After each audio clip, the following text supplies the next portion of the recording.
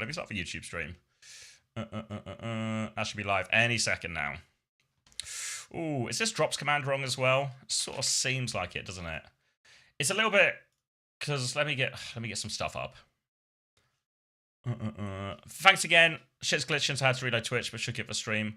Oh, no drama. Yeah, YouTube's up now as well, if that works. I'll paste the link. But that one's up now, if that works a little bit smoother for you.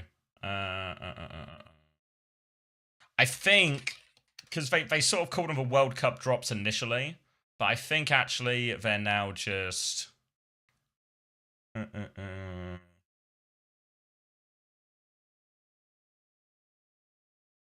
Is it these? Wait, hold on, let me show my stream. Just these ones. Morning, guys.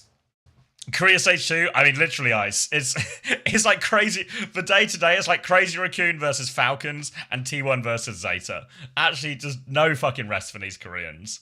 Back in the server. Back in the server. One more big game. When's Elemental Guy playing? Tomorrow. So yeah, I think these are the drops we have still for today. And then there's a new drop set starting tomorrow morning. Another 10 hours starting tomorrow morning. But you've got all weekend to claim them and all of next week as well, I think. So yeah, these are the matches for today. These are the matches we're working with. O2 Zanside is going to be our curtain raiser for no particular reason. And then we're going to get Falcons Crazy Raccoon, and then we're going to get T1 Zeta. So it's actually, what a fucking Friday. I mean, honestly, it's probably going to be like rubbish tomorrow, rubbish for the rest of the weekend as a result. But, you know, get it while it's good and all that. Yeah, tomorrow is Poker Face versus Cheeseburger, then T1 Superbad versus then Zanside Falcons. And Superbad O2, Zeta Cheeseburger. Yeah, actually, it's so fucking downhill after today. But what a morning we're gonna have, you know? We're gonna have a great morning. All right, let's save this image, as this one may come up again. The storm before the calm. Yeah. I swear there was another screenshot and it had all the World Cup ones on it, but I might have to go into the depths for this.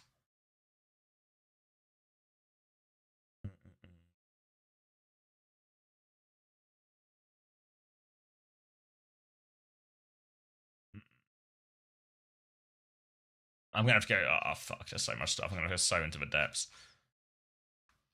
Let me find it now, and then I can just I'll leave it open for the entire stream. Isn't this one? No. Will Fate play a Songan? I have no idea. We'll get onto it in a bit, but like fantasy is an absolute nightmare. Hey Zima Raw, thank you for the tier 1. Welcome back. Not too late for fantasy. No, you've got 35 minutes if you want to. We'll look at it a little bit. Let me just find this thing. I also need to respond to a bunch of. Here we go. Is this what we're looking for? All right. Okay. So this is. It's the last day to get these ones. And then tomorrow we're going to be starting these ones, which you super can't see because of my thing. But there we go.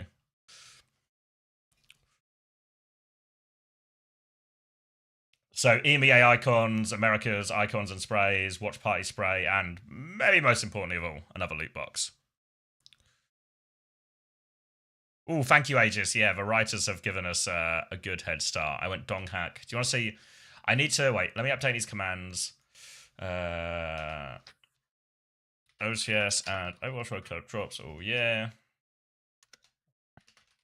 Current drops. I shouldn't have closed that tweet, should I? Can I... If I just linked this image, will it work? Maybe I should. Okay. No!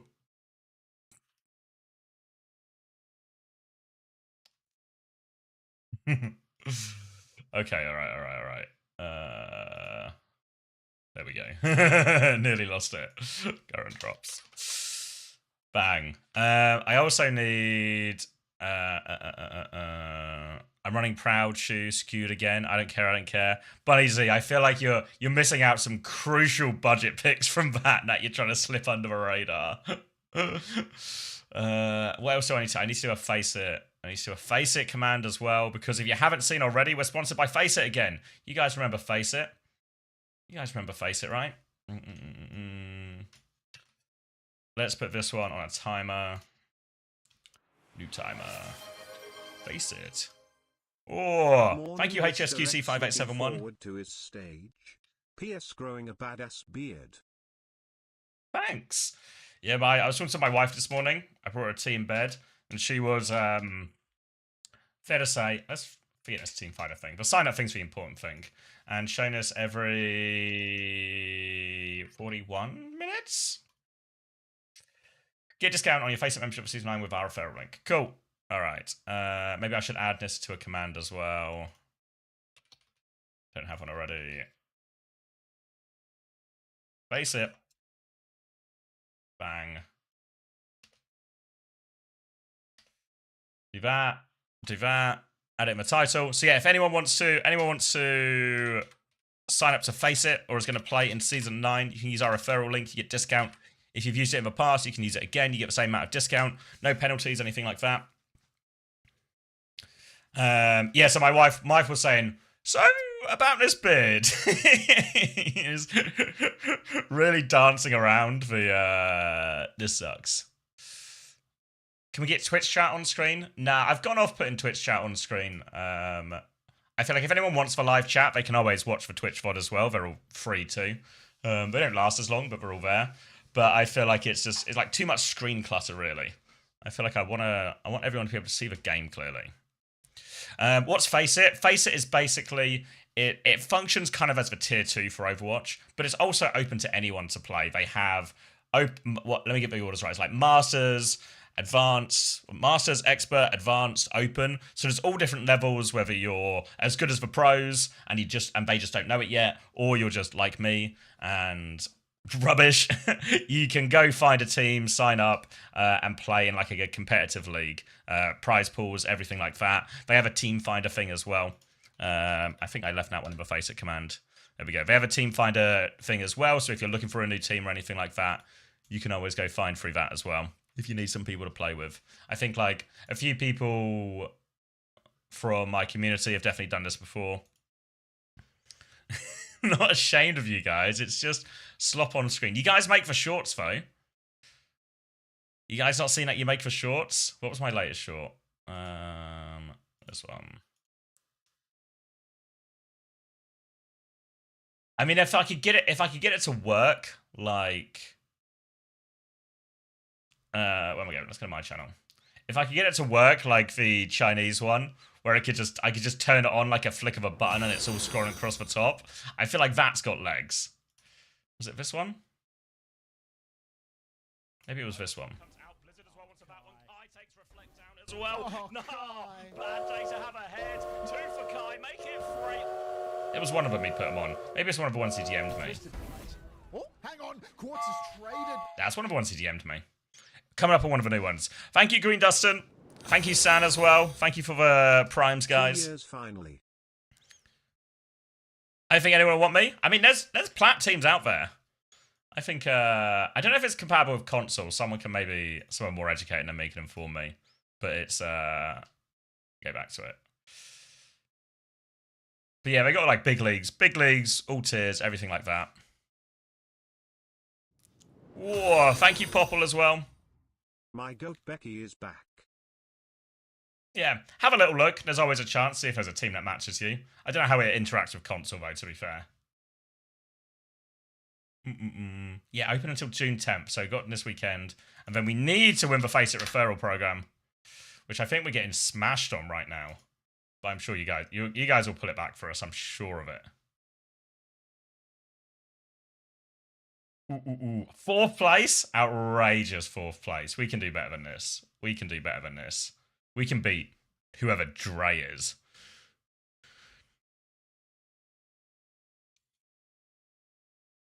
Hey CX, have you thought about going Fate, Lip, Fletter, Faith, Violet? Just imagine everybody that travels to 5 years. Yeah, all we need is some sort of time machine. All right, should we get him? Wait, oh, I don't want the admin site. I want the fantasy site. All right, so this is. I need to respond to some messages. Let me respond to some messages. This is my starting point team wise. Can you see that? I feel like my cam's. You know what I was speaking about screen space? Is my cam just, just fuck off to the side a little bit? There we go. This is my team at the moment. Who the fuck is missing? He's a flex support player on, I want to say O2 Blast. It's not, yeah, O2 Blast. So, my current theory, I need to respond to these messages. My current theory is buttery backline. You gotta start with some sort of buttery backline base where the support players are all. If anyone's going to score okay in a loss, it's the support players. And the nature of fantasy is you only have so much budget, so you can't just sign a superstar team. You have to concede and sign someone from a lower team in some place. So why not get a buttery backline that might score fine anyway, and then invest in the premium roles? Like, get yourself a top tank player, get yourself a top DPS player.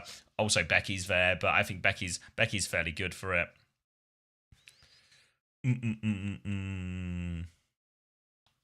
Watch someone play all the games. If someone plays all the games, because one of the hardest bits I think about Korea, if you look at look at this tank lineup, look at these tank lineups, and tell me who plays.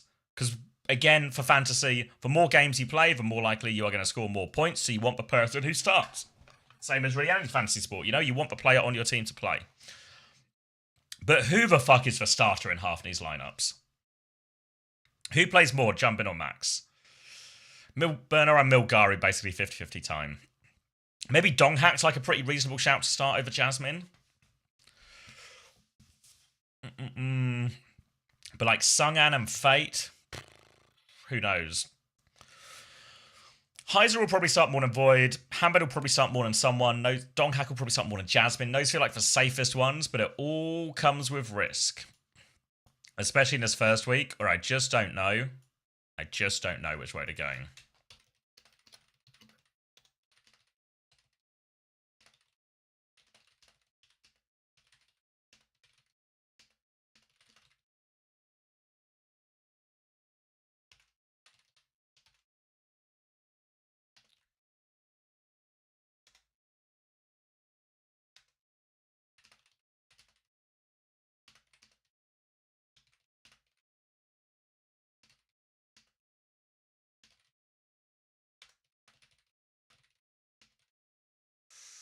Games start at 9. Yeah, about 25 minutes away from games right now.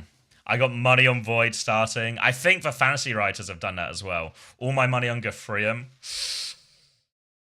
Jump in, Minute, Knife, Wuchan, Shu is mine. I'm a big Shu non-believer in fantasy. I think Zeta are like a lot of the Zeta guys are just like dodgy fantasy picks.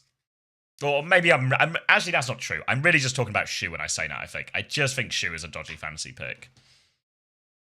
I'm Unk now, I'm 23. Same. Same. Thank you, Unito17. Thank you for 28 months. Welcome back. Dongers, Becky, Stalker, Opener, Wu-Chan. Oh, I considered that for a little bit. I was really considering Stalker when I was like, what if I just got like a Heiser or someone and went like all in on Stalker, you know? He's 23? I am 23. What are you guys talking about?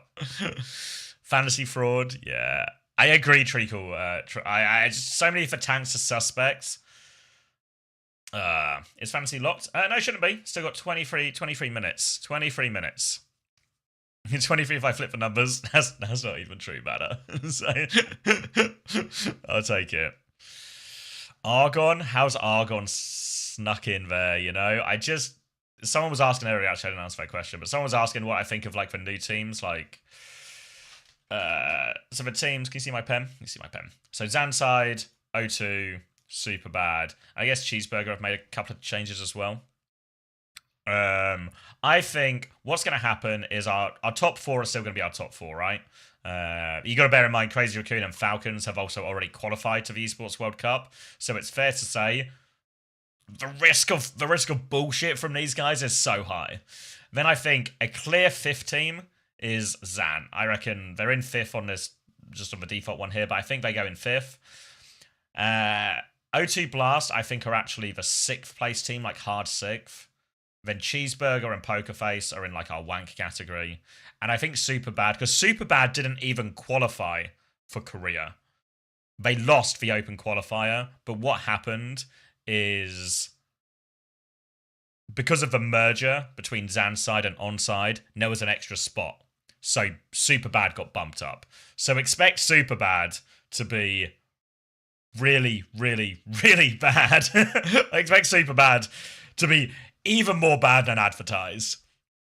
Yeah, every team has a double every week in Korea, at least for these first 4 weeks. It'll change a little bit when we get to the later stages with last chance qualifier and playoffs and seedings and the actual players themselves. But for these first 4 weeks of regular season, every team is going to have a double each week.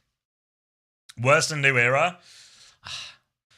I don't. Maybe you can't be worse than New Era, but I think like really New Era adjacent on this. I mean, I can show you their roster. I'll show you their roster, and you just tell me how many of these super bad players you look at and you're like, damn, yes, I need these guys in my fantasy team. Just how many of these names jump out at you?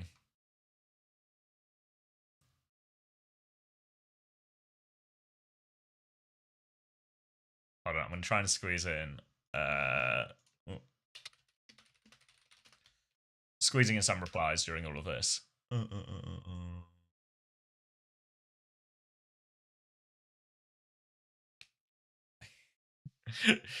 Shiro, wake up! It's 2026. Yeah, there'll be price changes every week up until the very final week going into playoffs. So they'll probably, I'm aiming to, every Wednesday I'll do the price changes. So if you want to make your transfer, you get 2 transfers every week. If you want to make your transfers before the price changes, do it before Wednesday. If you want to wait until after the price changes in case your players go up, wait until after Wednesday. Can you make shoe cheaper? Okay.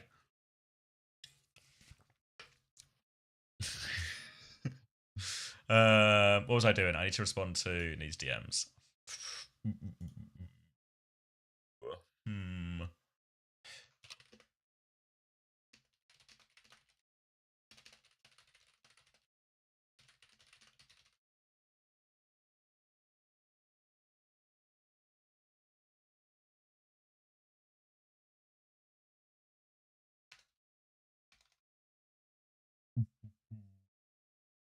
Spin, checkmate, gambit. I mean, spin and checkmate are really reasonably priced, right? But it's the same old problem, right? Who plays? Like, if I look at these, let's see this one. Like, look at these Falcons DPS players, right? Like, fuck, it just looks like a great price, doesn't it, for checkmate and spin? But who's gonna play? Who's gonna play at the start? Fuck. It's the same problem as all the tanks, right? Should we see what the masses is? What has the hive mind decided? 0% have picked Centaur. It's not even a person. Not a single person has gone Centaur. Fuck. Someone get Centaur on a pity roster right now. All right, our most signed players are, and this happens quite a lot in fantasy, they're the budget players. It's missing and Per. I was considering Per for a long time, right? He's on O2 Blast. He scored so badly last season, but he was on New Era. And O2 Blast are definitely better than New Era. Shoe and Knife, also the cheapest players on Zeta, have been very popular. Irony, sort of mid-tier support. Similar with Becky. Lots of people going Donghack. Again, these sort of cheap players. Hambin's actually quite high up there. Hambin Proud. I've gone for both of those. Can we make Lip super cheap? Yeah, because the problem is, with all these, like, basically permanently bench players, right? Like Lip, Fletter falls into this category as well. Players just have no expectation to get any playtime. Is if something surprising happens, like, I don't know, in this example, like Heesang just gets sick or something, or Heesang, whatever reason, Heesang can't play for 4 weeks. All of a sudden, Lip comes in, and if he's 15 price, he suddenly becomes like a must pick. Like everyone has to get Lip. And I feel like that's not that exciting. That just becomes like a broken, you have to do this or you're going to fall behind type thing. I think that happened once. I think it was maybe stage 3 last year, where Rhino was priced at like 15, but then it just happened to be like a super hard ball meta out of nowhere. So everyone got Rhino, and then we had to crank his price because fuck, he's scoring so many points. There's no way he can just be like 15 or something. And then if you're on the Rhino train, you just get infinite money, and then for the rest of the stage, you've just got like a significant advantage or something. So try to avoid those situations. Obviously, I know what happens in reality is you look at Lip's price and you look at like Fletter's price or something and be like, well, there's no point ever buying them, but that's kind of a point. Have to be cheaper, but not too cheap. Yeah, it's mainly just to stop situations where, like, because with Rhino, I think we had to basically over the course of a couple of weeks, we increased his price by 4 or 5. And could you imagine how much of an advantage is 4 budget increase after 2 weeks?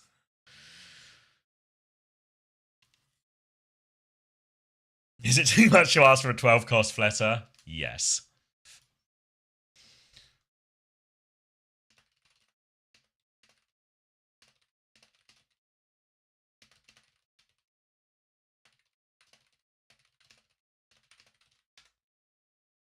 So that's the logic, at least, behind people like Fletter and people like Lip in terms of their pricing.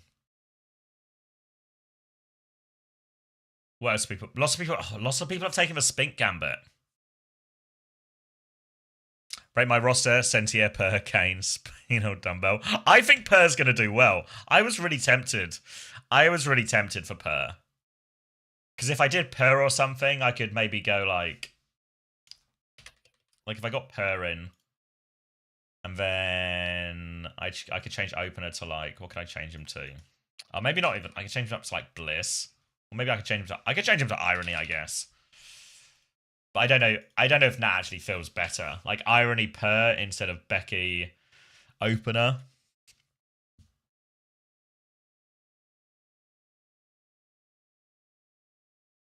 Maybe I should go someone Lip, Fletter, Shoe, and Bliss, get minus points. We know the support starters for O2. Yeah, I'm pretty sure. Wait, let me get them up. Do O2 only have.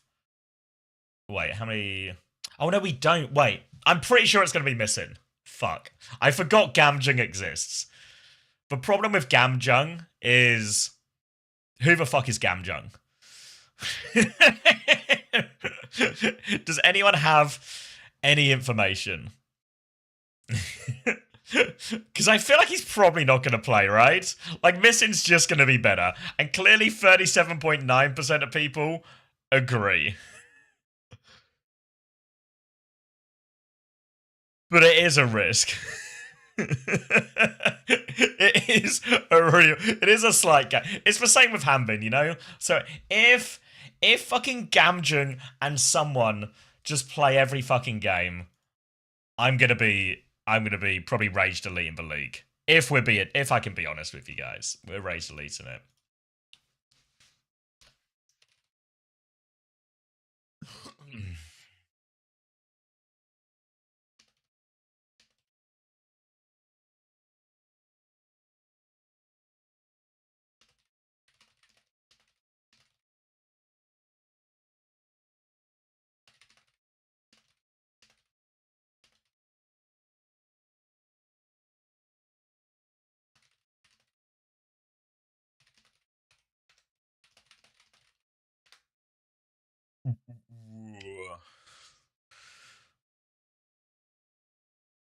When I picked Hanbin last stage, we randomly didn't play the week. Not so many points. Yeah, I mean, I just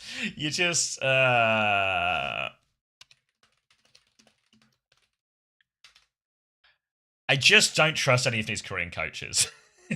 Right? Like, unless there's literally only one player to play the role, I feel like you just can't trust the Korean coaches. Which is a problem. So upset I can try, but I can't get Jam Hell Gong again. Sung'an, Heesang, Per, Violet missing. Ah, oh, fuck. This is why I miss attack so much. I mean, I think Heiser can be like a sort of surrogate. He can be your surrogate attack for this one, because he's going to be on the 5th place team, which means he's going to win half of his games, he's going to lose half of his games.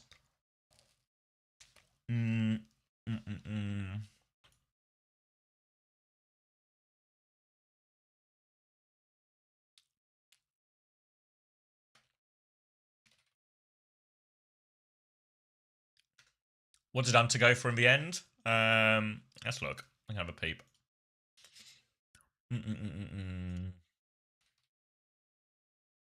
Gafrium, Knife, Zest, Shoe missing.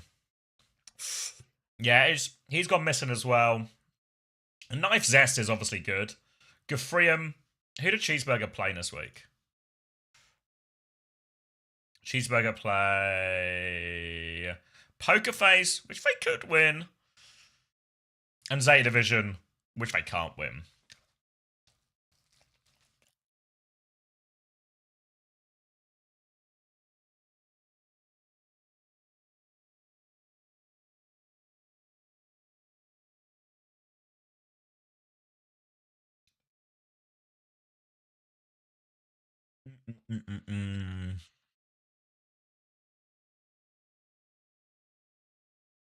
You got to study?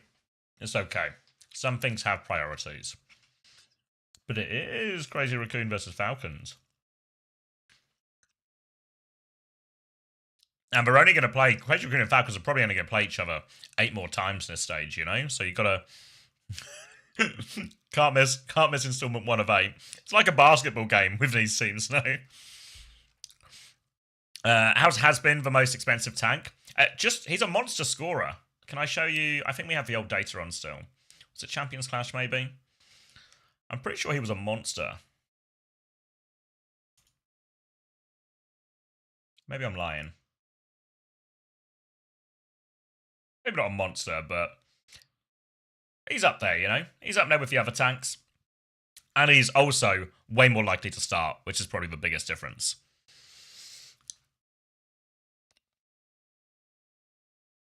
I think he scored even better in Asia as well. I don't think we've got the Asia ones up there now, but I think he scored even better in Asia, if I remember right.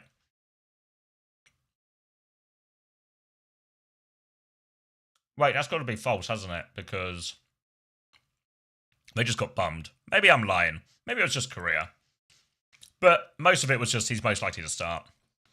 Sausage sandwich today. Catch for VODs? Catch you on the VODs. Sorry, it should be out of ads now as well. For people asking when Falcons play, it's or when the Falcons Crazy Raccoon game, it's the second game of the day, so roughly 10:30, but it might be a little bit later.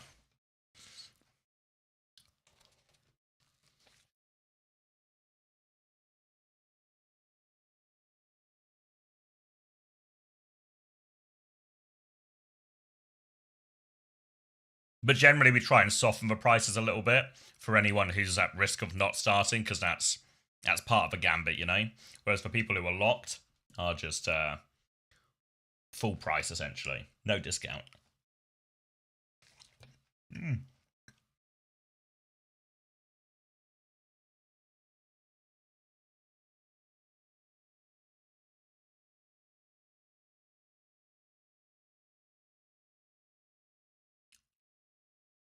Hey, quadriplegic. You got 57.5 points in Asia.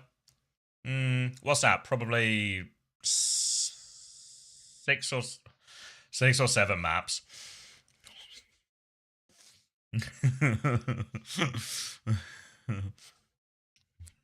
Fuck's sake.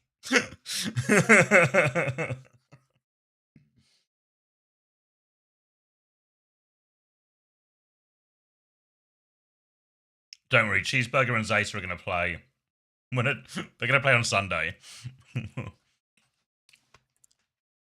When do we get Pacific Fantasy? No one would play. No one would play Pacific Fantasy. The only people who would play Pacific Fantasy are the people in Pacific. I'm putting Fletcher in, fuck it. Oh no.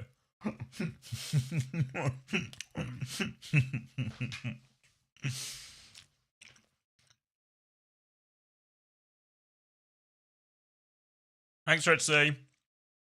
I'd play it. Fuck. The The 0.5, yeah, I mean, I think the 0.5 pricing is going to be. I don't think it makes a huge difference right now, but I think when it comes to as to the price changes, the 0.5 is going to be a big factor. That like just an extra layer of granularity. Is that a word? You guys know what I mean, at least. Because I think sometimes when we would move someone's price from, say, 21 to 22, it just feels it's like a big jump, right? Whereas I think this gives us more options to tweak. We can still, send someone up a point and a half or something if they're really, really crazy. But we can also just do slightly slower increases.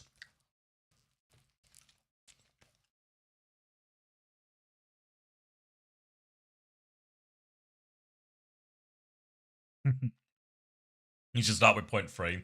I mean, FPL do it to 1 decimal place, right? They do, you get like 0.1s, etc., etc.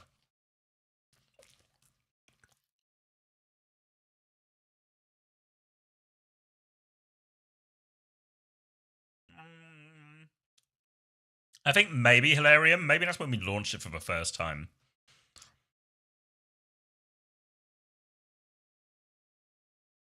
When Gafrium, Checkers, Kilo, Violet, and Opener, how cooked am I? Checkers is the scary one.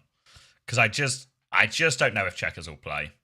I think, is even Kilo a risk, technically? What team? Is Kilo on this Zan side team? Yeah, because look at this. Look at this fucking... Wait, I'm on career stage 1. Look at this... Where am I going?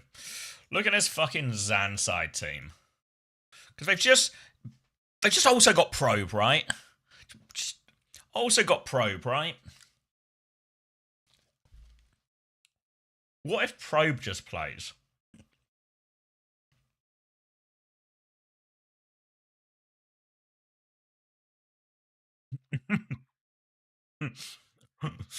Like, you sort of think, oh, there's no logical reason they do this. But what if they did?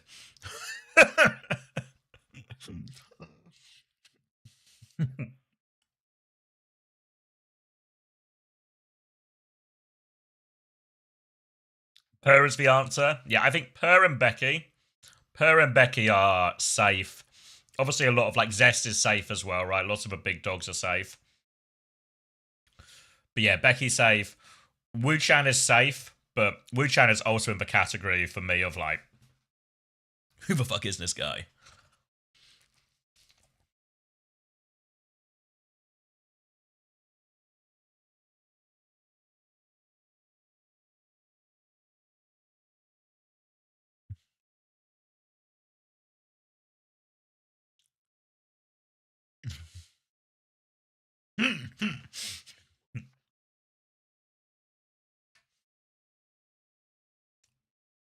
No, not Wu.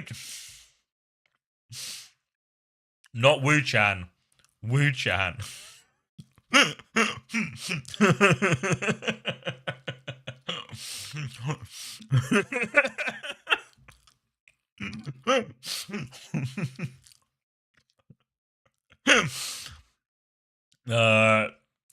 Don't worry. I don't think we're ever going to run into that problem again. Anglo pronunciation. Is it more like Wuxian? Wuxian? If like Xian feels like it feels more Chinese in terms of how I would try and pronounce it. Closer? Alright. I can work with closer. I don't think we'll get all the way there, but I can work with closer. Do you reckon they sent the clean feed link? What's the read on this? What do you reckon?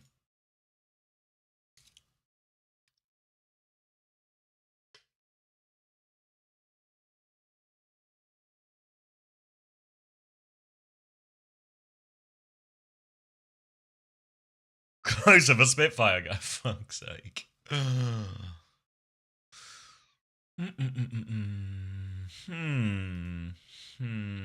Okay. There does seem to be a lack of... Wait, is it this one? OWCS co-streaming links. Okay.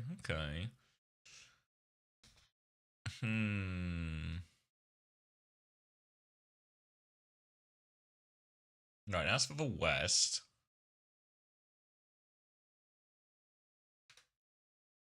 Where do they normally hide these clean feed links?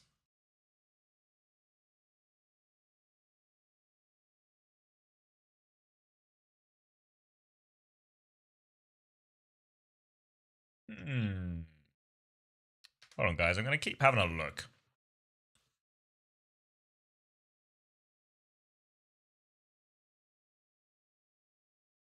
Alright, so I found the World Cup ones and the Champions Clash ones. And the Stage 1 ones. Oh, thank you, May Rice. Morning. Thanks for 28 months. Welcome back.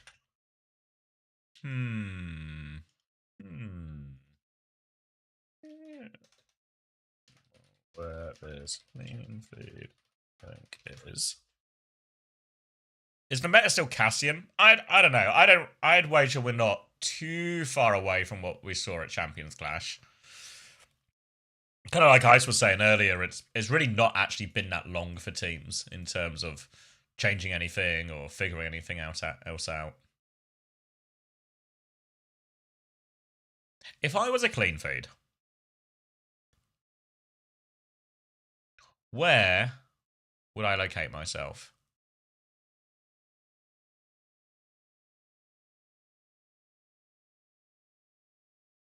Wait. What's the date today? The 5th? I've got it. I've cracked it.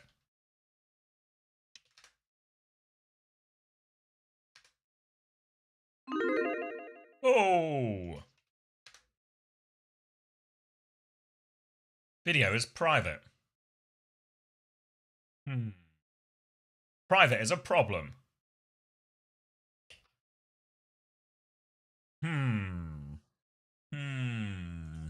Time to message Craig.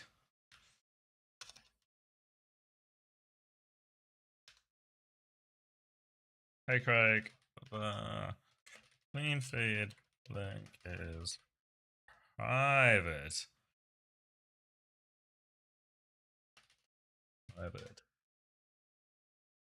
Craig! Can I get timed out for 30 minutes so I can go study? Okay, Bunny Z. This one is for your own good. Have fun studying.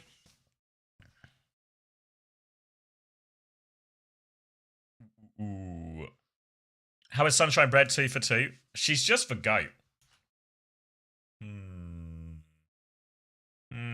All right, let's get some type of Japanese broadcast up for now. Am I blind?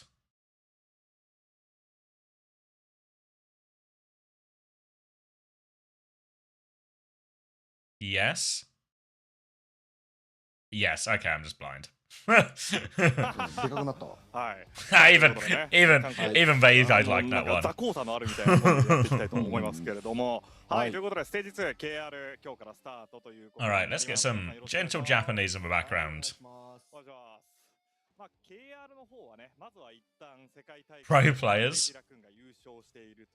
I miss Gavin. Yeah, I mean, it's just really hard to justify a need for Gavin at this point, isn't it? That's Faith. What's Faith? はい。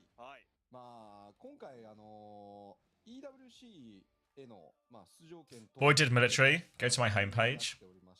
まあ後々ねまた説明入ると思うんですけれども、まあそのあたり枠としては Oh, yeah. You know what? I know. Look, I know. Pro players. I know Korea has like the highest density of plastic surgery, you know, per capita. But I think Faith, honestly, I think Faith might have gone too far with this one. I think it might have been 1 or 2 jobs too much. Just a few too many, Faith. こちらの内容が今週末までとなっておりますんで、まだ手に入れてないよという方はぜひ今のうちに連携。 No, you think it's good? Just far enough? Just far enough? They did a good job. I mean, this isn't a craftsmanship debate. I just think it's like a big step. Never too much.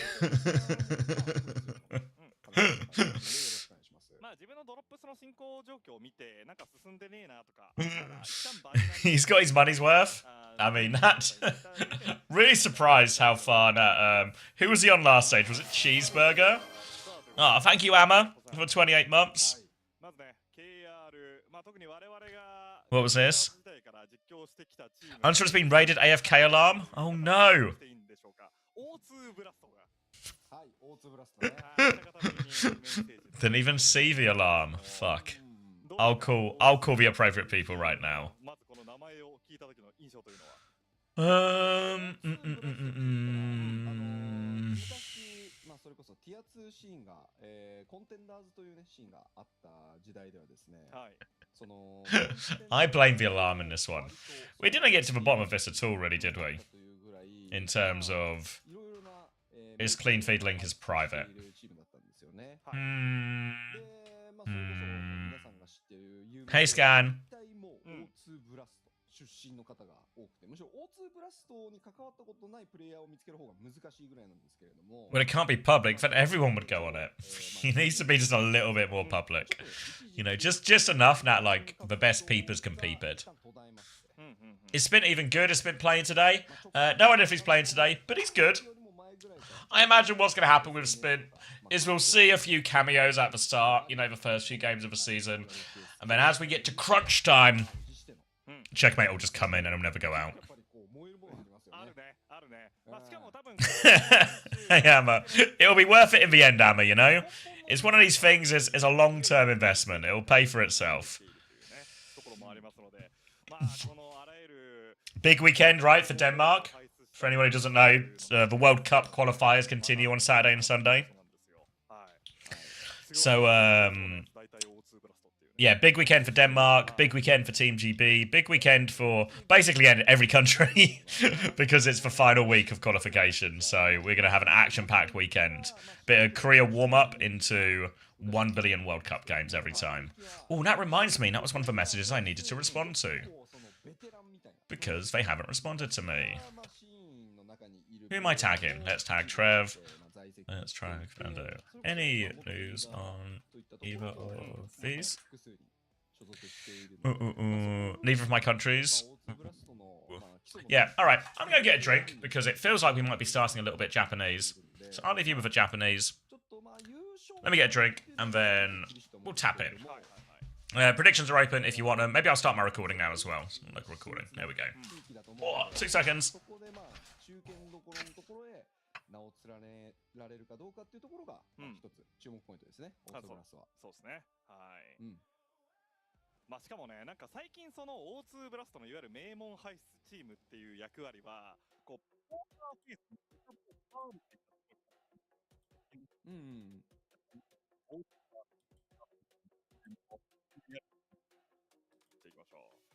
はい。さあということでまずは全体の概要を見ていきましょう。オーバーウォッチ OWCS の、アジアというよりは全体の枠組みですね。ステージ1はすでに終了しており、現在ステージ2が、行われております。このステージ2の最終目的地は、パリで行われますミッドシーズンチャンピオンシップ e スポーツワールドカップと、なっており、そして今年はね、ステージ3まで予定されておりますので、皆さんなんと今年丸々いっぱいオーバーウォッチの大会を楽しむことが可能です。はい。いやー、これね、もうオーバーウォッチ尽くしというかね、今年はもう過去一も濃縮してるんでね、それこそ直近のスケジュールすごいことになってますから、はい。最高の年になりそうですね、オーバーウォッチにとって。さあそしてマッププールに関してもこちらジャパンと変わらず世界大会と同様の、ラインナップとなっております。はい。まあ、最近だとコントロールはオアシスが人気、エスコートはサーキットが人気、ハイブリッドはキングスロー、プッシュはルナサピーで、まあプラスポイントはイーブンみたいな感じですかね。さあそしてすみません、視聴チーム9チーム見ていきましょう。クレイジーラクーンゼータディビジョン T1 チームファルコンズロードザンサイドゲーミングポーカーフェイス O2 ブラストチーズバーガースーパーバット以上の9チームとなっています。はい。 Whoa. スーパーバックのこのロゴ I'm back. 53に見えますね。こう見ると53、確かに。でも S と B ですからね。 S と B ですね。 Ooh. Alright. Is Max on TeamSpeak yet, or is he still AFK? ザンサイドゲーミング。そしてチームファルコンズ VS クレイジーラクーン。そして T1 VS ゼータディビジ He ョン is. お送りいたします。 Hold on. 加藤さん Stop the 今 inception. 日はすごい一日になりそうですね。いやーそうですね。そして Oh, he's not here. 始まる前のね、ちょっとポストをしなかったんで、 Mm-mm-mm-mm. ポストしとかなきゃダメですね。 Nearly Zach. Actually, nearly Zach. It's always when I just sit back down. But yeah, it's I think there's also some people genuinely asking as well. But yeah, these are the drops that are on today. Today is the last day, and then we've got this new set tomorrow. ふさわしいのかふさわしく We ない can see a little bit better if I do that. もう最終日って言われてもおかしくないぐらいのラインナップですけどね。うん。さあということで Ooh, we need Finland to make it out of groups. Don't we all? Don't we all? I actually don't. I actually don't. Excuse me? Actually, no, wait. I do, don't I? Fuck. いいですね。 Oh, if Finland don't qualify, I'm going to have to pay for Cat's ticket. Oh, no. Fuck, Cat. Tell him to tell him to pull their fingers out. I've literally I've essentially just bet £1,000 on Finland qualifying. Fuck. ペルー、ウーチャン、そしてフェイス以上のメンバーとなっております。 はーい。 Support Finland now. フェイトです。 No way Fate's in the starting lineup. コントロールというところも What the fuck? A new mix of talent. The next Dark Hawk? Dark Horse, perhaps? That sure is Fate. You know, I was watching Uncer's stream yesterday when he was figuring out for fantasy. And, like, Fate's played, like, 800 games this ranked season. 1回目の初手マップから来るとは思ってます。 Which is insane, no? フェイトといえば元シャン What if he's just back? リーガーとしても有名ですし、そして直近だと You have a non-significant amount of Finns in the chat. Yeah, but I feel like... むしろコーチ枠へ I don't know, maybe we should we'll do a poll when we get to the World Cup. The Dane-Swede-Finn ratio. The DFS. いやー今回ね、タンクプレイヤーがもしかしたらちょっとどうかな。 Alright. Here are the results of the biggest merger ever to hit Korea. 一般社会的にはね、27歳っていうのは全然高齢じゃないんですが、この競技シーンにおいては。 Yeah, we'll be co-streaming all of the World Cup. We got more Korea on Saturday and Sunday, and I'll be co-streaming the World Cup as well. はい。ただ、残債 Wait, was that Void? No way! No way it is Fate versus Void. Fuck off. そうです Stage 2, 2026. Fate versus Void. Two dark horses, one new name. Can Roads Outside Gaming go further? フェイザーが相方タンクとして、ほぼ最年少 Have these writers just learnt the phrase dark horse? I think it- Unfucking believable. 2026, Stage 2 Korea, Fate versus Void, our curtain raiser. It's not a show match, they're actually in teams! This- It's so ridiculous. I was thinking about the fake gambit. I was really thinking about the fake gambit. Because they're really tempting, you know? Like, when I was on your stream yesterday when you were looking at, like, the leaderboard, and Fate had, like, Yeah. 800 plus games, and I was like, what if he's just back? What if he's just... He was so low ranked though. Like he looked bad. Like I was convinced by the fact that he was high champ score, and then I was unconvinced by the fact that he was like champ. He wasn't actually, he was like 150 or And- something when you actually look at his Yeah, SR. right, Yeah. he's really low rank. Um, You put Sungan. I mean, I put Guthrium, and 100% it's gonna be an I show Farmer sweep. Like Farmer is just gonna get all the playtime. I can feel it already. I Maybe he was the also, greatest teacher. I learned nothing. I feel like. I also don't know how to solve this clean feed problem. のレジェンドというか、 What clean feed problem? この Is the video's private. ボイドを参考にしてないプレイヤーはいないっていうぐらいの、まあオフタンク That's I mean, tough. I've messaged Craig, but You've messaged Craig. Yeah. I mean, I need to. It's this new lady Lynn, right? But I can got the email her, email? I guess. You fucking reply to her email. Reply to her email and say, the clean feed link is private. Thank you, Kate, for the prime. Welcome back. Appreciate it for 6 months. All right. Thank you, Lynn, for the drops. The clean feed link is private. I'm gonna hit reply all on this as well. All? You're going to reply to... Like, Fernando's in that chain, dude. Is this not an everyone problem though? I was hoping Craig would in it. You think just reply to Lynn? I don't know. I mean, like it's like a really reasonable question. Hey Lynn, let me link the spreadsheet I'm struggling with as well. O2 got first ban. Alright, Maybe they chose to ban second for Road Zone side. today. Hey guys. Video is private.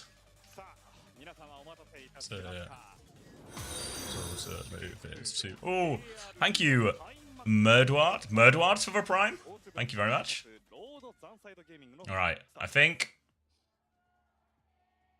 we're starting Japanese then. Could I play turning Japanese to open herself? Like, would that be in poor taste? I presume you've been playing it all week or at least Monday and Tuesday for the Japan I only listened stream, to right? it. I only listened to it once.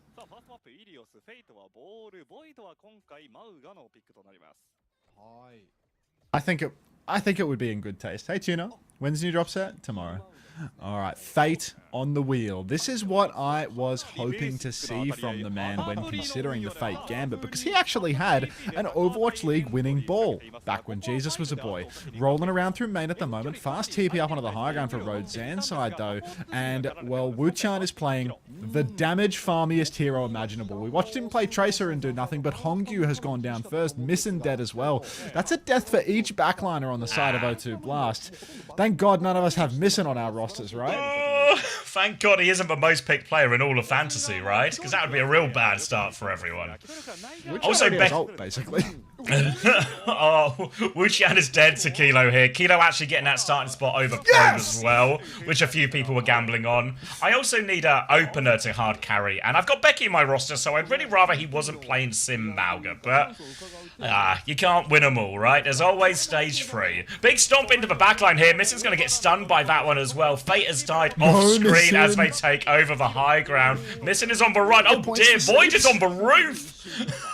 And he's not played in a while, but he looks a natural on the Mauga running over these roofs on Ilios. Tree comes in on my chat to say, can I have a clean feed, please, Zaddy? Does this sound like a clean feed to you, Tree? Does this sound like I'm doing something other than turning Japanese? Oh, nice. Nice, Ryan. Alright, Per and Missin have found a killer piece here. Hopefully Wuchan can minimize his impact. Missin gets stomped but lives to tell the tale. But he can't be earning many points because he's 70 to a nano. This back line is really taking their time getting to these ultimates. Would have been good. Fake Gambit would have been good. Yeah, and like a ball, really good point scorer, low deaths, plenty of limbs, etc, etc. Zanside now have got Becky over onto a Tracer, so no more TP shenanigans, but they can have Becky try and force point a little bit. And O2 Blast don't have a Tracer to match, so for point touch for them, it's a little bit more awkward. Point touch really hard here. I mean, Rodzan's side, their only solution is really to force the point again and again, but O2 Blast, every time they're going to be trying to catch out rotations. Void has pinned to the point straight away, and Zanside, they're actually splitting. They're leaving Void alone on the point, taking some players main. Barrage on the point from Wutian. Good damage, no kill. That will be reflected in the fantasy points, though, as Per rips the overclock, takes down Void, and that's just going to be an absolutely rubbish retake attempt from Rodzan's side there. So much investment on the point side, but Rodzan just don't convert in main. B comes out from opener as well. He catches a bash after that one goes off, but they've taken down Wuxian, and now the stomp in from Void. Faith is trapped in the corner. Another bash to try and relieve the pressure. Big pressure coming out from this Nano as well, as Faith is trying to live.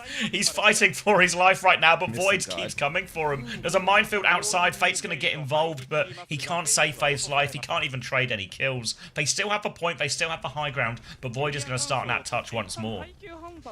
Yeah, one more point touch for Void here, and with O2 Blast having no supports, it feels like it's going to be really difficult for them to keep on ping-ponging this. Missin, was that a spawn nade or is he back up top? He is. Point flip goes through. Wutian on his signature tracer, going to give the cap over and do no damage as well. Classic Wutian, really. Now Kilo swinging over to the side. High Noon available. Missin just playing this high ground position, waiting for his next turn to take a nade shot. Misses. Wow, you are average, Missin. Purr's good for 2, though. Purr, another incredibly rostered player. O2 Blast Purr doing it all. Should have got Purr. Wutian gonna break the cage. Fate gonna die. Purr with a third. Wutian now pressing forward for a kill. Missin hits nade of the day on the Mauga. Boop off the map for Fate as well. You gotta have faith. We all know this. And Road Zanside, they're gonna drop the cap again. Thank you, Mr. Fish, for the 27 months. Welcome back. Imagine if you were me and you had Purr last stage, but not this stage. What an idiot you would have to be. Also, good news, I've received an email back from Lynn. Bad news is that she's out of office until next week. There's going to be a big nade again from Missin onto this one with the overclock. Opener's going to die immediately. Purr takes care of Becky on point, snaps onto that one here, and it's actually just going to be all O2 all the way. Kitsune rush on point. Void finds a trade, but they're low on numbers. The Pulse Bomb's out. The Pulse Bomb finds Kilo. Now going to double down onto that one. Wuqian, the cleanup merchant. He comes to deal with Void as well. Few more limbs. Purr's involved in that one as well. Nano onto Purr, and O2 Blast take the first round. No, no, no! Don't say a word, Play to Suki. Don't say a word. Never listen. Was Suki on the Purr hype train?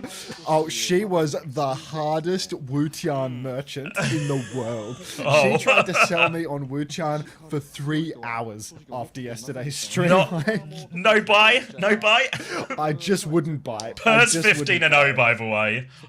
Purr is 15-0. Wutian is 12-2. Purr is 6k damage, 15-0. Missin has 2k healing. Oh no, oh no. I've always thought of Missin more as, like, you know, a map 2, 3, and 4 player. You know, he's never a map 1 player. Oh, more of the same here for Zanside as they're going to go. Start on the hazard this time, but still Kiri, Lucio, Sim, Cass. O2 Blast going to be playing the Farah Sojin again, which is just going to give their DPS a lot of ability to just pump damage into this backline. The onus really to get Void into a scary position with these TPs, but he's going to die immediately, which is the least scary of scary positions as well. Void exclusively playing heroes that were released after he retired the first time, and not a great start. He's coming back on Malgan now, and Kilo's actually, TP's good. Kilo's found 2. He's taking him down, gives Purry's first death. Fate's going to trade 1 onto that, but high charge Becky now is going to start frying this ball, forces Fate away. There's a brick right there as well, but Faith can't fight this one. TP to chase him as well. They're all over him. Becky will finish that one off, and this time, Zanside will get the first flip. BW Stardom, thank you for the 3 months. Welcome back. Go O2 Blast. No, no, no. Zanside having a real hard time into this D.Va ban. It seems Void can't play anything other than D.Va, or at least we're going to give him the benefit of the doubt and assume that he can still play D.Va because he definitely hasn't got much of a Mauga or a Hazard on him. Hunter, numbers, please. Shut the fuck up, Light 97. Kilo now pushing over to the right-hand side of the screen, poking up at Faith on the high ground. But Zanside, they're in control and they can flip back and forth. Can we get CX to flicker pause? What did I do? Don't open your mouth. Don't speak. Now a slide up top for Purr, poking onto Void. As Road Zanside, they're actually going to have Void pinned underneath. Faith has dropped down. Missin, you are the worst investment in my life. It's alright. He'll surely make up for it on the other maps, right? Right? Just get him off Anna. Or Zanside. Healing. Looking out some not dying. Kunai or Ofuda or whatever, you know, like, just come on. Are you ordering something again? What's going on? It's going to be Zanside Gaming in control of the point. They have the Kitsune Rush, they have the Symbol, and they have a couple of headshots from Kilo to take down Purr onto this one as well. So this should just be the next one. Fate will go for a roll through, but I don't know if O2 Blast can really commit to this. They'll keep fishing, probing, throwing some rockets in, but they really need to wait till 5. Meanwhile, Zanside, they're trying to get on the high ground, but Fate with a denial boot there keeps them at bay, but we're already in last fight territory. Last fight territory absolutely flying towards us now. Wutian to the barrage, flying up through main. He wants to go for a nano barrage. You can see it in his eyes. Goes for it, hits it. Bye-bye, OP. Bye-bye, Void. Bye-bye, my dreams of winning fantasy, as I didn't take Wutian for day 1, and he is absolutely pounding on fire for map 1. The Wutian Gambit. Oh, God. That's the face of a man you could have had, but just can't, you know, gift horse in the mouth. Big ult for the retake now for Zanside. They got beat, they got Symbol, High Noon, everything you'd want to clear the point. They just have to run this gauntlet of the early slams and everything. First one comes through, Overclock comes out as well. One bit of damage here. They rotate to main, but Purr's already there. He meets him with another one. Takes down Irony, forces them all the way back, and it looks like they're just going to take a free reset here, Zanside. But Fate just pumping damage into them, trying to boot them into Purr's line of sight at the spawn. The TP just quite literally back to spawn to live, and Zanside are going to have to try again. Try again, Zanside. One more crack. Missing more healing. That's what I like to see. Maybe Zanside gets a retake. Look, even though I didn't take the Wuchang Gambit, a longer series is good. Huge slam from Fate. 5-man. Forces the Symbol out of road. Zanside. Beat for OP. Doesn't catch anyone of importance, actually. It only catches Void and OP. So, an ugly beat, but the flip has gone the way of road Zanside. They're 4v5, though, and Kilo, he's dead to Fate. Rally push from Faith is mega. And look, road Zanside, they just invested their best retaking ultimates, and they have not secured the round. Now they have to retake. So difficult. Saving grace is they got the flip at least, so they've minimized some of the damage there. They still have the cage as well. The minefield will be a pretty good answer. The nano's going to help with that as well. Maybe a nano Farah or nano onto whoever gets caught in the cage. So lots of options for O2 Blast to deal with what is normally a very scary ultimate. Zanside now, as they come back, they've actually got Becky on Tracer, so no TPs to move this High Noon around as well. So we're just going to have to walk it. But this time, they're actually to point relatively unscathed already. Purr is on the high ground, which they kind of can't do anything about. Now Wuchang is going to boot Kilo off, and Nano comes out as well. Opener is on the run, but the rocket connects. Wuchang going to take down all of the backline now as well. Cage comes out from Void, but it's too little too late. The barrage will finish that one off, and now they are on the run. Becky is deep behind. He won't get out. I don't know if they can even get a touch. It's on OP. It's all on OP to go incredibly fast, and, well, we know how that one goes. Opener, riding up through main. Fate, he's got his number. He's being marked out. He's booped into the sky, and he can't get the touch. 2-0 for O2 Blast. Not much of a merger, was it? Why did you not take Wuchang? Wuchang, you are king. All roads lead to Wuchang.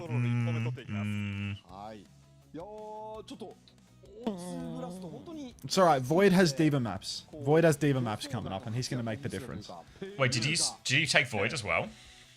No, like, just... Oh, you want him to turn just the so tide of the Wuchang game. stops clutching on Farah, you know? Yeah, Like, that would be... Missing is a fucking disappointment regardless, so like... Missing's a big one, yeah. Enjoy the ads, guys. Wait, did I go Missing or Wuchang? I think I went with Missing in the end. I can't remember if I went Missing or Wuchang. お互い差し合いにはなりましたが、若干ペルーノが全体を見てても、キルトレード有利に進んでいたかなというところもありましたね。そうですね。まあもちろん構成の違いもかなり。No, I went Missing. Great. 家を作 Great. る側か。 You're rich. Why didn't you take Wuchang post O2 boss system? Fuck,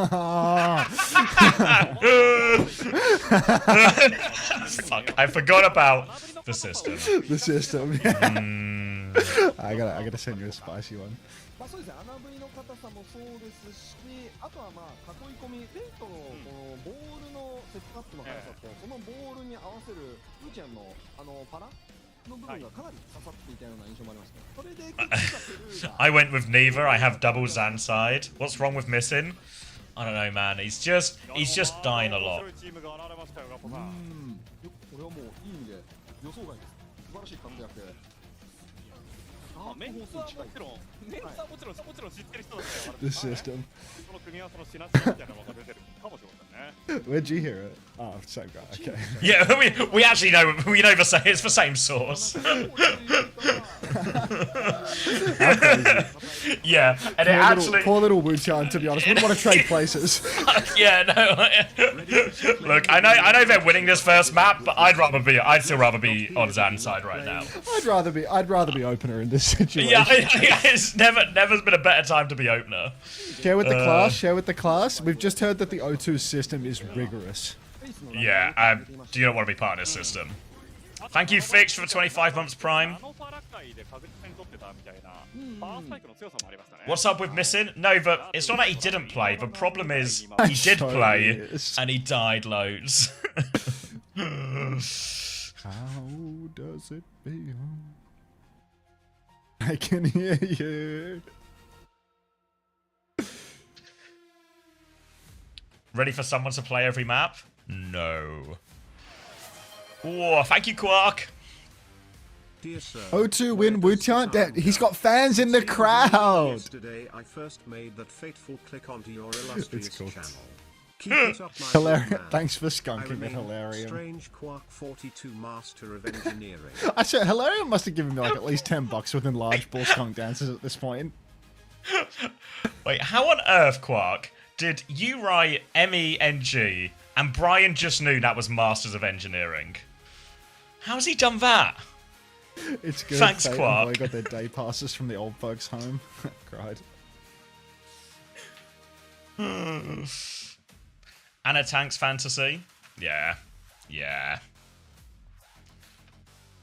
He's an educated gent. I mean, I wouldn't have figured it out if it wasn't for Brian reading it out for me.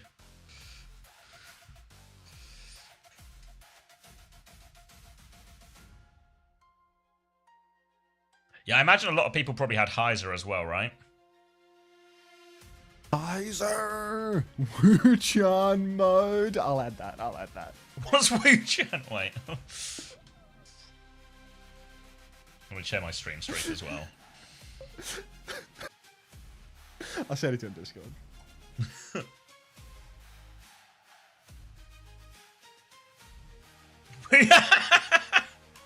Fuck's Just total rubbish. Woku63, thank you for the tier 1. Wait, is that Woku like Woku Goku? I hope Moku. so. Yeah. Cheers, mate. というところで Welcome. 続いてが第2マップとなります。O2 ブラス Yes, bro. ロード I've seen some good pictures. Woku, Woke Goku. Images. Her finished on 25 and 2. Missing on 12 and 5. Fuck. The bigger problem I might also have is that Becky is 10 and 6. This is concerning.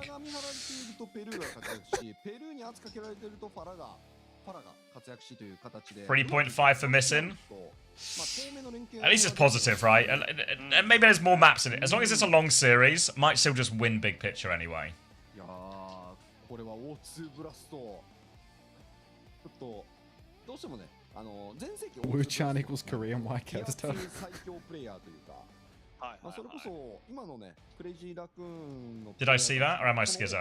Be more specific, Fitch. していたんですけれどもまあその時代が思い起こされますがちょっと新規 O2 ブラスト Suki, why is the slot machine off? 調子は良さそうですねなんとかは Is best of 3 or best of 5? They're all best of 5s.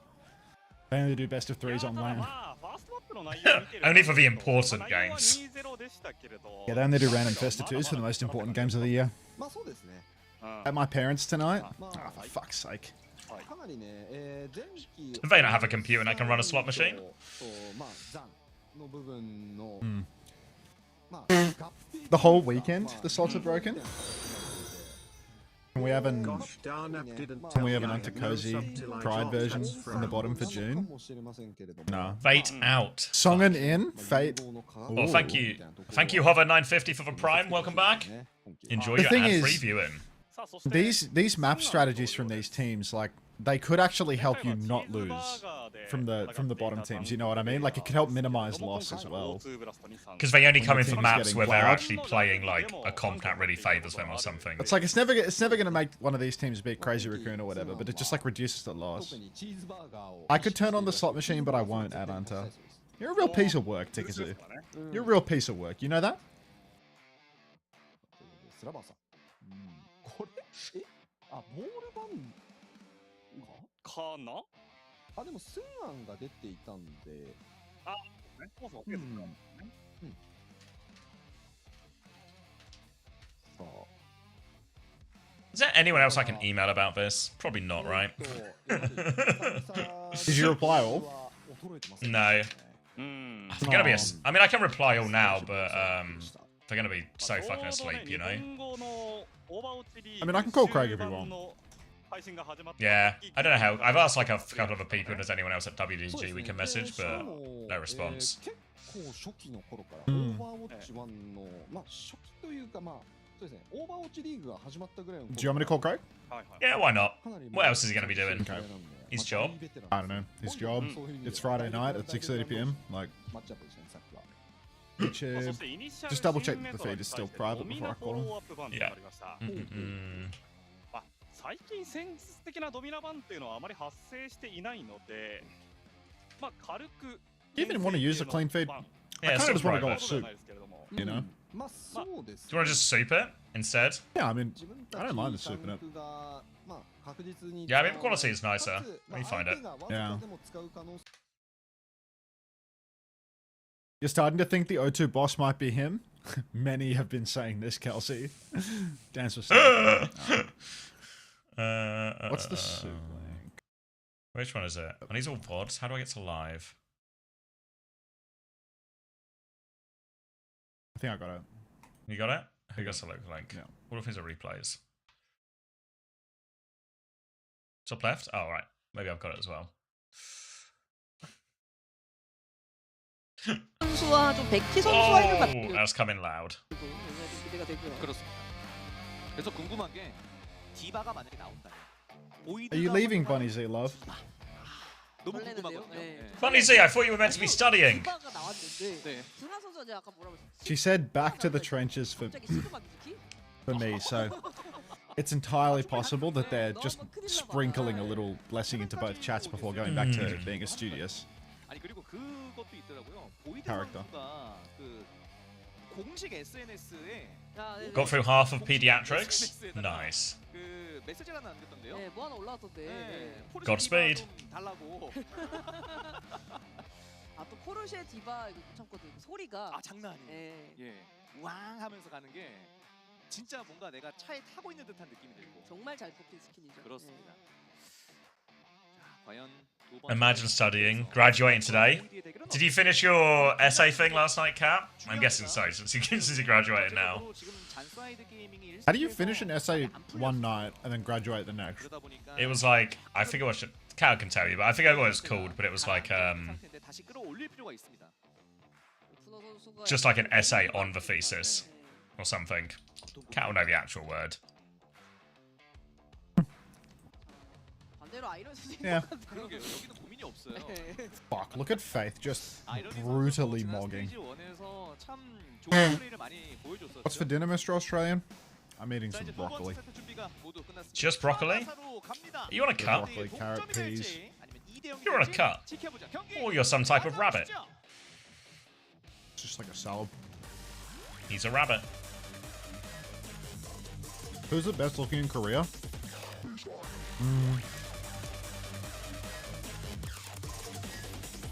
I think Shu has like some of the most striking features. People normally He's say tall. banar. Banar, Jumpin, both like very good looking. 모두가 멈추는 시간이에요. I know, Crazy Raccoon is just full of lookers, bro. Look, it's fucked. People when it's They've just all me. made so much money that they can afford the surgery to look that way. But What we're actually seeing is a class divide here between those who can afford the surgery and those who can't. 닦이는 게 최고입니다. Those who are in the Mr. X tax bracket and those who are on cheeseburger. if you ask for China, it's Gushui 100%. Yeah, I mean, Gushui is really good looking. I think Shai's also really good looking. No homo. But yeah. 그 생각이 된것 같아요. Was Gushway the one we saw at LAN who was just like on a date with like 3 or 4 girls? 마음에 안 드는데 지금. 표정이 예. 아직 불안이 좀 섞여 있어요. 이 더가웃 쪽을 바라보는 That was him. If, yeah? When we went out to we were at dinner, the and he had just restaurant. like three or four Yeah. chicks with him. He was Yeah. just solo just- bolo. Not another Weibo player in sight. Just 서브 키보드도 같이 등장한 것 같거든요. 그런가요? 아닌가요? 근데 일단 He's just like me for real. 해결이 Dream Burn on. is the hottest and Jumpin is the cutest. And Bunny Z Love is giving herself until the game starts. After careful consideration, I'm going to take a few more minutes off. 네, 아니 잘 통합니다. 장진수 Good luck, Shark Life. You'll smash it, mate. And yes, it was player. It was Sparkle who who had some work done. 퍼즈 없어졌죠? 이제 화면이 전환됩니다. 선창 갈까요?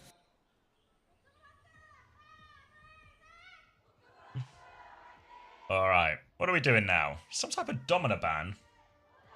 Some type of Sim ban? Okay, a little Mizuki mirror? 세트 수라바 삽니다. Mizu carry for both sides. 조합이 너 디바일 거지가 됐어요 서로. Actually, Mizu this is sticking Juno to Juno, for actually. Yeah, so, okay. 일단 미즈키 남았. Bit of a Right, now different it's look time here. for it's time for a Wu-Chan clinic 그런 상황까지 왔다. on the Tracer. I feel like Zanside's comp is just better in this type of mirror here. I think the May's going to do more than the Tracer will. I don't know about the Kiri and the Juno. That one feels a little bit more, you know, take your pick. But we'll see. For now, Kilo's going to charge up this rail as they take the early high ground Zanside. Going to go wide with that one. Force them back though. Maywall comes out, and this is the nature of O2 Blast situation. As that wall is just going to be brutal. Wall, rock, headshot to finish the job, and Zanside there with a clean first fight. It's a pretty unimpressive opener there for O2 Blast, getting absolutely stomped on by the early turn. Void getting the better of Sungan. Missin has actually gone back to spawn and swapped off the cute Juno over to the Kiriko. Needs a Suzu available to save Sungan from himself. Perp, swinging with an almost fully charged rail, finds a squishy up top, forces them to drop down. Now the rail is fully torqued, but Road Zanside hold the high ground. A strong position, which means that it's going to be very hard for O2 Blast to retake up this slope. Full rail now, left-hand side, trading with Void now. Shield's going to come up, Rock goes out, doesn't find anyone here. Wushan is going to get in behind at the same time, but Faith has died on the walk-up here, so just a free opening pick now. Kilo's going to chase them down underneath. You can see Void wants to push the advantage as well. Wushan is with them. Maybe can find a trade with this pulse bomb, but don't know if it's worth it at this point. Going to be a slow bleed out for O2 Blast. And remember, they've kind of got no speed, so this next touch is going to be really hard. They need Wushan to play for it. Yeah, Wu-Chan needs to get that final touch, but it is going to be so tough. I mean, you can already see him missing just after that Juno Gambit is so far behind on Kitsune Rush. There aren't ultimates to win the fight for O2 Blast. Wu-Chan, he snuck in. I think he didn't even get the touch, actually. He got contested out of it. Just has to run away. So that's a very lukewarm opener here for O2 Blast. Faith, I mean, has he been on Mizuki since the start? 40% of his ult? He has. It's coming up slow. I think the Trace is actually a really big problem for him here. Wushan really needs to have large individual impacts. He's going to throw the Pulse Bomb out, but I think that's just an Ice Block. Yeah, Ice Block, Suzu, something. Continuing rush to Trace. Sungan's going to try and counter with the Flux. Looking for someone to pull out of this one, but manages to thread the needle between every single Zanside player. Will drop into them now. They have found the kill onto Becky, though, as they try and walk forward here, Zanside. So, awkward position underneath the O2 Blast players. I'm going to buffer for a second, but Kilo's going to slide away.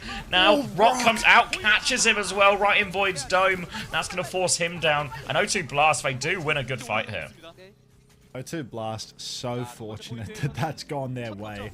Unreal opener per pre-fighter by Irony and a rail from Kilo, though. So O2 Blast already on the back foot, needing to take it slow. Kilo swinging forward. He has an overclock at the ready, and Road Zanside, you can see they're creeping up, trying to take some space. Rail comes out. Kilo is taken dangerously low, but he still has that clock, and they need to step forward. Step begins now for O2 Blast, and Missin opens with the Kitsu. Pressure onto the point now, as well as walled as well, so they're going to break it. They've lost control of the point, and Wushan's dead. Just a string of unfortunate events for old O2 Blast on this one. They'll give the flip over, not even for free, but actually they paid for Kitsune Rush in order to concede the point. So, terrible bargaining here from O2 Blast, and now they have to play retake with a significant ult disadvantage. Nihaolis.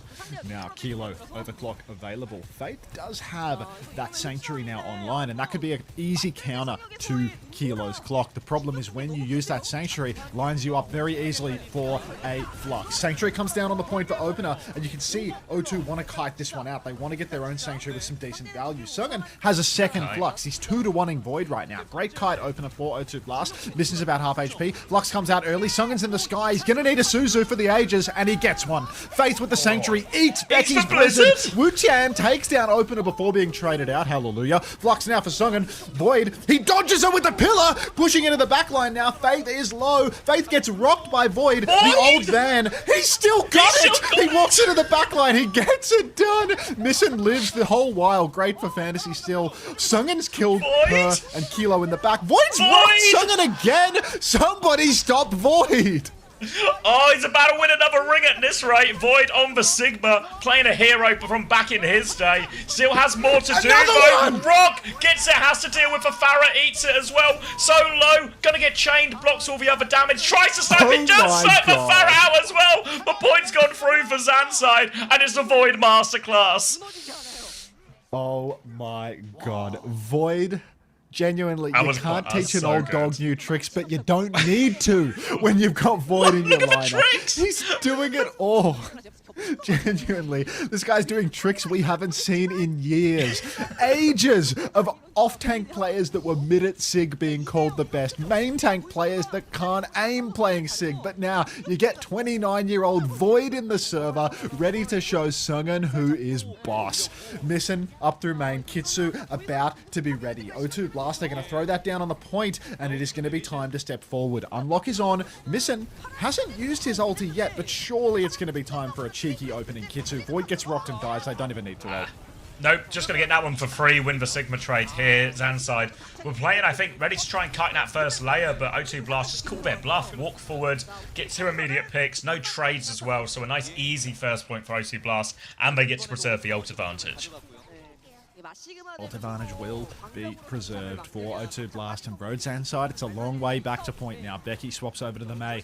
Road Zanside, their ultimates will be good by the time they get to the point. It's going to be one final fight unless O2 choose to hold forward. It feels like they're fighting very far up now. Missin throws a Kitsu straight to a Mei wall, but Void gets caught out again. Hongyu finds him with the binding chain. Sungan's ready to hit that finishing damage. Wu-Chan blinking on a Becky here. God, I wouldn't say that he's got the best aim I've ever seen, but he will clean up that kill. And now O2 starting to stack fights atop one another. Same problem Zanside are going to have here as O2 blasted earlier, and that is it's a really slow comp this mirror, so retakes get really strained on these flashpoint maps as well. I also have to be on Becky to try and find at least the initial touch. Going to be going the far side of our screen up on coast now as we get a bit of Becky POV lining up for this touch. It's coming through relatively unmarked for now as the rest of Zanside come through main. They've got 4 ultimates as well. Has got the touch now. They can take the fight on point. We'll need Void to take over. They Kitsune rush for it first. Player's going to overclock back in exchange. Kilo overclocked as well. Opener has for Sanctuary to keep going for this one. Sungan's actually held on to the Flux, so they're playing to kite ults a little bit here, O2 Blast. Try and equalize the economy. Now it's Sanctuary versus Sanctuary, but Faith is awfully low. Oh, cancel onto Sungan as well. Void's good for the rock. Knocks him out of the sky, and now this Sanctuary will secure them the retake. Faith's only just got up to his one, so they can't contest it now. And it's actually Zanside pushing for the kill. But Kilo's gone too far. Void's going to get rocked on the other side. Might need to Flux out this one, but he's chained. He goes down. Disaster for Zanside here, pushing for the kills. Faith dropped for Sanctuary there to make sure nothing went wrong. And Zanside, big trouble now from that overstep. Yeah, that was too much for them. Void even investing the Flux, still going down. Continued stall for Zanside here. They keep tapping the point, but now they're going to give it away. And it's time for O2 to push forward once more. Wu-Chan going backline, finds Irony. He wants that kill, but he's really double angled here, right? There's a Tracer behind him too, so it's going to be a hard one to secure. Sungan going to give this one up, but Wu-Chan's actually found Irony and Becky. Oh my god. Why did I sign Becky? Wu-Chan was cheaper! Oh no, oh no, oh no. Many such cases. Kitsune rush advantage for Missin now as O2 Blast come over to get their feet onto this point early on. Zanside with not really a lot of options here except to wait for their respawns, wait, try and kite this first layer. Last time in this situation we saw O2 Blast play it very slow, just try and bully the neutral first before committing an ult. Purr's a little bit low here, they're behind Void, still haven't used it, Pulse Bomb comes out, but O2 Blast they have the space advantage. Void will walk in, hits a rock, but Missin is being very patient with this Kitsune rush. Missen's still holding on to the Kitsu. He might be the most patient Kiri. Wu-Chan picked by Irony as well. Getting a bit greedy in the backline. Missen has used the Kitsune Rush now, but O2, they're trying to pull it back from the brink. Becky will fall to Faith, but Purr is traded. Now there's no DPS for O2 Blast. They've got no more ultimates to layer just yet. Sungan 20% away from his ultimate, and O2, they might just have to swallow a cap concession here. You can see they're all kiting back. They're waiting for more. Wu-Chan comes back in for one more feed. See that one play to Suki? That's your superstar right there. Just a few players left to deal with now. They give themselves behind it, but OT Blast is still doing a great job of staggering this out. Sungan's getting full pocket in corner. Finally, Void will take him down. A chain onto Missing. Faith will find opener before going down as well. But great stall from O2 Blast. They'll get up to 70-odd%. Wu-Chan even gets a late stagger or stall as well. But Zanside, they built up a lot of ults while they were cleaning up this point. So they actually have 4 ults for this upcoming fight, which mean, again, O2 Blast are in a situation where they need to try and trade up or kite a layer. Normally, what we see them do in this situation is start with the overclock, try and force potentially an overclock back or a sanctuary back, and then just play it slow to try and cheat one of the ultimates. We'll see if they do the same here. Sungan sees a huge flux in his face. Rock comes out, hits Purr, not Sungan, but Sungan hasn't actually used the flux. It's Purr clocking it from behind, ready to swing over to the side here, but Becky is holding that flank. Looks like O2 Blast, they're trying to decide left or right side for the rotation. They fake out the left and they go back right, and Wu-Chan has caught out Becky early. Clock comes out now for Kilo. Flux from Sungan. Look at Kilo dancing back and forth. A snazzy set of moves from him. Faith in main with the Sanctuary. Forces Kilo to step forward into the danger zone. Rocked in the face by Sungan. Traded out though. Void has found Faith. Void is fluxing indoors. Sungan is so low, but missing with the bucket. Doing it all. Slide back now for Purr. Rock comes out. Void can't convert the kill. Becky's in the back. The pulse onto Missing. It's Suzu'd off. Void's going to go down. O2 Blast. Are they clutching this?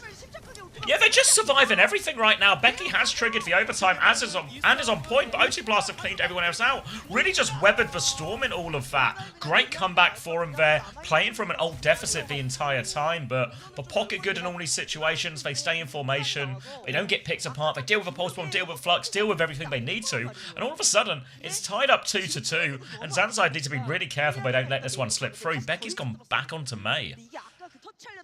Becky back onto the Mei now. O2 Blast. They have so much to keep this ball rolling too. Zanside, they spent it all. No ultimates for this next turn. How many more masterclasses from the old dog Void are we going to have to witness before we can see a fight win converted into a map? Void up top, holding this choke close. They do have the maze. That's going to force O2 Blast out into the open. They're not going to want to fight into those wall chokes. Sungan has body on the point early on though, and already Road Zanside need to match. You can see Void has dropped down, but they're not going to get much value from the Mei up here.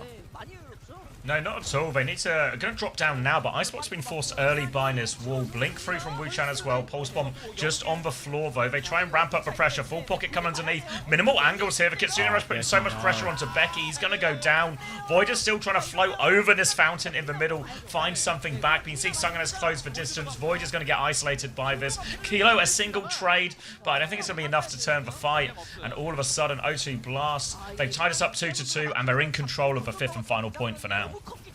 It's an impossible old situation there for Road Zanside. They drop down to the point, just taking the 50-50 contest, but they're fighting into that Kitsu. Road Zanside for this retake, it is all or nothing right now. The double support ultimate needs to find value. Kilo up on the high ground, might be able to find that clock before Faith can get his Sanctuary online as well. This is really the inflection point for Road Zanside. Sink or swim. Road, as they swing, Kilo has the clock. Rock comes out, catches Void on the chin. No kill converted from that one though. He's going to start floating into the back line. Goes for the rock. Force the TP out of Missing. Bodies all over the point here for Road Zanside. Are they going to get a free flip? Someone continues to contest right now for O2. But pressure on, Flux back as well. Sungan's going to pick up Void in that one as well. Shield is up, Sanctuary underneath. He'll get Suzu'd as he lands as well. So Zanside using everything. They've got the flip during all of this, and they found Purr onto the high ground now. So now O2 Blast, everyone's trying to get out, but awfully low on the side is Faith. He is in big trouble. Misses trying to keep everyone up. The rock comes through. Faith will avoid that as well. The backstep seems okay, and the Tracer's pulled them back a little bit here. So they stabilize for now, but Zanside are coming right back. They have Overclock and Blizzard to deal with this next push. So many ults for O2. The pulse goes wide for Wuchan. Overclock comes out in main and Kilo hits the shot. Faith a little bit sleepy. Joe on the Sanctuary drops it too late. Missing and Song are frozen up by the Blizzard from Becky as well. Yeah. And suddenly, it's last fight. Wuchan is alone in this world, playing behind. He needs to be the one to get the touch. Rhodes and side. They might be able to play forward here. Fight off the point. Maybe just leave Wuchan alone on the objective and fight 5v4 in main. And Void, he has a Gravitic Flux to seal the deal. Going to be a big pressure on Void now to find these key targets. There's an overclock coming. If he can find Per on this one, force all the resources off point, it's going to be difficult for Per to find the value he needs in this. Flux ready to go. Per, overclock in hand. O2 Blast, no choice but to make it work. They have Wuchan behind getting the touch. Here comes the overclock. Flux in response. Dead. Slides committed. Per's up in the sky. He's killed Becky. Overclock. The cancel. Per is still going. Chain onto him now. Void. Per lands another shot onto opener as well. Void finds a trade, but Songen stops anymore. Kitsune rush onto point. And O2 Blast. They're not done yet. They've got the flip. It's Zanside to now have to scramble. Zanside have to scramble for the touch here. They don't have the Tracer. Void going over to his signature Diva. Oh, one for the ages now. The ults are there for Rhodes Zanside. If they can get that Kitsu online, it's such a huge advantage. But they do have so much point pressure, and Void, it's going to be really hard for him to find individual value versus this Mizuki. Up top, Kilo's already choked out. Somebody's got a touch point. Who's got it? Somebody secures the tap. Irony. He dies without Suzuing himself or using his ultimate. And Rhodes Zanside at the 11th hour, they fall over in the most horrific way imaginable. We've got to put Irony in the brazen ball for that one. Get your vat of oil out, folks, because we've got our first boiled member of OWCS Korea. It's day one, game one, but it's time to get someone in the ball. Irony, Kitsune rush advantage, the only significant ultimate in that final map. They were 2 rounds up as well.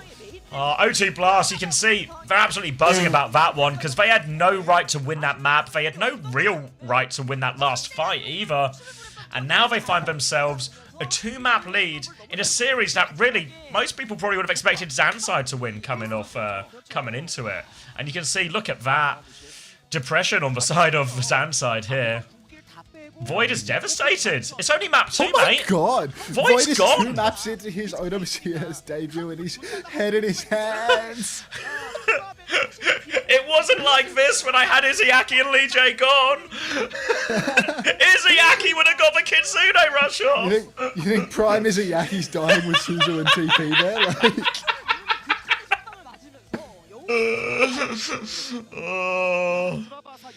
Come on, Void, mate. Come on. It's only 2 maps into day one. There's plenty more Overwatch to play. Right. I'm grabbing a drink here. Yeah, I hope Void can, you know, they can rally. I hope Void's gonna be okay. You know? Yeah. I mean, he's had a long career. He surely suffered a little bit more adversity than this at some point, you know. So he won a lot. He won a lot. You think he says he's is the most meaningful loss so far?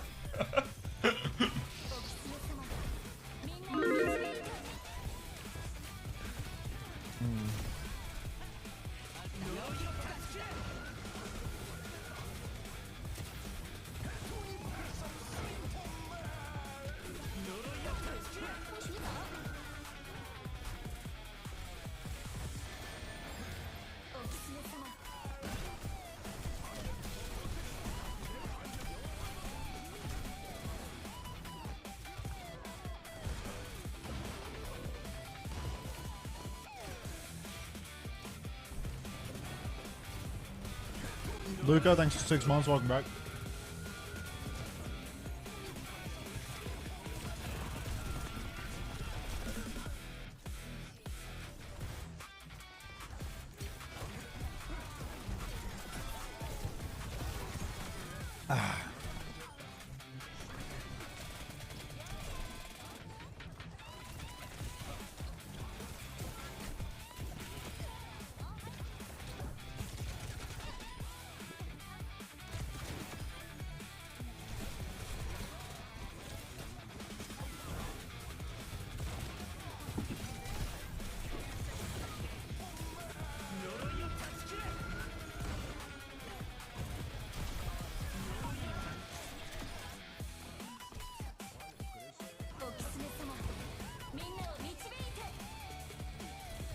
You stole my merger.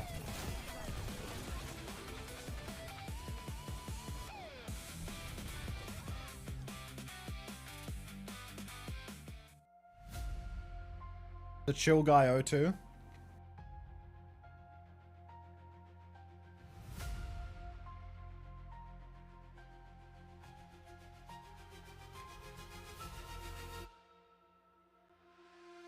It's a fake chill guy. Use your eyes. It's a chill guy crying beneath his mask. What a chain from Faith. Yeah. Pretty class.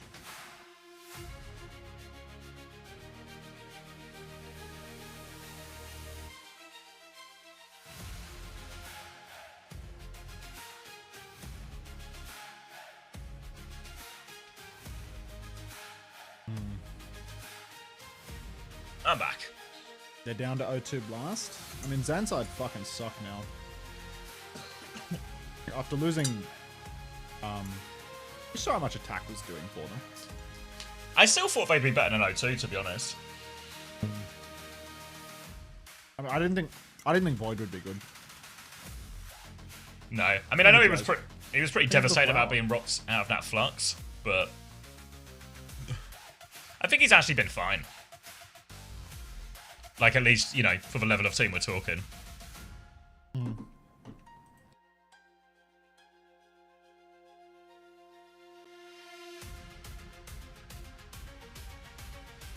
I think what's really going to happen out of this merger is now all of the like heroics of onside last stage, like punching up and like taking us to map 5s against these top 4 teams that's just a thing of the past, you know? The gap between the top 4 and everyone else. Unreconcilable now. Oh, wow. Loot box today, it's the same one as, let me get it up for you. It's the same one as last stage, or last week rather, for like the World Cup, but a new campaign starts tomorrow. Another 10 hours, another loot box up for grabs. Alright, Becky is 11 and 12. This is concerning, right? If you have Becky on your roster. Missing with 16k heals.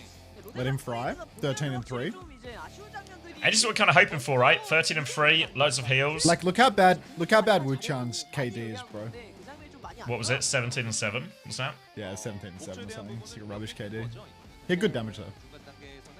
Yeah, I feel like that's a really hard comp to play Tracer really, in 2 as well. I was really banking on fucking O2 losing that map so we get more maps out of them so I can get more points from missing. I want this to go to 5.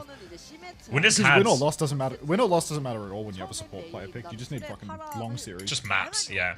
Yeah. Well, like, quite easily, Missing could have lost that last map and he would have scored about the same points, you know? Maybe like 1 or 2 less. Exactly. Yeah. Like, you just need more maps. But losing that, like, we got to boil irony, bro. There's no other answer. I want to see his skin blister. Like, I'm done with him. Just crucial mistakes, right? Like, get rocked out of flux on that fight, you know? Like, because Per actually, in many ways, Per ints it, right? Like, he uses his shift. I mean, it's the easiest flux of Void's life. He just needs to find a bit of cover or use his shield or something, not get rocked out of it. And then they maybe just win it there and then. Yeah, Becky died too. Oh, probably had wall and block and he died to the clock. Yeah. Yeah, they could have used the wall as some type of cover as well. Fancy that. Sub in pro, please.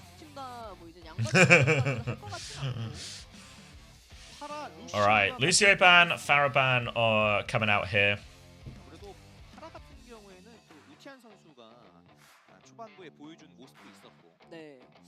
Is Void still in? I'm not sure actually, didn't see what movement we had on the benches.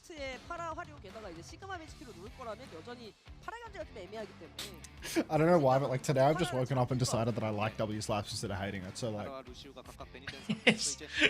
woken up on the W slap side of a bed. It's just like 70 emote that I've been like, who's ever using that? And now I'm just like all for it, you know, just like. Some of them just like, what's the other one? The fucking cheeky monkey. You know, stuff just it takes a while, but you just you just accept it after a while. Lenny, what was the one you added? Like the one that's like a reference to a TikTok with that weird ass posture. Like I feel like I could never cover under that one. Like that one I might actually manually remove today. Like, I think I might remove that one. 근데 더 많은 팀을 합쳤는데 아 역시 오투라는 Like, nobody's using that. 아, 그 뭔가 있어요. 그러니까 저 팀 자체를 거쳐간 Like, I'm not even gonna give it a chance. 스타들이 있고 그리고 새롭게 Alright, Void is still in, Sung'an is still in as well. 현재까지 본인들의 진가를 제대로 Zanside fighting for their lives. 게이밍도 이번 세 번째 세트부터 뭔가 보여줘야 됩니다. 과연 어떻게 될까요? 세 번째 세트 루나 사피 가보시죠. Unsubbing from someone that isn't subbed. Oh yeah, is this the one you were talking about, the Adri? Yes. I don't get it. I watched the TikTok contextualizing it, and I still Right. don't get it. Okay. Just doesn't work, unfortunately. Is Void still in? Fuck, dude, Void's in for 3 maps. This actually, I thought, you know when you have to make these fancy decisions, and it's like, which bloody tank is actually going to play? I thought I thought Heiser was one of the safer ones to bet on, you know. I mean, I was strongly considering Heiser. I really thought that he was going to play over Void 100. I thought he was going to be like Void is now- a knockoff attack from stage 1, you know, where he's just Yeah, in, yeah. he wins half his games, he loses half his games, but But he this just is gets, like, this is decent clearly where you points. win fantasy in this week 1. Is these come tank picks? Yeah, if anyone took for Void Gambit, they're actually hard winning. Alright, Cat Bastion over the top. Wushan's going to finish that one off as well. Per sets it up. This is actually another big endorsement for the Per fans, because the Bastion is going to farm so much damage in this matchup as well. Sung'an trading form timings with Void here, but the opening pick is going to continue to be a problem. Next form timing will be even harder for Zanside to deal with. You can see already, they are hiding in the room, which means Void's a little bit separated. They're going to turn onto that one. They force the recall out of the Mizuki as well, and they're stealing point all the while. They're actually just going to leave the rest of Zanside alive, keep their Cat Bastion on a flank, and start moving the point. It's going to be really tough for Road Zanside. Having to play Void on a hero that didn't come out 15 years ago is immediately a huge downside for them. Void has popped form and Never killed mind. Missin.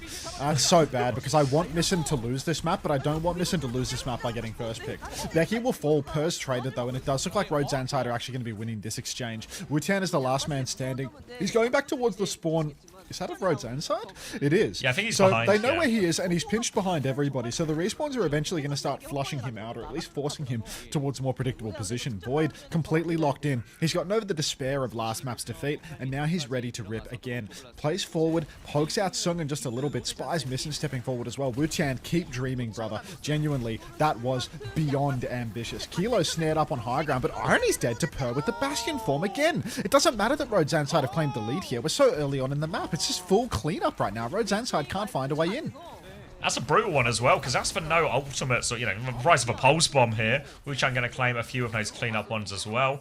And now they'll move it right back over. The lead is going to be very quickly lost here, and it will actually be O2 Blast fighting for the cap. Now they can have a chance to set their Cat Bastion up, either on the far side or, yeah, more commonly over these rooftops on the right. So now they've got a big pinch already. They've got a flank angle behind them, but Zanside Opener's about to have the Sanctuary, which will be a big saving grace against his Bastion form from the sky. Form up in the sky right now for Per. He's going to drop down face to face with that Cassidy in a matter of moments here. Opener, Irony, all of these ultimates around the corner, and O2 Blast threatening the checkpoint. Void shifting deep now. He's looking for a backline at a target, but he actually can't find anything. So it's not really looking like any of these ultimates are finding value. Push further into the backline. They're flipping away because they've stolen the cart. The Sanctuary's actually really good. Sung'an now stuck out in the open, getting pumped full of damage. He's going to be able to kite into the corner, but the push just continues. They didn't even get checkpoint off that O2 Blast. And Road Zanside, Masters in the clutch. I think Void might be the pick, dude. Yeah, Void actually might be might be time to invest. Disaster for Rebecca. Week 1 was the time to invest, right? Yeah. Yeah.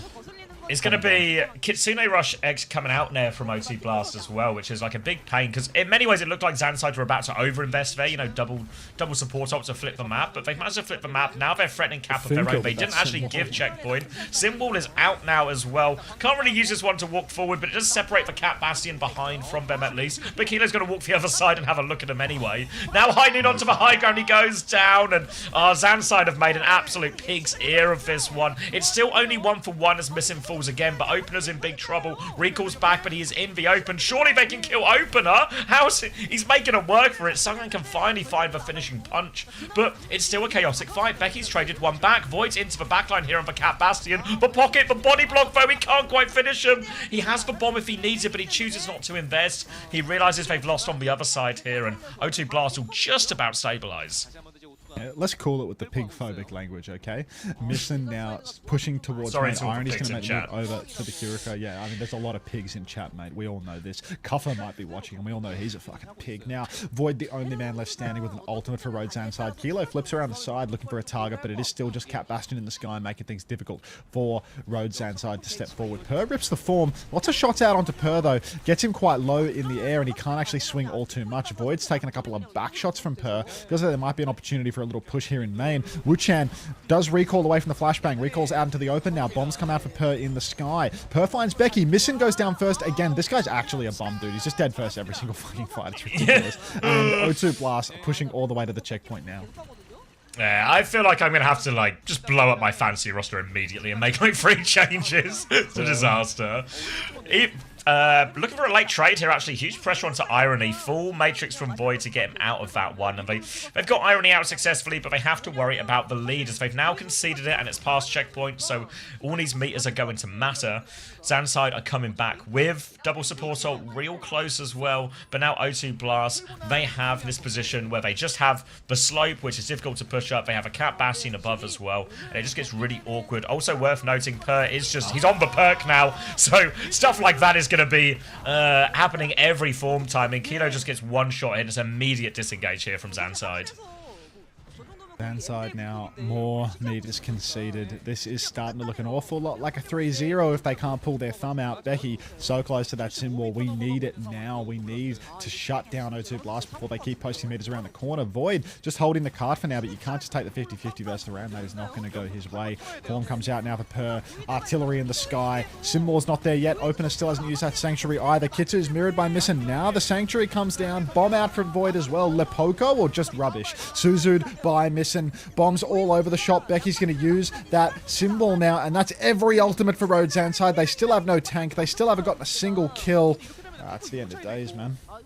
End of days, O2 Blast about to be able to push back in with an Annihilation and a Catnap as well. TP to flip the map, trying to get on a target here. They flip the map, but they've lost control of the payload here. Void's going to get the first touch. High Noon out in the back as they look for something, and actually finds Faith! Oh, can't find his way behind cover on that one somehow. Pokes his head out and gets it ripped off. Now O2 Blast, they have ults if they want to clutch. Wuchan's going to find a trade with that Pulse Bomb. 4v4 now, and Sungan has control of a robot and Annihilation. Per's going to find another one here. No cat to fly him around, but he's getting it done on the ground. Kilo's getting marked out now by this Ramatra. Void's going to die on point, and this really might just be the end of days for Zanside now. This is a brutal fight, and they didn't even force out the Annihilation of a Catnap here. I think they're trying to mirror Cat Bastion now. You can see Openers on Cat in spawn. Kilo's going to mirror it as well.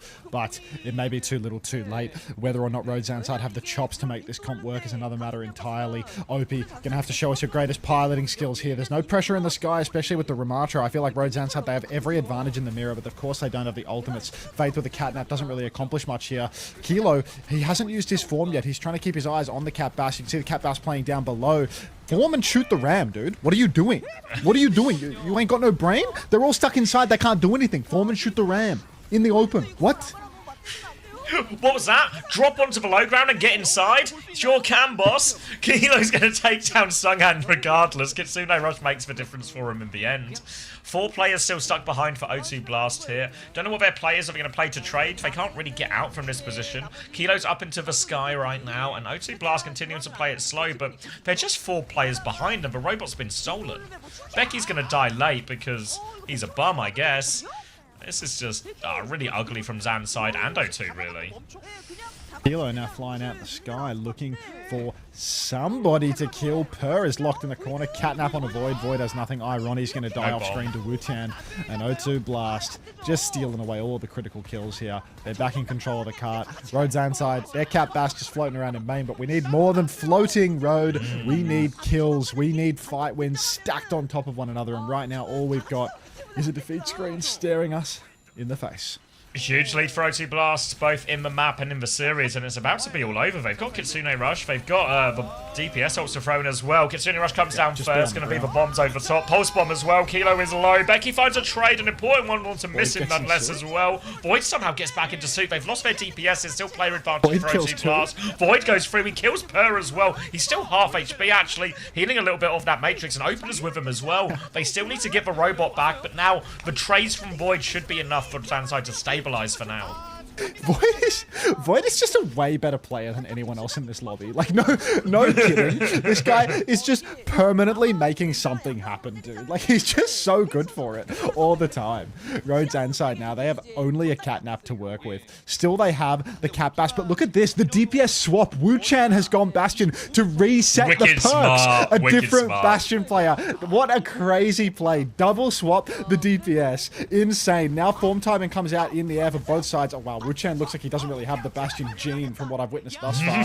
Up above, though, Kilo's going to beam Faith, and Wu Chan doesn't even look up for it. Maybe we shouldn't double swap the DPS. Maybe Wu Chan can't play Bastion. Void finds a Cassidy on the low ground. Critical that they don't lose car control here, and they're not going to, because Void is him on the Diva. Just need to avoid trades at this point, Zan's side. They need to deal with the Ram on point, but the DPS are a real threat. They take care of Per, they'll take care of Missing, and it will be a clean fight win. Exactly what they need in this situation, Zan's side. Still a long way to go, but they've got double support ult, nearly all 5 ults in fact here. The biggest thing they're going to have to worry about is this annihilation that Sung can drop on point. Any trade, any sort of stop of car or C9 is going to be a huge problem for them to try and deal with here. But Zan's side, they do have the ults for this next couple of fights. They do have ultimates to keep it going. Of course, we're in overtime, so there is no margin for error anymore. It is match point. Per with the Fly Noon. This is the moment we've all been waiting for. Fly Noon begins. Fly out onto the Cat Bass, and it's just 2 instant kills. No trade out on the ground. Wu Chan actually living to tell the tale at the moment, and the Fly Noon looks to have sealed the deal here. Fate's going to go for the Catnap on Irony, but the series is over. It's actually just Void 1v5. He's only good for 1 final kill on Wu Chan.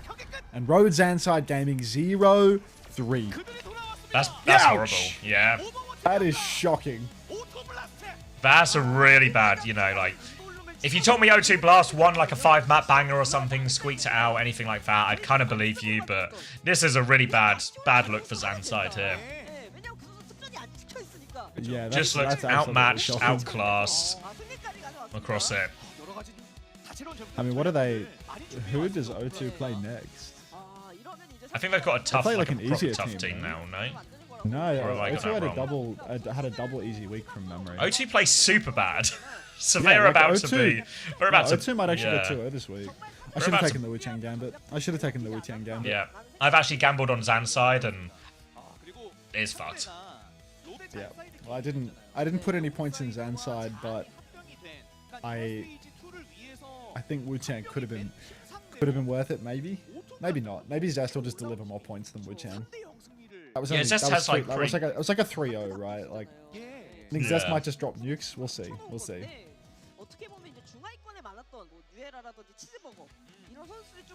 But yeah, Wu Chan would have like enabled a different tank to the Threum. That's the thing. Like, it's not just about that. Maybe would have been outscoring like Wu the Chan. net. It's the fact that you can take. Yeah, but like I just couldn't confidently pick a single tank. You know, I couldn't confidently pick anyone. Well, that's kind of why I ended up like going for Hambin, right? Because felt safe. Wait, is that Becky on minus 4.5? Oh, fuck it. Does anyone mind? Does anyone mind if we just start again tomorrow and this was just like a test day? Yeah, if everyone got like a feel for who's going to play. In for all 3 maps? I don't know if they're all in yet. Which means Becky's number could actually probably more likely to go down. It's probably going to go down because he's 12-9. It's actually more likely to go down. Let's look at the points. Mission with the highest score, but Wu Chan with 12. Runa Sappy not in yet. Yeah. Wu Chan with 12. Yeah, Becky, the only player going negative. Oh, man. I've not added map 3 yet. Yeah, give us a shout when map's 3's on, because I think that's what, like, shout when the full things You're gonna are get in. touched by Becky's score, mate. Yeah, I mean, that was minus 4.5, and that's only 66% of the damage report so far. Holy shit. That's awesome. You think Wu Chang Gambit was worth it? I think it might have been worth it. I think Wu Chang Please might reset actually it. with this super bad match after, Wu Chang might Oh, actually fuck. outscore. He Yeah. might outscore Zest. Yeah. It depends what happened. I think there's also one of the things that's true is Per was if we're better. gonna Did you be in have this, Per? yeah, I think Per went off, no, Yeah. and he was probably And cheaper? really cheap, Maybe yeah, cheaper. because he scored so poorly last time, so we got like a bit of a boost from being on O2, but not like. Who was on your roster, Suki? Was it? Did you take Wu Chan, or were you just trying to sell me on Wu Chan? Yeah, but I can't see the progress or the drops bar at all.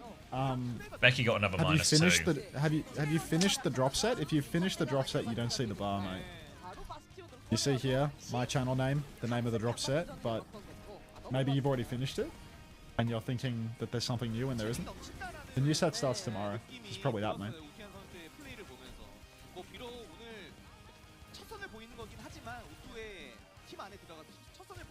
Yeah.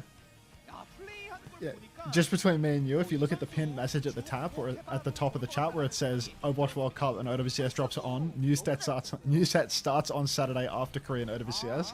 That's the subtle hint to indicate that, you know, maybe. Look, I know, like, my mum used to do cryptic crosswords and stuff, and maybe some people have a mind for solving these big, complex problems, Max, but you just spell it out for me, please? We're not I've had Tom enough of Hanks your, in the Da enough of Vinci your Code. clue. dude, Yeah. like- Fine, I'm going to the Vatican. 안녕하세요. 저는 아나운서 이시은 슈가입니다. 오늘 치른 첫 번째 경기 오투블라스트와 롯데 잔사이드 게이밍의 경기 중에서 오늘의 주인공은 오투블라스트입니다. 승리 축하드립니다. Wu Chan interview? Let's hear him out. Let's hear him out. What's he got to say for Evening, Ritzy. himself? 선수가 차지하게 됐는데요. 옆에는 페이트 선수도 함께 모셔볼게요. 자, 오버워치의 명가 오투블라스트가 돌아왔습니다. 금이 환영 복귀하자마자 3대0 첫 승을 가져가게 됐는데요. 승리 소감부터 들어볼게요, 우티안 선수. 제가 프로를 시작해서 이렇게 Look how happy he is. 할 줄 몰랐습니다. 네, 조성함이 남다르다라고 말씀을 해주셨는데요. 페이트 선수도 Hi, Kings. 정말 오랜만에 경기 치렀잖아요. Ugly 몸이 form. 죽지 않았다. 뭐 관객들 반응이 왜 그대로지? 왜 이렇게 잘하지? 라는 반응들이 대다수였어요. 오늘 좀 경기 소감 어땠나요?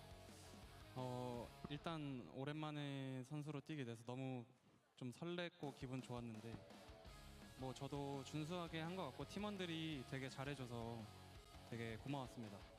그렇습니다. 아무래도 오늘 경기 중에서 가장 중요했던 경기를 꼽자면 저는 아무래도 2세트 쟁탈이 아닐까 싶은데요. 이때 좀 짜릿했잖아요. 좀 경기 어땠나요? 흥분됐습니다. 어떤 지점에서 좀 흥분됐는지 말해주실 수 있을까요? 나노파라로 갔을 때 이제 상대를 다 잡았을 때 그때 너무 뿌듯했어요. 그렇군요. 그렇다면 페이트 선수는 쟁탈 때 좀 어땠나요? 좀 그렇게 뭔가 팀원들이 엄청 잘해줄 줄 몰랐는데 뭐 네, 이기니까 되게 짜릿하더라고요. 네, 지켜보면서 팀원들을 믿었다도 짜릿했다라고도 말씀해 주셨습니다. 우티안 선수 오투 블라스트의 핵심이 되어주고 있는데요. 새로운 팀원들과 앞으로 스테이지 2를 함께 What are you snickering about? 한마디 해볼까요? 캐리해줘. Just total rubbish, mate. Just total rubbish. Just that doesn't sound like you. 오투 블라스트와 로데 잔사이드 게이밍 맞추는 단계란 말이죠. What happened to Zan's side? Looking weak in stage 1. I mean, they just lost their 2 best players. I mean, this is still worse than expected, I think, because I don't think O2's roster is that good either. So I don't know. Maybe these teams are all just bums now, but O2 are kings of the bums.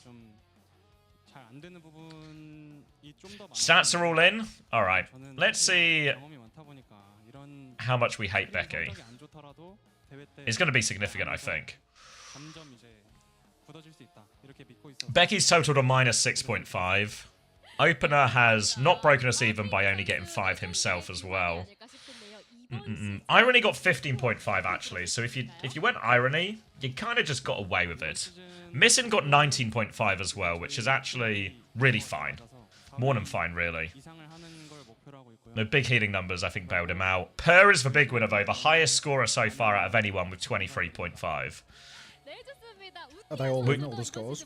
All in, yeah. So Wuchan got 17.5. And yeah. so was Wuchan. Wow. Yeah, all of these O2 Blast ones were actually just good for it. Except for Fate, because he only played one map, but yeah. I went mad. Alright, well that's 1 out of 5 players have played now. And then, I mean, their next series, like, Superbad is wank. Like, O2's gonna win that. Yeah, definitely. Definitely. So that should just be a farmer, especially for, like, especially for the DPS. Oh, if I see farmer today, I'm fucking taking it off the top rope, bro. Oh, wait, you went Gefreem, didn't you? So you've got, like, yeah, you've got, like, a real... I won't find out until tomorrow, right? That's the Poker Face Cheeseburger game. I've just seen your message. Yeah, you're right. Yeah, just hot nonsense.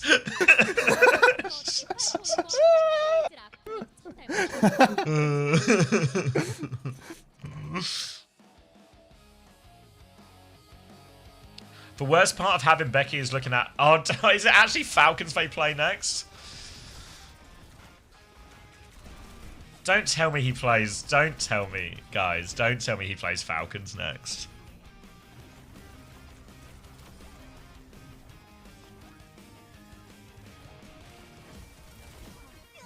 Void Hazard. What do you mean he still has to play for... Wait, no.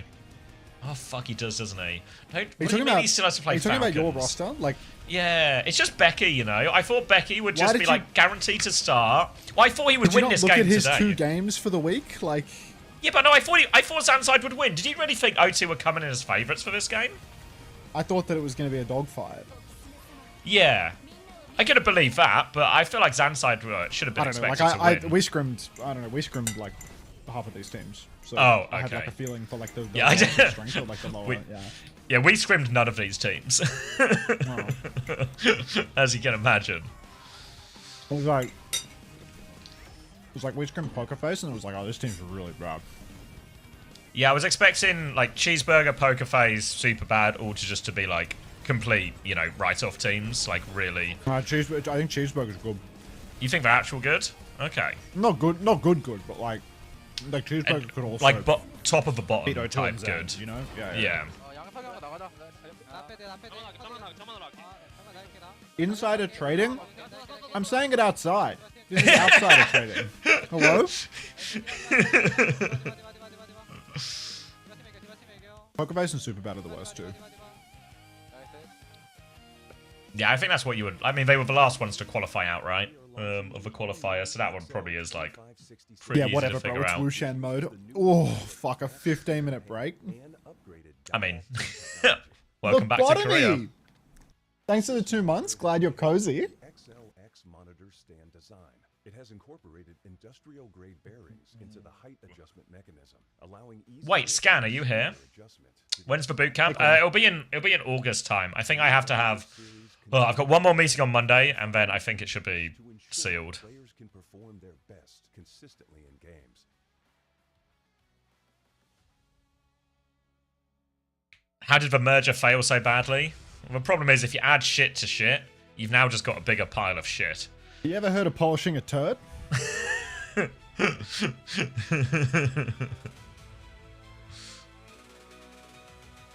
45 stream streak for Homicidal. Cozy. Happy to hear it, mate. Happy to hear it.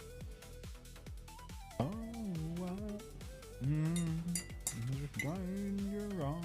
Wait, is it Crazy Raccoon Falcons next? Yep. That's alright. Have you... You know what I realised? You know what I realised?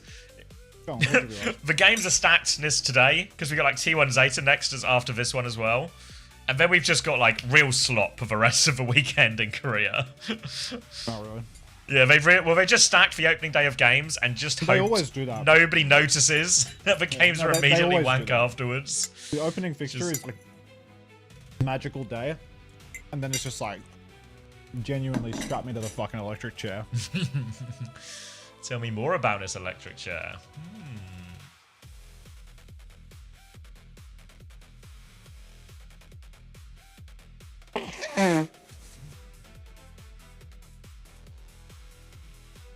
Yeah, Becky was awful, wasn't he? What I think might end up being true as well is if everyone's playing a lot of like these May Sim type things in a lot of places, then Flex DPS might just become like a rubbish role to have again, and it might be all about the hit scans. That's a good thing I have Zest on my roster then. Yeah, excited for him to play 3 maps of Sim.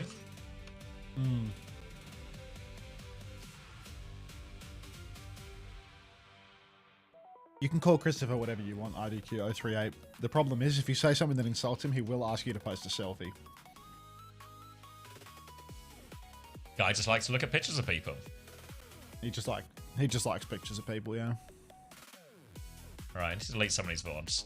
Fuck. Sneaker Doomfist quick play game in here. Ooh. Void didn't even look at like I think Void is still a downgrade, but I don't think Void was like the best player on the team today. So I don't think Void's the problem. I think just Becky looked way worse.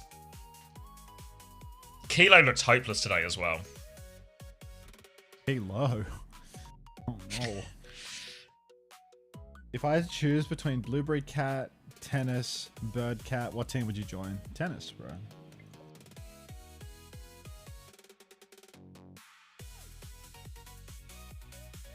Easily. Easy Tennis. Easy Tennis. I don't even have to think about it, bro.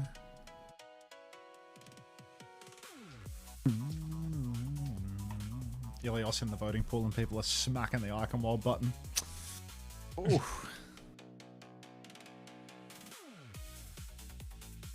Actually, let's listen to the other George Michael song that we all know and love. OP and Irony back to their today, old selves as well. Yeah, those guys are just The bottom. let's get eyes on this Doomfist gameplay. Maybe we'll learn a thing or two. Versus Finn, actually. No way.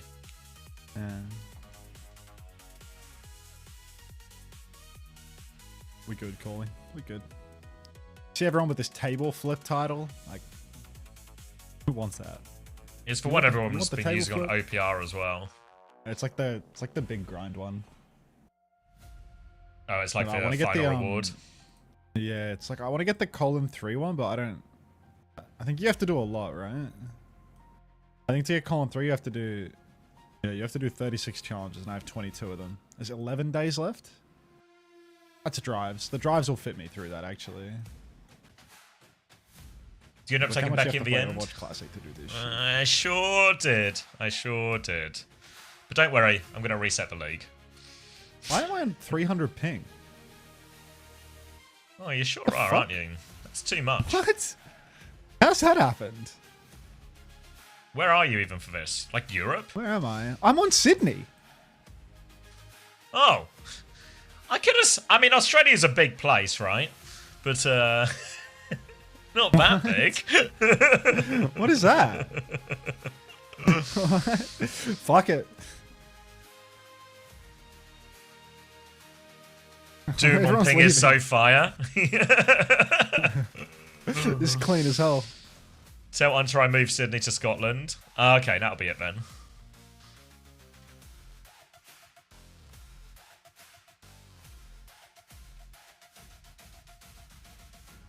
What?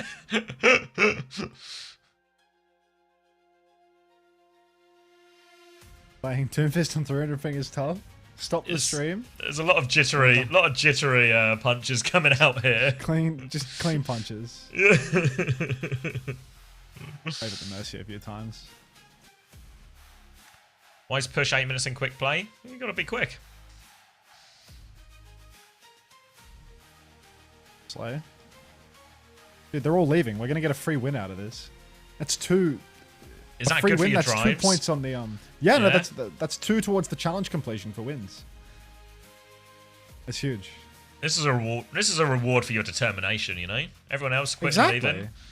Grit and gumption pays.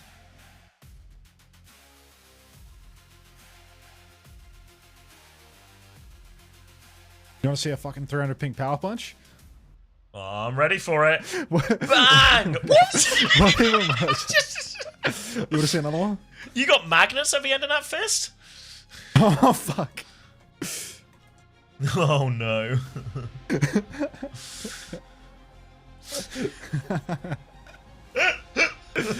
Shit, man. Oh, they're backfilling teammates. Just vomited because of that. Thanks, dude. You're welcome, Lobotomus, too. Oh.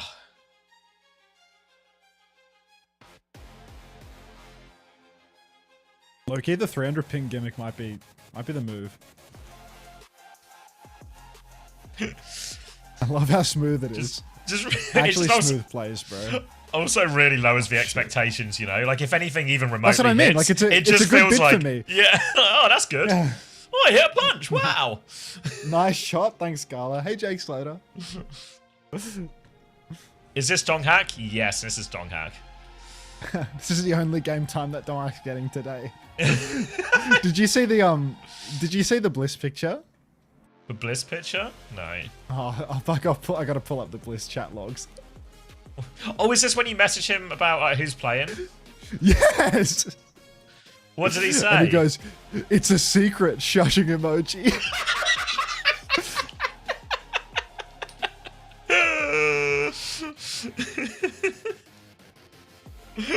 Alright, Blissy. Keep your secrets. Get away from my card!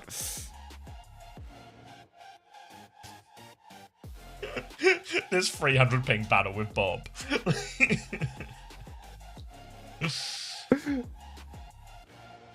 Alright, I'll show you the Bliss logs.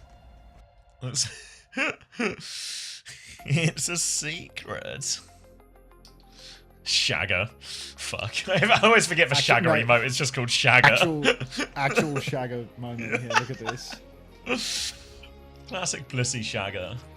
Look at this. Secret.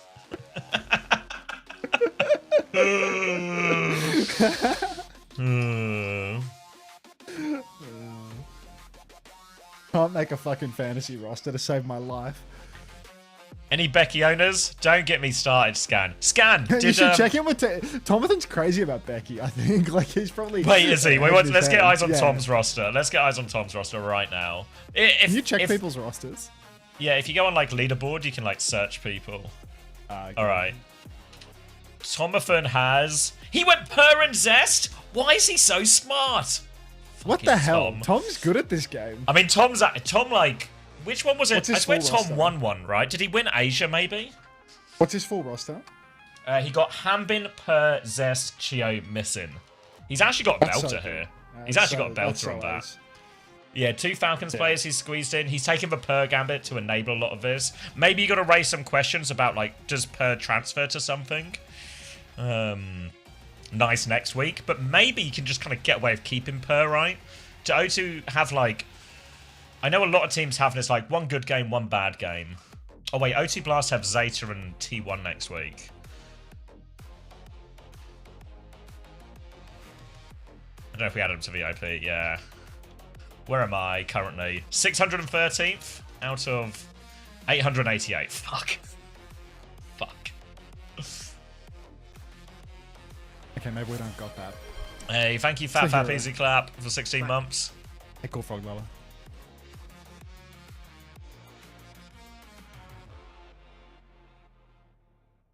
Can you check? Yeah, you're 178th. You went Per checkmate. You've taken a huge gamble with checkmate and dongers. And as we all know, T1's roster is a secret. Shh. Don't tell everyone. 54th. Wait, who's number 1 right now after a single game played? Quite a lot of people. Presumably that's a very important metric. Yeah, it's important to get off to a good start with these things. People who had Irony, Missing, and Per are top right now.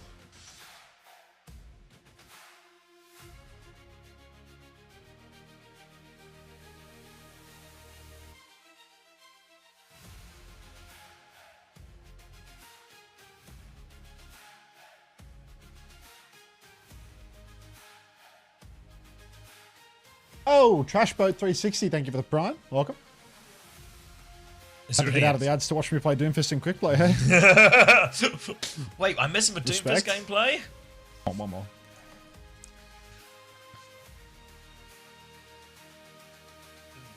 I don't know. Can you even play Doomfist with ping this low? No, but I have less excuses with pings this low. You don't need excuses, didn't mate. press You're Q. making stuff happen. Oh, I should have pressed Q. Ah. Alright, we'll be back. How does I have- fantasy work? Do I pick players with high stats? Literally that. Points Yeah, for you just- damage, elims, lost points for deaths. Make So good you just roster. want stat farmers, yeah. No!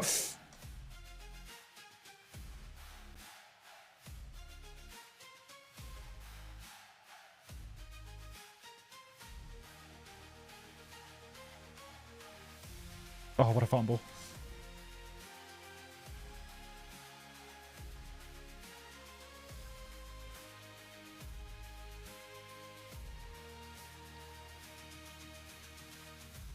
Oh, tune.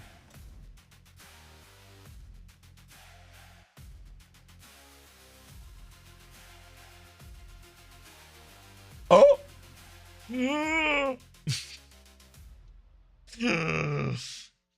Rot row. Shades of Donghack gameplay. Yeah, like the faint tinge of Ange that was once on your screen. There's the faintest tinge of Donghack in the gameplay. The Ange tinge. What a callback. was it like giving people headaches and stuff as well? Yeah, I literally turned it off because people said it's giving them headaches.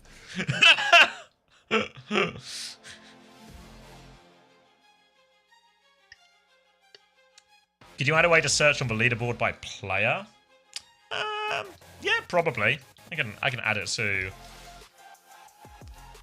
Toby's list. He's got like his last week's exams this week, so everything's sort of just on hold until then.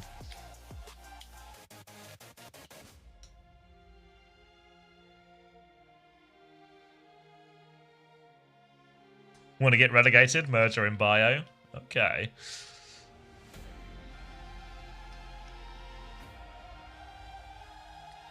Search leaderboard for player. Yeah, so essentially so you can search for like how well a Donghack roster's doing or something like this. It probably needs a little bit of thinking in terms of how do you want the ranks to show in that? Do you actually want the ranks to reorder like it currently does, or do you want the ranks just to show? Yeah. New drops start tomorrow. Is this Donghack gameplay? Yes. If you just like half close your eyes, you know, like squint real hard.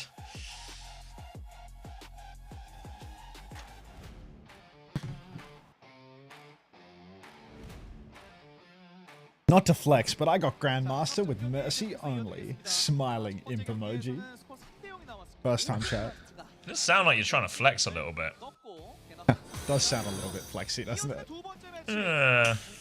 Oh, thank you, Suki Bay, for the prime. Welcome back. Can you read the name out loud? I actually read it in my head and decided that that would be a bad idea, Plate of Suki. But thank you for trying to stitch me up to lose my job forever. I appreciate that.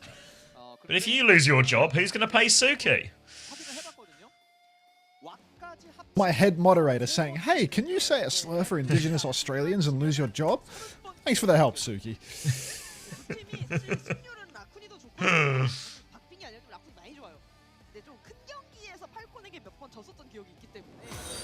Oh, thank you, Rusu, for the prime. Am I saying that right? Ruisui? God.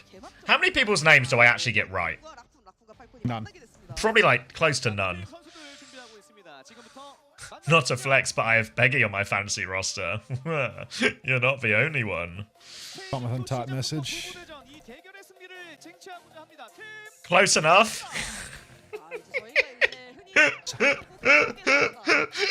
That's actually the most common response when I ask someone, did I get your name right? They'll just say close enough, which is what we're experiencing here is several years of streaming where your expectations have just been lowered sufficiently that you'll just accept that I'm at least kind of trying to say the name, but I won't be very good at it. Fuck that wall up. I try my best. Thank you, everyone, for lowering your expectations. That's rolling. 새로 들어오게 됐습니다. Wait a minute. Our Tracer's doing it. Never got mine wrong. Thank you, Easy Clap. How do you do the numbers? I'd probably go 1308, Jet. Try this name. Tokatai expert. That one's wrong, but we agreed that the wrong pronunciation I did was fine. I believe we called that one a compromise. It's 1308? Shit. 지금 일단 팀 간의 그런 기록들이 나오고 있는데 이렇게 지금 나와 있어요. 지금 보면 뭔가 I got it wrong, and then I got it right for a while after you taught me, and then I kept getting it wrong. Wait, is it not just Far? I feel like I normally say Fargon. Read the slop. Oh, sorry guys.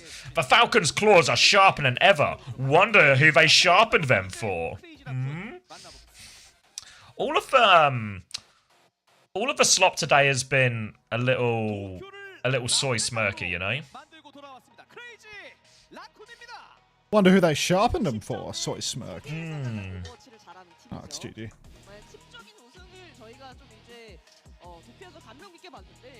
What my score press for the next map? I don't know. Everyone's been saying they think Falcons are gonna get It's bummed. GG. Again, losing mistake. I think it's like this is a 5-map banger. I reckon. If anything, Falcons will win.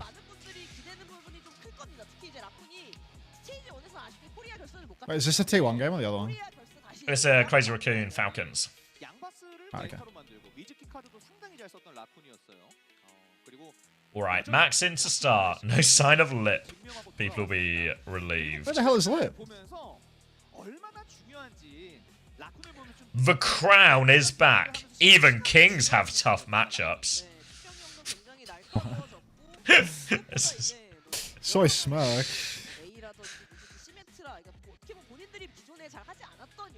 Both of these teams are qualified? Yes. Both of these teams are in the Esports World Cup already. So the stakes... I saw someone complaining non-existent. on Reddit about Korea only getting 2 slots, even though Korea actually low-key has 4 slots. 4 slots.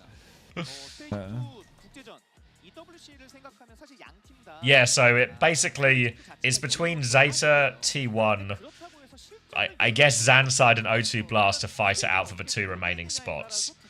So you'd have to wager. T1 and Zeta are feeling fairly good about this. Morning. Morning, Gandalf. Welcome back. Thank you for 77 months.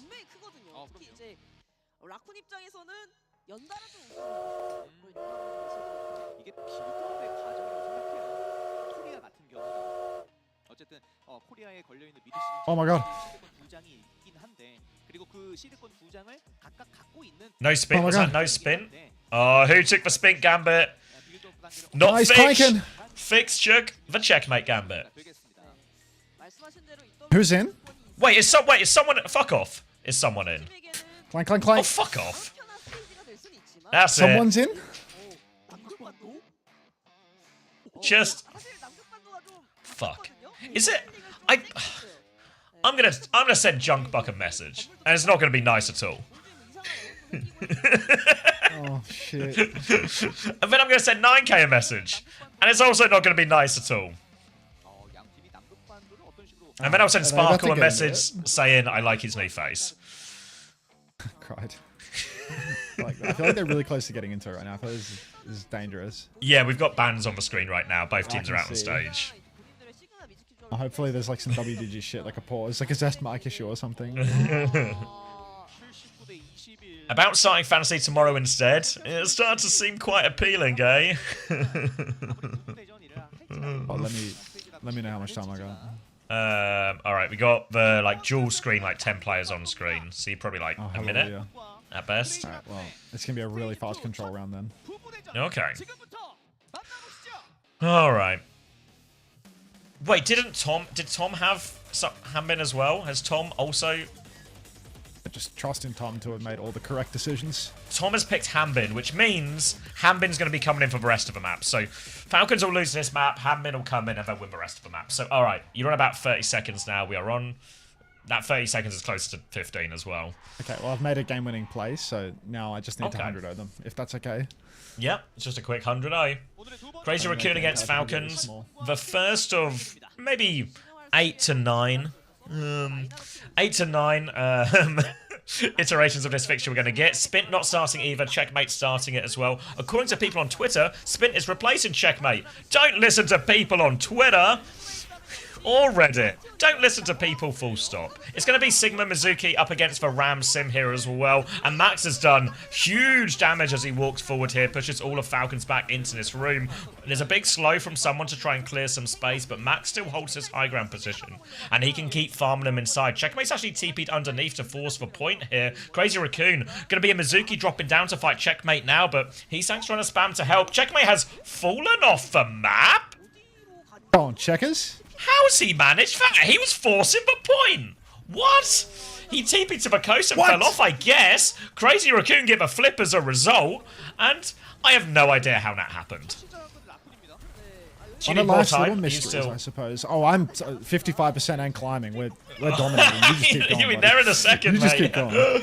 Slight Sanctuary advantage here for Fielder as someone's going to dip his toes onto the point. Max walks forward. Rock goes wide. They all swing onto Max, force him back. TP onto the high ground, a chain as well. But Max manages to survive. An early flux for Max as well. He's got eyes on someone. He gets out of it, but the backline doesn't so much damage. Someone's going to die. It's a huge flux from Max. He'll be able to convert this one. Chase Falcons out. Falcons just didn't quite have any of the ultimates to respond to that one, and Crazy Raccoon will get another good second fight here, and will be lining up for a big old ult fight here as well. Double support ult for both teams is going to be a tank advantage in terms of ultimate for someone with this Annihilation, but he needs to get it first, really. Team Falcons, ult advantage as long as they get this symbol and Annihilation, but they have to walk through this choke, which means Max is going to farm so much damage. He's already at 50% of his next flux. Lots of damage onto someone. Desperate pocket coming through from Chio. They're going to drop a Ray to keep the push going. Crazy Raccoon. They just TP at the left. It's a full disengage. The Ray gives Falcon space, but nothing else. A Kitsune Rush re-swing here as it's now Falcon's turn to DP. TP onto the high ground. Someone is here. Symbol to respond with as well. Sanctuary out to keep the fight going from Chirong. Annihilation comes through from somebody. It is Rock. The chase is on, but the Rock is going to buy Crazy Raccoon enough time for the backstep. Bombs come out as well. Force Merit down to the low ground. Now a Sanctuary out on point from Fielder. Helps them stabilize, but they've actually lost Checkmate during all of this. So Crazy Raccoon, now they can push back in. Player advantage. Rock's going to connect. Chain's going to connect onto someone. Now another flux from Max over top. Lands big damage here. Chio is low. Can't get away from that one. Falcons, they did get the flip, but they've had to give it right back over. Fielder a late trade onto Heesang, but the gang is coming to deal with Fielder here. Chain, Wolfen surely gets traded right back. I want 100-0. All right, Crazy Raccoon. Also on the precipice of winning 100-0 right now. It's a good thing that I don't have any Team Falcons players after watching this absolute disaster class. Do I have any Crazy Raccoon players either? I think they were too expensive. Rock comes out. Massive damage up through main right now. Stalker just poking through the mid-range. Huge poke here for someone as well, but the TP is out. Flip over to the side. Big damage into the backline here. He's the pivot point. He's not going to get caught out. Chio trying to play it cute up on the high ground. Gets drilled by Stalker. Not cute enough, I'm afraid. He's saying he's going to find Merit, and it's an absolute disaster class here for Team Falcons. Yeah, the swap onto Sigma probably came a little too late here, and Falcons are going to get bled out here. 100-12 in the end. Already comes back to that initial fight where it actually looked like Checkmate was winning the fight on point until he found a way to fall off the map. Still, absolutely no clue how that happened, but led to the first one, and then they just win the ult trade really nicely. A nice efficient fight just off a flux, then they win the big ult trade, a few nice kites laid in there as well. Very tidy performance so far from Crazy Raccoon in terms of the macro. Alright, Only you Heesang's died. Let's see if we're synced up at all. 15, 14, 13, 12, I'm about a 11. second ahead if you can refresh in any way. Maybe I can pause? No, I can't I'm pause. gonna try refresh. This feature is available after purchasing Time Machine to hit the pause button. Load. 25, 24, 23. I'm now slightly 22. ahead. Ah, well, it'll buff. How slight? All right. Right-hand side now going to be starting the Sigma here as well. So full mirror from both teams. No Juno even now from Falcons. Max on the high ground, though. Rock onto the Bastion. TP behind. Full beam going as well. But he's going to die for it as well. 2-for-1 trade favor Falcons. Now it's 3 versus 3. Someone is doing a big damage onto this backline. Max comes to respond. Someone has to take a back step. He's on the run right now. He dodges for Rock, but he has no shield.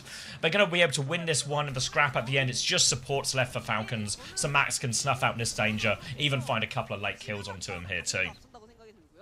A couple of late kills coming out. It's Crazy Raccoon seem to be the kings of the Sim Bass. It's crazy to think that Team Falcons, they're actually playing in what would be considered their wheelhouse. These sim comps, this is supposed to be their edge where Checkers can shine on heroes that he's meant to be most comfortable with. But just brings me absolute joy to see someone in the starting lineup and to know that Harmon is in your starting lineup. Merritt now swinging over to the side. Full Not damage on Falcons. Max as he starts floating back. Stalker taking a beating through main but lives to tell the tale, and now the next turn is going to be massive for Crazy Raccoon. The next TP can flip them over to the side. Bombs some and big Flux flux. coming out early. TP down from Checkmate though, and everyone has slipped away. Wonderful play from Checkmate there, but it might not be enough. Vigilante takes down Merritt. A fully talked sim for Heesang is doing the work, and Max is bodying someone. Fielder finds a second kill. I believe Fielder now has 2 elims, and nobody else on Falcons has any. Yeah, Fielder is really leading by example on this one. Just need the rest of Falcons to catch up a little bit here. As we enter this next fight as well, a quick flux for Max sets them up nicely. They do actually have support ults a little bit quicker here, Falcons. So Kitsune rush to mirror, a quicker sanctuary on the way. Someone's going to have the flux too. So should be ult advantage for Falcons at the start of this next fight as well. But always plenty of chances to stabilize and slow it down on these type of comps. It's going to be a swing around the corner. They actually one-shot Max on that Kitsune rush as well. TP into the backline, does find a trade, but with a tank advantage, it should be too much. They're actually going to symbol. He's saying he thinks he can win it. The flux will be dropped in response. The flux should put an end to this. He's so low. Chia will punch him in the face and take him down. They had to spend an extra ult for it here, but it was only a 1-for-1 trade, so not too bad for Falcons. Ooh, Crazy Raccoon not getting it all the way up to 99% though, so Falcons have got to be laughing with this one. Got to be happy to still have Sanctuary and DPS ultimates for the next turn. Really difficult for Crazy Raccoon to brute force the issue with ultimates now. They're going to need to outposition Falcons, and their TPs have been pretty good thus far, but you can never catch Checkmate out. This guy does have a habit of adapting and winding up 2 steps ahead by the end of a sim matchup. Now we have to be careful though, because Crazy Raccoon are just taking it slow. TP straight onto the point. Sanctuary, high tempo push, and Merrick gets caught out. The Sanctuary from Chia is a bit too low to save his life. A great opener here. Checkmate's used the symbol as well, but we need kills for Falcons, and right now I'm seeing nothing but a defeat screen. Chia's going to get taken down as well. Checkmate is low. They're going to win this trade there. Falcons try to turn it with ults, but with the Bastion dying so early, and really, have to give a lot of props to Heesang in these matchups here. He's always finding a TP angle that Falcons are struggling to deal with. He's finding these kills. He's finding these trades. They're actually TPing into spawn to make the touch hard as well. They're going to catch him really early, but Stalker gets traded. Maybe a bit of an opportunity now for Falcons. They have no choice but to run towards point. They don't have the TP. They need to find a way to get the touch on. Now it's really hard. Stalker's on Genji. Who's going to make So it? Genji dash tracer swap. Need a point touch for Falcons. Checkmate's on Sombra. Rock onto Merritt. Cancels his bombs. Vigi's going to clean up that kill. W slaps for him. Now a flux into the air for someone. He's in the air. He's eating to try and avoid taking damage. He's saying it's gone down to Fielder. Fielder incredibly lethal on the Kiri, but it's just not going their way, is it? Team Falcons are getting cleaned up on the point here. Stalker's good for more, and that's going to be a comfortable 2-0 here for Crazy Raccoon. The reigning champs doing it again. Yeah, it looked really clean and tidy. And there's always going to be question marks about, especially Crazy Raccoon coming in already qualified for the next major. How sharp will they be? Or will they just have, especially with a long career stage ahead, would they just phone it in for a little bit and try and ramp up towards the end? But it's actually a great start. Very tidy play. Clear idea how they want to play a lot more of these more complicated ult situations there as well. Max very much getting the better of the Sigma there over someone. And I think also Heesang, the big performer really, on Sim up against Checkmate, a hero you would probably never pick Heesang on paper over Checkmate, but got significantly better TPs and better mid-fight value all throughout that first Antarctic Peninsula. So great start for Crazy Raccoon. Both teams are qualified at Commander X. That's a Light 97 classic right there. Haven't we already talked about this? Of course. What?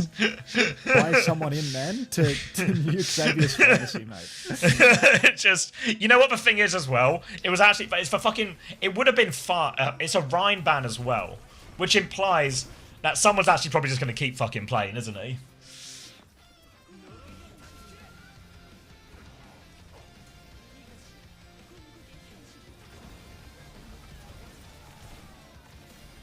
Tomo Fantasy dead in the streets. What's Tomo's roster? He's got Hanben as well. Oh, good. Baxter, thanks for 22 months. Welcome back. All right. That's all right. My roster will die tomorrow when Garoom goes down. when Cheeseburger end up not being the salvation that you needed. Thank you, Baxter, for the 18 months as well. Appreciate it, mate. We need the Rhine band, guys. Did we not watch the Tokyo Major? Ugh. Don't say that. I have Garoom as well. I mean, I'm also rooting for a Garoom sweep, but I'm a realist. Small Bongo Cat, thank you for the prime. Welcome. Appreciate it.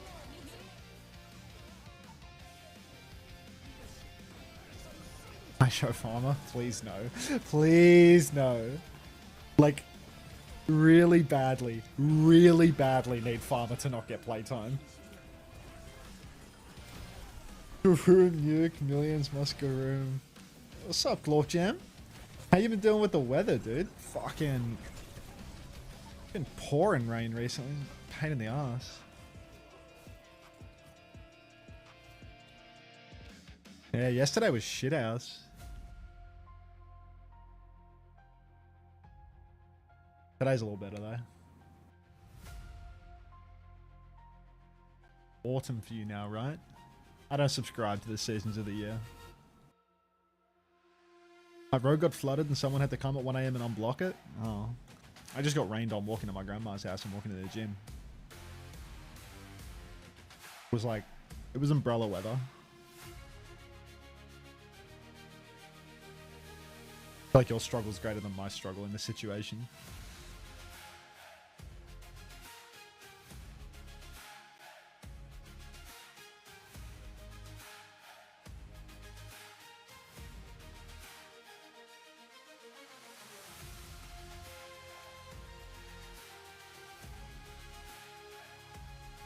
% of a Perthoid's pain, by the way. Thank you for censoring that.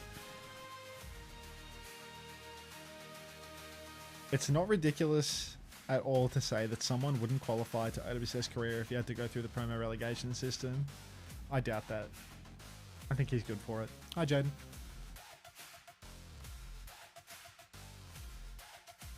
That one guy in the crowd, speed phone. Hey, Shock. Oh, itchy.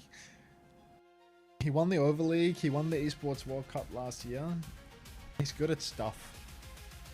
It's not all stuff. It was 2 consecutive fake wins, is what you're telling me? Ooh. I'm back. Hello. Hello. Oh. Oh, I've finally read Where the YouTube fuck was chat. my high from Sir Lemon? Yeah, no, I don't think so, mate. Hey Ritzy. Yes, Galaxy Spud. Falcons qualified because they were winner of last year's Esports World Cup. So in every game of the Esports World Cup, every team that won the previous championship gets auto-qualified to next year's one as well.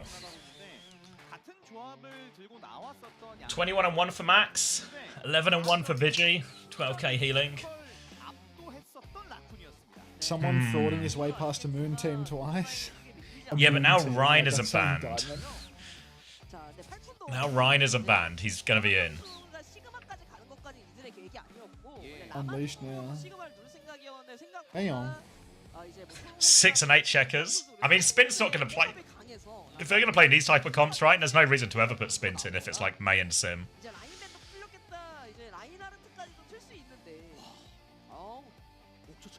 Check this out. What's this? Oh, this is my fantasy roster. Yeah, but it's all about the long game, you know. All about the long game. And that Becky late season swing. Becky late season swing. 맥스의 시대가 도래하지 않았나 라는 생각이 들 정도로 맥스가 엄청난 경기력을 보여주고 있습니다. 그러다 보니까 자신 있게 계속해서 이 자리에 좀 When is the reason to put Spint in? Don't know, Tracer, Genji, these type of things, but I don't expect to see a lot of Genji. They're not Mexico. Tracer, maybe more legs in a couple of places, but I don't think Falcons are going to want to go to any of those maps. Like King's Row next, this probably feels like they're going to play more Kiri, more Mizuki, more Sim, potentially Mei, and potentially Reinhardt as well.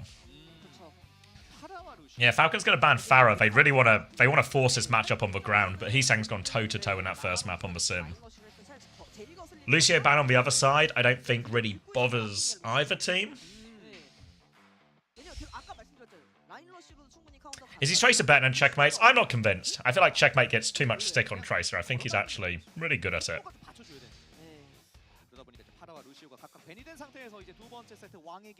Was that to me? No, that was a response to chat. You're welcome to comment if you want, but thank you, Enigma, for 21 months Prime. Just saw match 1. Is Void next up? He's so next up, don't worry. Life just begins at 29.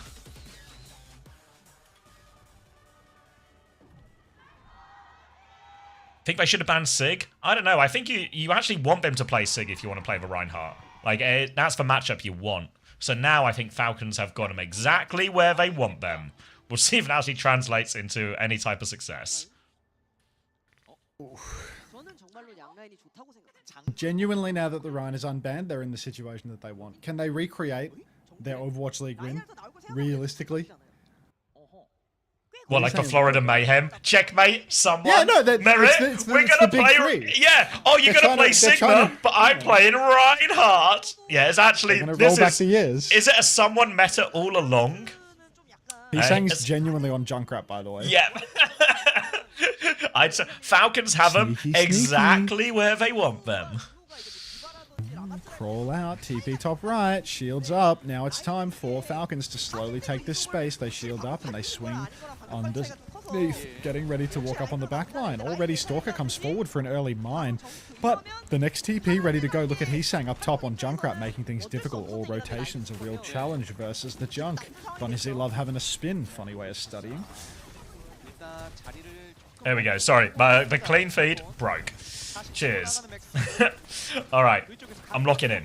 Gonna be just still high ground position here for Crazy Raccoon. They've held that one as someone's gonna get the first touch onto point now as well. Fielder's taking a little look up top, but has to be very careful. Just trying to get some free damage while Max is trying to focus point. Someone's been forced to backstep now. Rail for Merit. Damage but no kill. And they're just trying to keep it contested through the Mizuki right now. Trong using that ability to just keep that point contested, but they've still conceded a tick here as Heesang just rains down damage from above, and it's slow and steady so far from the Falcons.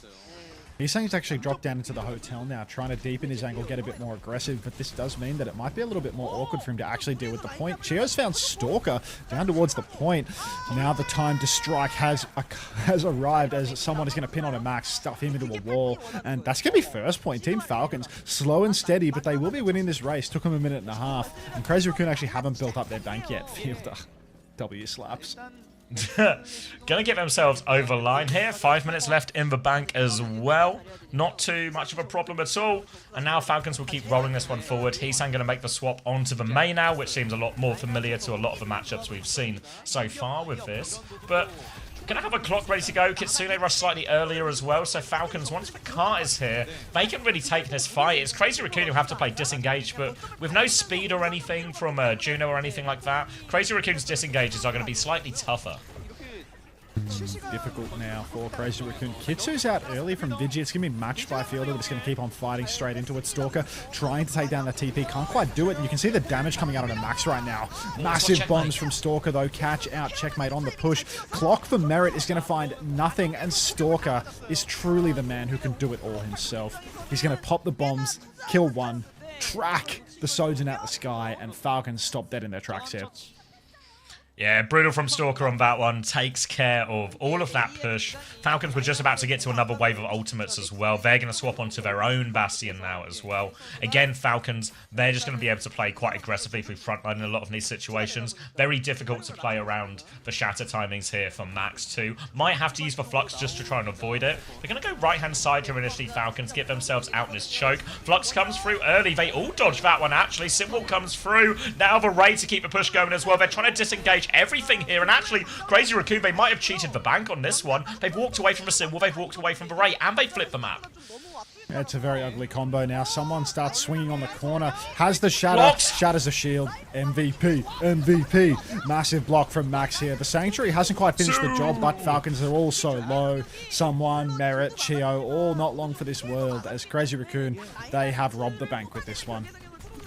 That's a devastating fight for Falcons. They're going to use Gonna use the Symbol and the Ray to take the fight in all of this one, which feels like should be ults that can just overwhelm Crazy Raccoon. We talked about how hard it is for Crazy Raccoon's comp to disengage these ultimates, especially these push timing ones. But they were so early from Falcons, it was a very easy back set from Crazy Raccoon. They immediately rotate, very heads up play from Crazy Raccoon. And now someone has gone Orisa. They've gone Orisa May, and it's feels like Falcons are the ones struggling for answers in all of this. Will be a better matchup into the May and the Bastion here, but Checkmate's already, he's going to get chained. See, Charong will actually TP back from that one, so Checkmate still takes the angle. He's awfully low, actually. Now the swing timing comes back. Kitsune Rush over top. Stalker's going to one-shot Merit as well. Fielder did mirror the Kitsune Rush there, but they're just dead before it even really begins, this Kitsune Rush trade. Free for Charong at the tail end of this, and Crazy Raccoon are looking dominant here on second. Thank you for the flower, Laurentina. It's just another classic Stalker moment there. Absolutely destroying Falcons on their approach, and they're making some unusual swaps at this point. Someone's over to Orisa, a hero that he's famously not good at. Charong keeps taking these aggressive turns inside, going for that poke, TPing out, just constantly making every step for Falcons difficult. But the ult bank, it's comfortably in the favor of Crazy Raccoon. The hero selections for Falcons, I don't rate them. I think that the Rhine has already been counted out. Look how much damage Merit's taking just on the walk-through main. Yeah, spin around the corner now as well, force them back. Now the form timing comes around here, and Merit's just dead again immediately. The Orisa getting absolutely nothing going. They've thrown a Blizzard out during all of this as well, Crazy Raccoon, which probably wasn't super necessary. It ends up being a 1-for-nothing trade, but relatively cheap. They still have plenty of ults in the bank. They're going to have this Sanctuary. They're going to have this Flux. They're going to have the Bastion Bombs to combine with it as well. And yeah, but Juno Kiri here as well just feels a little bit rough in compared to the value that Charong's getting consistently with all these hats, and especially now he has the Sanctuary as well. Tip of the hat here for Charong is all we need. He's doing so much. Wall up top for Checkmate's going to slow down Max, forces him to roll back out through, trying to float away. Someone has to get in on the mega health pack though. He's taken a beating, but the corner's been broken. Flux is out for Max. He's trying to find a juicy target. He's found someone on Checkmate both. Two brothers dead on landing. Not dead, actually. Someone lives to tell the tale. Has the Blizzard and the Terror Surge out for Falcons, and the combo is huge. Insane that someone was able to live through all of that. He gets dropped down, but he's actually not getting dropped on any of the bombs. Maybe that was a little bit of a blunder from Stalker. Some sort of a mismatch there. Team Falcons, they are traded. Merit goes down early, but they've broken the corner, and they've bled everything but the Kitsu out of Crazy Raccoon. The old situation isn't too bad for Crazy Raccoon. They're actually going Sim to help with the retake here. Going to be a Kitsune Rush versus Kitsune Rush. Vigilante does have it slightly quicker, but I don't know if they can actually be in a position to utilize that extra few percent. Max is going to get speared back for now, as Crazy Raccoon are back in time for the touch. They have the Kitsune Rush ready to swing. They actually Suzu and TP. They go through onto the high ground here. Low ground comes through. Kitsune Rush back from Fielder, but this high ground position from Stalker is massive. He can't find any kills. Now he's stuck out in the open. Checkmate has to ice block. Merit trying to charge up. He's close to the clock, but close might not be good enough. Checkmate's gone down already. Chio is low. Heesang walks forward. Someone tries to spin him back. They need the clock. They need it now, but Falcons are falling. Merit has it, but Charong shuts him down with the chain as he gets it, and Falcons are going to get held at second. Unbelievable. A couple of blowouts we're witnessing today. Team Falcons getting manhandled by Crazy Raccoon here. Charong on the Mizuki looking like he is truly a cut above the competition. Feels like this guy is doing so much every time we spot him in the feed, on POV, just side fighting solo and applying insane pressure, finding these picks. Merit pulls the clock, he takes him down immediately. Just insane. What's this got to do with Triple T, everybody? Yeah, the Orisa's really bizarre in all of this. I feel like was Rhine really getting counted out in these situations? I felt like it was kind of okay. Nobody tells me nothing, to be honest. So.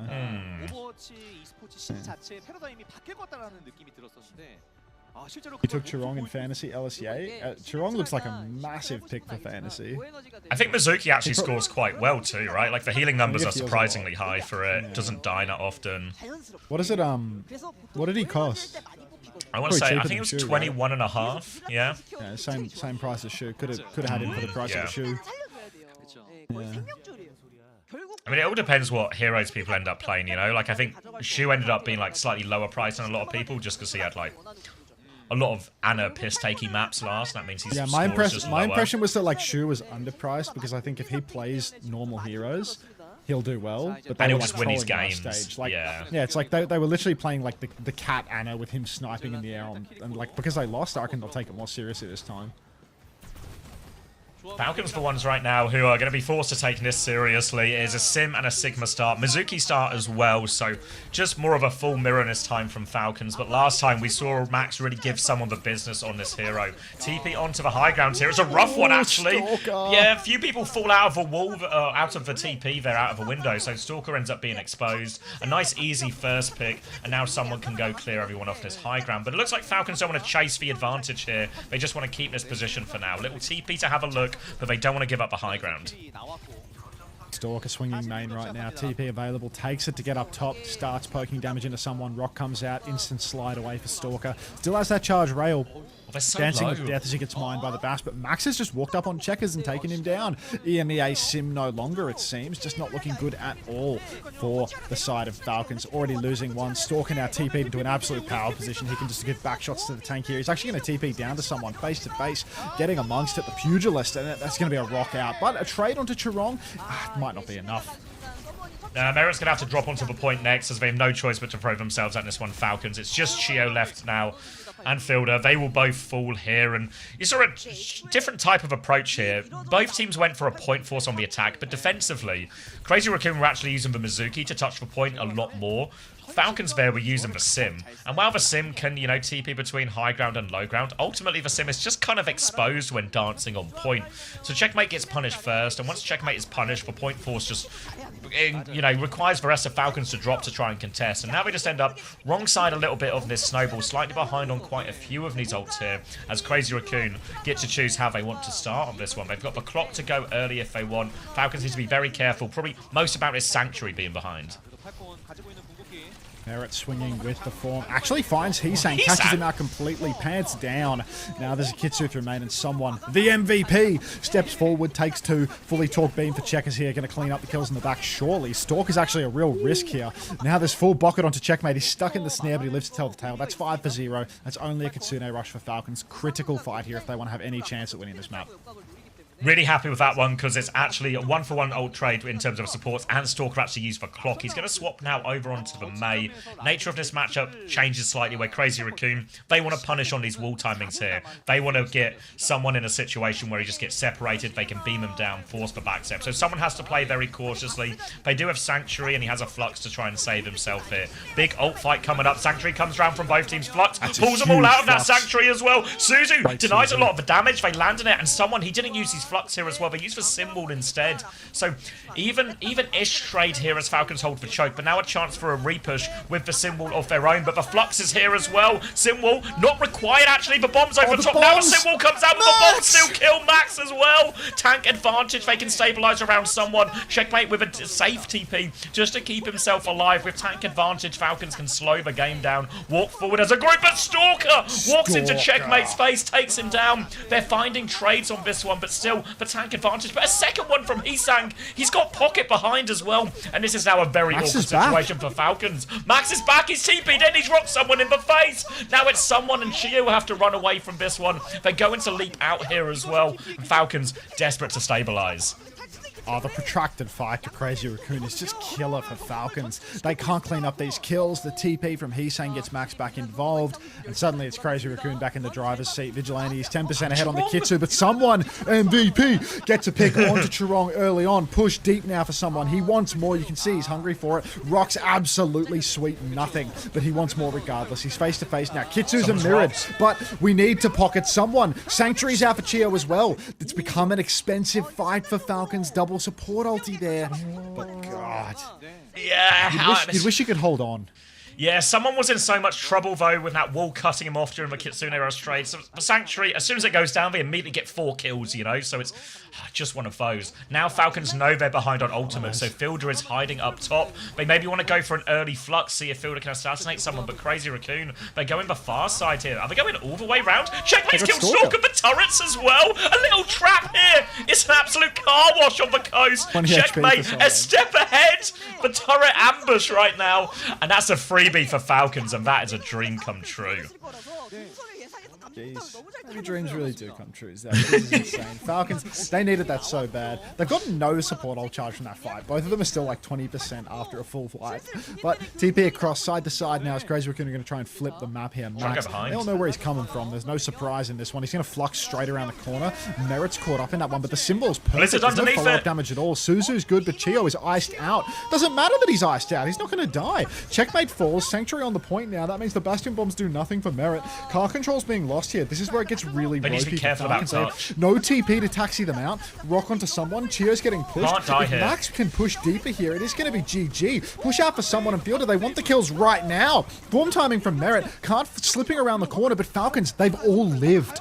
There's 4 people behind right now. Checkmate coming from the front as well. It's actually Crazy Raccoon who find themselves in the middle of a pincer right now. The wall is good. They have to break the wall. They're walking through. There's Merit's people got behind. Chirong. Merit's found Chirong. Max is going to get changed as he swings around. They've broken the TP. Heesang is trapped in, but he's killed Chio. Heesang is alone here. The TP on the Suzu is good. Merit's there. Fielder's there to do the same to Merit, though. Both Kiri's trying to keep their players alive. Checkmate finds a trade on point. Merit with a bomb on the re-swing right now. Max is chained once more. Suzu from Fielder. He somehow kept everyone alive, and Falcons are 30 seconds away from the hold, and they might be able to stagger Max a little bit, or maybe not. Just get the kill. Chat was trying to tell me that Fielder was washed and slow and old. Like this guy hasn't hit 15 game-winning Suzus this map over and over again. Every time there's a combo for Crazy Raccoon, every time a target is in danger, Fielder's there. Stalker's touching on Tracer as well. He's set up for it. He is known to Falcons, but he is going to get that tap nice and easy. Blinks across, triple over the top. Now they're going to cat in for the next touch. Merit's been rocked in main, actually. Flux from Max.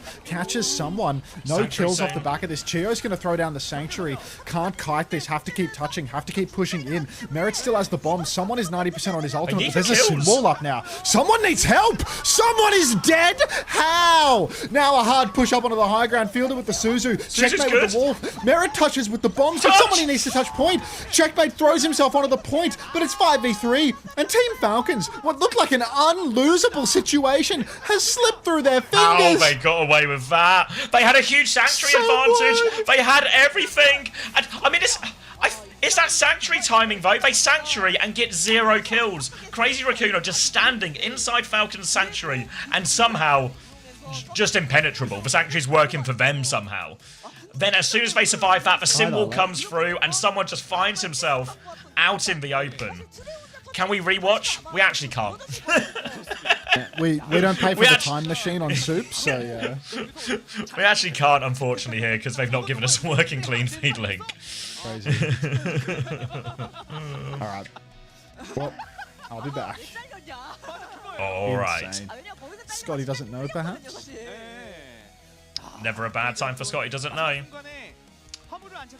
Rewatch my own stream. Is they got the Japan one up? I'll do the Japan one. Give me a sec. Oh, let me close some of this. I don't need that one, I reckon. I don't need that one. Probably don't need these.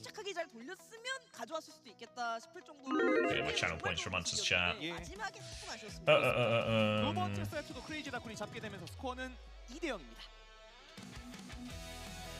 that work? There we go. Guys, I'm going. Settle down, guys.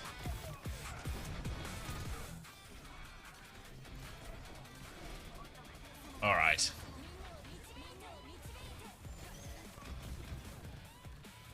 So happy. I mean, let's go. All right, so this is the big fight win here. Fucking hell, the quality is actually so much worse. This is 2K if you can believe it. All right, then they walk forward. They get involved in a few shenanigans. We've got Tracer to help with the touch here, so the touch is secured here for Crazy Raccoon. No, same drops as last weekend. The drop campaign starts on Saturday. All right, so Stalker gets the initial touch. Come on, YouTube. Fuck.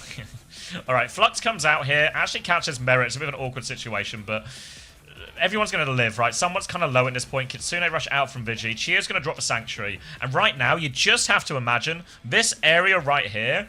Like, push into it, right? Push into it. Sanctuary will save you type thing. Can they push in? Can they kill Max? But you look at this, and it's these ults just end up kind of stalemating each other. Like, watch Crazy Raccoon's health ball as they stand in this one. I don't know if a Sanctuary's maybe like a little bit too close and they'd rather it was here. I'm always getting a little bit confused. I think it's like all the walls eat stuff, right? So I don't know if you actually, is the better sanctuary position here?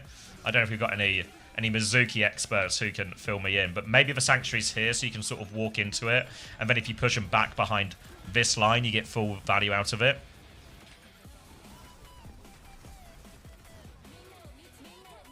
And then they're about to, I mean, they've still got a bunch more ultimates as well. They come through here. You see Chio leaps in for the chain, but yeah, Falcons aren't really in a push position here. So these ults end up cancelling each other out. Then Heesan gets the wall, and then it's just 10% short, 16% short. Merit has the bombs. He should obviously probably should drop them now. So maybe Merit's just a little bit slow on this one here. Someone is low, but I mean, like, because people are saying, oh, why don't they pocket someone or something? But, like, he's literally, he's got to stay on point versus a Kitsune Rush and a Symbol, you know? Like, presumably Suzu's already been used at this point of the fight, you know? Like...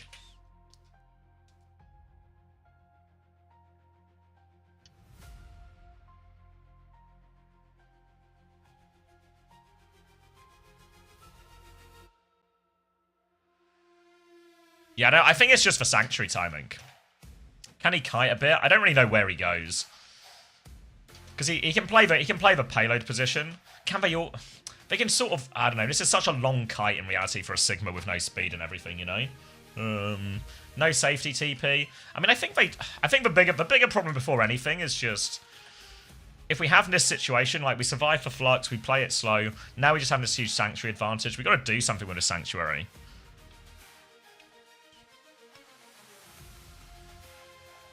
Hug the wall where Chio was. I mean, maybe. Like, by the time the Symbol comes down, he just can't, right? Like, this is too far. He's just fucked either way.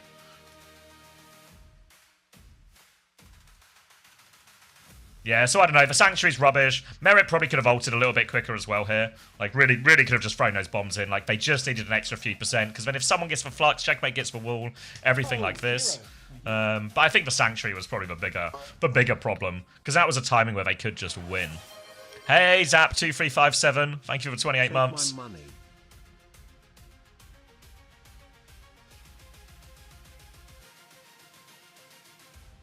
Yeah, I'm pretty sure Sanctuary should beat Kitsune Rush. That's how it's felt to us, at least, anyway. In scrims.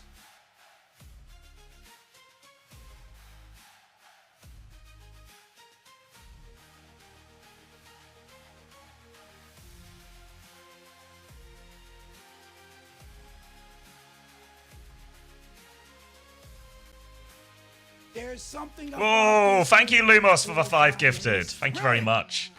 Congratulations, everyone who got one. The Kitsune Rush lasts longer. Yeah, but I felt like there was a plenty of a plenty big enough window in that situation. Yeah, I feel like Sanctuary, like, to us at least, Sanctuary feels like one of the most powerful ults in all of this. As long as you can actually, you know, caveat, now you have to get it in an area you actually want to fight and everything. But I feel like they actually wanted to fight there. So I don't know. It didn't feel like Falcons were ready to push with that ult.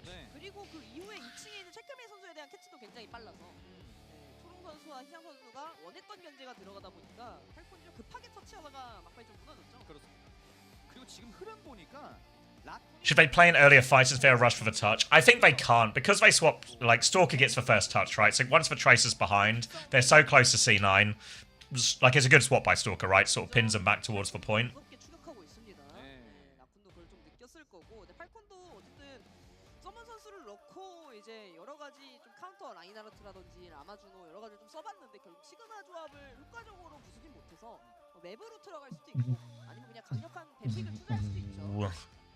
What were the subs? So people talk about it. Somebody said someone was packing up his keyboard. What are the changes? Anyone paying more attention?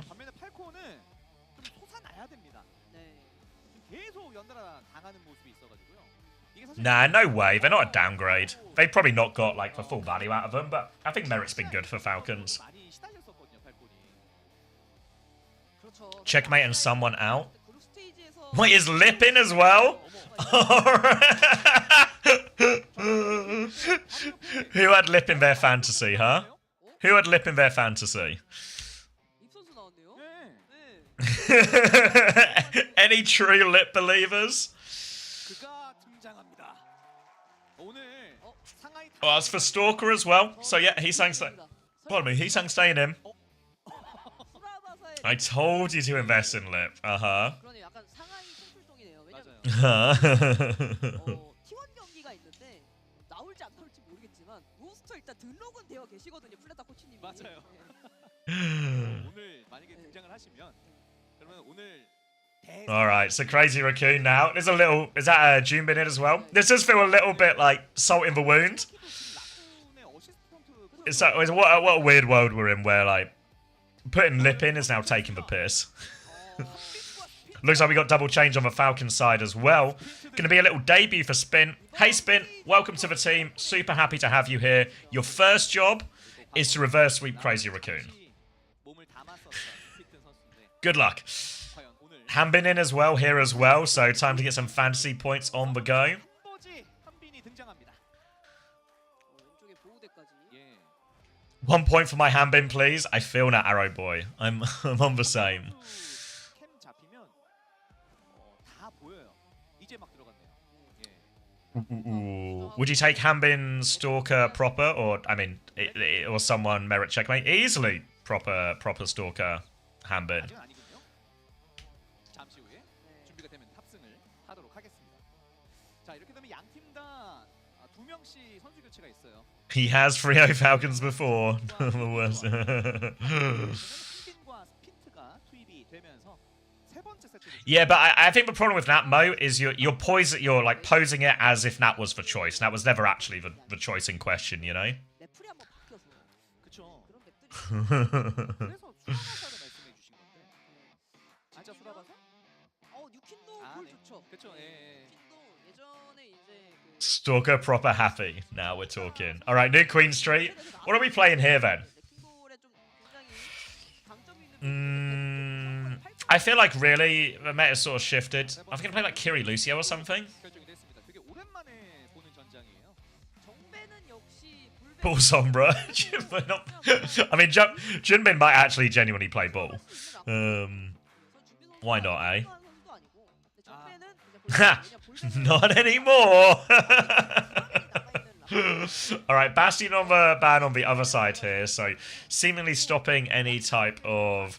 I mean, lips in, guys. We have to have a Sojin mirror. Okay? We have to have a Sojin mirror because lips in. So the question now is, are they just going to play, say, the Mizuki style comp? It feels like a pretty big open map for these Mizuki Kiri style backlines. So are they going to play like a Kiri Juno or something like this instead? Is that another option? Do they go something even greedier, like an Anna Alari? It's not normally good on push, but if there's any push, it's new Queen Street. But I feel like maybe a Juno Kiri or something from Falcons is on the cards. Juno, Kiri, Diva, Tracer, and Sojin, or something like that. No way they're playing him. I mean, it's such good.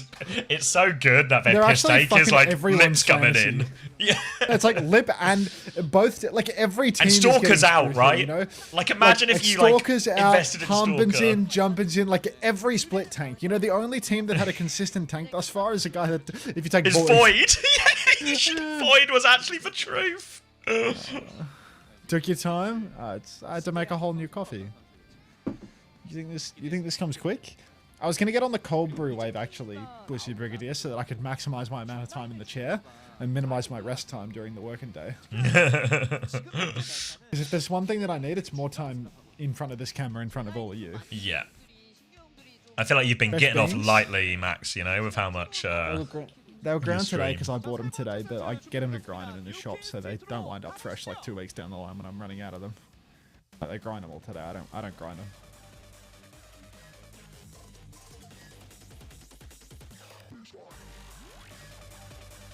You telling me Checkmate came in, went negative, and gets subs out? We sure are fixed if anyone took the... I know you took the Checkmate Gambit. Should I go make some food? It's 3 AM. I don't know. The reverse sweep starts here. I've never seen a reverse sweep start from any other scoreline barring exotic circumstances. And in many ways, the least exotic circumstance to start a reverse sweep is actually Lip coming in map 3. And that's a surprisingly common way to get reverse swept. What's the news on the wooden desk?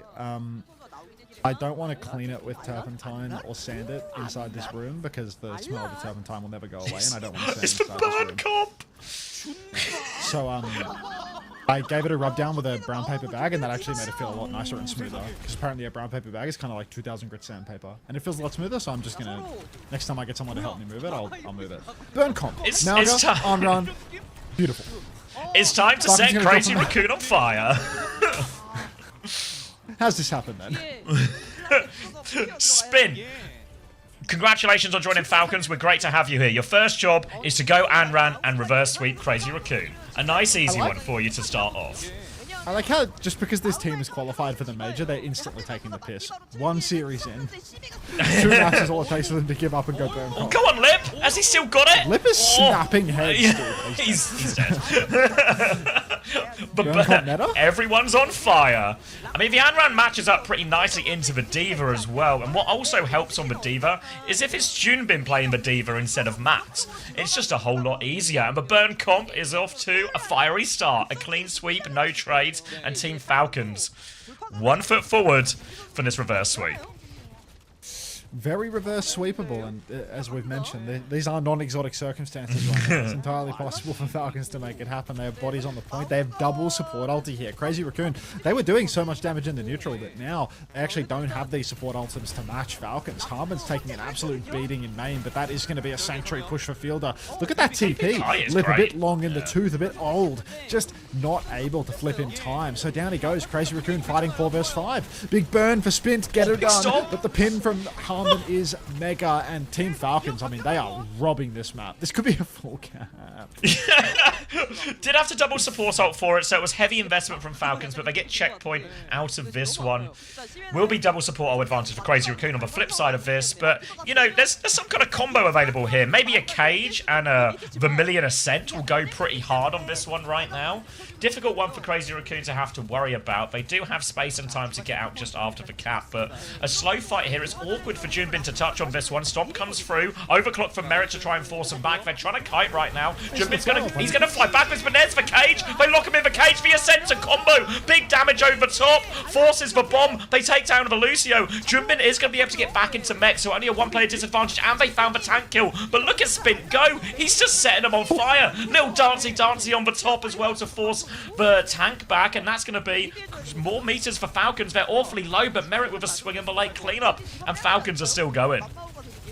Falcons just keep it going. Spint has set Chirong on fire, taken him down and out. Slide up top again for Merit. Rail comes out, doesn't convert the kill onto Lip. TP to the side, actually, for Vigilante. Lip fully charged, pressing up, but the meters just keep on climbing for Team Falcons. They've got people pushing all the while. They've got another Sanctuary to go for another push. Fielder swings, they throw down that Sanctuary nice and deep. Jumping gets chained up, but this time around with their Sanctuary push, they haven't actually caught anyone. Harbin forced to pivot around the corner, but Merit finds Chirong again. A stinker for Chirong here as he goes down. Very ugly death. Jumpin getting minced on point. Spin will fall, but he might just not be needed as Lip is about to go down as well. Well, Vigi with a good trade here actually might just about save him in this one. Heesang has to back it up. He has recall here too, just trying to buy time, minimize the meters that are conceded, and eventually the respawns will allow Crazy Raccoon to come back out and stabilize. But oh dear, big deficit now for Crazy Raccoon. They've got a Kitsune rush, but Falcons have for Ray. The ult situation is pretty even, all things considered, and Falcons want to stop the robot early. Falcons want to stop this bot, but look at Merit swinging to the side. No Suzy Q for him. Will go down to Heesang's Pulse Bomb. Thank you. Now shouts exchanged in main. Orbital Ray is out. Kitsu as well.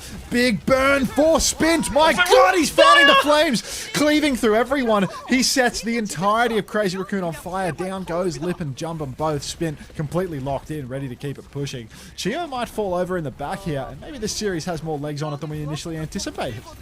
Yeah, Spin, the Fan of the Flames doing so much here. Team Falcons have again been bled out, so this close to Crazy Raccoon spawn. The trades are going to favour them, they'll be able to stabilise. But now, again, Falcons have this big old combo, right? They have the Cage, they have the Vermilion Ascent to throw into it. Trong doesn't quite have the beat yet. Junbin doesn't quite have his own Cage yet. So Crazy Raccoon have to be very careful in this next fight. They actually get ultimates before they take it. Harmon pinning deep right now. He has the cage. He's taken a lot for this. He has to cage to survive. What a fucking play. No. What a play from Harmon. Truly spectacular stuff. Spin's going to dead. die as well. He revives. And pops ult to revive. He's going to res inside. Merit's going to take down Lip. It was a double cross. Jurong with the B. But look at this. Team Falcons. They're disappearing off into the night. Clock comes out for Merit. He's going to kill Vigi midair. He's going to go for more. Cage comes down from jumping, but Crazy Raccoon, they don't even have the close spawns disabled. Jurong's going down. Spin standing the flames once more. Harmon can't quite snatch up that mega health pack, but there's no meters being gained here for Crazy Raccoon. They might even lose jumping. Yeah, Spin set everyone on fire. The embers of Crazy Raccoon. The trades, Falcons keeping themselves in it. They have Overclock coming back right now, but Falcons are just making them trade and work for every single inch, and Crazy Raccoon can't get on the front foot at all. They now have the Overclock, but the Sanctuary in many ways a complete counter to any sort of clock value Lip can get. No clock value yet. Lip needs to back it up. Oh, headshot onto Fielder. That's a great way to counter it. That's okay. That'll work. Now Chio skylining. The clock is out. Actually gives up on trying to shoot Chio. Decides that one's too tricky. Little push for Spin here, trying to find one final trade, but I don't think that one's happening. Lip is still good for it. And Crazy Raccoon, well, they finally win their first decisive fight versus Falcons. Clean fight for Crazy Raccoon, just what they need to finally start getting some meters. As much as that kill onto Fielder helps them win that immediate fight, still means they have to worry about his Sanctuary in the next one. At least now they're a bit closer to Vigi's Kitsune Rush, more chance to just ult trade in this. They just got to keep eyes on Spin, who nearly has another Vermilion ready to use. Aggression on the side, but Spin goes down early. Heesang is low, Sanctuary on point. Crazy Raccoon try and make themselves scarce right now. Merit's taking a lot of damage. He's getting every hat that Fielder has in his wardrobe, but it's not enough to keep him alive. And now Crazy Raccoon, this is a really good fight for them. They can get serious meters out of this. Just need to clean up on point without trading. Yeah, they just need clean up kills now. But a couple of fights in a row here for Crazy Raccoon. It's not over until it's over. And truly, Crazy Raccoon with this swing back, matching the Mauga. It's starting to look a little bit more competitive for them. Fielder's made the move over to Brig, actually. Interesting swap for him. Maybe trying to shut down Heesang that a little bit more, feeling that there isn't so much value to be had on the Mizuki any longer. Big scrap as well available for them when the Ray comes down. Fielder can push really hard with that, do lots of huge, reliable damage in the push. Merit under pressure on high ground. He's going to slide deep, trying to flip forward. Orbital Ray comes out now. Fielder pushing into the back line. Headshot is good for Merit. Stomp is massive. Cage comes down from jumping. Feels a bit late until Heesang's Pulse Bomb kills two. It's a 3v3 scrap. Vigilante's killed Harmon. Fielder's gone down in the fight. Merit's clocking it. Spint still has Vermilion. He's going to use it. He's going to kill Vigi. But now it's Spint versus two. He needs the mini. He will collect the mini. He's going to pin back out. He dodges past the Mauga, but he can't find any more targets. And look at that. Checkpoint's over. Still Sanctuary available. Crazy Raccoon, no way they're good for another one. Oh, what a comeback this would be as well. Sanctuary advances. Spin is going to go on to the Reaper here now to help with that Mauga matchup. Hanbin's gone out early here. Hanbin needs help. The rest of the team are coming. Fielder is back on it. Sanctuary comes out. Hanbin's going to die in that Sanctuary as well. They need trades in this situation, Falcons. They can't afford not to find a single one. Merit leaps in. The rail is wide. And Crazy Raccoon, they're right back in it. Straight back into it now. 67 meters on the clock to 105. Lip, we need you to come up big here. Goes for a rail out in the open. This is a great sightline to clock. He actually pulls the clock, and Jumpin's going to kill Spint. Full kite back into spawn here for Team Falcons, but it's slipping away. Now they're going to have heaps of pressure to come out and to touch the cart in the open. Heesang has another pulse bomb. Fielder doesn't quite have that rally. It's all to play for now in this final fight. Oh, desperate from that rally right now. Chain comes out. Heesang's done so much damage on having the stick is good. No Suzu, remember, so Chio will fall on this one. Fielder's trying to respond. He needs 1 more % for the rally. He's got the rally. He's killed Heesang. Fielder might just have clutched it, but they've lost the lead here, Falcons, remember. They need to win many fights. Chain comes out. Fielder's rally. The bash is good as well. Fielder back on the Brig into the map. He's so good. But they've lost the lead. That's the crucial bit. 1 minute left on the clock. Falcons, they've had the lead the entire map up until this point, but they have to go get it back. Fielder is so unbelievable, but it's still not enough to deny the lead. Now Crazy Raccoon, they hold the advantage. Falcons have to win a couple of fights in a row. One fight in the center, one fight towards the checkpoint itself. Lip goes wide, drops the snare, dumps a rail, doesn't finish the kill. Harmbin shout trading with Jumbin early on. I'm not sure that Jumbin actually shouted. Glock now comes out for Merit. Money not on the line, so wouldn't count on it. Jumbin pinning back now, and Merit whiffing horrifically. Team Falcons, they've spent their overclock. One of their critical ults for the snowball. Now it's truly last fight. 15 seconds remain on the clock. Vigilante has the Kitsu. It's still 2 fights Falcons need to win as well. Vigi with Kitsune a rush advantage, so Falcons, they have to slow it down. They've got a few seconds left. Ping goes in towards Merit. Junmin has crushed him as well.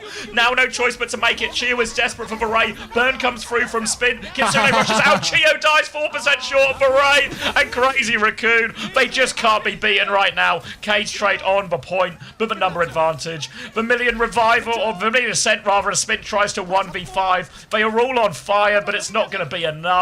Spin will take down Lip.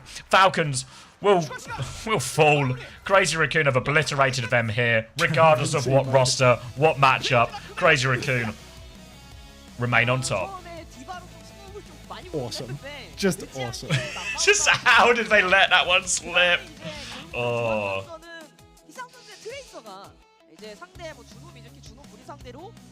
뜨지 않고 일방적으로 사이드에서 딜교환 싸움을 잘 가져가고 속박 쐈을 때마다 좀 상대 탱커에게 압박을 Ooh, thank you, Warglabadoo, for the prime.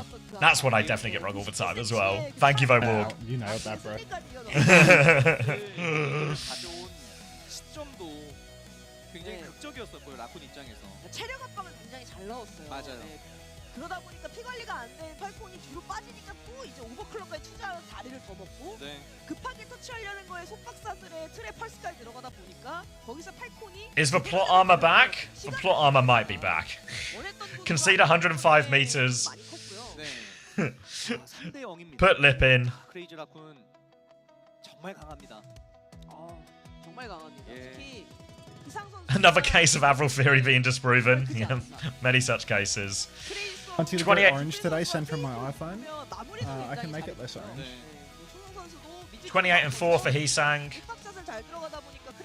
14 and 5. What a series from Heesang, really. Especially considering so much of it was on the sim too. 어쨌든 본인들이 104m까지 리드를 가져온 순간 운영으로 끌고 가는 사실 밀기전장이다 보니까 너무 유리한 상황인데. Will you be coming to mainland Europe? Don't think so, Dino. Not had an invitation yet. Top damage on Tracer is insane. That's the Heesang difference. Avril hypothesis, I smirk. 23. Yeah, cheap.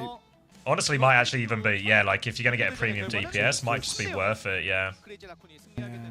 It's like he'll probably get you more than Knife. Maybe still a little worried. I don't know how he scored on those first 2 maps because he was on Sim so much. Yeah, I think if there's a lot of Sim, then all these flex DPS players are going to go bust. Yeah. Hey, Rezi. Yeah, Knife is 22. I think Knife is Knife the cheapest of the premium like hit scans? I think he so, might for be. sure. I think Proud is 22 and a half. Maybe that's the same for Merit.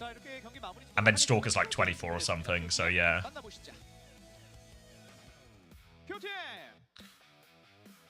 Right, player of the match, Max. I feel it was Heesang actually. Max was really good for first 2, but I feel like Heesang was just, yeah.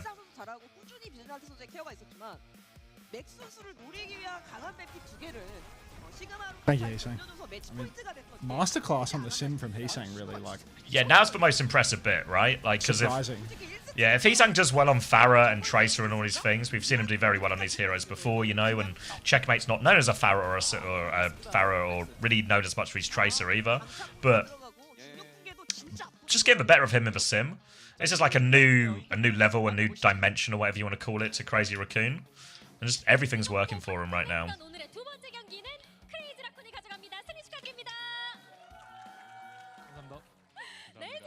오늘의 POTM은 맥스 선수가 차지하게 됐는데요. 오늘 경기 뛰었던 립 선수도 함께 모셔보도록 하겠습니다. 챔피언스 클래시를 제패하고 Chat, what's the next game? T1 game, no? T1 Zeta, yeah. 단단히 잡고 있는데요. 3대 0으로 오늘 경기 깔끔하게 마무리했어요. That one might sting. I think a lot of my roster's tied up in there. Yeah, I'm hoping Proud as well, you know. Hoping Proud as And I got knife. Wait, have you got knife and zest still? I've got knife and zest and shoe. So you're really hoping for a very specific set of circumstances. A 5-map banger with lots of healing from shoe. Famous for that. And then just a real Zest, honest battle between Flex and Main. you just need Zest to only be killing Violet, really, you know? Like, if Zest could only kill Violet, and Knife could only shoot everyone except for except for Zest. Hey, Willow.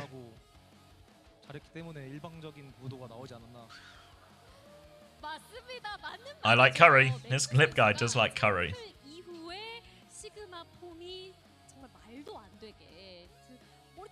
Has Lip officially retired? Nope, he's like, he's on.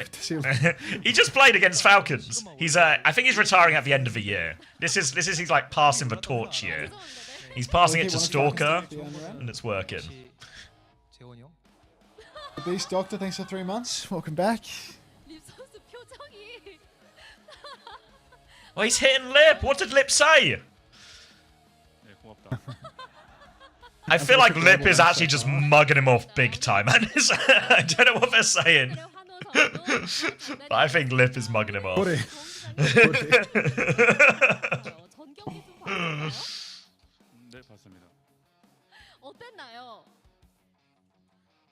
Man, Moon can coach Sim too. What's the point of Christopher then? I don't understand. White Moon. Let's not pretend any of this is Moon, you know. Let's White Moon. It's time to boost Kong.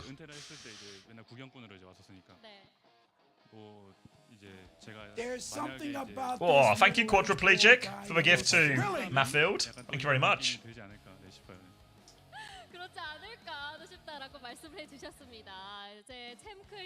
I have 20 minutes to kill now. What do you mean? Kill? Got some hyping Doomfist to play. Hyping. Like, so once off.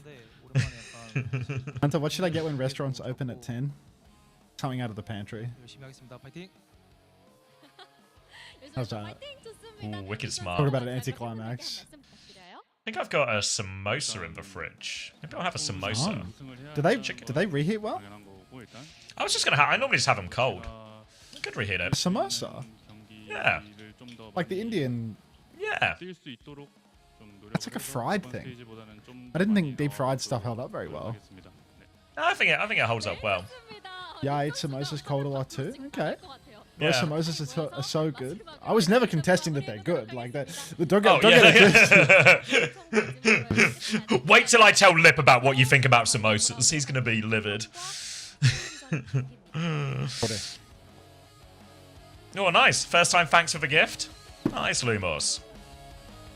Though you reheat well. Yeah, there's some chicken pakora as well. I might reheat the pakora when I have it. Yeah, layers to this. The anti-samosa agenda. Until you keep ignoring the nugget. There are no nugget bars here. Like, that's just not happening, mate. It's not coming. It's never going to make it. Pretty good maps. Must be happy, Ritzy. Good day to be a Crazy Raccoon fan. Many good days to be a Crazy Raccoon fan, really. In many ways, a tremendously easy team to support in a lot of these situations.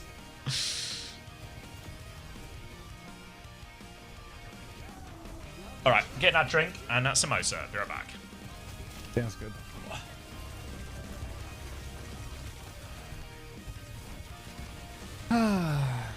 You're in charge, Salama.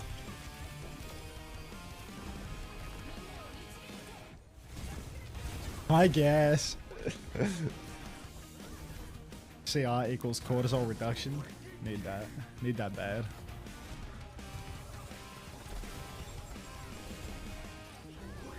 Tomorrow's going to be a really high court day, I'm afraid. Tomorrow's one of those super Saturdays.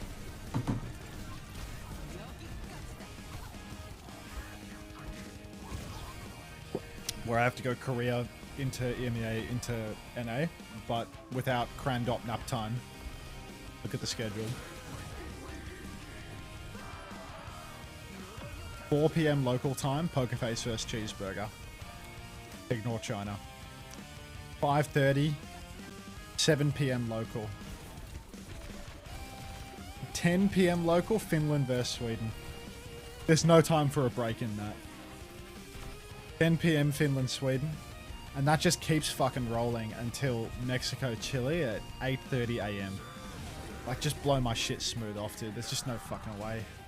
And then at 4 p.m., I gotta be back on for Superbad versus O2. Like, I genuinely think it would be more fun to get waterboarded than to adhere to this schedule. Fuck. It's gonna be a long weekend. Hunter, did you get your free movie tickets to Robinhood? They didn't email me about it, but I assume I will at some point, and then I'll decide that I don't want to go because I'm going to miss out on streaming a new drop set. And, you know, it's like a free movie ticket versus, you know, like a good night's earnings. There's really like no comparison to that. There's no, no toss up there. I need like a surrogate friend, you know, I need my friend to like show up and to stream at my house for a couple hours while I'm at the movies. Streaming 1 million billion hours. Yeah, I mean, that's pretty much the way it goes. I mean, I was looking at my Twitch yesterday for like the hours that I stream on a regular basis, and it's definitely like a diagnosis or something in this. Like, let me show you. You click on the videos tab on my Twitch. Okay, recent broadcast view all. Like, ignore these last 3 6-hour ones because it's like the end of the drop set. Like 16 hours, 16 hours, 13 hours, 16 hours, 18 hours, 15 hours, 13 hours, 12 hours, 12 hours, 11 hours, well, more like 12. Like, that's... Like, you could lock someone up on the basis of having that sort of Twitch uptime. It's fucked. But yeah, this week's been fun, man. 007 today. Rich and depressed. I'm back. You feeling rather British? Bro, why are we on so fast? Swing. Have you been like media training the players or something? Did Falcons put up a fight or no? They got 3-0'd. I asked Blissy who plays Jasmine or Dark, because I was trying to make a fantasy roster for OW Fantasy. And Bliss replies this: have you been media training the fucking players? Like, once upon a time, Blissy would give me the world, and look at it now. Shagger. I can't even win in Overwatch Fantasy off the back of this fucker anymore. What's he even good for? All right. Do you want the final numbers? Vichy continues to be a point monster. 26.5, 26 for Heesang, 24.5 for Trong, so only just behind despite being cheaper. 18.5 for Stalker is probably not enough. Checkmate's managed an impressive 2.5. Hampton has managed 6.5. Fielder and Chio did okay, 18 and 16. Someone got 8, if anyone took the Someone Gambit. Yeah, so top scorers updated, and that puts Vigi Heesang up at the top. Strong slotting himself into this lineup here. There will be for August time, but not for this one. Right, let's enjoy this chicken samosa and some high-level Doom gameplay. Where's the Doom Fist?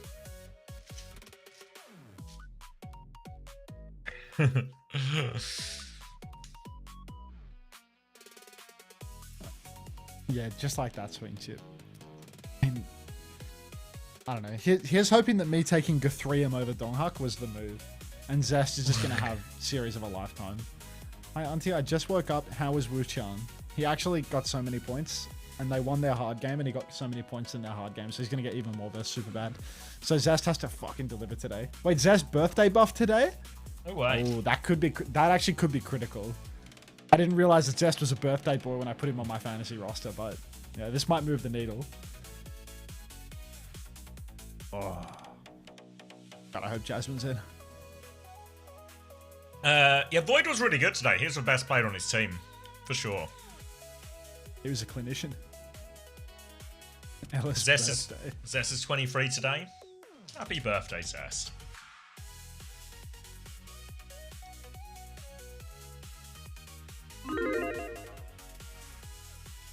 Where am I?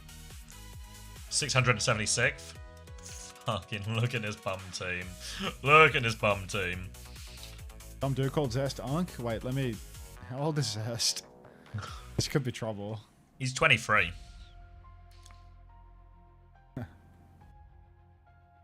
He's 22. 23 today, or did he just turn 20? 2003. Yeah, I'm 23 today.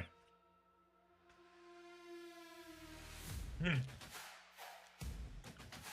it's currently more of a race to the bottom, really.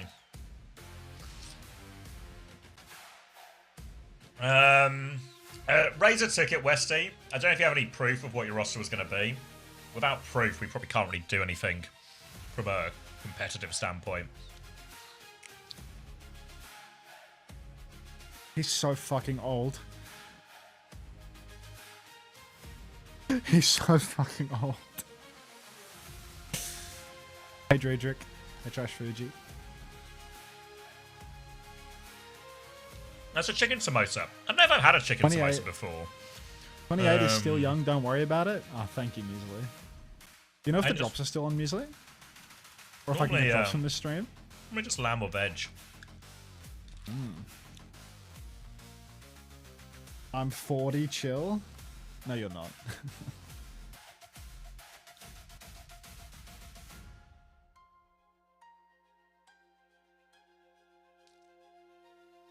Okay, Ante, you're akin to a mediocre wine Dad's keep in the fridge for a special event. Thank you.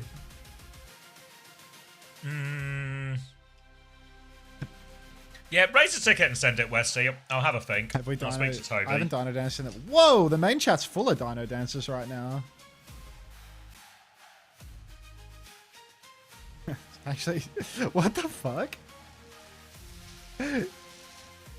It's getting a mind of its own at this point.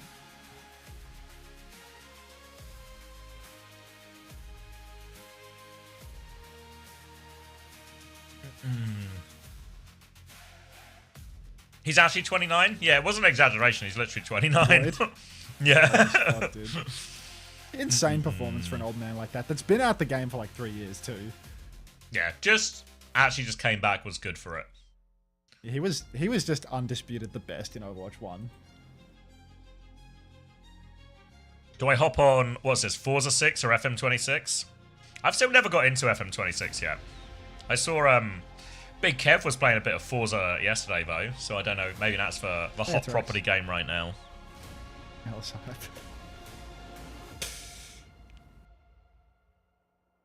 Did I end up picking Wutan for fantasy or no?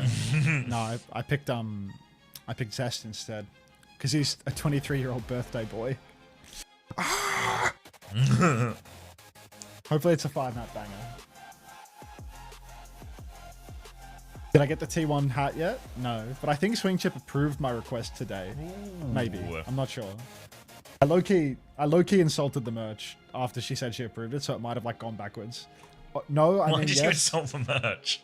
What do you mean? I don't know how to help myself, dude. Like, what do you mean? You know, now when I remember I've met you before, it's all coming. Yeah, it actually explains itself. Never mind. Yeah. Unavoidable. If anything, it's impressive it's taken this long. Yeah, I mean, she's sent me termination paperwork like 3 different times, but if I don't sign it, it's not real. You can't make me quit.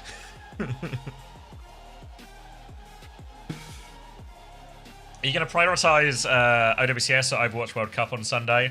I'm going to go Overwatch World Cup, I think, because it's just like a bum game in Korea. I'm also hoping there's just a mistake somewhere and they don't actually clash. But real stays quiet about this whole situation.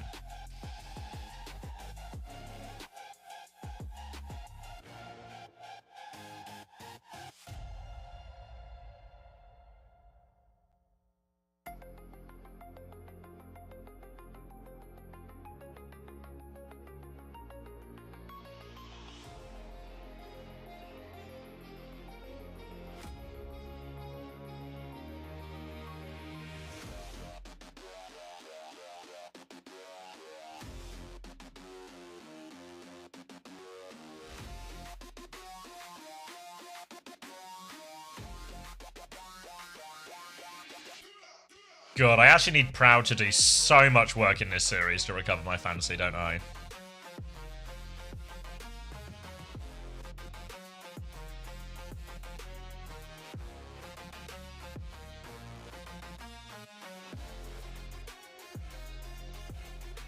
Yeah, low-key as well. China's happening too. So there'll actually be 3 games going on at the same time. So do what you want with that. Void played all maps, and he played insane. China tomorrow? Yeah, we do not care. We do. China have very much adopted the Korean approach to, what if there was 80 rounds of slot before we got to playoffs? Are they doing like seeding slot before their gaming slot? They do Swiss. They do Swiss. And then they have deciders at the end of a Swiss. And then they do a regular season. And then they do playoffs. Just nothing better to do in China, it seems.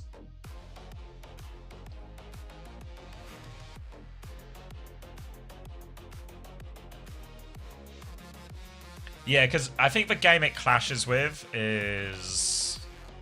Where is it? I think it's just the last game on Sunday, which is Crazy Raccoon Poker Face, which just seems impossible now it's going to be good.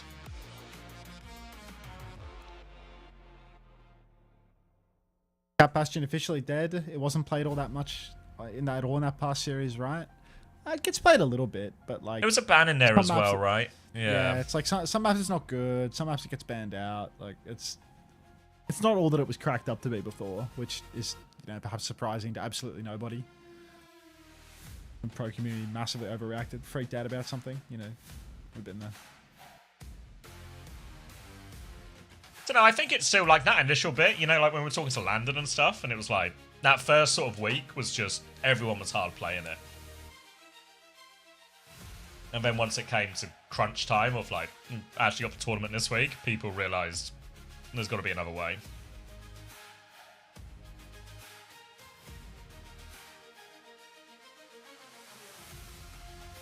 God, I hope it's dead. I fucked with it at first, but I'm kind of sick of it now. I mean, I just think, like, it's just another comp, you know? Like, nobody's going to be playing it for, like, 6 maps in a row. And it was never really that way in the matches, to be honest. Because teams would always ban it and counter it and stuff like that anyway. Like, how many Cat Bastion mirrors did we even see?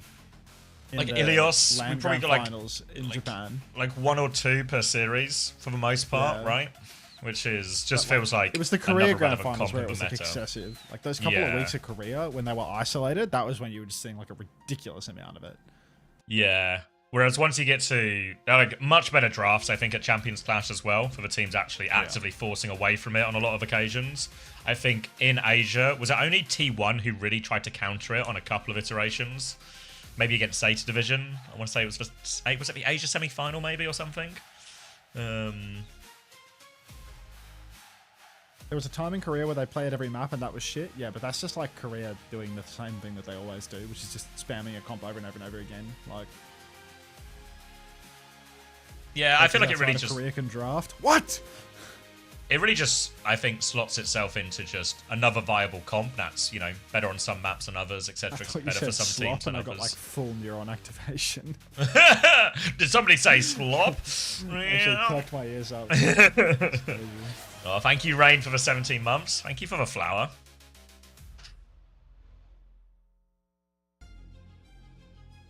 Korean handshake mirrors have been in the culture forever. It's a cultural thing.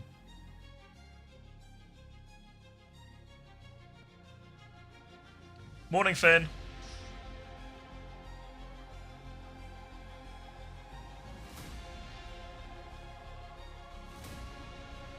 Yeah, I don't think it was that bad to watch. I thought it was actually... it was chaotic to watch, but I think that actually, more times than not, leads to excitement, right? Because it's just a really scrappy fight, swing back and forth, big trades, blah, blah, blah, blah.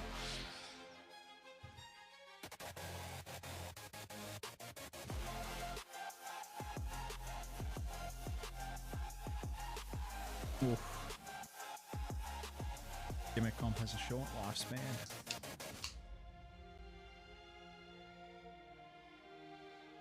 What do you think? Farmer per proper shoe missing? What's Farmer doing there? Iconics, come on. I show Farmer.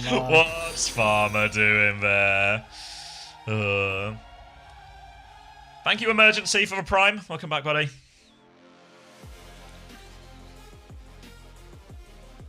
Alright. I've run down the clock too much to play quick play, so... Rats. What happened to your stream streak, Monk? Like I never get messages out of you anymore. I agree with Hunter. There was just that week or two in Korea where it was really bad. Other than that, oh, it scrolled. Other than that, it was I hate the Vendetta meta monicasting. Yeah, I don't know. Like whenever, yeah. Do you think? I don't know. Whenever these like conversations come up about like good to watch, bad to watch, whatever. I don't know. It's all just Overwatch, you know. Like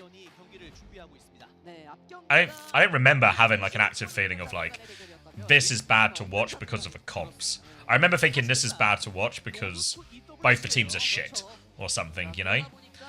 But I don't think any of it really comes down to the comp for me.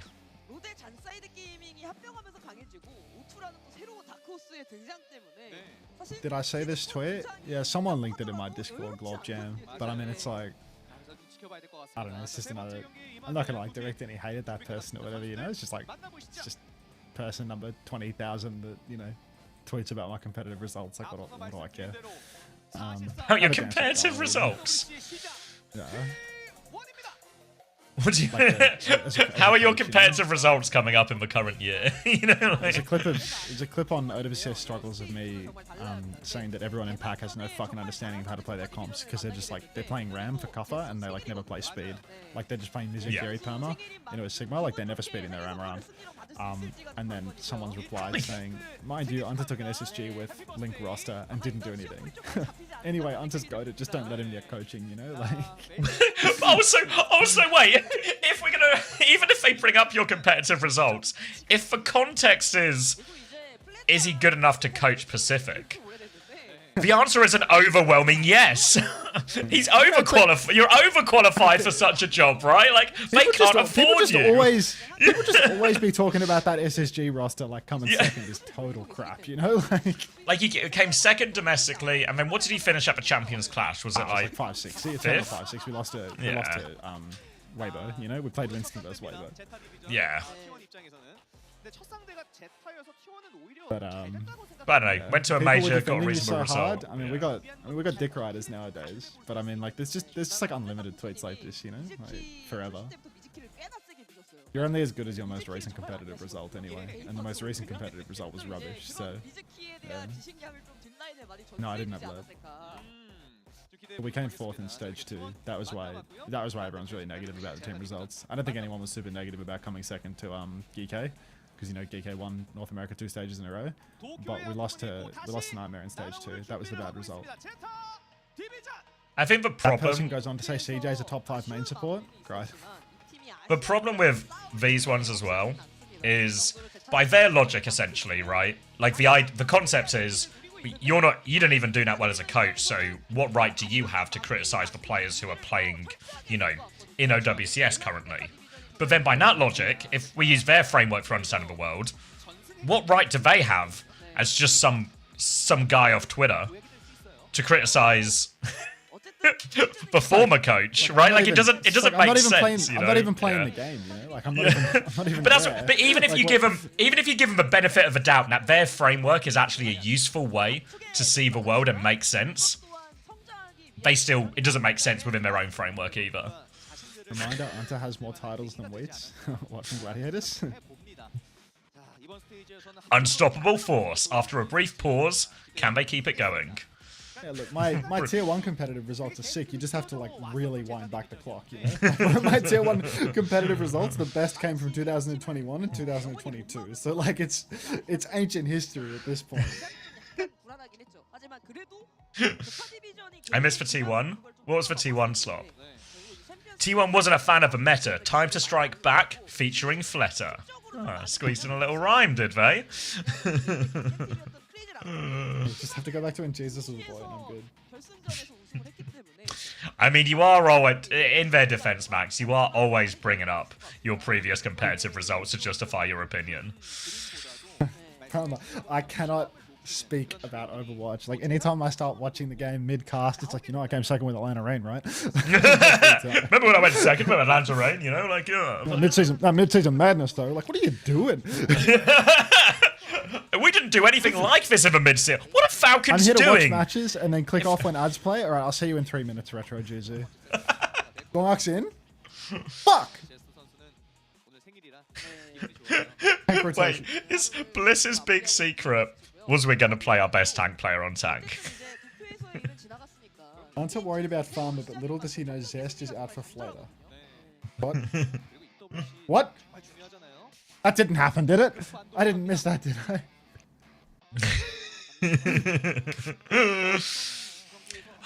You would have seen it, Max, if you weren't busy talking about, remember that time we got Pata for mid-season madness? Yeah, we all remember.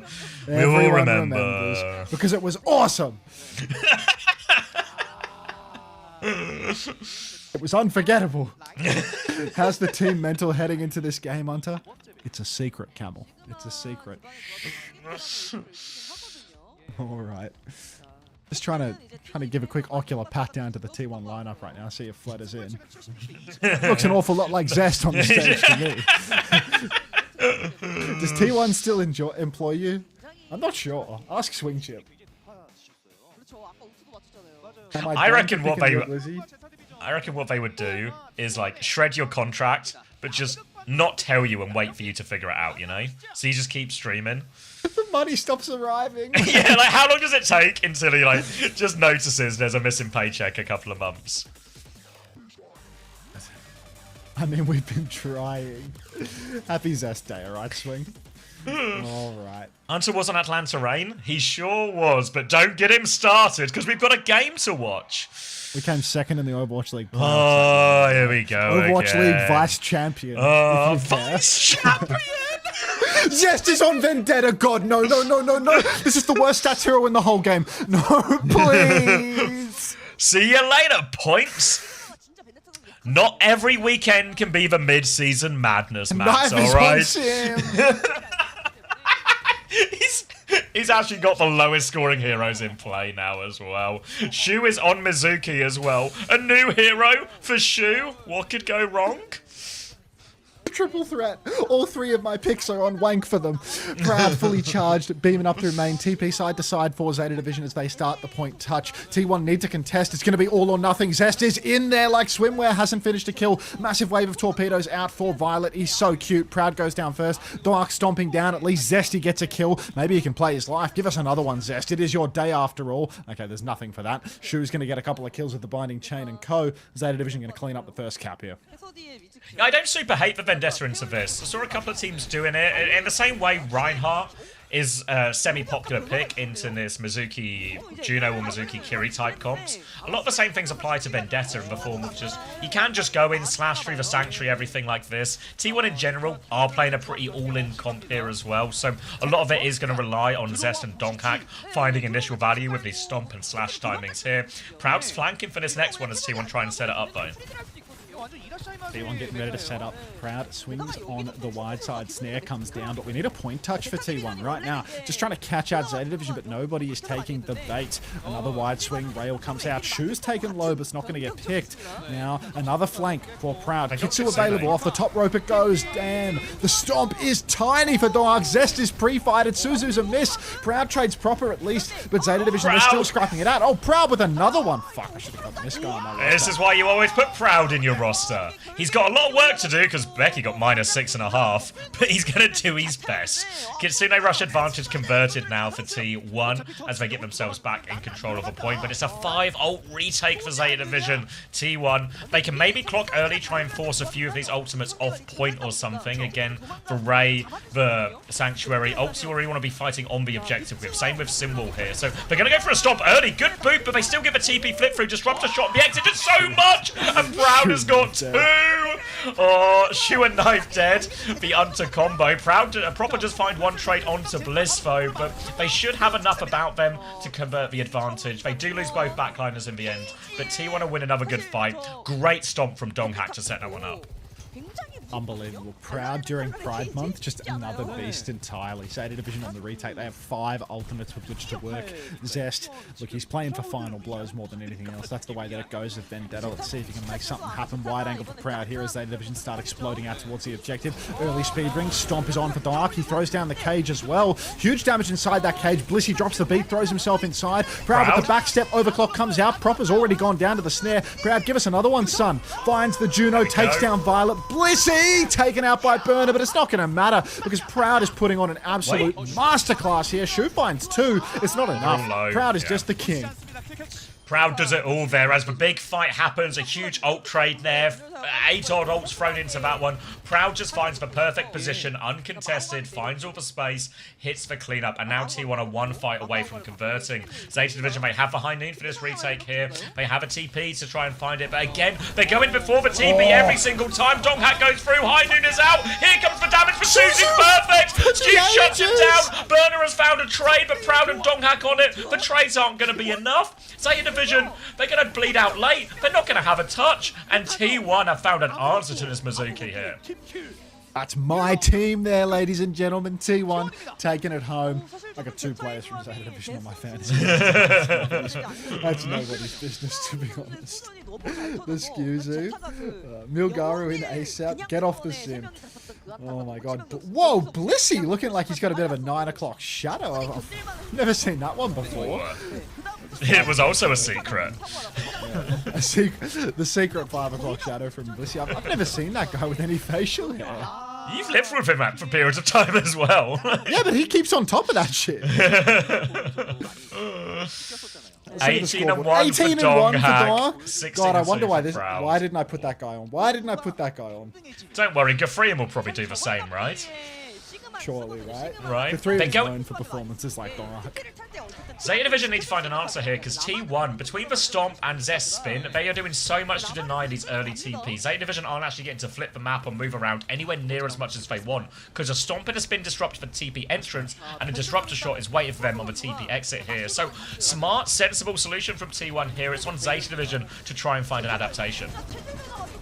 Now a snare comes through and Zest first to fall. Burn has actually caught him early on, trying to disrupt the TP. Apparently not going to go their way. Blissey's in big trouble as well. Get out of there, Blissey! Dark will fall. Proud will trade Shu as well, which is just a catastrophe for my fantasy lineup. As Zeta Division get bodies on the point, threatening that first cap. Snare out as well, and yeah, that's just going to be Zeta Division taking it nice and easy now. Bodied up on the point. T1. Retake's a little bit awkward for them if Zeta Division are ahead of the game with their TPs to rotate backwards.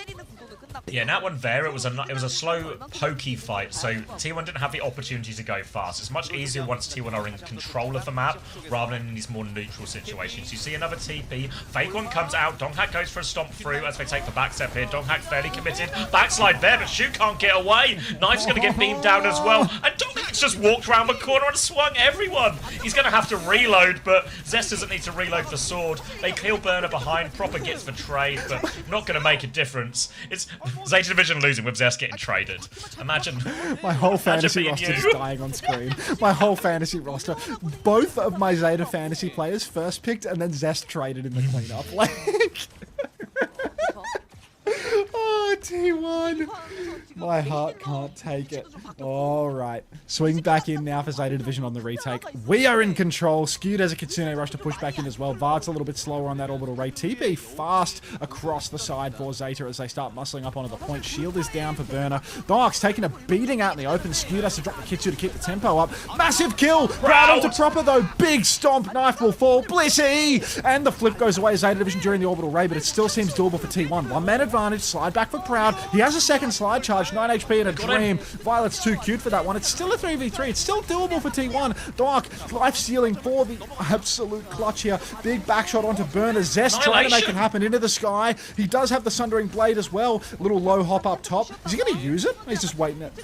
Waiting for spawns here. They're going to go again now. Donghack half HP. Beat comes in. Skew's going to one-shot Proper. He was clocking as well. Skewed good for it again. The Sanctuary is out. The Zeta Division are dead. 2 players gone down already.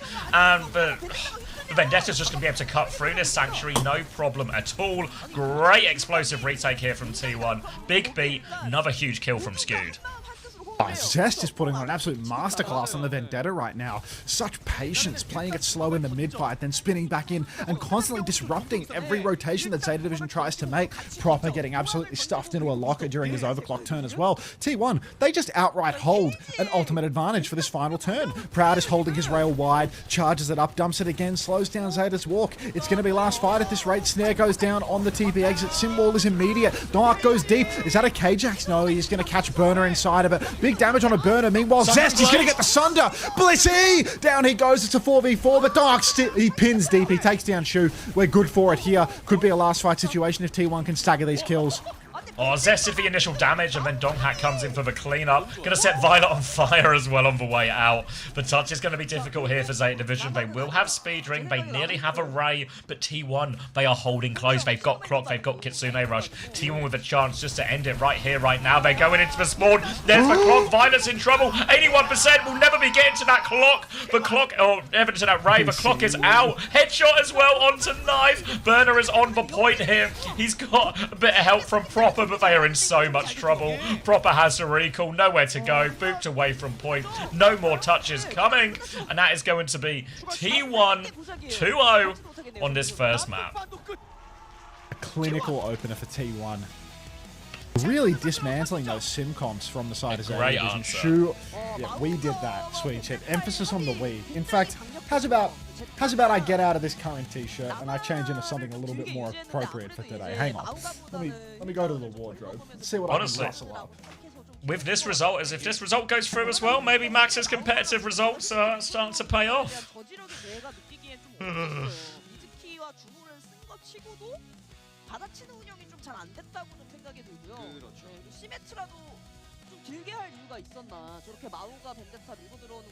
Dino Dance, Dino Dance, let's go T1.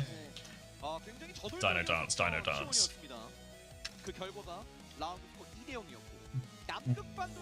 Great start for T1. Seemed like they had a perfect answer to all of this sim stuff as well. Donghak and Zest playing very well around that. They had a clear answer in pretty much all of these situations.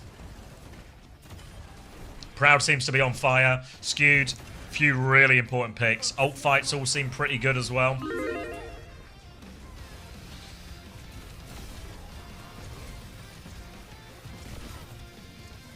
And Zeta Division couldn't get most of their TPs off cleanly. Did win a few fights early on, you know, in the more neutral space, but as soon as they lost control of the point, they were actually never allowed to take space again and get a TP off. To let a bathrobe. But it can happen.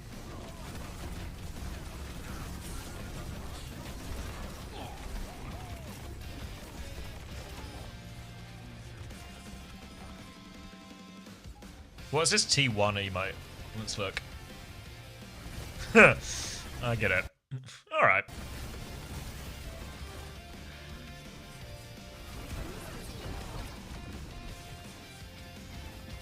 I wish, Zach. What does the Vendetta do here that the Tracer Reaper can't? So, a lot more disruption on the TPs. Vendetta in general, a very strong hero against Sim. Both with the ability to deny people taking the TP, or just to get big damage on anyone coming out of a TP. A lot of movement abilities as well, so you can... What's nice about Vendetta is you can hit them on the entrance, and then you can still have the movement ability to get over to the exit as well, so you can sort of have your cake and eat it too. And also very good into the Sanctuary in particular. While also being just a relatively durable hero up against, you know, up against a Cass and a Sim and all these high damage things. Whereas I think Tracer doesn't do enough damage quickly enough in a lot of these situations. Like the backline's not vulnerable enough. And what's the other one? Reaper. I think Reaper would have been alright into it as well, but Reaper generally a bit better into something like Mauga. Whereas Vendetta better into the Sim, while still being fine against Baram in particular. It's a joke. I've seen it on TikTok. I've seen this trend. What would Xavier's reaction be? Xavier... What's my reaction to what? Is it the Crash Macarena? No, it's not the Crash Macarena. It's that Rick Owens stopped designing. Ushi, thanks for this 8 months. Welcome back. I don't know what any of carrying your those words fantasy. you just said mean. Let's see the points from that map one. I'm hoping for big points for... Who do I Did look? they show Proud. scoreboard? I didn't see it. Oh no, do they normally Proud. show it after the break on these ones? Proud has to be big points. That guy was actually pounding. Dear Commander X, I'm requesting your thoughts and opinions on this one dancing red man. Many thanks, Fat Cummies. Thank you to Fat Cummies on at least 4 of his accounts. Yeah, the guy looks class. He looks good for it. Really enthusiastic. He's always got a lot of energy, this guy. He never seems to wake up on the wrong side of the bed. You're on the right side of the bed. Mr. Macarena. After the break, okay. Wing Chip is not here. Do you think the bathrobe is worth the money? Bracket, even if you got it for free.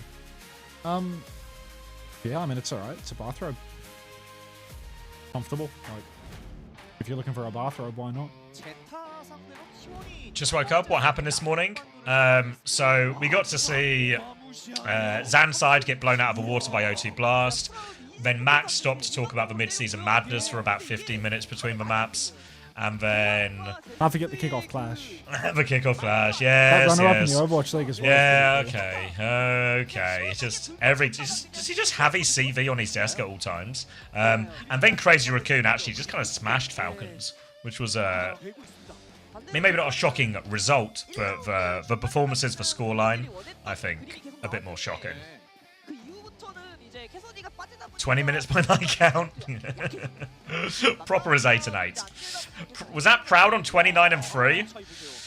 Fuck. 35 and 2 dongers. Fuck. Imagine if I went per dong hack Proud. Imagine Jasmine gets subbed in now. Oh, I could really do with a little Jasmine sub in here. A Jasmine sub would do wonders for the people that don't have Dark on their rosters right now. You know what I mean? Like, yeah, I mean, I'm looking at it. everyone else was doing it. Yeah. I feel like I need to change. I definitely need to change Becky because he is on serious fraud watch. Becky is all but done for at this point. Yeah, and maybe Hambin as well, if he's not going to start, needs to be addressed real quick. Maybe Loki OP needs to die as well. Secret almost made me swap off Dark. Yeah, I mean, like, what's he keeping that secret for, bro? Like, what's he keeping that secret for? He's just trying to fuck my fantasy roster is all he's trying to do. We see.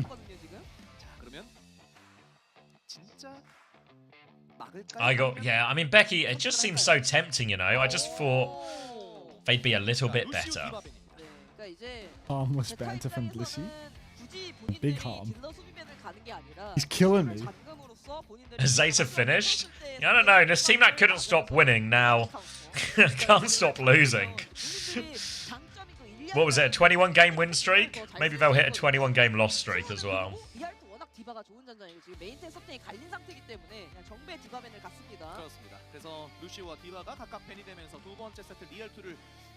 Wait, is Burner still in? Let's get eyes on Looks this. that way. Looks like a no subs situation. Dude, look how clean Skewed's bowl is. Holy shit. You think it was his birthday? Little birthday trim. I mean, it looks like he got a touch up before he walked out on stage, dude. One to rival the old Twilight Bowl, that one. And we're on Rialto. And Dark's playing ball on Rialto. Finally, Zest is on an earner hero. Are they starting on ball Are they here? going to play Cat Bass? It looks Or are like they just going to Zeta, do some, like... just like Widow bullshit out of spawn for a little bit type thing. Hey, Caramel. Oh no, he's got Bastion. Right, T1 are on ball here, and actually the Farah's going to match up really poorly against this Cat Bastion as well for Zest. So this might be a nice easy break actually for Zeta Division on this first corner. My points. All Have right, you considered that it's Zest's birthday? Proper's gonna have a look at a whole lot of nothing. Might just be a Reaper after this, or a Tracer. Tracer probably into the Ana Wuyang makes a little bit more sense. Already Knife is peppering T1 on the high ground as they will try and D-peak this as well. So, slow and steady, but it's going to be Knife and Violet who will get to control a lot of how these fights start. T1 have to be very switched on to try and deny some of this side space from them. Zest is going to challenge this, but this is a hard challenge against a Cat Bastion in the sky for a Pharah. Oh, Proud holding this high ground for now, waiting for the Cat Bass to take their turn. Zeta, they've collected as much free push as they can. Now all they have to do is take some risk. Knife gets picked up, thrown forward, but I think he's been flashed off the high ground. Skewed's down on the ground, though, in big trouble. Blissey down to Knife early, and Zeta Division, they're starting to hoon forward. Knife on the flank here, going to start getting bocketed out. Burner's going to clean up a kill onto Proud. Shoes low, probably going to get traded because it's Shu on Kiriko, so yeah, that's another point lost for the good guys. But Zeta Division, they have taken the first fight. T1, instant mirror of the Cat Bass. Get in there, Blissey. Dong's going to stay on the ball, though, so as we get to a fight over this checkpoint, it's going to be remarkably difficult for the ball to stay and contest it for long amounts of time. The Malga's going to do big damage here. The Bastion can also do big damage. Proud goes over the top early. Just looking at the Kiriko for now. Shu's getting beamed from across map, but Donghak, he's died on point. Now the bombs come out, the touch is hard. Zest will get taken down. And in the end, very straightforward point here. And really think Donghak got to consider a swap at this point just to take the Malga mirror, because it's so hard to contest for payload against this Malga. He's made the swap now, getting over to the Malga, putting it in the bag. There's a nano boost available for Skewed, which could be really tough for Knife. Early turn taken by Knife there, tries to go for the bomb, but all he spots is a Malga, so he's just going to back right off to his team once more. Really, you've got to keep your eyes on Skewed and Knife, though, because this nano Bastion for Proud could be absolutely lethal. T1 ready to swing with it. Proud swing out into the open. Nano is on, and it's just an instant kite for Burner. The piloting skills of Blissey keeping Proud there, but such a good kite from Burner. Might not be enough, though. Nade from Skewed, he keeps active. Catnap from Violet, throwing the Bastion into the ocean. Dark's fallen to Proper's pulse as well. And Violet, the feline genius, he's done it again.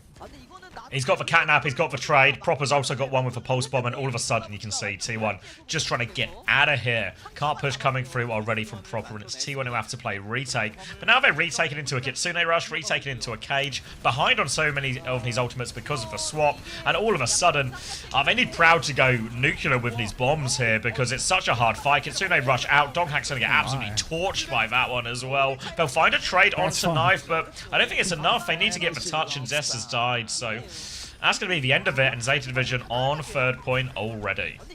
It's like I'm going quadruple negative right now, dude. Like every time I'm watching the kill feed, it's just like my player, my player, my player. Everyone's traded out 24/7, but we are on third point. Hi, Brashy. Now Burner playing forward. Big poke onto Dark, just preventing T1 from really swinging out. The ultimates for T1, as they start to come online, they keep conceding meters is the problem here. By the time they have a nano bass turn, it's truly going to be the last fight. Knife's just going to kite back. Cage is out for Burner. He's taking an absolute beating here with the spin from Zest. It finds Shu. Burner's still low here. Dark's going to clean up that kill, and Zest, he might just be the cleanup crew on this one. Little TP on the spot to save him from one bomb, but Skewed. Hang on, Proper just killed everything. Knife lives, and Zeta Division, they keep snowballing. They can't full cap with this, but they break the corner.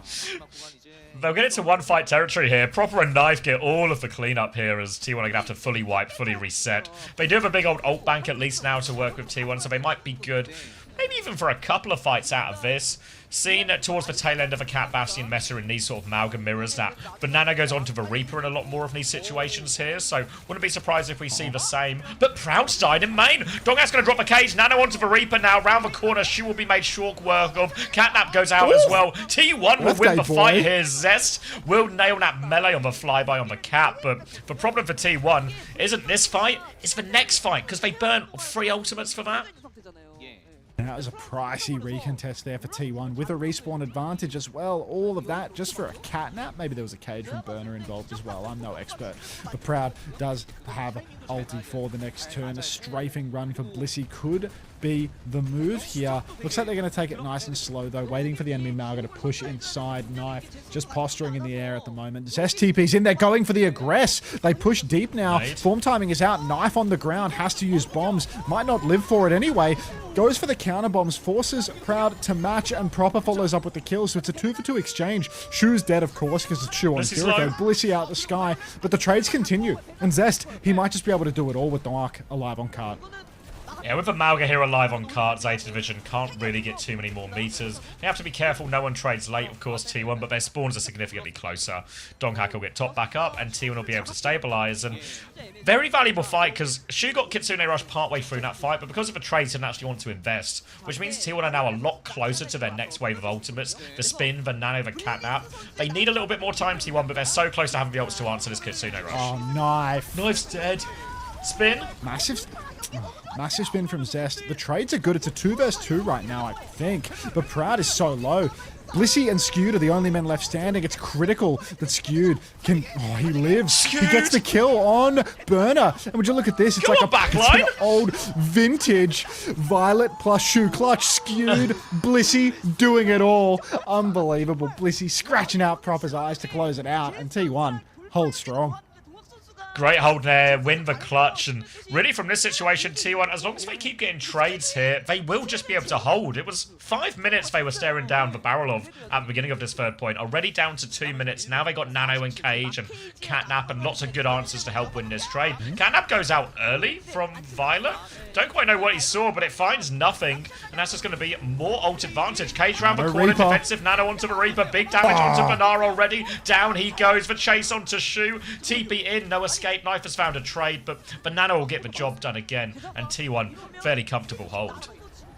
T1 in this Cat Bass matchup doing God's work. Proper's refusal to swap off the Tracer is really costing them here at the end of the map. He can't kill these backliners. They're too close to spawn. They're too safe and able to back it away. Proper now he gets on Reaper with only a minute left on the clock.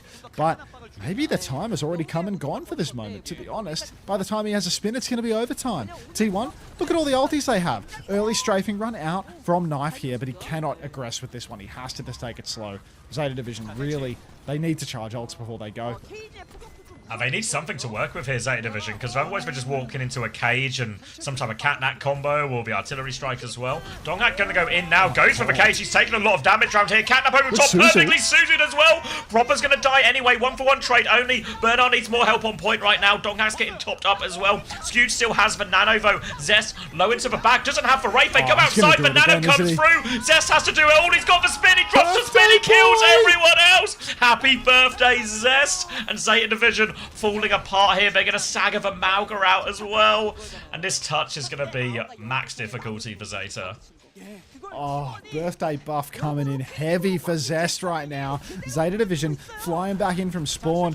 Proper getting the taxi, Knife getting the taxi mid-air. I think the Tracer has actually had recall forced. A touch is secured by Proper on the Reaper. He has to Wraith out now. But who's touching next? Proper's just doomed. He's getting run down.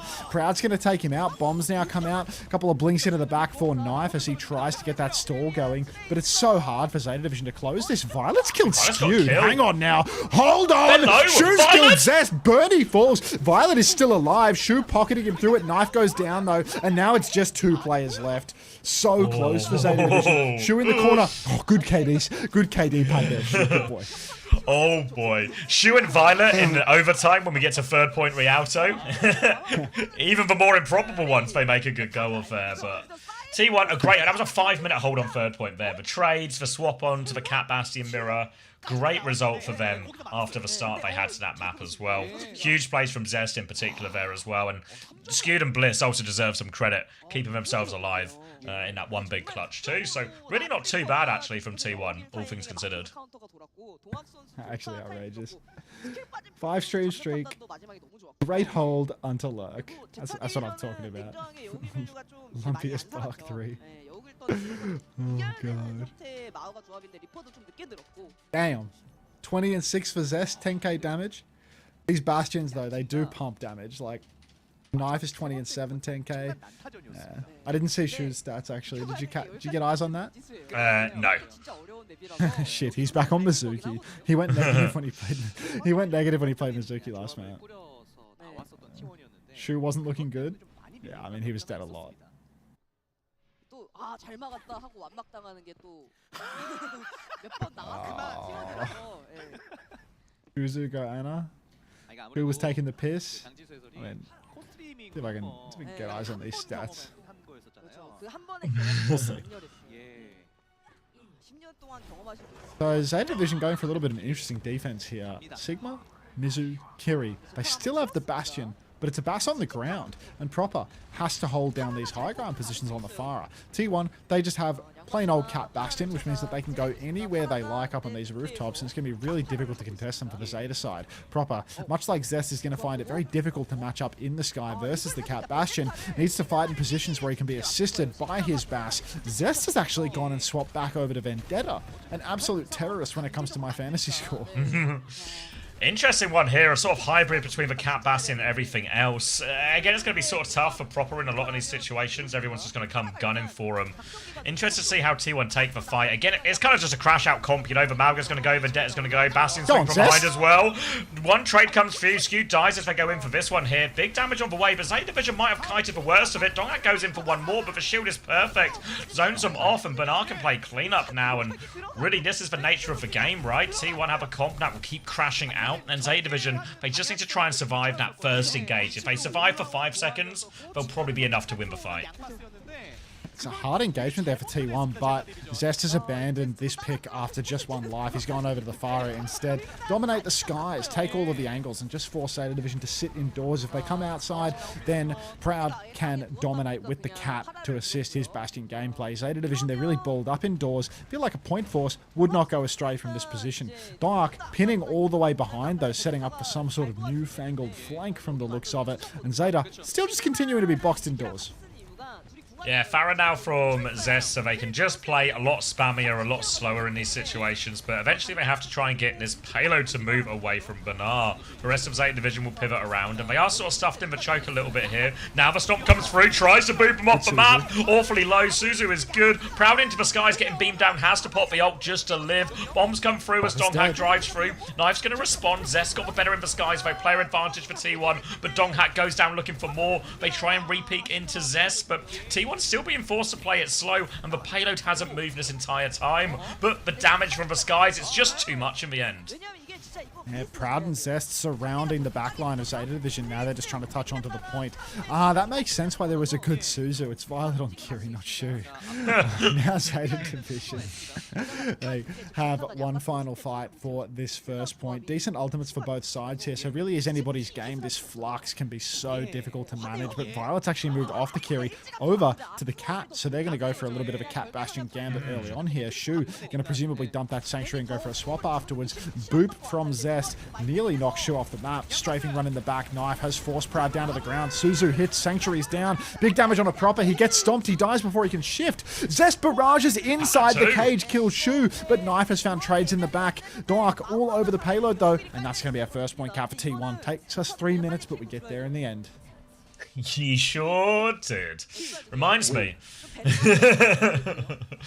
Gonna be first point after a lot of time here. Reaper swap now for Zest as we just end up in a mirror, really, of what we saw towards the end of last map, except Skew's gonna be on the Kiriko this time here on the attack rather than the Ana. A little bit less space to work with. The nature of the swaps, though, means the ult resets, so T1 do still have the ult advantage here. Donghack has that cage ready to go already as they meet on the corners. They just want to fight early here, actually. They go all the way around. Artillery force straight away here. Wow. Bombs to try and save his life. Bliss is going to die. The cage is out. Donghack has a lot of people in this cage, but can they find the kills? Zest gets 2, but Donghack's low. The trade's pretty brutal here, actually, for T1. They're all going to fall in the end, and that was the cage fight. That was the cage fight, but what a disaster that Proper just comes back in on the Reaper and does it all. We've seen this many a time with Proper playing Reaper. He's got this insane clutch factor here. Zest trades 2, but it's not enough. And now T1, the bank is dry, having to fight tooth and nail to take this high ground space from here on out. Proud getting beamed up in the air by Burner, set on fire, but Dark is the next one under pressure. He actually just dies instantly in main, and Zest has TP'd out. A full kite for T1 as they lose their tank far too early on in the piece.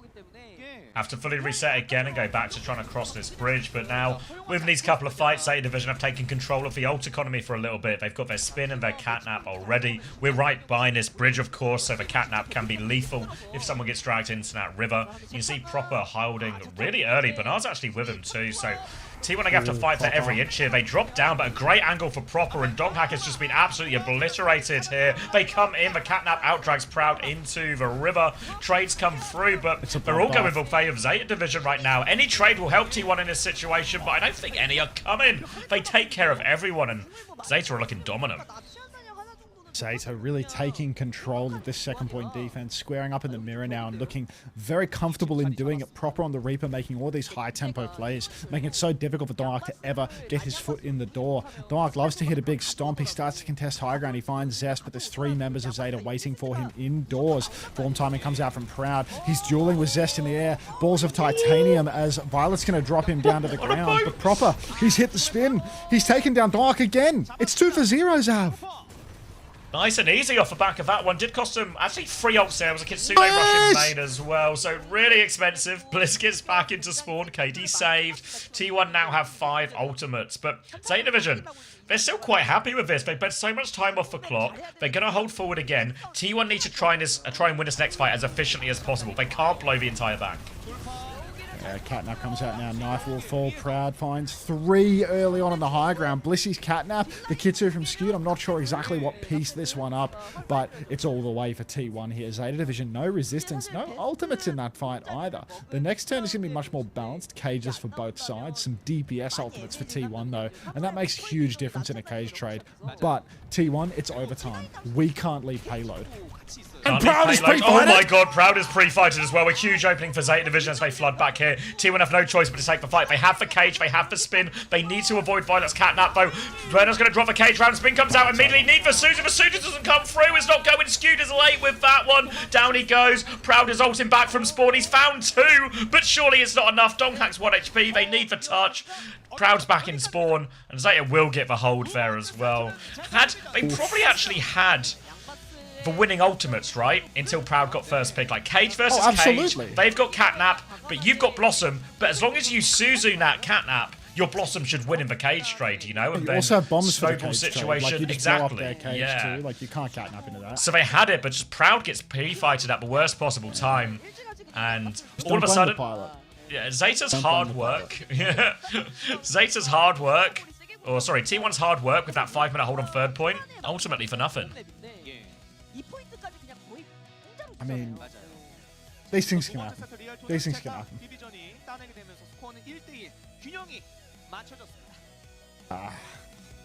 Big 2 kills from Proud at the end point. I mean, it's actually good for my fantasy night. He got a cheeky 2 on the way out there out of nothing, right? Like, get another point there.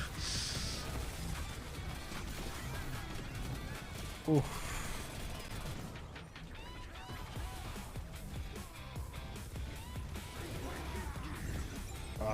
I'm hungry again. Yeah, I'm gonna go get some food. Go back. Alright. Who wants to be in charge? Who's looking responsible? How's the fantasy team looking? Car crash. Mine's completely different, but it's also in a separate ditch. His is ultra car crash. Alright, we're back. Not me, not me. Me. In charge. Alright, no one's in charge. Out of the people. It's democracy. Oh.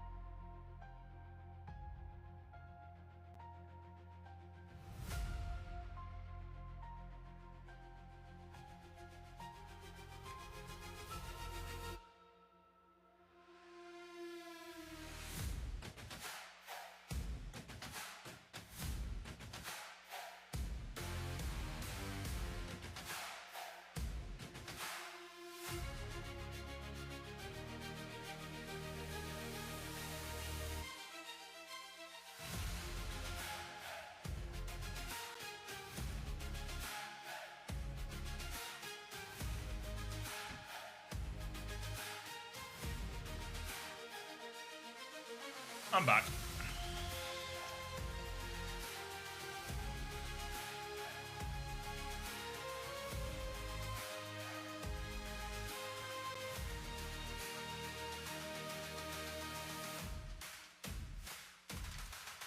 You're all good? I kept everything in order. Thank you, Defiant. I knew I could trust you. Did we get a scoreboard and points and all that? Where am I going? Here.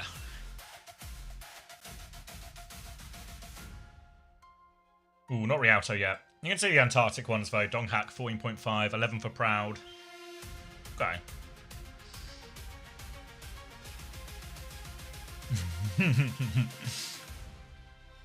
You check on Answers chat, everyone in order.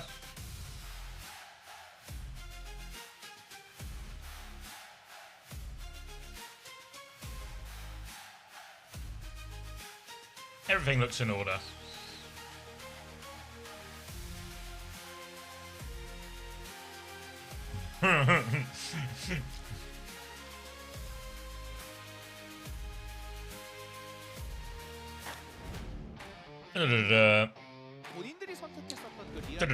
Is Attack on Liquid in the same pickup?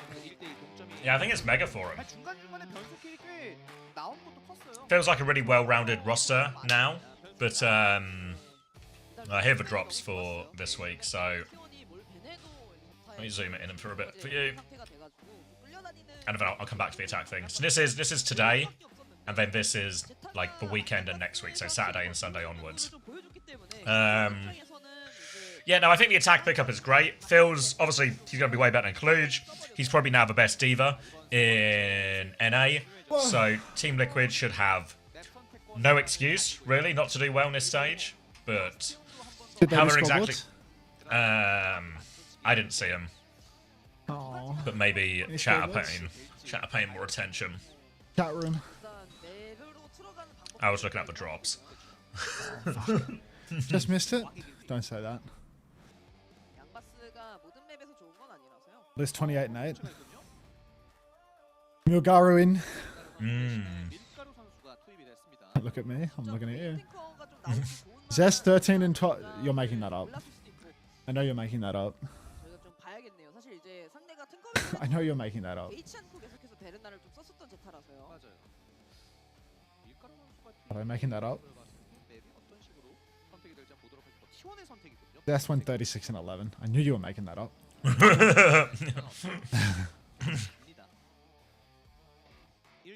As he's, from all the Vendetta worries from the first map, playing Reaper in that matchup currently is really good. Because Proud Score hasn't been entered yet.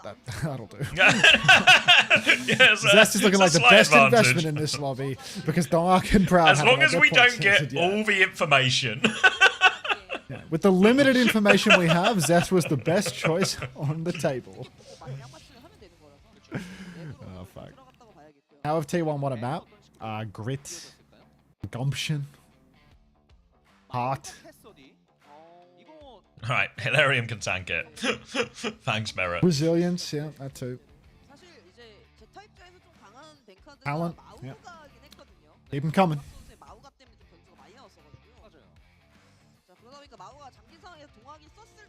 Alright, so you're going to ban Mauga as we head over to New Junk City? Milgaru to play. What does Milgaru provide on this map? On this map, they would have Like, subbed is this Milgaru not in, presumably to the play Ram, Mauga, but then they Diva, banned Mauga. Orisa. So is he going to play Swing chip Hazard? 930 says Wrecking Ball, so that's a worthy consideration. That's my boss, so that's an eye show ears. Like I'm. He'll play Ram? Yeah, but why wouldn't you just Here's keep her Banara in? suggestion. Doomfist? That feels like a hot take.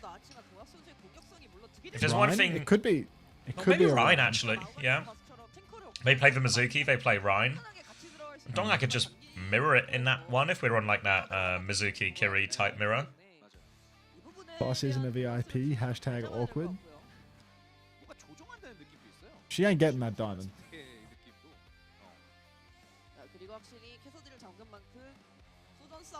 It's quite hot on this map, so you need the Iceman to keep everyone nice and cool. Okay, makes sense. Dark is super scoring.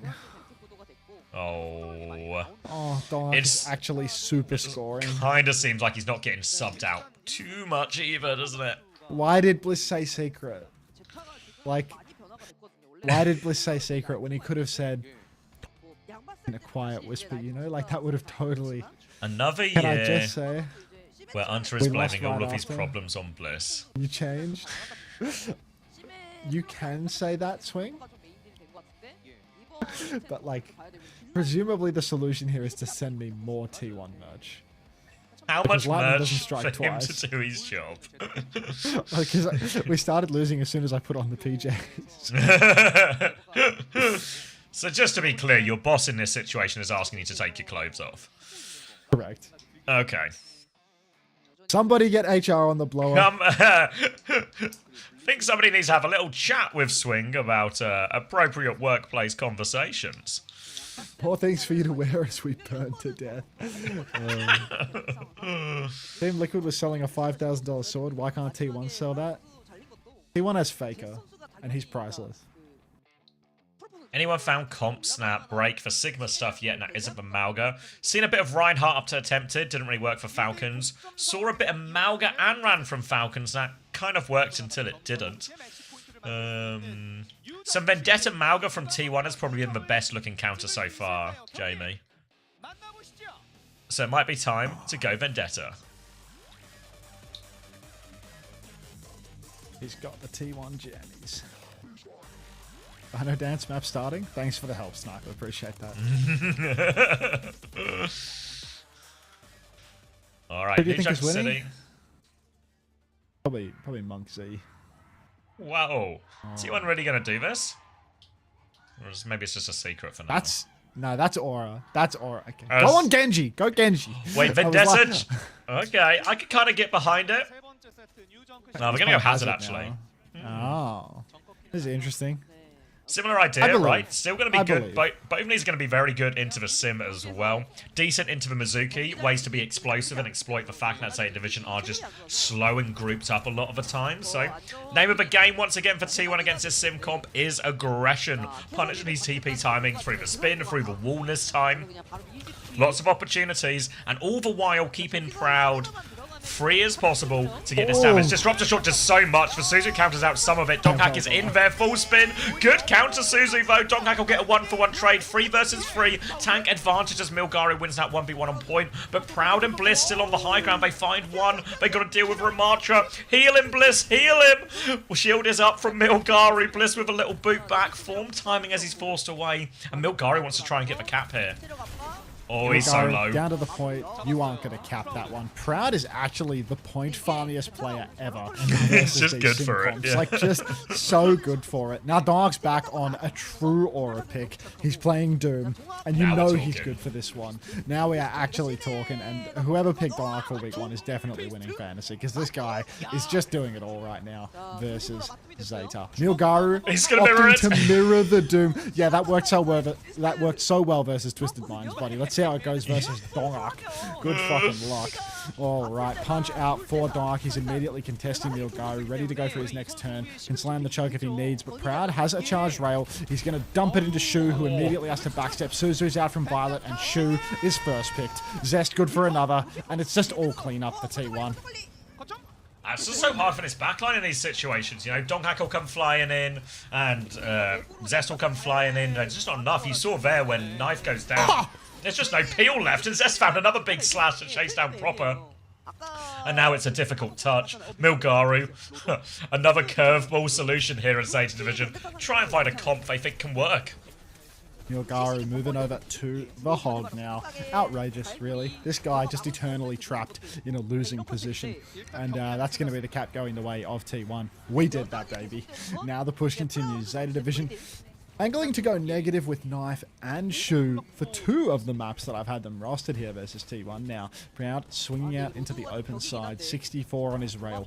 Quite a slow charge, but versus the Hog, that is going to be bulk damage. Hard for Dark to find value on Doom versus the Hog, of course. Any engagement matched with a hook, but if Milgaru goes for those early hooks, he can just get punched right off the high ground. Suddenly it's Dong up top. Proud finds a Knife, beat by Bliss, and the push is on. Milgaru finds a hook, can't convert it into a kill, and Zest is slicing through the whole lineup. This is T1 domination. Kitsune Rush trade is so good for Vendetta there as well. Both teams trying to play in the same area, but just slicing and dicing through everyone. Convincing first fight for T1 there. Did cost them both support ults, of course, so Zeta Division gets a repush with a Sanctuary advantage. But T1 have a lot of good ults, you know, the Sundering Blade, the Meteor Strike, both good at fighting into this Sanctuary here as well. So Zeta Division might not be as safe as they would maybe hope, even with that ultimate. Yeah, not a whole lot of safety here for Zeta, especially when the Sunder and Dark are both available. Dark just permanently a presence. Hook comes out, actually catches Dark. He's no longer much of a presence as he gets one popped. Shu throws down the Sanctuary as well and gets traded by Zest. So Shu, you are genuinely killing my fantasy at this point. Hook in the back, catches Zest though. Every one of my fantasy players going down. Trickle in, boys, trickle in. Lose me another point. Zest to a real get down Mr. President one from Zester as he leaps in front of that hook. But ends up being a relatively straightforward fight thanks to that opening pick from Milgaru, and that obviously is the power of a hog in a lot of these situations. T1 gets a retake with all of their ultimates though, and Milgaru is actually fighting outside early, but T1 will clear him back for now. Another hook comes through, but he dies! Zest kills him before Milgaru gets the damage off. Pulse Bomb trade is good from Proper, but still a player disadvantage. Shu is on the run. Punch comes around as Shu is back on point now, and Zeta, they're just dying on objective here. All goes wrong at that hook timing there. Good push from T1. Proud overclock damage making a big impact. Oh, Aura Monster at it again now. Zeta Division. Overclock and whole hog for the retake. Maybe a Kitsu down the line, but T1 already 85% in control. Huge point pressure about to come online. Proper's going to have to go down low ground to get the touch. Milgari's trying to bait somebody in to find a hook angle. Dark engages deep. Now there might be a hook timing for him. He's actually just sucking down that vape, going to push towards the point. He pops the whole hog, but he's getting absolutely overwhelmed by T1. The flip's gone the way of Zeta in all of this, but now Milgari is dead. It's a 5v4. 5v4 as Donghak looks to close the distance here. Clock from Knife, but Donghak is in his face. Power punches up. Suzu is out. Down he goes. Now, nothing Violet can do about this. Can't ult back. Can't do nothing about that. And that's going to be second one in a row now for T1 once they get the flip back. Oh my god. How's he done this? Now Dark doing it again. Meteor Strike. Thundering Blade. And beat for the next turn. Milgaru with his 4th tank selection of this new Junk City, moving over to the Orisa now. Knife onto the Genji as well. And now to the Mei. You can see how rattled Zeta Division are by these comps, how hard they're struggling. Just constant swaps trying to find a solution that they don't have prepared in advance. Didn't they say this was their biggest problem after losing the Champions Clash? Oh, we're just not ready for a few things, you know? We picked bad comps. This won't happen again, they said. It's literally happening again, right now, the very next game. Now, the Orisa does seem like a reasonable swap in this situation, but Donghak is on the backline, beat over the top. The backline's in big trouble. Here is the spin. There is the win. The backline is dead. The Kitsune Rush is going to do absolutely nothing unless Milgaru can push everyone off the map, but he can't push anyone off the map. And T1 with a convincing first fight, 1-for-1 ult trade. They're going Cat Bass.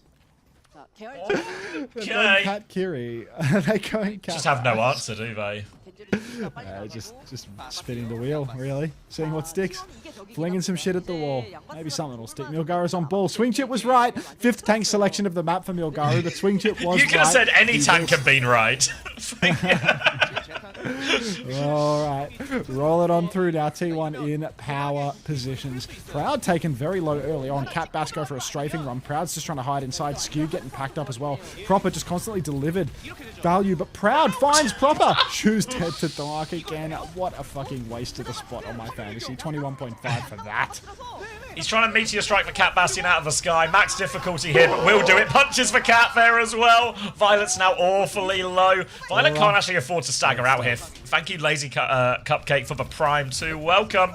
Now, Zeta Division, desperation. About to be a 3-0 here on New Junk City. They need a miracle. Proper with a Pulse Bomb could be the answer they need, but they're going to have to push into a Proud overclock. For now, T1, they turn their attention. Damage onto the ball. Damage onto the sky. Headshot onto Violet. He's 1 HP. He has to TP. Proper goes in. Proud takes care of him as well. No chance to use that Pulse Bomb. Proud doing it all again for T1 on this.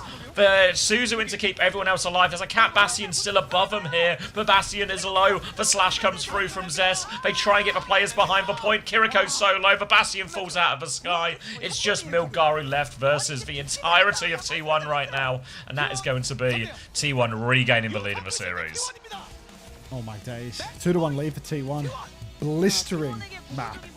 Let's check out the scores from last. 내부로 양바스를 잘 피해가는 선택을 하고 What with all right, the Rialto was actually, it felt fairly even because they won so many of the points. No. 그거를 막기 위해 조합을 계속 틀어왔던 Yeah, Let's see. 5 for Proud. Yeah. 15 for Proper. 이게 먹힐 수가 없는 상황이었는데도. 네, 마지막은 사실 진짜 끌려다닐 만한 조합이었는데 프라우드 선수가 이제 T1? Yeah, T1 won. Yeah. 피리콘까지 잡다 보니까 양바스가 I've been hiding this T1 from you. I told you, Camel. It's a 공격적으로 secret. 공격하기 너무 어려웠어요. 3대 0입니다. 뉴정크 시티에서 T1 아직까지 젠슨왕이 홍대에 남아 있는 것 같군요. T1이 매치 포인트를 찍었습니다. 저희는 잠시 후 돌아오죠.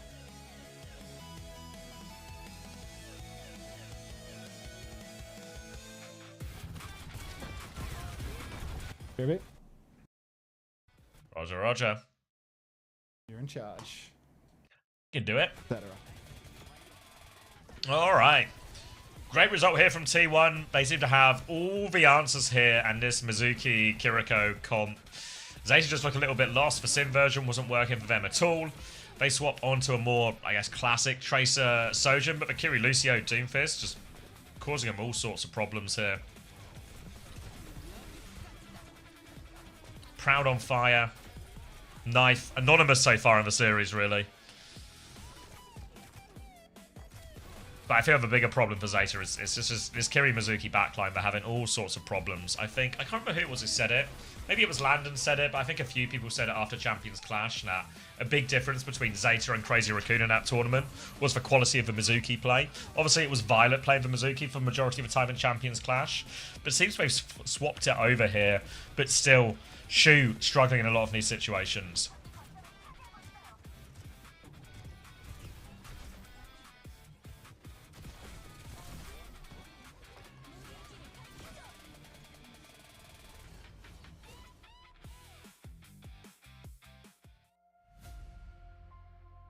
Ooh.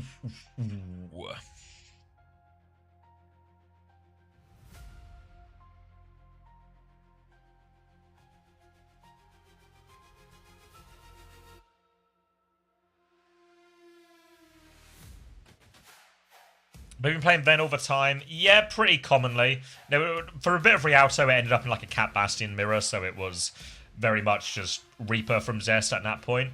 But for pretty much the entire time they've been playing into this Mizuki Kiri, it's been all on the Vendetta.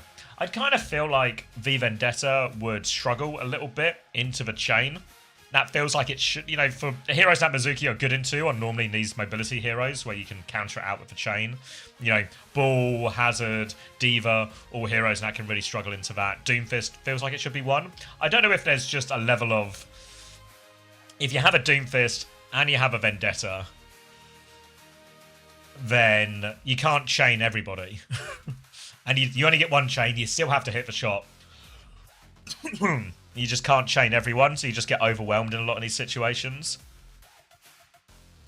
I think that's why he went Orisa for a bit. Like, Orisa sort of felt... I mean, Diva is probably what you'd really want there to try and help you survive that initial one, even though it's not really a Milgaru-esque hero. Every hero is a Milgaru-esque hero. That's why they sub him in. 6 of them. Yeah, we've seen though throughout Stage 1 that Zeta Division are keen to avoid the Kiri Lucio as much as they can. And this is what the Kiri Mizuki felt like an answer to for them, or like a more recently at least, but not working at all here. Until Shu went negative every time they played it. Did they do scoreboard for that new jump? No. Not yet. They normally do it after the break, I think.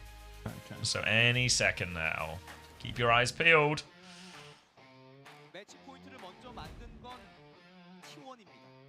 Alright, 14-1 for Bliss, 23-2 for Donghack, 25-2 for Proud. Zest at 21-2 as well. Shu is 2-8, which is that's a good worrisome. investment, I think is what you're trying to say. A classic 6-7 from Proper as well. No,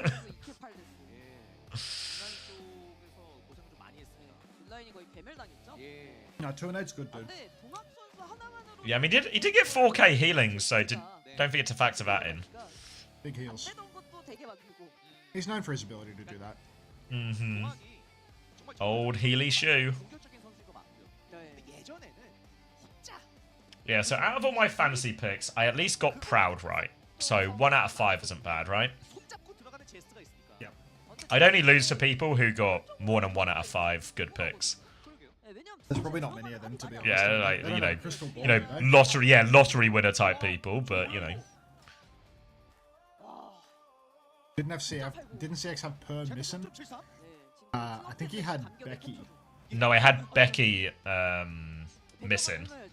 Missing just scored fine actually in the end, to be fair. Like I think he still got like just under 20 points, which isn't, you know, is fine. The real problem is definitely Becky going negative and the fact that Hambin didn't play. These are the two biggest problems. Yeah, the Hambin roster situation probably doesn't help you much. No, I mean obviously I can do like what I'll do is I'll swap him to Donghack next week and then Jasmine will play every game. So that's what I think I'll do. And he played a map, didn't he? Yeah, he did play a map. He got like 6 points out of the map, which is like a fine score for a map. Such a cope sentence, you know, like that'll be like me coping about getting 1 point from Shu at the end of this if it goes. Yeah, but at least compare it to Becky, right? Who just dropped to minus 6.5. I mean, Hammer getting plus 6. Get really behind. Meant to be incapable of losing points. Just a disaster. Yeah, it's not been. The good news about Korea is there's plenty of bounce back time. We've still got like another 1 billion games.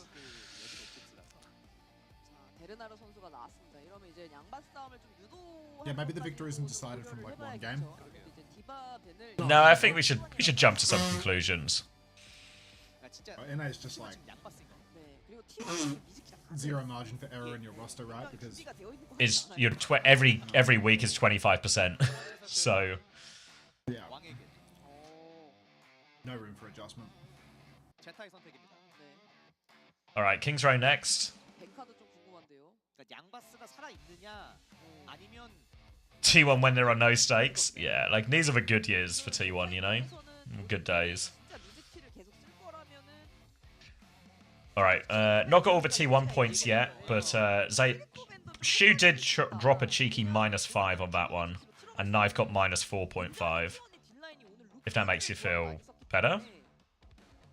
Could you repeat that, please, for the audience? Yeah, so Shu got -5, and Knife got -4.5. That's no biggie, right? Because like those two aren't on my roster. No, it would only be bad if you had him. In fact, every single player on Zeta Division went negative in that previous map. So, no biggie. No biggie. It's only a problem if you own Zeta Division players. If you have 2 Zeta Division players, then you've obviously got double the problem. No biggie.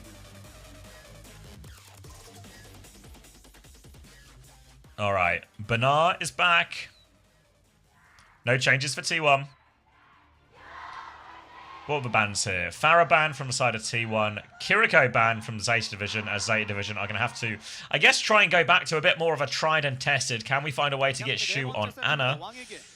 Are they going to play... I wouldn't be surprised, potentially, if they play like a version of the Sigma, you know, Mizuki Lucio, but instead they try and play like a stronger backline, where it's like an Anna Juno, or maybe even an Anna Ilari, something like that. We'll see what they pick once they actually settle, but doors are open now as well. Zeta Division trying to keep themselves alive, send us to a 5th map right now, and they are going to be doing this, so it's going to be Sim, maybe a change on the cast, Sim Freya actually with the Ram, Anna Juno most importantly, so the Anna versus the Bap here being one of the key differences. Yeah. Can we give Krusty Coach of the Year for figuring out that Shu is good at Anna? Yeah, I love this decision here from Zeta Division. It's a stroke of genius to put Shu on Anna. Also, to put Burner in the lineup. Shu's killed Proud. Wow, this is unprecedented. This is why you to be put honest. Shu on Ana. Yeah. Performing on Ana, like the first time he's ever done this. Honestly, there's no precedent for this, so it's a surprise to see it working now. But push inside for Burner. He wants to run down that Symmetra, forces the TP, which means now the recontest is going to be harder still. Many bodies on the point. Proper on the Freya, going for gold. 2 ticks conceded here in Zeta Division, getting ready to respond. I shot it between the legs. That's just, yep, just first point. So, yep, no real response. We're just going to hold for choke instead here. T1 try and play to control this space. They'll have the chain and the rock to try and disengage any sort of ram aggression from these speed rings. But the more immediate problem is going to be this nano boost from Shu. That is now 20% away. As soon as they have that one, they can throw it onto Banar. Just try and run over the front line here. Even TP him into a more aggressive situation as well. Proud is trying to swing back now, but has to be careful around these bolts and everything coming back from main. Defensive nade out from Shu, still needs a few percent here, and Skewed might catch up on this window real soon. Yeah, now Shu poking forward. He does have the nano boost around the corner, but who are we targeting right now? Nano comes out, full TP inside. Nano onto Burner. Nano ram. Hard push in main for Knife. He's a bit split from the rest of his team, though. Good pocket from Shu keeps him healthy, though, and Burner is just running down backliners at the same time. Dark will trade out Proper, and Proud will take Knife, so it's a 3v3, but car control is in favor of Zeta. They have the supports to absolutely sustain through this, and that's going to be a fight stacked up for Zeta here. Yeah, good work with the nano boost there. Able to get through and onto the back line, making it very difficult for Skew to really get the window value he wanted in the situation. He's actually going to go onto the Ana now as well. So now they both have an Ana in play. You would have to feel this probably does lean the comp advantage maybe slightly back in the favour of T1, but you have to factor in that one of the Anas is Shu and one of the Anas is not. And look at Shu right now. He's hiding for a nade. Do T1 know? Skew's going to walk in. They're actually behind him. Sleep goes out. Nade round the corner. Down goes Bliss. Skew's at it again. Sleep and Frogs onto Shu. We will avenge you. It's the only kill that T1 are going to get in the fight, though, as they drop a Sleep Flux to take care of Shu. The payload's still rolling in.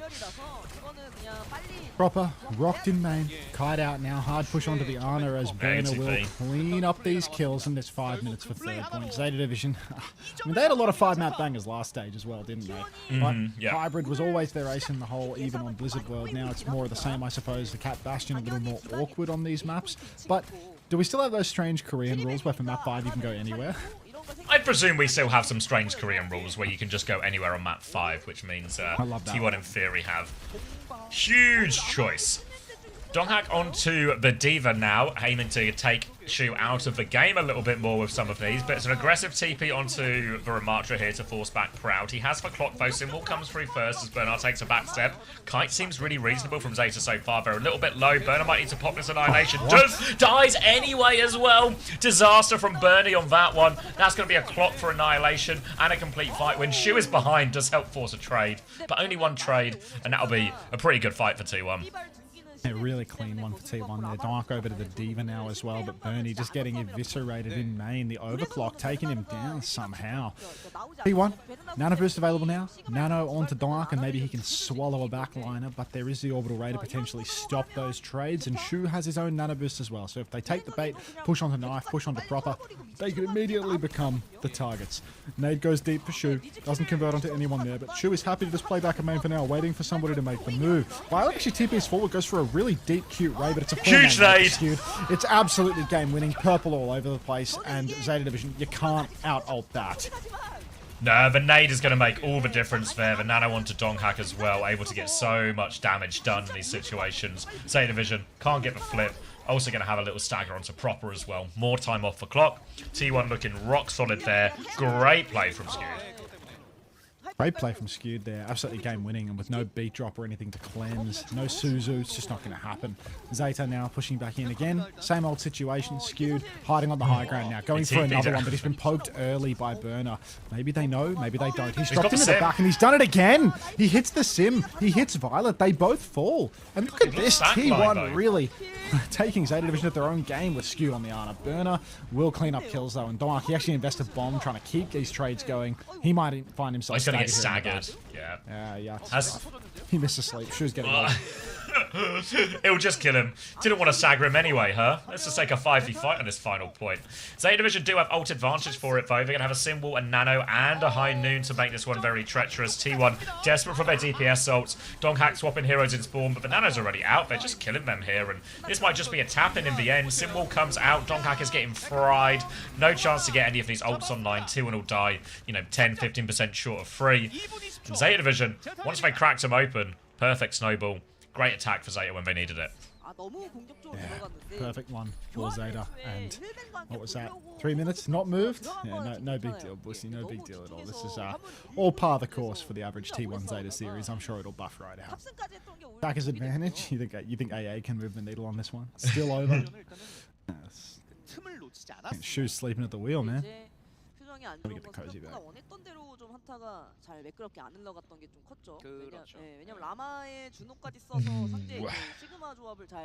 Seems like it's just shifting towards, again, this sort of Ana Mizuki style backline. Always a chance Donghack could go Ram as well. Ram or Reinhardt too. 12 and 4 for Dong, 11 and 3 for Zest. Some nice scorelines on the side of Zeta at least. 14-3, 10 and 3. Proper Violet. Looks like it's going to be an Ana Wuyang start actually here from, it's at least T1 threatening it. Bap and Mizuki on the other side. Interesting they both started Bap on the defense here rather than the Ana. Maybe the Ana just perceived as a little too difficult. Alright. Violet's in the broken pocket spot. Always put your BAP on here on King's Row defense. Now it's going to be Zarya. Okay, Zarya. Ana Wuyang, Zarya, Vendetta. So Bubbles will all be going on to Zest to try and cut through the back line here. Bliss and Skewed will just be sending down his water rob, sending down his nades, trying to find an opening. Aggressive TP, but the nade is great again from Skewed. Proud will find one. He'll find a second as well as Zest is cutting through him. And they have carved him wide open. And it feels like T1 just have infinite answers to these Mizuki comps. Every time the Mizuki comes out for Zeta Division, they're immediately faced with a defeat screen. T1, Zarya, Vendetta, an immediate blitz through. Just not happening. One step ahead in terms of the meta development, it seems. Classic Rush with his system. He's known as a system coach and a man who understands the big picture more than the nitty-gritty. So that would explain this incredible game of swaps coming out from T1 here. Violet on the Baptiste and Shu on the Mizuki. I mean, doesn't this all just feel ass backwards?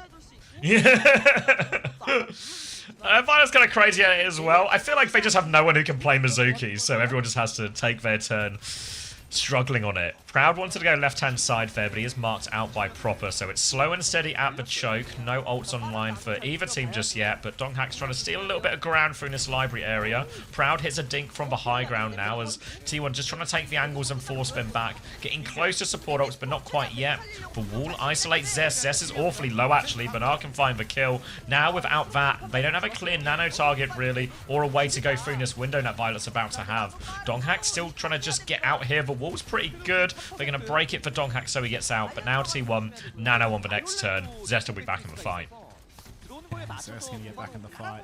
Nano boost available here. Zest with a Nano, or do you just Nano Proud and go for gold, really? I feel like either will do. Proud's up top, he's positioned for it as well. Has the rail, hits it on Violet, windows down. Easy kite or a Nano on Zest? Just kite, I think. It is going to be a kite situation.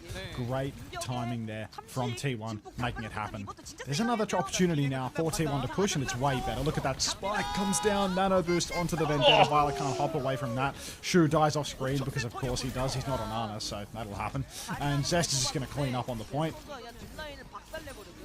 Yeah, just one more mate to take care of now. They'll get rid of that. Bliss will clean this one up. And I imagine we're going to see a lot of the same here, really. Now is a Tidal Blast they can throw on Zest alongside these bubbles to turbocharge him into this backline. That Tidal Blast in particular is going to be very good against the Sanctuary as well. Difficult to deal with. They've also got a Clock and a Sundering Blade and a Grav. Everything they could combo with that. Grav, Sundering Blade. So many good options here for T1. Zeta Division have a lot as well, but a little bit harder to push with, especially no speed to help Proper or Bernard get value out of their ultimates in particular. So they're pinned in right now. Zeta Division have to be careful on this retake.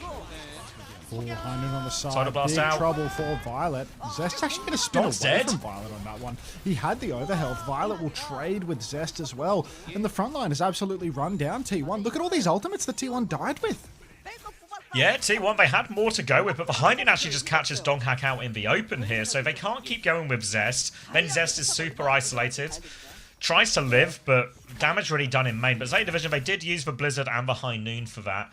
2 for 1, not the end of the world. They still have to worry about this Grav Sundering Blade combo, though. The Sanctuary, it can save them from a bunch of stuff, but that combo is still brutal as long as Donghak. He's grabbed already, actually. There's a big old flank going on. They turn around for Knife. The Grav in main, the Sundering Blade. The Sanctuary, it really doesn't keep him safe from that Grav Sundering Blade combo. That's a clean fight for T1. And this will just be second point as well. They can't really recontest on this comp. That's 2 again for T1. And we're going the distance now. It's going to be 4 minutes for T1 to close this one out. They have more ultimates to roll into the snowball. Shu, he swapped Anna. When in doubt, Ram, Anna, Bab. This is such a Houston throwback, right? With these guys, like this is. I've seen this one before. Every time, every time.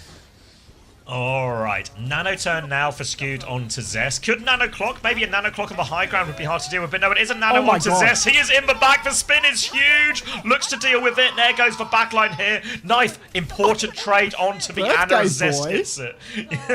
Zest has cleaned him up, but the trade means there will be another fight for Zeta. Unpacking the backline here, T1. Really nice stuff, but we are closing on a final fight now. T1, they are down on ultimates this time around, but proud if there was a man to clutch up with an overclock, it on the high ground. Him. Violet hopping around in main at the moment, fishing for an angle. He gets railed early. Down goes his shift. Now he's positioning. Clock comes out. Proper TP's up, but he can't finish the kill. He has to just wraith away. Violet's going to dead.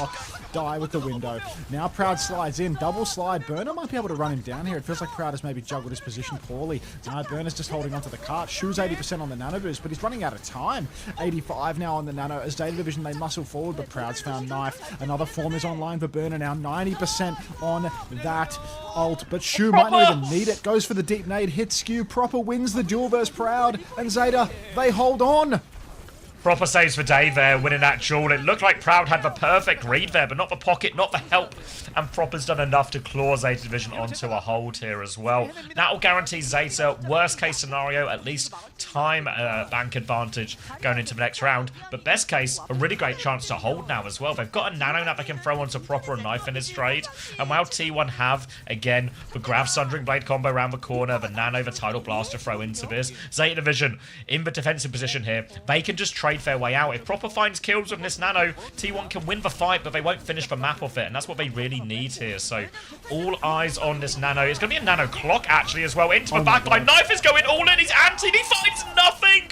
No Grav used yet. Tidal Blast defensively. Violet with a crucial trade onto Donghak here. Unwraith comes through as well. Zest has to back it up. Bliss is in trouble here. Violet finds another trade as well. And T1 is, you know, technical fight win, but they can't push the cart.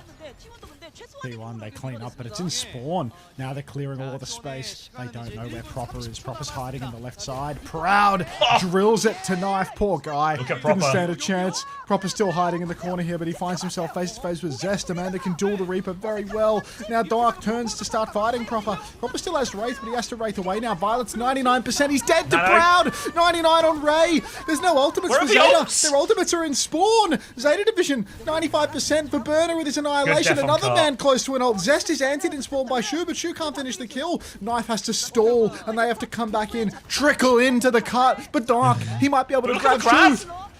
Oh, they're looking at the Vendetta. Donghak looks backline instead now as well. Knife has the touch, so they come back to point. Overclock, Sundering Blade out. Violet drops for Ray, trying to go through. Proud takes him out of the air. The trade's on point, though. The Grav is there, but where are the kills? But Ray keeps him alive. Zest can't cut through them. But Ray does enough. And Zeta Division, oh, despite that start, they've done enough. The Ray from Violet was perfect. Can't get getting away with this. Violet comes out, gets the trades. Now there's still Annihilation in the tank. Shu with the Nano boost. They're setting up forward. They want this final touch to be difficult. Shu goes for a pot shot, sees the Diva straight back. Nano's still available though, and you can Nano Proper, Knife, Burner. Anyone with a Nano burst here will do. T1 drawing on ultimates. Blissey 20% away from that Tidal Blast. His little triple orbs coming in, but Shu starts sniping him up main already. Shu back on his one trick, ready to make it work. Zeta Division down to the wire. Playing slow here a little bit, T1. They nearly have Tidal Blast, but Zeta Division they can go if they want. There's Venado onto proper right now. TPing in, looking for backline as well. Can he find anyone? Juice died for this one, but for trades, Venture Reaper into the backline. There goes Skewed. Proud gets a second one here. Bliss for point though. Bernard has to drop the Annihilation. T1, they don't have any healers. They have to kill Bernard. They can kill Bernard. Can they get the touch? Proper's Wraithed on the Mega. They can't get the touch. But it is in overtime. It is in overtime, so Zeta Division. 2 minutes, 20 seconds to get a tick. So yeah, really well ready handled. to kite out those ultimates. It's overtime too. You need to touch the point in these moments, but they managed to do both. Tapping point, flipping around. Dark has that look of pure despair in his eyes. Why always me? Blissy, there's nothing behind those eyes, but yeah. Insane. Insane clutch. Let's go T1. Exactly. 27-7 for proper. Fairly even KD across the board, really. 6 maps of Shoe and Knife going negative. You actually want less maps. Yeah. End it. Alright, Zeta Division here. So many options here. A single tick on King's Row. King's Row, first point. One of the easiest hybrids, first points to attack out of them all. They could go Cat Bastion with the perk. They could go straight into that bomb perk as well. It's really hard for T1 to pick a comp that can really handle everything that Zeta could pick here.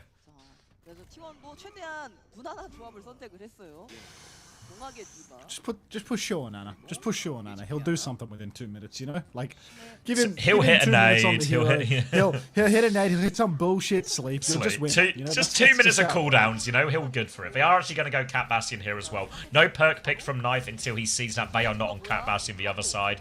Now Donghak is going to have to do so much here to neutralize the Bastion out of these situations. Zeta Division, though, they are ready to go. Getting Knife here and looking for a timing. He has picked the big bomb perk now as well. Shane comes out, but look at T1's position. They're already grouped back, and here comes Knife for swinging now. Big bomb into the sky. Roll away from Proud, actually. Zest isolated. The nade is good from Knife, but Knife still finds a kill. Zest can't get away. 1-for-1 trade. Sleep is good. His head is in the wall, but Proper won't be able to survive that one, despite the chain is good as well. This keeps Bernard at arm's length too. It's only a tick to work with, so a late kill would go a long way. They need to get all their players back, but great start for T1. T1, a minute and a half left to hold to force a draw out of this situation. A draw would all but win them the series, I'd say. Dark playing forward towards the statue now, trying to deny the space for Zeta Division. They're trying to creep their way in, but they can't get it done yet. Knife swinging wide. Skewed, about to have that nano boost. Counter nano so powerful. Proud can be bailed out of many situations, or you can just give it to Dark and make him the carry. Dark actually has to peel back though, turn it around behind, trying to peel at this Bastion. But now they're swinging, they nano Proud, they rush inside. Down goes Knife again to Proud, pushing into spawn, trying to find Shu. Dark's lost his suit in the back though. A 1-for-1 trade isn't really what you desire. Zest will clean up Shu in the end, but They now need to help their T1 with supports. no tank, they have to touch point. His support's on the back, in big trouble right now underneath. Gonna try and get away. Bliss is low. The bomb is available. Bliss gets the kill. Zest finds the trade. It's not over yet. Proper takes down Bliss. Proud on the point right now. He's got the cap in behind the cart. Violet is low. Here comes for Reaper, but Donghak back in time to touch, but he needs help for this touch. Only a tick to give, so Donghak has to go on now. They need full pocket. Everyone needs to swing. He's not going to get the bomb. The self-just Banano comes out. Artillery strike as well, and Zeta Division will do enough in the end. A Blossom to finish it. Sanctuary to throw themselves there. A catnap into a Blossom for Skewed. And Zeta Division will tie us up 2-2. Low key, a Jasmine substitution map 5 would go crazy. Get this guy away from the coaching booth. It's not mid-season anymore. Keep your madness to yourself. Just let the whole roster get a go, you know? Wait, guys, we forgot to give Jasmine a go. Rush comes flying in from backstage. There's someone we forgot about.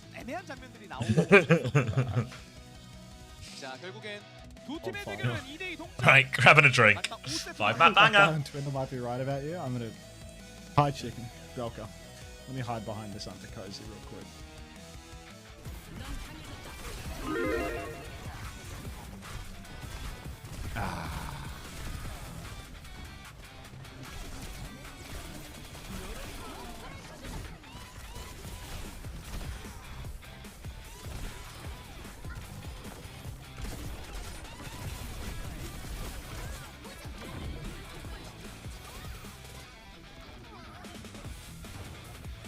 dark 50-point series, just you wait until Guthrium drops 100 tomorrow, Suki.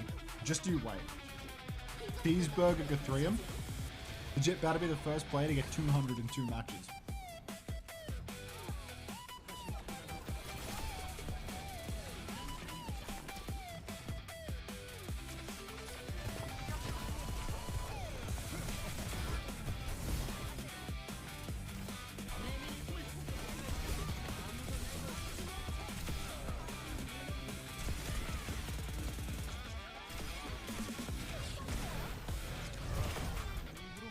It's over, Onto.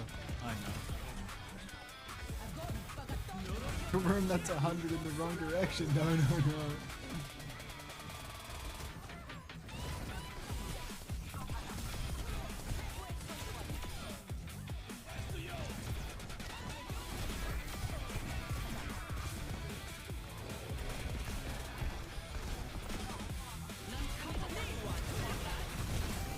$1912X, thank you for the prime. Remind me to fist bump when I'm done stuffing my face. Right.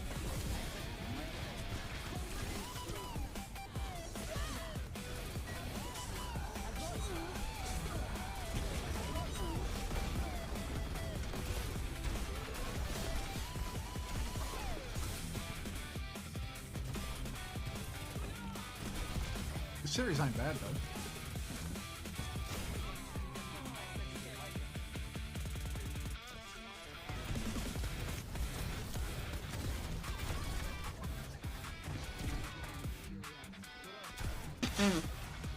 I'm back. Do you think SPM Lenny giggles and kicks his feet up when he sees me posting that I like W slaps?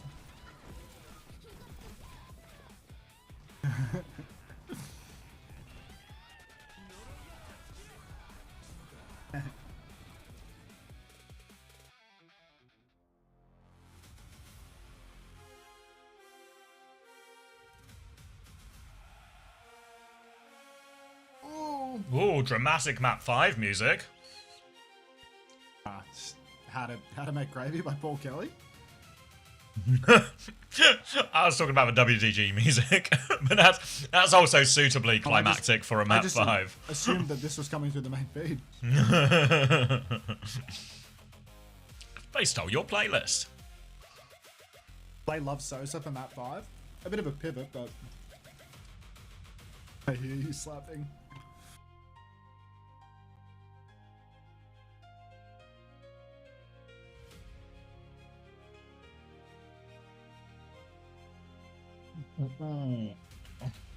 Is Vigi a bit of Kirin and Shu? Yeah, almost definitely.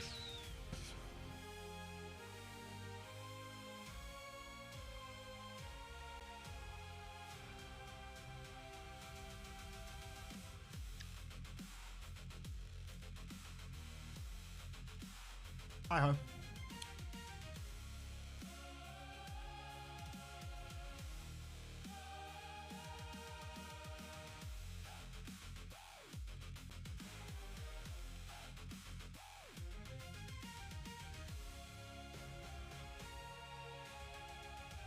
I think I'm a better Kirin than Shu. Almost definitely. Which of your plat chatters said that? Where's it gone now? That's from Cosmic Potato. Sounds like a high rank player. Cosmically high.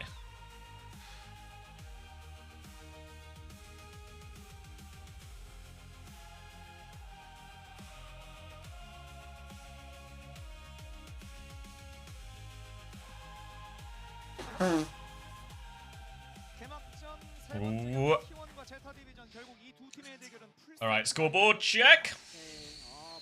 Looks like everyone might score pretty decently off this one, actually. It's just more maps equals more points theory.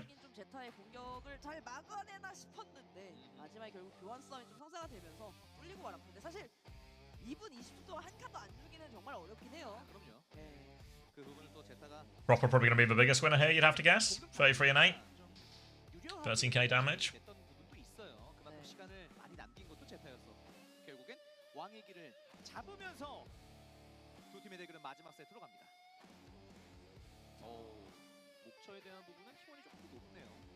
아무래도 이제 이길 때 또 시원하게 이겼던 장면도 많아서 역시 좀 핵심은 T1의 첫 조합 싸움이긴 하거든요. 이게 왕의길도 사실 예상했던 조합에서 이제 제파가 나나스타로 틀어오다 보니까 좀 이전까지 좀 빠르게 I think the problem with that tedious task is the reason they all came out right side is because he was camping left side, you know? So it's sort of... If he'd camped the right side, they would have come out left side, you know? It would have been like... either way, he would have had to sort of cross and make a decision. That is for fight, though. We have to... That's like for one, right? We're, the bans, we've not seen yet, but we are going Rena Sappy for map 5. But I feel like that was the moment, right, where they had the grab, they had everything they could have possibly wanted, and somehow the Ray helps them live all of it. Something in that fight has gone way amiss. So Bastion banned for T1, so Rinus happy, no Cat Bastion shenanigans. Second Division banned Vazario, which implies, are they going to try and play the Mizuki again? But they might just go Malga Vendetta into this, right, T1?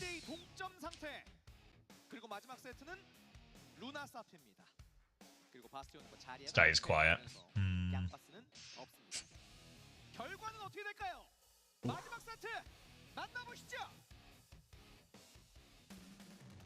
They Mizuki one more time. You know what they say about fifth time lucky, you know?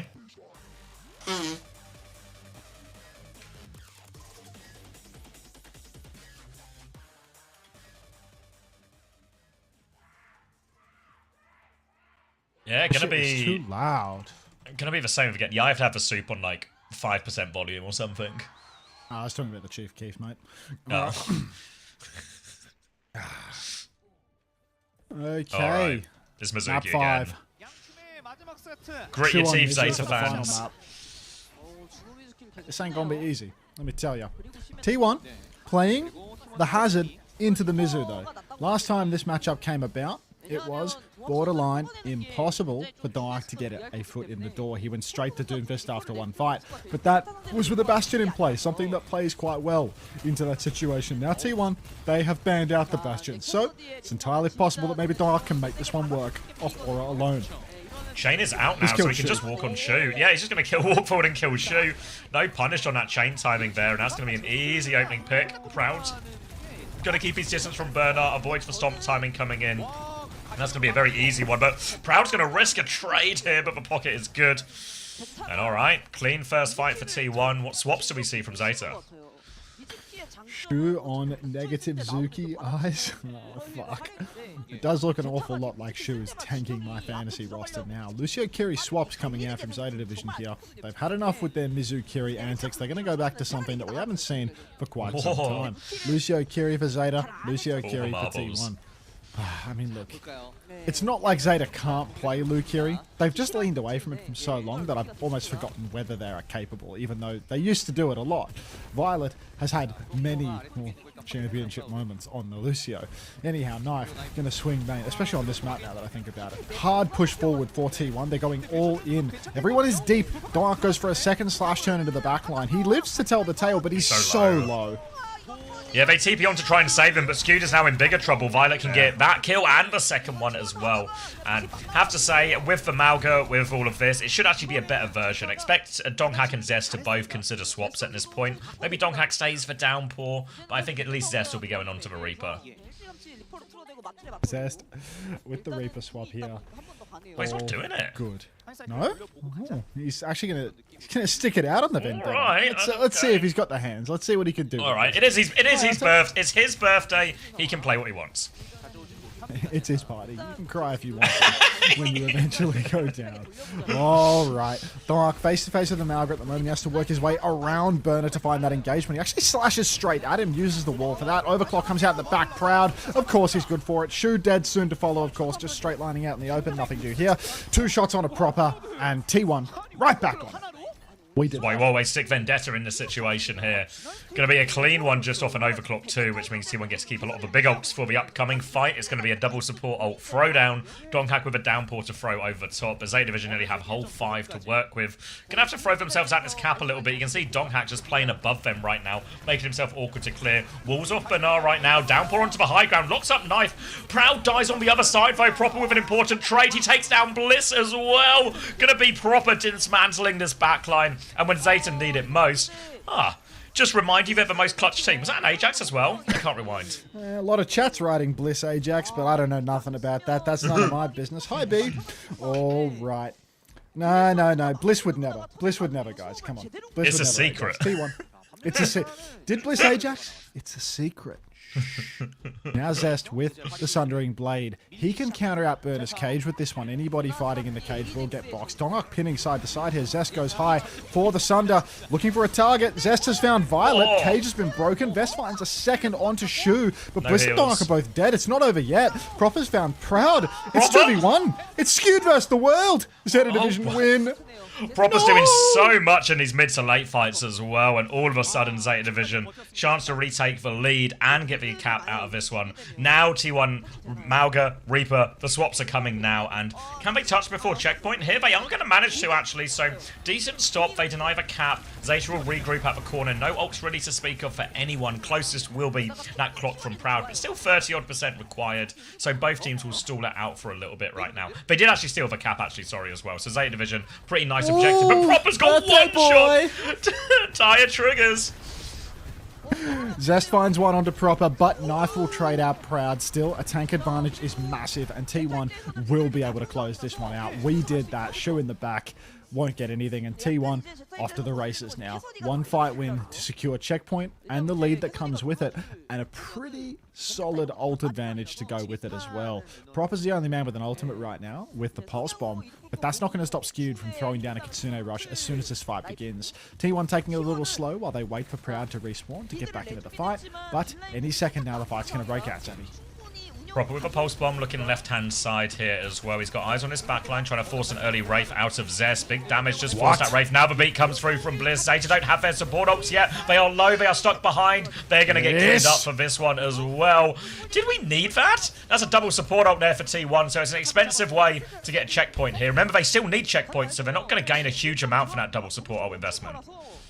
Ah, that was way too cozy. Blissey just dropping the beat there. When they have a Kitsu advantage and nobody has matched an ult from the Zeta side, that was a fight win for T1 regardless, or at least a layer that needed to be forced out. T1, they've gained the lead, but they've lost in the ult economy. Hiding on the corner, Zest forces the Wraith form out of Proper early on. Now he gives a little bit of space, takes it again. Cage up top, Zest can fight with that. Cage can be broken because Zeta have double support ulted now. High Noon comes out, but Violet's dead! Down he goes, Proud gets traded while he's clocking. Dark will fall as well. Everything being thrown into this, but T1, oh my god. Love that from Proud. Just takes a look at the High Noon, like, I'm going to hit it, I'm sure of it. Doesn't hit it. This fight is going to be a loss for T1, but they have done a great job equalising the ult economy out of this. Double support ult, mainly kited, meant the High Noon actually had to save the day for Zeta. Now it's going to be Cage for Banar, Blossom for Zest. A much more manageable situation here from T1. Need a good Suzu from Skew to keep this spin going on the side of T1. So all comes down to that. Donkhack is low early on. They drop out. Wraith has been forced. Chance to push for Cage. Goes for spin. Is good. Proper goes down. 1-for-1 trade. Donkhack still low within the cage. Everyone's in the cage, but Proud finds the crucial kill. Knife on the flank, still looking for this one. Proud wants to take the duel. He snaps onto Bliss's head, but Proud is there to respond. Violet coming back in, but Proud, he's chasing them out right now. Support's on the backline here, playing for trades, but Proud's going to deal with everything. T1 hold, they maintain the lead. And they take the robot back to Zeta's side. Proud is just that guy. You really thought you could beat Zest on his birthday? On Zest Day? Grow up. Zeta Division now only a spin and a High Noon to work with. Kitsu advantage again for T1, and Blissey doesn't have the beat to double support ult with. Let's get that Kitsu going. Skewed drops it, but Violet is throwing himself into the back line. Burner is dead in the water. Birthday boys traded, but another beat by Bliss. It's 4v4, it's 4v4, it's more reasonable. They have no tank and there's a Kitsu up. They have no tank and there's a Kitsu up. Look, we're getting closer to reasonable value at a beat, you know? Every step is a step forward at this point, you know? So sure, Zeta Division, they have both of their support ults and they have their DPS ults here. But T1 have got themselves out of this situation before. Eyes onto Proud here. Expect Donghack potential early Cage again. Very similar situation as to last time. So Donghack could Cage early, play for it. He goes for a stomp. Donghack's now committed. They're going to turn with the Cage. They're all going in it. Kitsune rush out. High Noon on the high ground here. Knife forced to DP because Donghack dies. 1-for-1 trade. They've gone down. Violet has the beat if they need it, but they really don't want to use. Proud's going to find two trades as he's sliding all over the place here. T1 trade for Cage again for 2 ultimates there, but Zeta do a better job managing their economy this time. Here's Zeta. No double support ultimate this time around. Violet now has a beat advantage for the next fight. And skewed. He must have gone down early in that scene because you can see he's actually quite behind on the Kitsune now. Only 30% to Blissy's 50 on the beat. Dark taking a shout trade in main will match, but Proud rips with the clock on the flank. Beat out immediately from Violet. Beat doesn't last the way that it used to, but Dark will fall to the spin from Proper. Birthday Boy trying to run him down. Trade's Knife good. is dead to Blissy here. Proud finds another. So good for it, Proud. But now it's just Blissy and Zest. They're holding down the cart, but they're not going to win this fight. They've bled the bank dry, though. Look at Zeta Division's ult situation after that one. Nasty shot from Proud to find that second trade as well, which really puts just a big hindrance on how many meters Zeta can take out of this. They have the Cage again, but T1 are so close. Donghak's actually going to go out and get the touch as early as possible. 1 minute left on the clock as Zeta are forced to take the back step here. They can take the fight with Cage, but Kitsune rush so close. An early Cage, actually. They don't have Kitsune rush yet, but Suzu's late, though. They're a player down. Bernard is low, but Suzu is good this time from Shu. Keeps him alive proper with the trade, but Skew trades it back. T1, they need trade, but B comes through from Bliss. 3 versus 4, but they need kills on this one. They push forward. Donghak goes in. The stop comes through. They are also low. Bliss gets 1. Now onto the second. Donghak's going to beam him down. The hold looks good. It's just proper left to deal with. Another Suzu one from Shu, but they're so low. T1, they get the hold. They lose Donghak. 30 seconds left. 30 seconds left. Proper's on the run. They're chasing for more. Birthday Boy TP's in. Takes down Proper at Zeta Division. Now there's only 18 seconds remaining. There's Kitsus for both sides, but Dark has a Cage. Knife and Proper both so close to their ultimates. No close spawns for T1. They're taking it slow. They're forcing Zeta to walk up, forcing the issue a little bit, making Zeta swing into their angles. But there is going to be DPS ults first for Zeta. This is scary, Zav. A really even situation, not a lot in the meterage either. Now they're going to swing around the corner. Knife with a clock takes down Zest immediately. Cage, Kitsune rushes out. Shu's going to mirror that one. Proud with a trade. Bliss goes down. Knife slides forward. Any trade is money right now, and they found 2. Donghak with a second one here. They still have to deal with this. They're stabilizing. They have to go forward, Zeta. They have no choice. Proud's going to clock. He thinks he can win it right now. Counterpin comes out. Donghak dies for it. Sliding from Knife. The Suzu there as well. All of a sudden, Proud is staring down everyone. Bernard is so low. Proud finds the late trade. T1 can keep fighting at this point. Proud goes back in for more. They have to stay on point. Disruptor shot does so much. They see 9. Proud closes it out. 5-back banger. T1 takes down Zeta Division. A team who can't stop losing. We did that. Our team. Finally, another notch in the belt for Hunter's competitive results. Finally. Somebody at that person on Twitter now. Look at Hunter's recent win over Zeta Division in OWCS Korea Week 1. Who's laughing now? I did that. Oh. Raid. Cardi's tired. Proud in Pride Month. Zest on his birthday. Actually stacking buffs to get over the line for this one. Oh my god. Easy wins. Easy wins. Proud with a 35 and 7 in that final map. Same 7 deaths for the backline as well there. It's not Pride Month, it's Proud Month. Get it right.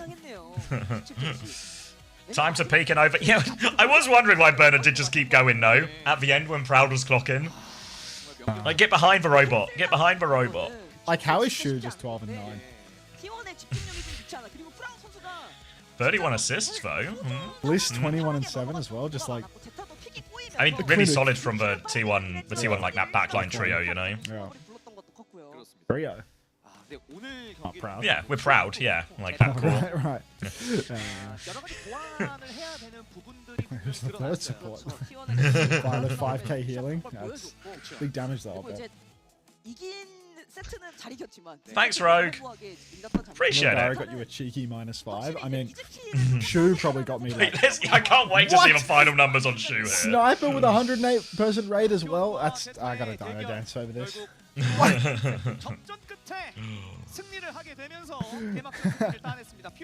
Was this a 5-map banger? It sure was. If you've just woken up, it's time to go back and watch this series immediately. Gotta be proud. There we go. 오늘 Let's Dino Dance from Let's Dance from Dino the Dinosaur. Dino Dance, Dino Dance. Thanks for the giant Dino dances, everyone. Wow. What a series.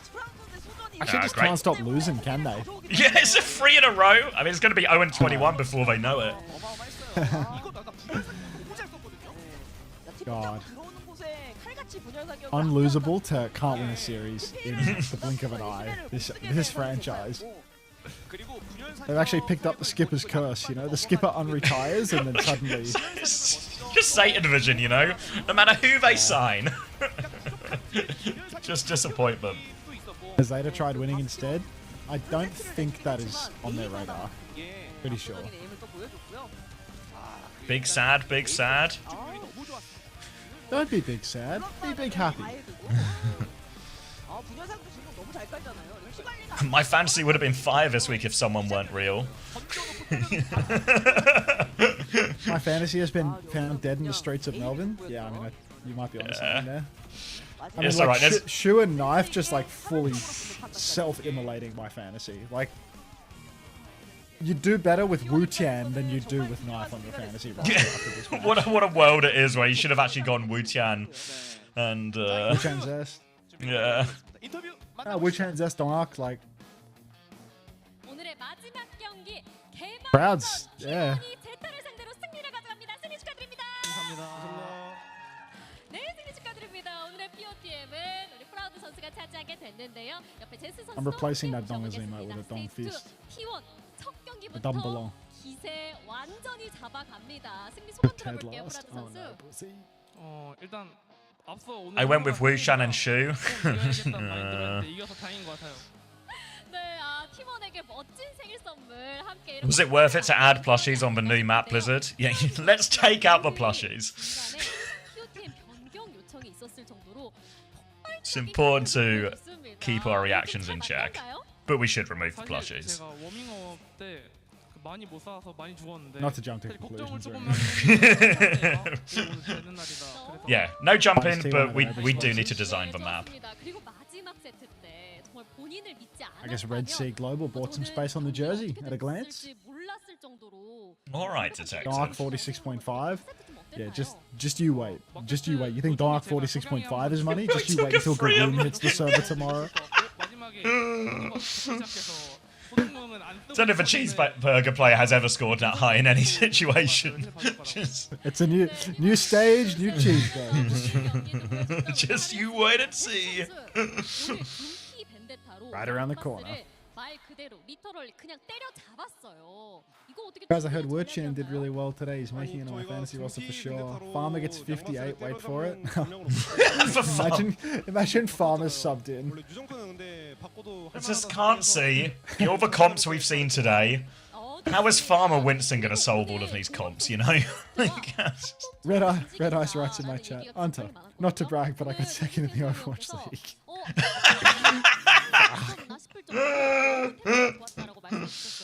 Farmer is the meta breaker. Wait, how was Fate? He got a pretty solid opening map. He just got to play the wheel and shit on everyone.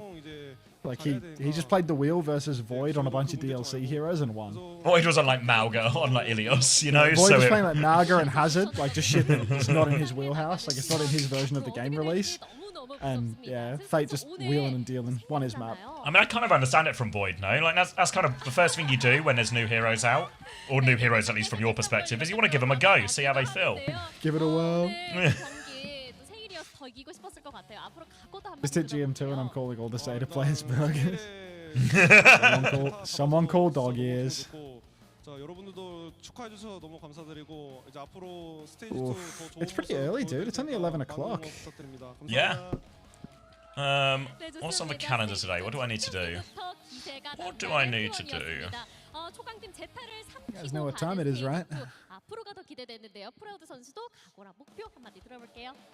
제가 그 이번에 티켓인가 그거 할 때 팬분들 실망 안 시켜드리겠다 잘하겠다 했는데 No, not 앞으로도 enough. 남은 경기 더 잘해서 팬분들 웃게만 할 수 있도록 최선을 다하겠습니다. 감사합니다.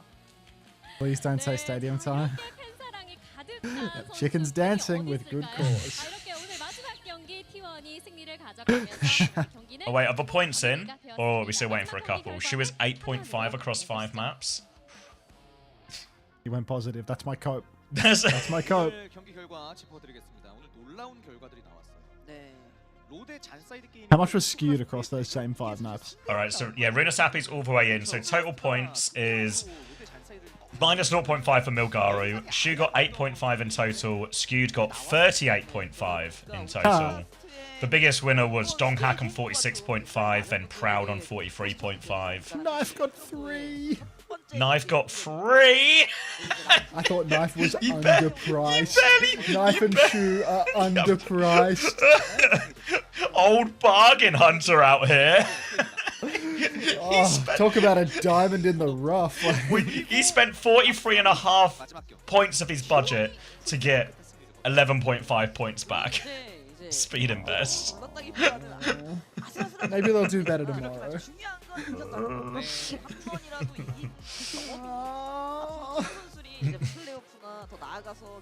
Proper and Bernard probably got away with it, 25.5 and 26. Oh, not respectively, but yeah. Bliss got 34.5, Zest got 31.5, so Zest is doing the heavy lifting here for you. How many gifted to squad up for this stadium? We don't do that. You can snipe me on the Oceanic server, you can fight me like a man, or, you know. Or don't, yeah. Two options, I guess. What are Poker Face's chances of winning tomorrow? I think Poker Face is the worst team of all of them. Yeah, is Super Bad not worse? Nah, I mean, they're both ass. Third off, I guess. With respect. Oh yeah, I mean, you know, wouldn't want to be disrespectful here. As respectful as a turd off can realistically. Duo, I mean, Who's top of the leaderboard here? Nasia with 150 points already. How many points do I have compared to that 150? 68. Alright. Just woke up, did the Spink Gamble hit? He only played one map on Anran. If you can, maybe you can fill in the blanks over the rest of that. He looked pretty good on the Anran though. Do what you will with that situation. The Donghak Proud Per is really launching a lot of people to the top here. Quite a lot of missing, a lot of bliss, a lot of irony in the mix. Yeah, this should all be updated now. I'm pretty confident. Derpy at 12. Is that really Derpy? CX sucks. Fuck. They got me.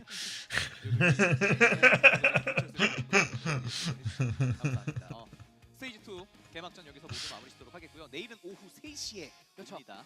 내일 기대 많이 해주시길 바랍니다. Damn it. 인사드리겠습니다. 지금까지 쌍지수였습니다. 여러분 고맙습니다. Nuclear 47 is trash at Tracer in the top 40 as well.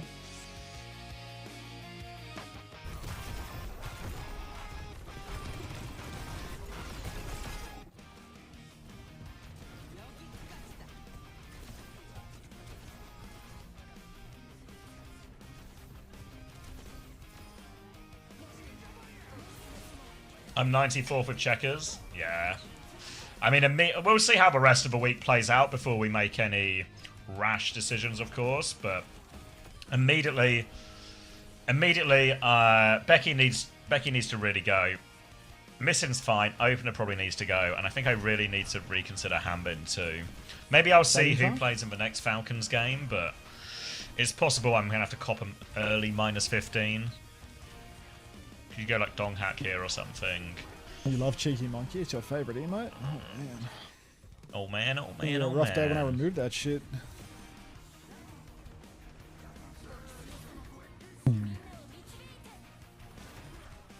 I'm 843rd out of 888. It's not too hot a start, no. 31st with Bernie? Fuck. No more matches today, no.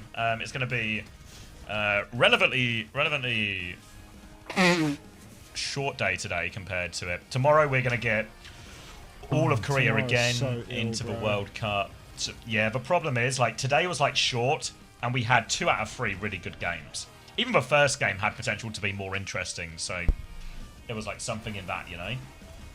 But I think we got really Tomorrow's sloppy the earlier games in start, right? Korea. Yeah, let me get the schedule up. It's going to be earlier start tomorrow. Earlier start tomorrow. We've got some China slop to squeeze in here as well. And then we got a bunch of World Cup stuff as well.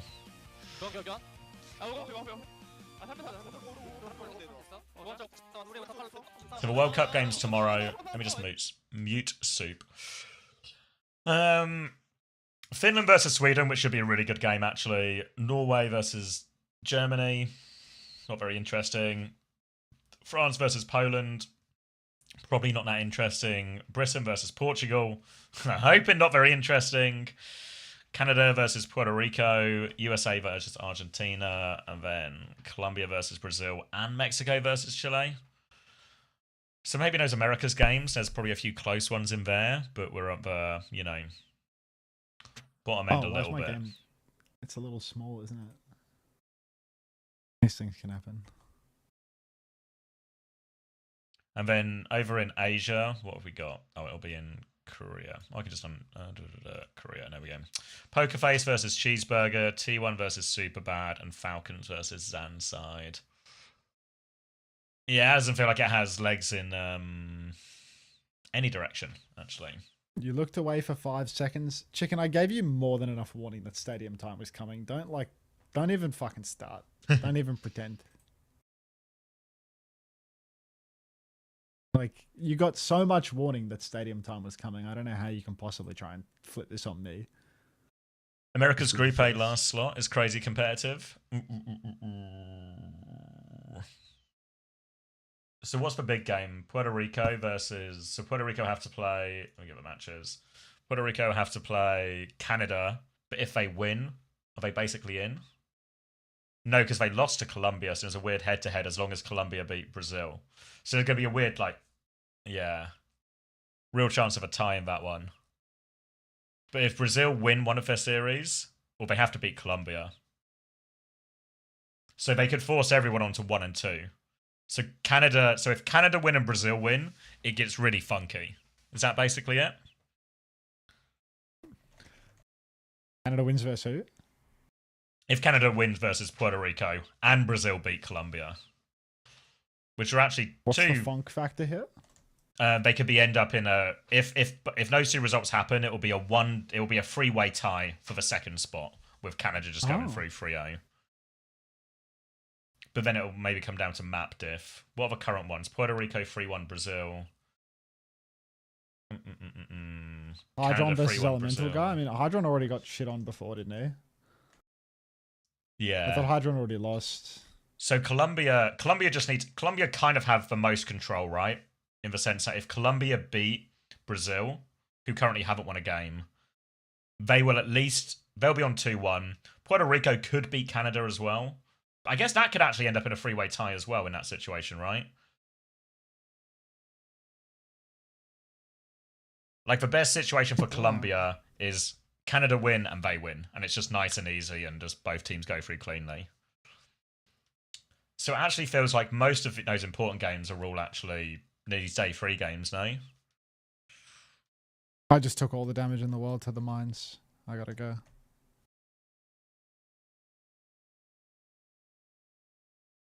The Canada games won't matter because Canada won't be involved in the tie, right? But Canada could be involved in this 2-1 tie, right? If they lose to Puerto Rico go 2-1, they'll go 2-1, and Colombia beat Brazil. Colombia will. There'll be 3 teams on 2-1. Fuck. Messy groups. That's not bad. That's not bad, Anthony. 10? Claw it back, mate. Claw it back. Bro took the pride emote off his blanket real quick. One and done, mate. How long you want to stay on today, Javier? Probably not long at all. Oh, really? Yeah. Well, I've managed to go outside every single day, actually get a walk in. So I kind of want to keep that up because it's going to be... not to flex, right? But I not only have I once, maybe even twice, finished 6th in the Overwatch League, but I've gone on a walk every day this week. But You gotta be kidding me right now. no, 6th back to back. Spent less than you did as well. Old money bags for no titles. Money bags, no titles. Money bags, no titles. That's what everyone's been calling you. Not to your face, of course, but Yeah, that's a behind the back title for sure. I think it's going. There goes money bags, no Can I wrap titles this again. one up real quick? I'll work on it. You beat Glaz in Did we 2022 really? playoffs. We sure did. It's because they We had get to play. touched up in this game. They had to play like a thinking man's meta, you know, and We couldn't They just weren't run really- in and have they shoot weren't- sleep everyone and just they win. weren't really equipped for that. No. Wasn't really our thing. They're more on the crusty level of things. Of what if she could go Anna in this situation, maybe. That shit tends to work though. Low key, hell of a career doing that, you know, like. Did we beat Rain when they were Hunter's Rain? No, I believe we got full held on King's Row and then Massive Time The coming don't home. cap. Yeah, but they didn't cap after they full held us. Then they win like the immediate first fight on their attack, you know, and then they don't cap and Massa types it's coming home, which obviously you know. Real hard to throw too much shit back as well when you have a 1 in 19 season. You know, like real hard to have anything in the tank to throw at them. You know, like what are you gonna? Good honest fun. Was it only 1 in Pick a man while 15? he's down. I thought it was 1 in 19. Have I just added a few losses there too? I think it was 16 total. It was a I shorter feel like it was season. 4 games to qualify for the Hawaiis. Okay. Maybe that's Kappa. Let's go see how bad it was. You know, let's go see Overwatch I League. feel like you would be more likely to remember your record than someone else, you know? I Like, thought it was, but I don't know. I mean, who was the you chatter know, that corrected you? it was Hilarium. Ooh, skunking it. Where am I going? Overview, season 4.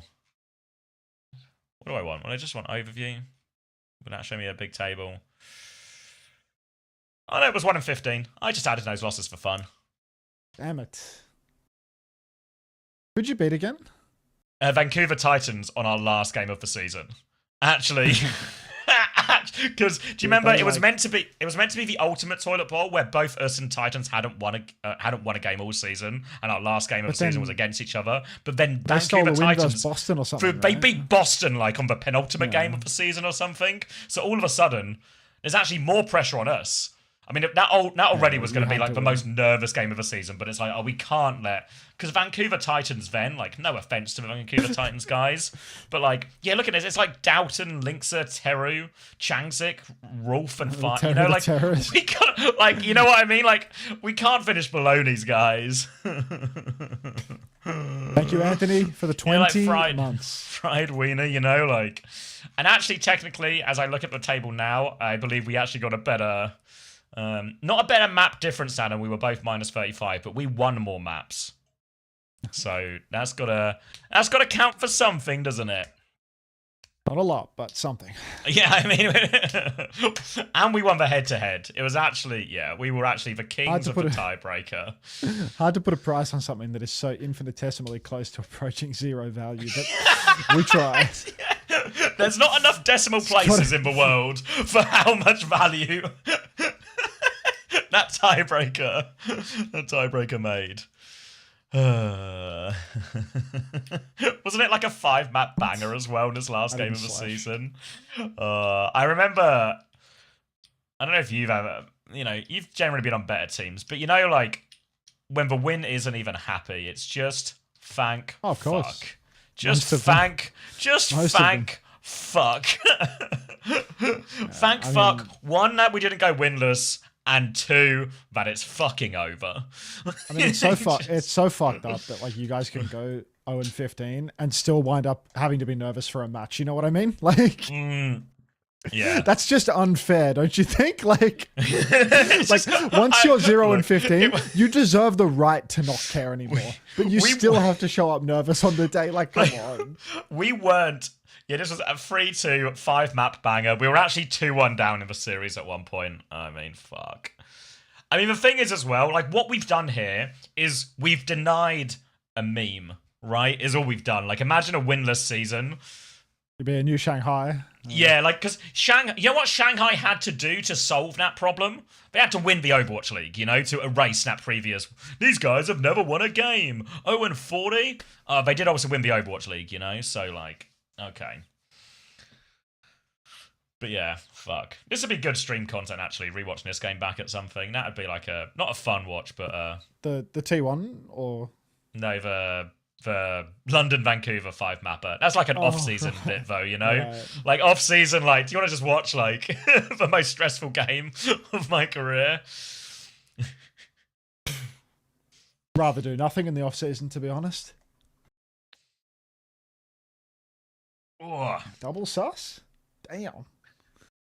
Shaq's hard carries. I mean, Shaq's is like a match day player, you know? Like Shaq's just like, he just turns up, you know? He's not like the biggest grinder or whatever, or always has like lazy as fuck. Yeah, he's not like Mr. like whatever the opposite of like Mr. Professional. Like Poco was Mr. Professional, you know. Shax was just turn up on the match day and play Tracer real good.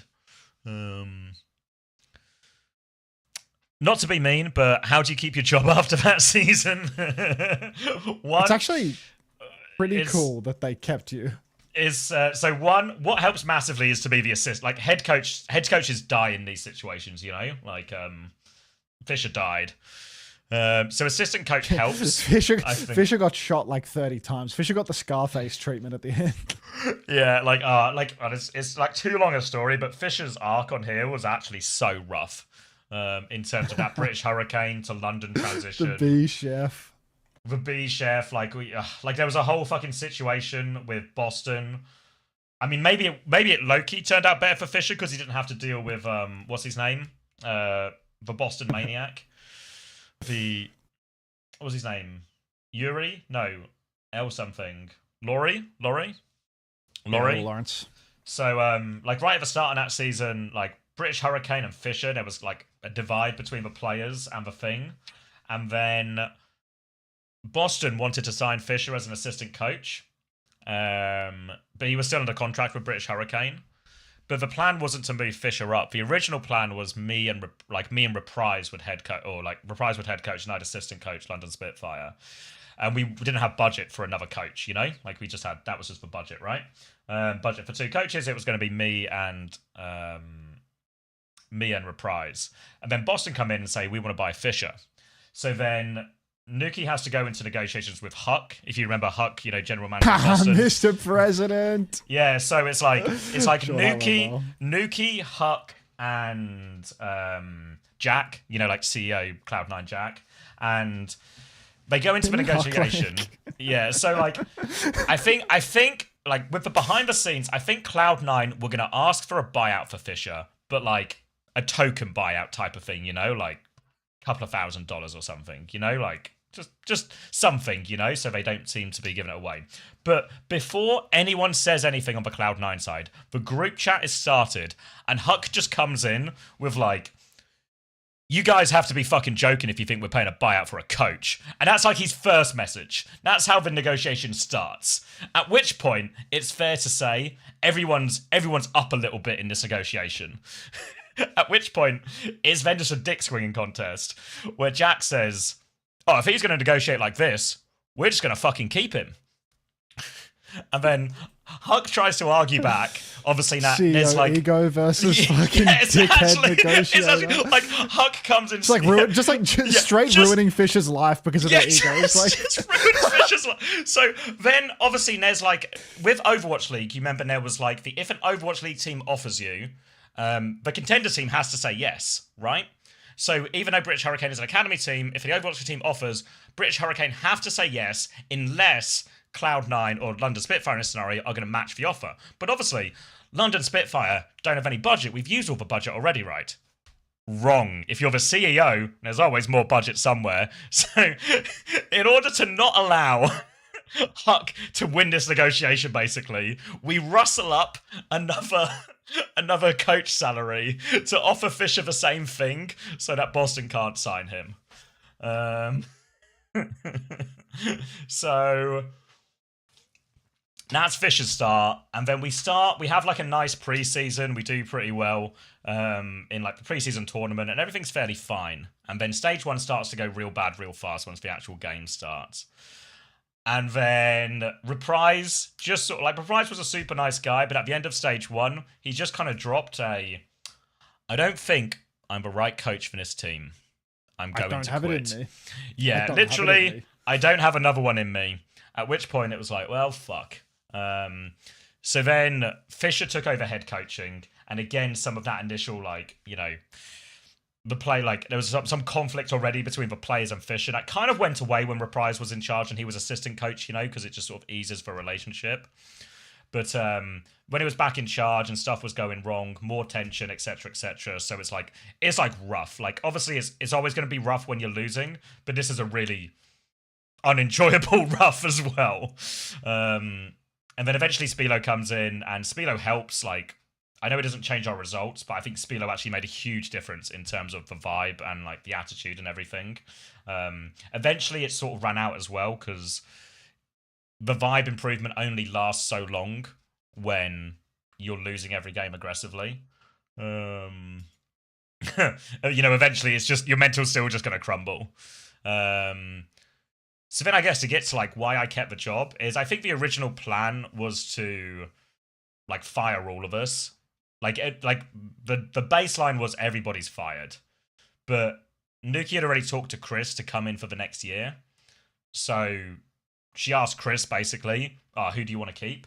And then Chris was like, well, he kept Spilo as well. So it was like, Spilo, keep the assistant coaches, happy with those. You know, he asked like a few of the players, and they spoke like reasonably well of me and really nicely. Obviously, Chris was coming in for Fisher's job anyway, right?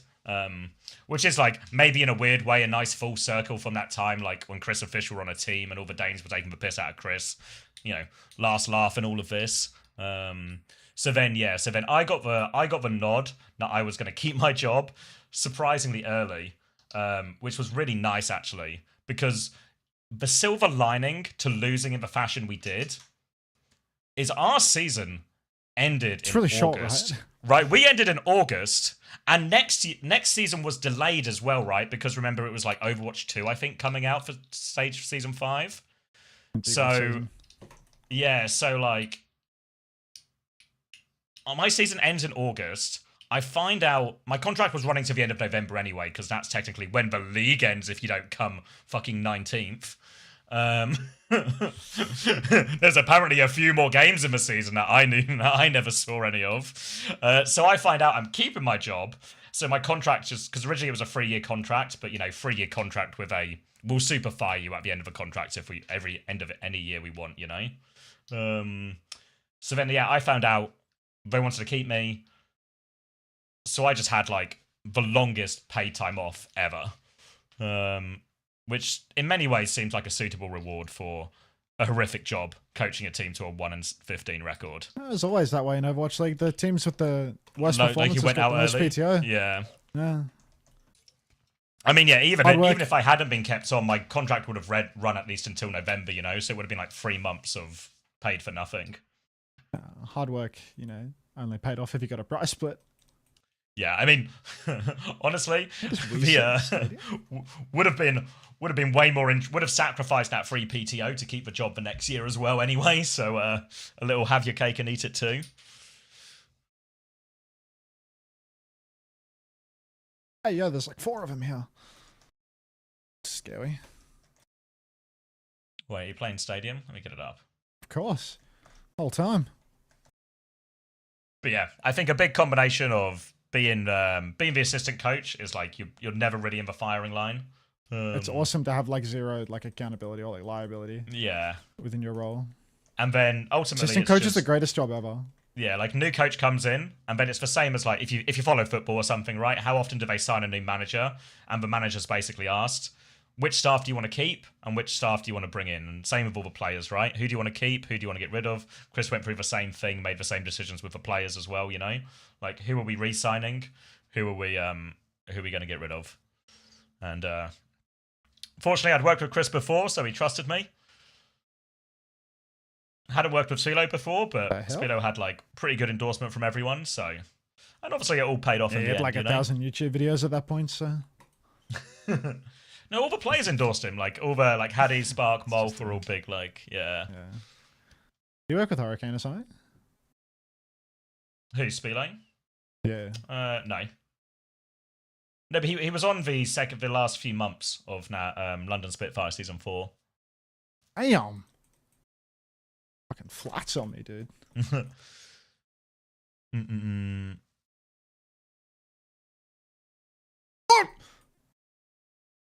Did you do better after? Yeah, after that, we had like a similar budget team in terms of, you know, like bottom end of the league in terms of budget, but we finished 6th place in both Season 5 and Season 6.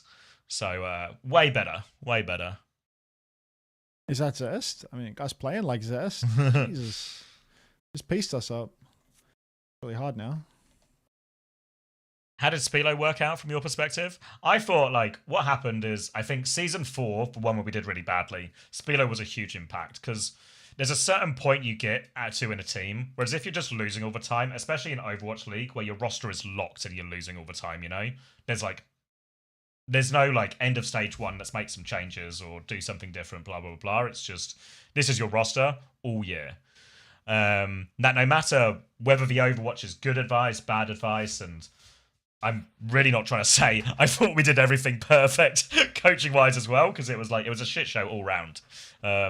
Everyone's responsible for that season, I think, to varying degrees. But once you're like a certain amount of like mental broken, it actually doesn't matter if you're on the right comp or you're getting, you know, good advice, bad advice, whatever, you know? Like you just can't fucking win. You can't catch a break type thing. Your confidence is so low. So what I think Spilo did is he came in. Obviously, if you guys have seen Spilo's stream or whatever, like, that's not like a stream persona type thing. He's like that, you know? He's got that kind of relentless Rob Lowe energy. Now, even when There's this real sense of American optimism that's only possible with a man that, you know, worships God every night before he goes to bed. So that comes in, and it actually just helps big time to have someone who is not just positive, but willing to just like keep pushing everyone to do better, you know? Willing to put in all of the extra time, anything needed. And I think it did help at first. The problem is, kind of like I said before, is we just also kept losing, you know? Like, as much as the confidence was an issue, and the ping was an issue, and all of these things, we were also just outclassed by a lot of rosters as well. That team was so doomed to fail, man. Yeah, like high ping, immediately like just out of depth, probably like player quality in a lot of roles as well. I don't know, like needed Molf on low, needed Daned. Yeah, it's a team that had like some cool exceptional bits and pieces, and it didn't work at all. Ripper on like an absolutely untenable amount of ping. Yeah, it's just like 180 ping. Didn't even have, like, for context, Ripper was playing from a closet because it was where he got the best like Wi-Fi signal, but he didn't have enough internet to both play the game and have a webcam run. So he had to play without a webcam for most of the year because it was too much demand on his fucking bandwidth. Are the drops still on? Can anyone check? I haven't refreshed. I need to check.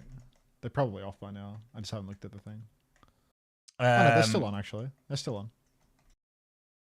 So then Spilo, Chris kept me in Spilo, and then Spilo was there until about halfway through the year. I think what happened for Spilo when Chris joined is, you know, we have these like coaching archetype roles, like from the dad coach to like a sort of emotional leadership type person or mental person to the person who does Chris the nitty just gritty. does it all. Chris kind of is a one-man army, you know? So, like, for me and Chris, that worked quite well because it gave me a lot of chance to focus on, I don't know what you call it, like the ancillary stuff almost, you know? Like scouting and just trying to figure out problems and research other teams, while Chris did the vast majority of, like, coaching the team. And then I would just we did some of the stuff he did on Philly. I can't remember if he spoke about it on the podcast, but do you remember when Chris started on Philly and it was like, you're the 2CP coach? So you're going to coach all of these maps, you know? Like, I was for... Basically, Chris just gave What me a our worst strange map. division of labor they had on that team. Yeah. Well, and there was one where I was just like the Circuit Royale coach, which was our worst map. It was like actually just a nightmare difficulty task of, this is our worst map. Why don't you focus on this map? Thanks, Chris. Oh, and I scraped us over a Circuit Royale. You know, you just have to be like... had to like fucking mark out, here's how we want to take every situation. Here's how we want to take this, you know? But that was actually, there was a bit, I can't remember who we were playing, but there was a bit where I did like the the pre-match VOD review. I would always do like the scouting, or here's what we're going to play, here's what we expect. And I remember doing the Circuit Royale, and I was like, just be sure that if this happens and they try this rotation, we drop in, you know? And eventually, like, it comes down to one final fight. They do that exact rotation. We drop in and we win. And it was just like, I remember Poco coming up to me afterwards. And he was like, as soon as I saw the rotation, I just like, it was exactly what you said in review. I just did what was said. And it was like a really satisfying, like, fuck. A tangible example of the coaching working, you know? Like, Wish I had one of those in 15 years of working it. Like a real, like, you know, toughest map, and we found a way to get by on it, you know? So there would be a few situations like that, but in reality, like, on balance of the 2 years, Chris would have done the vast majority of coaching the team, and I was always just advice here, you know? Review little bits, try and fix some problems. You did have that full if cinema we were. moment on Circuit, though. Yeah. I'll never take that from you. There was like a couple of weeks where I would basically coach, you know? Like, I would just do the head coach's job, but Chris did the vast majority. What am I doing?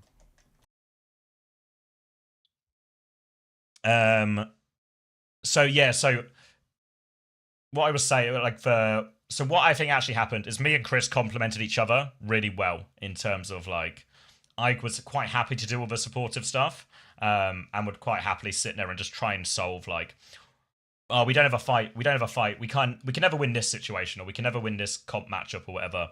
Who can, what can we steal? All these type of things, you know, just to try and give us the most answers possible.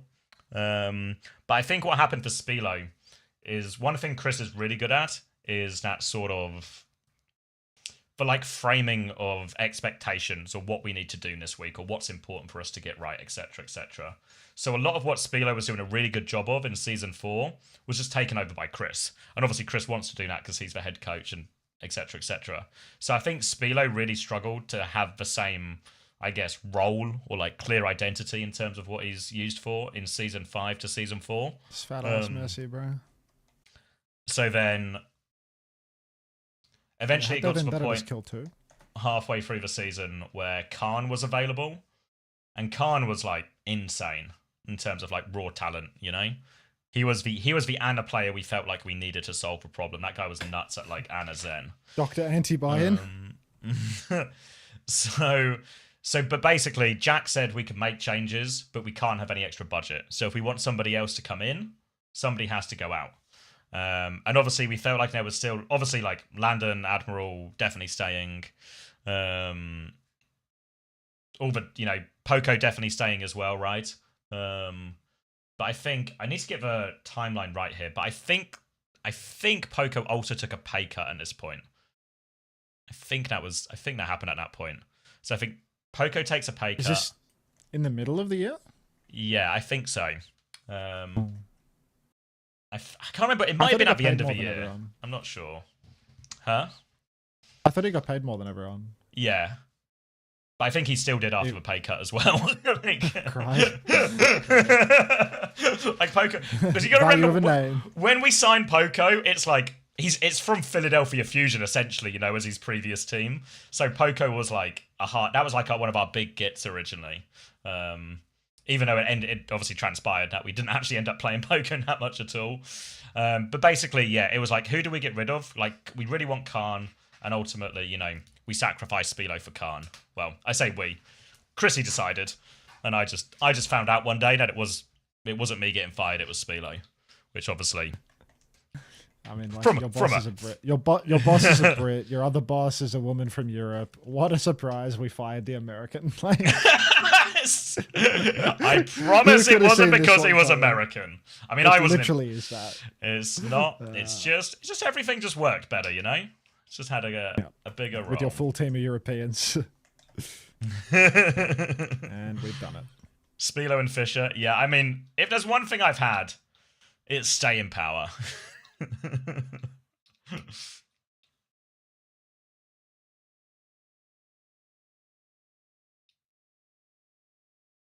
I mean, yeah, Khan was such a high talent player. Unfortunately, he was just the least functional person in the world. Fucking completely useless. Just completely useless, you know? Like, there's so many gamers like that. It's crazy, dude. Yeah, like his talent level so high, you know? And we thought especially, like, maybe this was, I don't know, hubris, but like, he was on this Paris or Vegas or whatever they were called in season 5, and they were just wank, you know? Like, they were really wank, horrible environment, struggling for results. So we really thought, like, Khan would be kind of grateful that he joined us. You know what I mean? Like, we save him halfway through the season, come join us. We had a pretty good start to the year. We got, like, a really nice team environment, you know? Not to flex, of course, but that's season 5 especially. That was, like, such an enjoyable year. Great attitude from everyone, like, great camaraderie, or whatever you want to call it. Really nice time. And then Khan was just, like, the biggest client in the world, you know? Just incapable of joining the gang or fitting in or responding to kindness or anything, you know? Responding to kindness is a metric of... Yeah. Well, like, it was his birthday on one of our off days, and everyone Like goes round Zest. to... Yeah, it's just like Zest. Everyone goes round to his house, you know, because he's staying in one of the houses, like, by himself, just because he was, you know, last one to join, so there was no room in the current houses. So it's like a 2-minute walk around the corner. So every off day, everyone would come into, like, the office and just, you know, play ranked or dick about on the computer, or if you're me and Chris, you'd watch for football. But Khan would always just sit in his room in this other house, like 2 minutes around the corner. No computer or anything, just sit on his phone, doing whatever, jacking off all day. But because it was his birthday, the guys, like, bought him a cake and went over there, you know, to, you know, help him celebrate his birthday. And then say, oh, you want to come to the house? We hang out for a bit, blah, blah, blah, blah. And he just, you know, just didn't. So, can't be helped, some people. He just really liked wanking, mate. Give him a break. Just wants to sit and wank all day, rather Can you than... blame him? Like...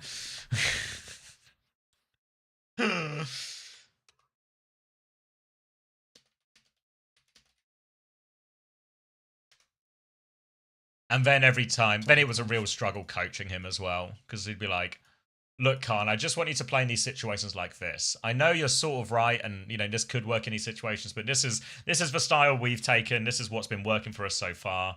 And then every time, Khan he just couldn't even be willing to try it type thing, you know? Like, it was something... I remember the system, mate. It's just not a system player, ultimately. It was one of the really stupid things where he was like, oh, I really want to drop off and chase for kills here in this situation. And we were, you know, Chrissy, right? It's like God hold. Hold for good spot, you know? If we drop and chase and give up this, there's always just like X percentage chance something go wrong. Play the percentages. And Khan was like, yeah, but I just won't die here or something. And then Chris will be like, yeah, but in this example we're looking at, you literally die in this scenario. And he's like, yeah, but I just shouldn't have died there. It's like, cool. But this is the exact risk we're talking about. And it would just be this fucking back and forth for fucking ages. And you know, you can just tell it's not going in, right? Like he just doesn't buy into the system. I needed the slash. Game's gone. Damn, dude. Tough team. Oh.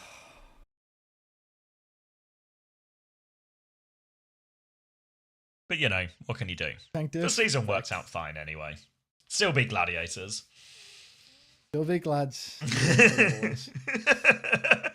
Always good for that result in a playoff. Yeah, just thank God we can just beat gladiators.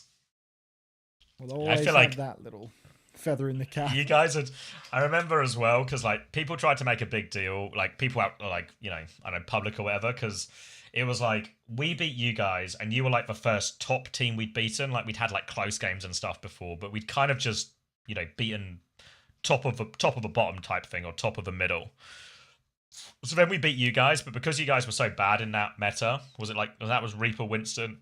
Winston Well, Reaper, yeah. Winston, Kiri, Lucio, Did Sojin you or beat like something. Houston or someone as well, or go close? We should have beat Houston, but we lost. We lost to Houston in the up. We beat you guys and played Houston next, and we had been like spanking Houston, I think, for a while. But we just absolutely beefed that upper bracket semi. We got like 3-0'd. My team came third with Dante on Winston. I mean, Dante just is it's like one of those, you know, like just when something stupid happens and it just throws your entire team. Like Dante was changing how he used his bubble, and we just like one-shot Jamie like a few times, because what Dante would do is he would just immediately bubble. Like, you know, normally in that meta there was a lot of like use for later bubble or something if you can, you know. And then what would happen is Dante would just immediately swing the corner with Pelican. I think it was Pelican at that time on Houston. Swing the corner on Pelican on like Reaper, and they would just one-shot Jamie before he reacted. And you just couldn't find the fucking solution in the moment, you know? And then before you know it, you're like 2 maps down, mental's going, and we just get 3-0'd by Houston. Even though I'm convinced, like, you know, you play that series another 10 times, we'd win like 9 out of 10 of them. And then we have to play Spark in the lower bracket, and Spark were pretty good, and Shy was just like on fire. Yeah, like we like gave them a good fight, but like Shy was just on another level to Sparky, you know? You know, like in the same that would have been season. Or you mean like how many maps it went to? It was season 5, but yeah, how many maps did you go to? I remember there was a King's Row third point where Shy was getting juggled, and while getting juggled, he still during the overclock gap Spark again. And it's like, you know, this is so over. Like you think how that final, if you remember that final, right? You obviously remember like proper just going like proper versus Steady Eddie, you know, in that map 7 banger final. By the time we got to like late stage playoffs, that was all just it was 4 maps in the end. It was just. Everyone had sort of like got really good grip of the macro, so the whole game had just slowed down and kind of just became about Sojins, and Shy was just a fucking monster at the time. It's good for that pick. Yeah, you know, and like that was like Sparker's not a bad player, but like Shy was insane, you know. But really, when I look back at it, you know, like fuck, if we had beaten Houston and we were upper bracket final against Dallas, we almost definitely lose to Dallas, you know. But that means it's a top 3 finish at worst, you know, even if we lose every other game. Yeah. Hey, Milky. Were you on the Rhine system then? No, like season 5, as much as I guess like our final identity was just the Rhine guys. Season 5, we just played a bit of everything, really. We just played the meta. We did great in like Junker Queen meta. We did fine, or we did really well in this Winston Reaper meta. This was like a really strong one for us to finish. We kind of like, you know, we were never going to beat any of the good teams, but like on these circuit royales where we're playing like Sigma, Zen, Brig, right? Like we're winning maps off these like middle and bottom table teams, you know? Same with Anna Zen.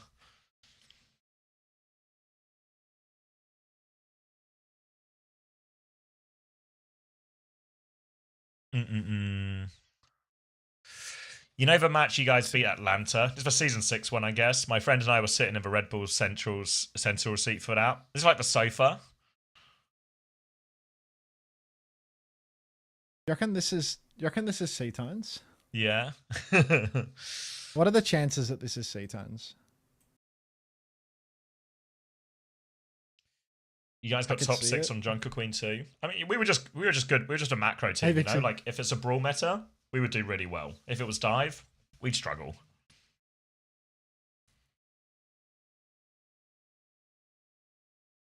The fact that Stalker Lip didn't win it all.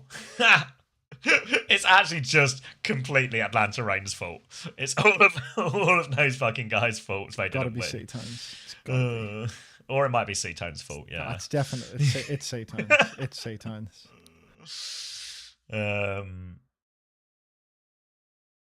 Gotta be. Yeah, because we played them like a couple of weeks before, and they smashed us. Like Atlanta was so good. We couldn't get close to them.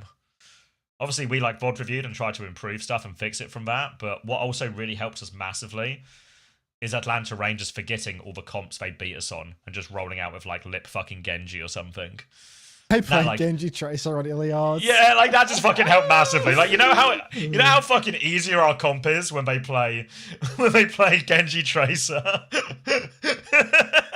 and Lips for Genji. You know how much that helps. Such an ace in the hole. Mind control him into that one. What was it? I think Gator told this story on Coachable, right? Where he's like, the Atlanta Reign guys are lining up for our game. And all the Atlanta Reign guys are talking about is that fucking Spark game where they lost Winston. Like, here's what we got to do against Spark, you know? This is what we got to do against Spark next time. We can take him down, you know? We're not going to lose to fucking Winston Mirror to these So fucking step one, we're guys. going to bully the fuck out of Donk. Like, we're going to make Donk hate his existence so bad. Step two, we're going to Winston gap him. And when we don't Winston gap him, we're going to just have this fill our entire mind while slowly losing to a Rhine comp we beat 2 weeks ago in scrims.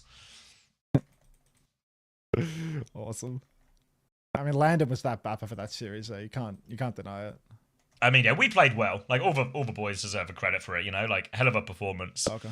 But Atlanta have, like, their part in the downfall, too. We need high ground. Was Sauna a similar case to Khan? No, we signed Sauna halfway through the season because Florida didn't want him anymore. And remember, at the start of Season 6 was, the first 6 months were Winston, Tracer, Sombra, and a Brig, which was not a London comp by any means. And we didn't have a Tracer player. So, Sauna, Tracer player, boom, all right. The day saved, surely. But we sort of... in the chat.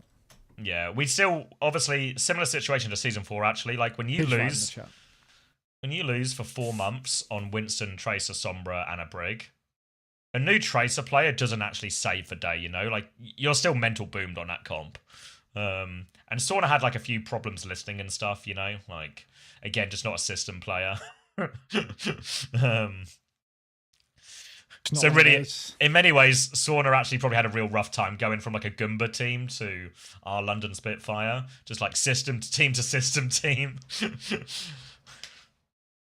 So yeah, but we weren't good at the comp as well, like I think. So there were some initial problems just with yeah, him not really listening.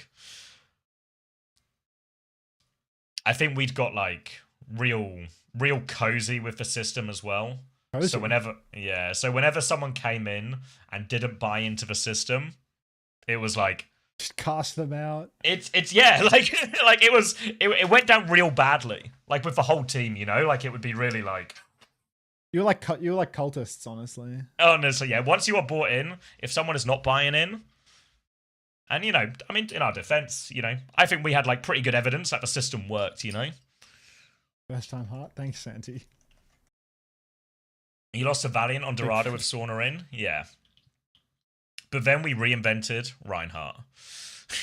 It's just been an hour of Stadium and Pop Nemo. Yeah, I mean, he's actually just been talking the entire time. It's actually really It's just good. a podcast for no reason, you know? Just do a pod, just do a solo. Solo pod. Just a solo pod. I just toss in the Stadium and you just keep talking. Bit of Steely Dan as a backdrop. Like Overwatch League stories and the best Zarya gameplay this side of bronze. Peach vibe. You lost to Valiant on Dorado. Yeah. Dorado was actually... You'll be surprised how many times in teams the reason you have an argument is like just some stupid shit, you know? Like, all we wanted Sauna to do in all these situations is like, Sauna, just tap the point, will you, before you just don't stop the cart rolling back, you know, objective focus gamer and all of that. And just wouldn't no matter how many times we told him. Maybe it was an issue with delivery because you shouldn't tell him, you should ask him. You know, more yeah, flies well, in honey than but it vinegar, starts you as know? an ask and then it becomes a tell, you know, once the message isn't sinking in. I have 20 energy and I'm proud of it. Tis the month for it. I'm here for drops, but I stayed for the monologue. It's good. Memory Lane podcast. How did you guys even decide to play Rhine full time? So what you have to do is get so sad and so depressed, lose every game for 6 months. Now eventually you just go, fuck it. It can't get any worse than this. There's nothing left to lose. Should we just fucking play Reinhardt? Yeah. Because I can get them up maybe, but like if you look at those results, I don't know if there's an easy way to see like first half of the season versus second half of the season. I think Chrissy wasn't even sure of like wanted to do it. Like if I remember right, I think the players did more talking into it as well. And then I was like, eventually it was just, yeah, fuck it. What are we gonna do? Like, what are you gonna do? You got another 6 months, another 6 months without winning a map on Winston and a Brig. All the guys just gonna fucking kill themselves. Like this can't be the answer. Fuck it, let's play Rhine. And I think that was when the season 9 changes came in or something as well. Or maybe they'd been in for a while, but they hadn't really landed yet, if that makes sense. On the thing that shows team scores, let me see. Overview. Not overview. Regular season. Okay.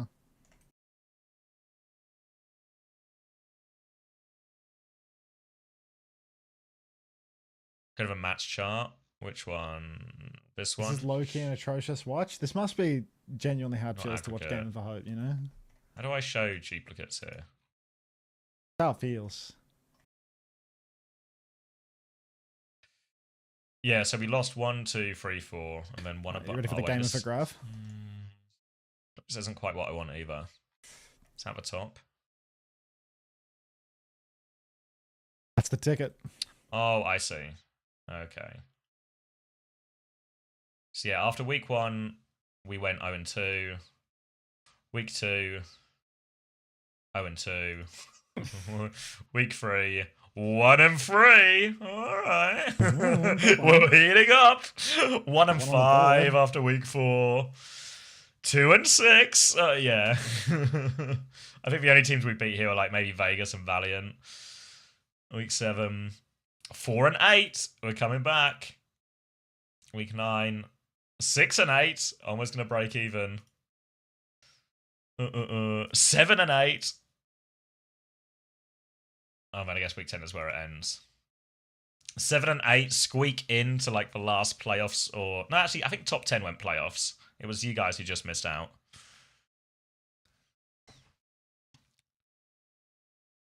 Yeah, so we squeak in, and then we have like the best day I think of. You ask any of the players, this was the best day of our like time on Spitfire. This play-ins. Gone past it. Yeah, no play-ins. And we just do this improbable run. Yeah, 5-map banger, Washington Justice, 5-map banger, Vancouver Titans, 4-map banger, beat Toronto Defiant, who we haven't beaten in like 3 weeks in scrims.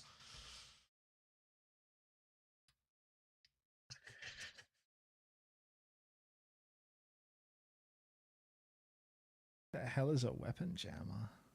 Don't want me to buy that. Why not?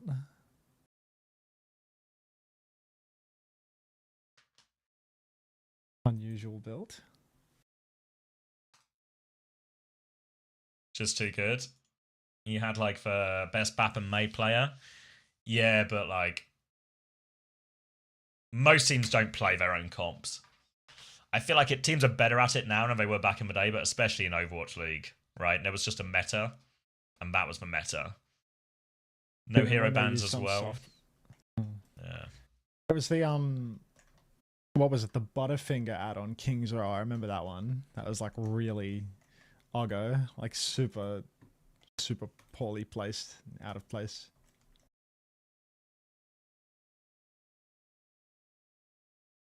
The lower bracket was probably, yeah, the lower bracket was hype. It's the worst player. You beat Toronto in dive meta. Yeah, well, they were just cooked as well, I think. And any team that wasn't Atlanta Reign or Houston Outlaws or maybe New York, I feel like pretty hard boomed in this meta. It was not easy. Okay. How much of a mental boom was that 2021 match against Houston? 2021, was that season 4?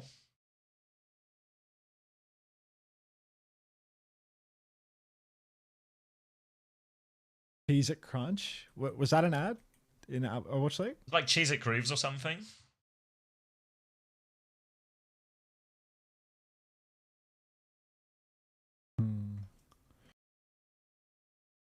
Losing so hard in stadium, you enter a fugue state. Getting packed up so hard, you completely lose all motor and brain function. Like, It's a disaster. Get him, son. Nothing here. That was Twilight Toronto. Yeah, I think that was season 5. Like, was that season 5? Like, super expensive Toronto. By super expensive, I mean Toronto was really expensive. Mr. 250. Yeah. Fuck.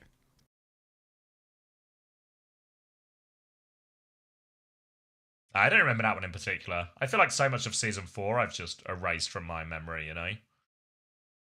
I wonder if the Dropsy accounts will scam any sponsors into the esport. I feel like it just doesn't like... Sponsorships are hard to come by in esports. Yeah. Like, none of these esports, like these main broadcasts never make money, you know? Like, it's the reason that you see all these different like exclusivity deals for all these different games and titles and products and stuff like that. Like when Overwatch League had that little exclusivity deal on YouTube, these products rarely make any money independently. And all the sponsorships are just like, you know, trying to very slightly offset the huge loss that they're incurring. And now Overwatch has got like, it already has an exclusivity deal in Asia again, right? Like there is a Soup exclusivity deal. Yeah. Like reminiscent of the Overwatch League, no? Just we don't really get much exposure to it because we're not Korean.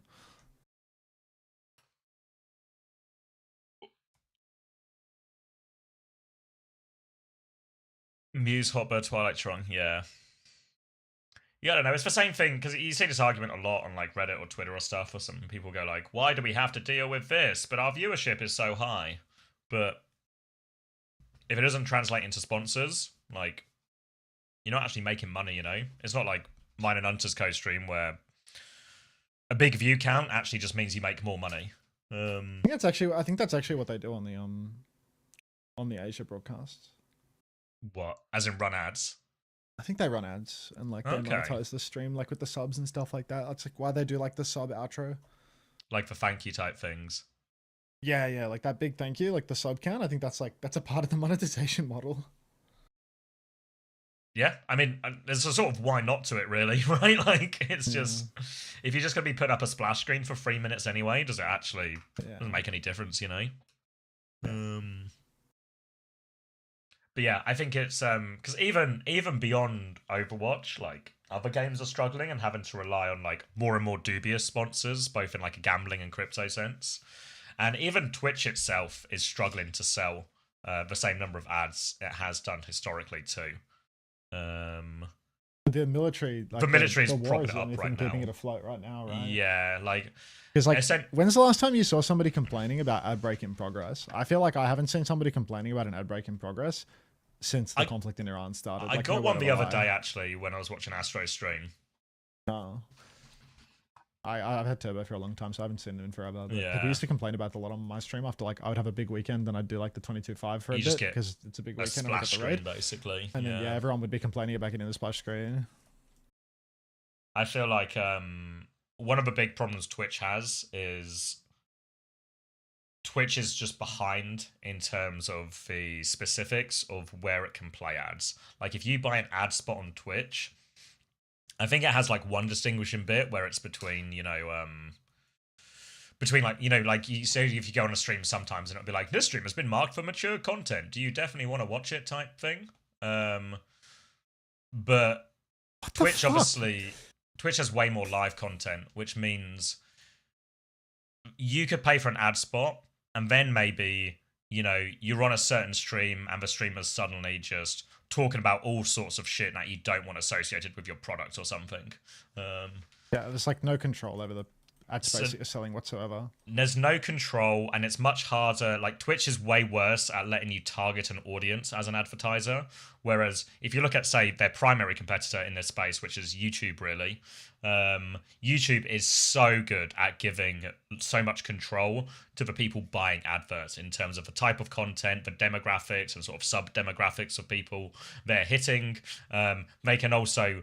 YouTube does like an incredibly more impressive job of, like, if I watch something that is copyrighted or whatever on YouTube, YouTube will shut my stream down live.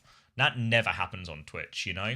Yeah, YouTube's content ID is like a million tiers ahead. So that's all the sort of things that advertisers like. So over time, as these advertisers will have tried on both YouTube and Twitch, most of them will have come to the conclusion that, hey, YouTube can provide way more in this sense, in terms of specificity, in terms of what I'm getting, and control, and avoiding these potentially controversial situations, you know, where somebody says a really outrageous opinion, and then it goes, have a break, have a Kit Kat. And Kit Kat are sitting there going, oh, really, really wish that wasn't our brand next to that name.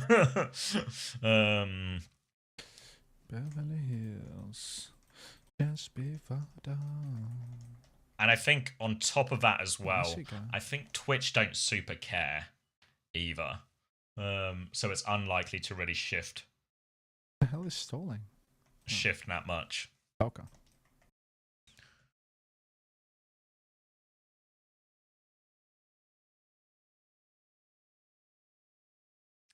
I enjoy watching Stadium because I have no idea what's going on. Like, why does Sigma just have a tiny shield on his body? He has an item that anytime he has a shield near him, he heals like fucking 3% of his health every second too. So he's just like just a shieldy guy. Yeah, he's big on shields. No! Oh, she got the res. Oh, sorry, Drenny, I missed your thing. Probably not now, because it's just like I feel like that's better as more of like a prepared, remember what happened type thing. Yeah, I think as well, if you look at, I forget the guy's name, but if you look at the person that Amazon put in charge of Twitch, their primary job, or like their primary, or their background, is engineering and like digital engineering and solutions. So I think Amazon aren't trying to run Twitch as this is going to be a big profitable part of our business. Amazon just want it to use it as like a technological development type thing. I think that's why if you look... Yeah, so I think that's why if you look at a lot of the things that Twitch have improved over the last couple of years, stuff like the co-streaming features, the stream together, all the sort of bits like this, I think these are all basically Amazon using Twitch to develop various, I guess, like technological advantages or advances in the space. So I think even if Twitch isn't making money, it's probably doing what Amazon want it to do in terms of giving it like a big area to develop these things in. But what that does mean is they're probably not going to catch up to YouTube in terms of a lot of these advertising type things, you know?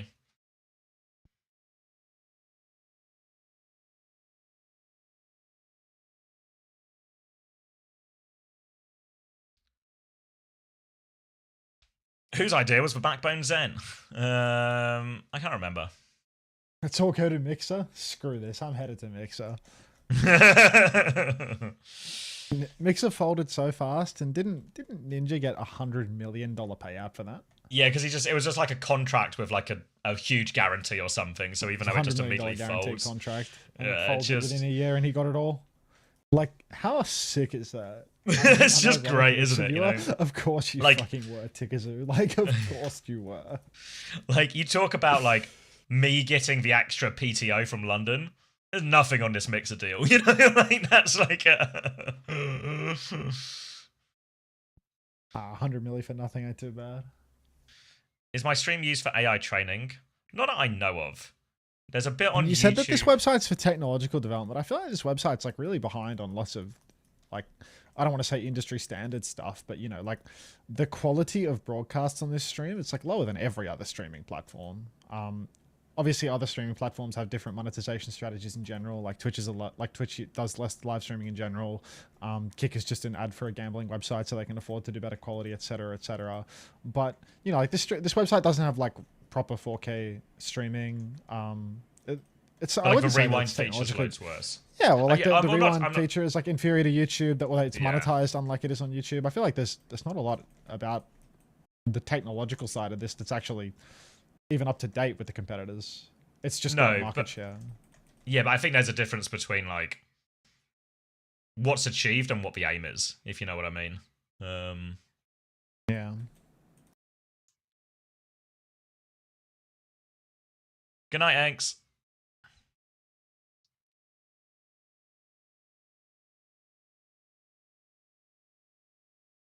Esports are an ad for the game and for retention of players. Leagues will lose money. Yeah, well, I think what's happened in esports quite a lot is it's sort of become the norm for the game developer to prop it up in most situations. And I feel like, for the most part, this is just bad for the esports themselves. Because you just create bubbles. And then eventually... And Blizzard have a huge reputation of doing this in the past, you know, to like StarCraft, Heroes of the Storm. Pulling the plug. Of just going, wow, this bubble is maybe costing too much. Is there a way this bubble could cost less? Pop! Let's pop. Oh, we popped the bubble. It's all gone away. Phew. Whereas I think if you look at like CS is the obvious example of the other extreme end of the example, you know, of just it's all just run by tournament organizers and stuff. I know that's less true now. Valve are like more involved than they probably ever have been in CS. But at least for a huge, you know, like decades, CS has been run kind of just on its own. But I feel like when you put all the power in the hands of a developer, you just obviously, you quite literally, you start a monopoly. And then that has all the same problems that the reasons you have like, I don't know if you have this in Australia or I guess you maybe have some version of it. Like in the UK, and there's like an anti-monopoly commission who are responsible for making sure no industry within the UK is over-monopolized by single companies or anything like that.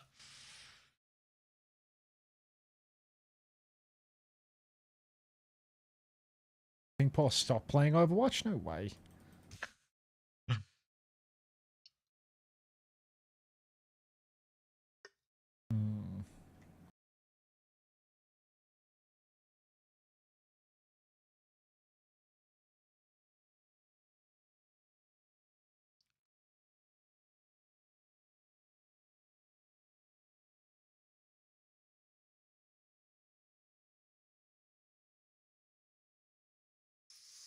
Wet noodle. Blizzard to shoot itself in the foot with its own restriction on sponsors. Hot take, I don't want gambling sponsors in my esport. I don't know, most esports now, in terms of, this is true of a lot of traditional sports as well, the sponsors are just a sort of pick your poison type thing. It's just an ethical question. Yeah, do you want crypto? Do you want state-sponsored games? Do you want the bubble to gambling? pop without anything? Yeah.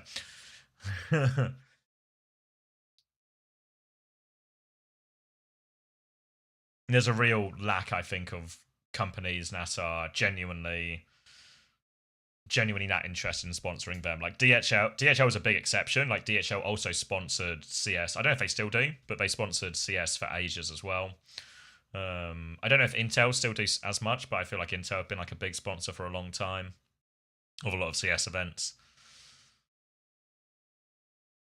Couldn't believe the amount of gambling ads there are when I moved to Oz. I mean, Australia has the highest rate of gamblers per capita, right? Whenever I watch like a perfectly legal version of a stream of football and it's like the Australian coverage, every other advert is like the dangers of gambling, followed by you can gamble at this site though, but remember the dangers of gambling. It's like fucking hell. Chances are you're going to lose. Yeah. But also sign up for a free £10 with your first bet. Oh, okay. Fuck.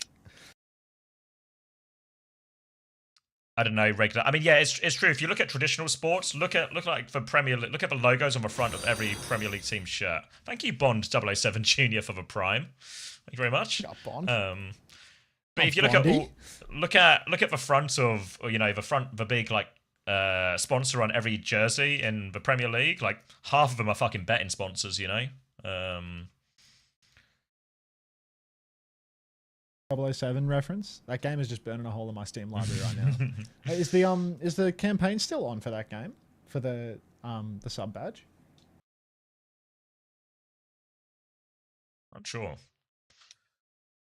That's the question for the class.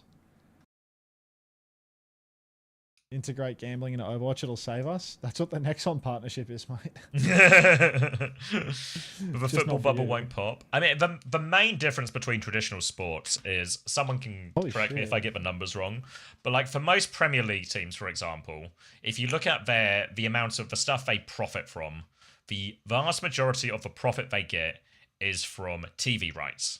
You know, so when they sell it to Sky Sports or BT or TNT or whoever, or which is what any they combination, do when they sell to YouTube and whatever. Yeah, but the problem is YouTube and Twitch don't buy rights anymore because, And I think this is Overwatch's fault primarily, or they're at least a big part of a problem. Oh, thank you, Bond. That's a very nice message. Oh, you're more than welcome. But what happened? 007 go? Yeah, it's for Bond, who just subbed. Very cool. Saying they've been watching the whole of Stage 1 and Champions class through us and appreciate the content. Husky. So I can't remember exactly I can't remember which year it was, but they sold an exclusivity deal to YouTube for like 80 million or something. Was it second year? It was something crazy like that. Like YouTube paid big money. And this in many ways was like a really good step for esports, because one thing esports has always struggled with is they give the product away for free, so everyone expects the product for free, and then if you give them away the product for free, wait a second, that's not a business model, you're just giving it away for free. And all the other routes to make money back just aren't normally very effective. But then the Overwatch League sells this one to 80 million for YouTube, and it's fair to say it turns out the deal was not quite worth the money paid. At which point, I think YouTube and probably a lot of other like Twitch and adjacent ones looked at that and just went, "Oh fuck, we're never doing that again." Cost so much money, didn't get a return, etc., etc. But it's interesting because it's still happening in Asia, right? Like the Soup deal is an example of exclusivity, but I don't know if we'll ever see one on like a major Western platform anytime soon.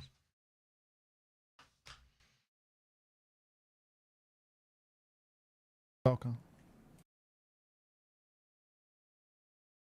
The gaming for Grav right there. It's Exotic Spilo usually steals my circumstances. prime. Looks like I've taken another dollar out of Spilo's pocket then. He'll never be rid of me. Didn't Twitch also pay big in season 1 and 2? Is that true? I can't remember. Maybe they did. Hot take, if a non-essential industry has to enable or do unethical things to exist, it should probably not exist. It depends what you determine as unethical. Like for me, like I have nothing against gambling sponsors. I think the only important thing is... a punter, though. Yeah, but I think the important thing is it's like a legitimate gambling company in terms of, you know, etc., etc. But I have no I problem want with to take like... people's money in an honest way if possible. But you know what I mean. There are definitely casinos that are just scams, right? Like hard scams, etc. Compared to, say, like, again, unsponsored opinion, but like Paddy Power, Bet365, Sky Bet, all like the biggest ones in the UK, you know, when there's like heavy regulation. That's doing a fucking ad like read. I wish I was doing an ad raid. Then we could maybe play best of fives at LAN. If I was doing an ad read, I'd pay for the extra 2 maps.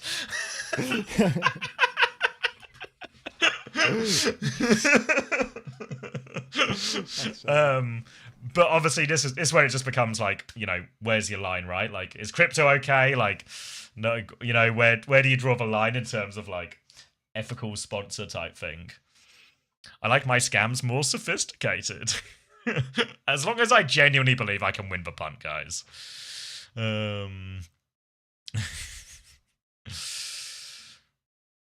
Twitch also built the All Access Pass, so even more cost for little gain for them. I feel like that All Access Pass, I have no idea what the numbers were, but I feel like a lot of people bought that at the time. It's not like it wouldn't have made 1 million sales, you know? Like the Yeah. exclusivity deal's worth $80 million, you know? It's not like if you sold... Did Twitch pay that as well, or was that just for YouTube one? Oh wait, which way round was it? Who paid the exclusivity? Was it Twitch or YouTube? That was YouTube. It was YouTube. YouTube, It was yeah. on Twitch for the first 2 seasons, and then season 3 onwards was on YouTube, and that was when the viewership died, and everyone said that YouTube killed the esport because it went onto YouTube and got less viewers. He says, Rockin', yeah, I paid for it. Yeah, I paid for it. I did my paid for it part. too. Yeah. But just because it cost money doesn't mean that it paid for the league. Like you gotta understand the cost of the league. People who are still watching Overwatch today and find themselves on either mine or Hunter's stream, including me and Hunter ourselves, are probably also not a reflective sample of the overall audience and how many people we were probably more invested than the average viewer. You watched 0 OWL games on YouTube. You only watched on Twitch. Yeah, it was like way worse on YouTube, to be honest. Like way worse discoverability. You had to be like a real diehard to find it, compared to you know, just top of the Overwatch category on Twitch. Easy Yeah. find, top of your following list. Like that. That's just the way that Suggested, YouTube works yeah. versus Twitch. Yeah. Thank you, Chaz, for the 10 months Incomparable. prime. You watch 0 hour games, yeah, but you're like a child, IVQ. You know, like you're not expected to go back 8 years. Much more casual until last year. Bought it and they killed everything on Twitch like a week later. 14-year-old me was scammed. Yeah. Sucks. It seemed a lot more valuable back then. Yeah, I mean, in general, it felt like, especially in those first few years, they were really trying to, like, close the gap in terms of you can get the POVs from everyone, all the stuff that is, ironically, like, in something like CS, it's very easy just to watch whoever's POV you want, right? You can just do, I forget what it's called. Is it GoTV or something? You know, where you can just watch in-game, basically. You can just, like, get a replay of the server, and then you can just do your own spectate and watch whoever you want type thing. Stuff that is, like, just built-in features to other games. They did a lot with, like, the replay viewer and the all-access pass to try and make that accessible. Woke.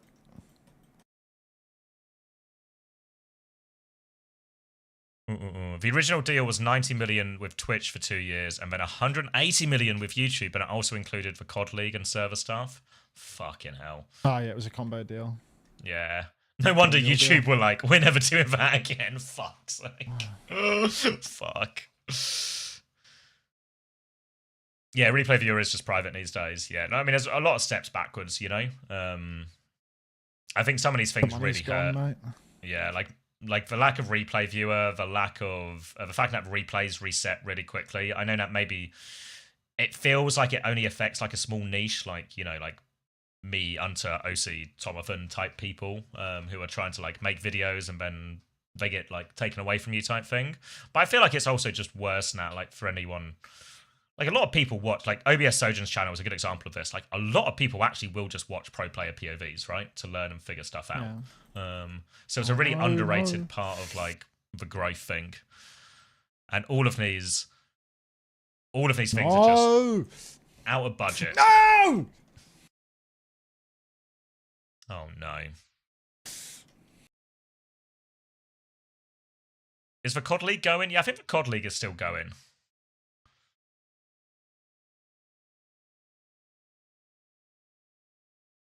Game's over. I feel like having an invested customer base and a high-paying customer base is paradoxical in esports. Yeah, I think all and this is true of this is true of all. Back it up. Wait, I'm just sorry, a few seconds behind. Back it up. Oh, was this the reverse sweep map as well? I'm gaming for hope. Gaming for hope. Our play. Belka. Gaming. Belka. We're getting shit on by all these long range heroes, and we get the longest range map in the game. Like you can't give me a cheeky Li Zhang at the end or something. Like a little Pharah, control sensor. Freya, Sigma. Like, come on. Just getting touched at range. Fuck. But yes, I think the COD League is still going.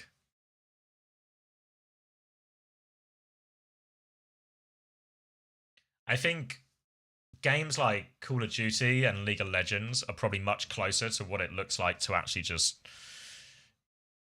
I guess, a more sustainable model. I know there's still an element of like propped up by it, but I think they'll do a lot more to make it like not just depend on the tournaments to like pay the players and everything. There's a lot of streaming of scrims and stuff like this. I think especially in Apex, it's basically just all public, you know? Like, I remember watching, did I tell you about it before? But when there was, like, this video of, ironically, it was last Esports World Cup, and there's, like, the Falcons Apex team, who are also just a classic cliche Falcon super team. They do, like, the LCQ. They do, like, the LCQ run all the way through and have to play a million games. And the YouTube video I was watching was, like, the team was in a really bad state going in. And it's just a clip of their scrims, because they stream them all, where the players are just having a massive fucking argument, you know, about like how they should play and all of this, just having a go at each other. And I'm like, just actually class that this is just there to watch, you know? No secrets, not like Blissey, no secrets. Zach won a game? Yay. So I think they found a really good way to like get more out of it for the actual players, especially. Agony in my eyes, yapping in my ears. What do you want? One map 7 grab from Hunter or one more monologue? Your choice.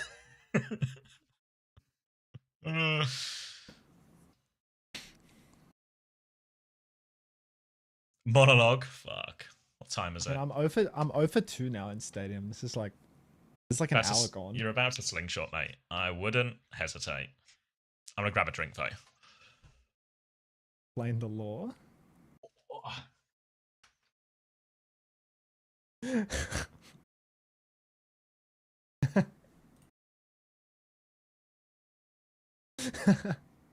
That was a fun game, GG's. GG's, Loki GF.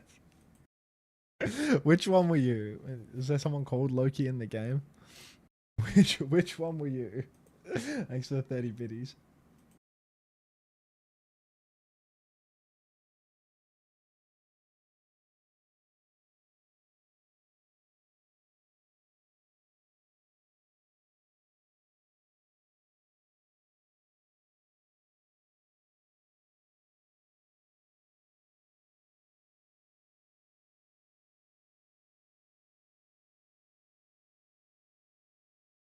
GG's, I was your bubble.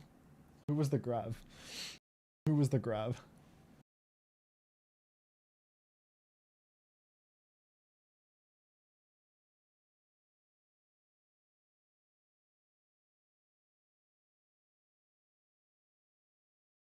I've consulted their chat history.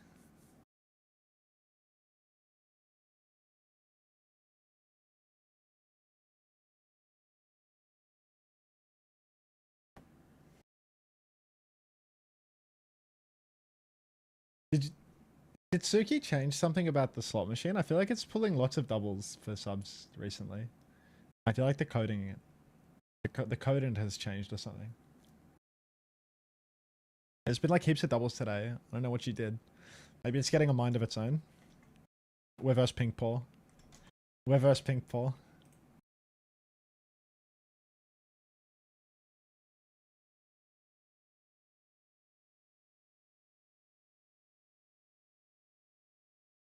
It's time. Jealousy is an ugly emotion. Hideous. I just realized Xavier's not talking anymore. What happened to him? Did he go somewhere? I've been like out for an hour, you know. I think it's gearing up for a triple. You think it's warming up? W slaps. We're finally free. We're finally free. I still hear him. Woo! He'll be back soon enough. I think Paul's got the table flip title. He knows she's playing this game a lot. I'm Kuffer. I'm Kuffer.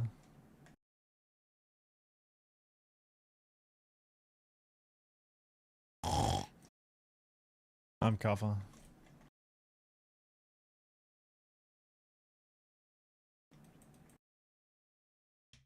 Okay, maybe I'm not Kuffer.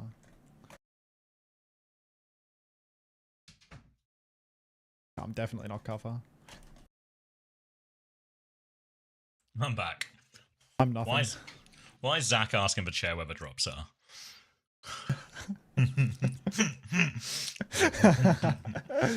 Oh, Zach.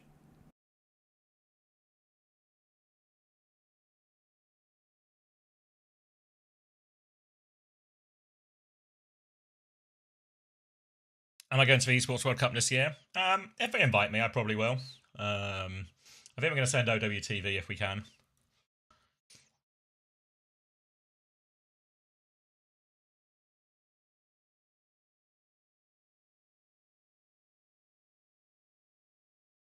Oh, I thought you were dead.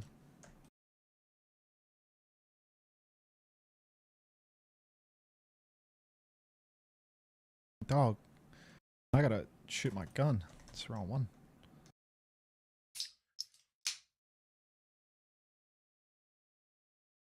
Is Hunter going to Paris? I imagine same situation for Max. Ow. For like for co-streaming, the way you make more money is you stream more, you make more money, basically. Time in equals money out Going there for the makes most it part. harder to stream more. And yeah, going there makes it harder to stream more. So Oh, XXX large. Thank you for the prime. Welcome. Do I get Winton now? Winton's come and gone large. And primes don't count. That's a double dip. Harris is so close I have to go. Yeah, I feel like a lot of people are now like, now it's become way closer to obviously mainland Europe, or like for French, France, Germany, UK. Everyone's like, people are signing up left, right, and center.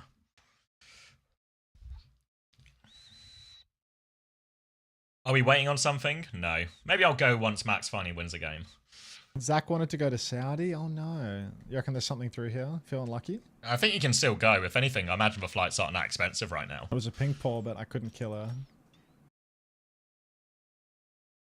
Maybe now. Maybe not.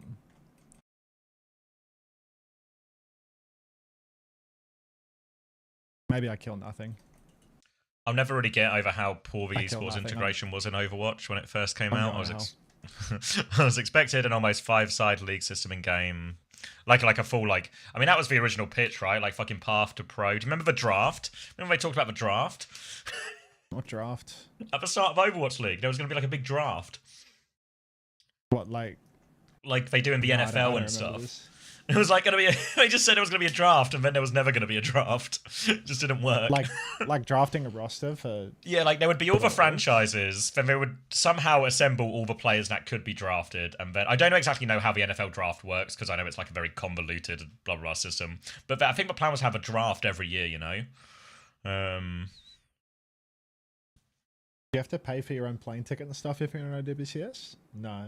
But you have to qualify for the events. There's a very small there's a very small pool of people that can manage that part. It's pretty competitive. I mean, the only thing I would have liked about the draft is, one, it would have just been great viewing, and it's also it's like a really nice thing to be like, and here's Proper, the #1 draft pick for San Francisco Shock. Instead it was more like behind closed doors, that occurrence. Yeah. Because it was still a thing, right? Like, it's still the hottest pick, but... Well, it's still like all the negotiations, but like like the way it works in NFL, and I only know like surface level here, but basically you get like a draft order. So there'll be a big draft of all the college players or something, and they'll all do like various like time trials and like loads of things that just give, you know, loads of data, because they love data in a lot of American sports. Give them all this data on stuff, and then whoever has the first draft pick just gets to pick, you know? And then it would just normally, I think how it works in NFL is normally the team that finished last in the previous season gets the higher draft pick, and it sort of scales like that in an attempt to try and keep the league balanced. It's to stop situations in like that kind of happen in football, where the rich teams just stay rich because they keep winning, keep making more money, and just keep offering more players or more money for all the best players.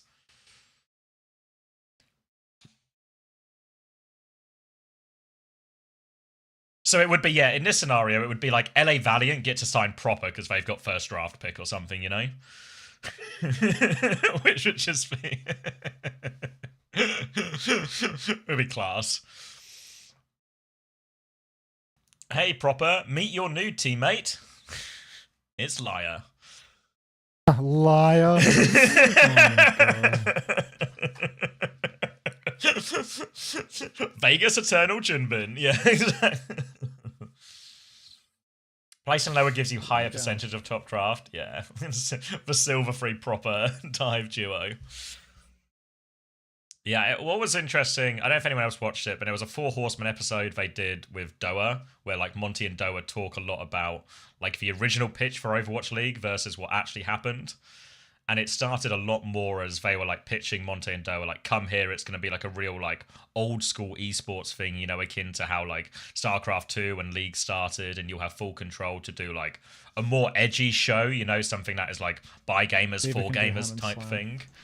Oh yeah, it was really by gamers and for gamers on Disney Plus or whatever it was. Yeah, but this is what they were pitched, and this is what it was going to be originally. And then I think Bobby Kotick and, you know, the bigwigs got involved, and all of a sudden it changed very quickly after, you know, a lot of the talent had already signed up, from this we can be like a show for gamers, you know, do all like design it not to be like just a copy and paste of professional sports leagues or anything like that. It can just be its own thing, its own style, everything like that. And then all of a sudden, Bobby Kotick wants all his sports friends to come in, or like his sports team owners, everything like this.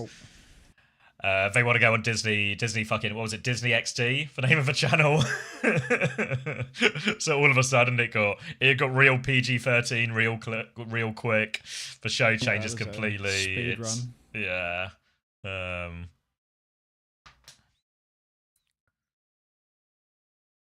First time XD.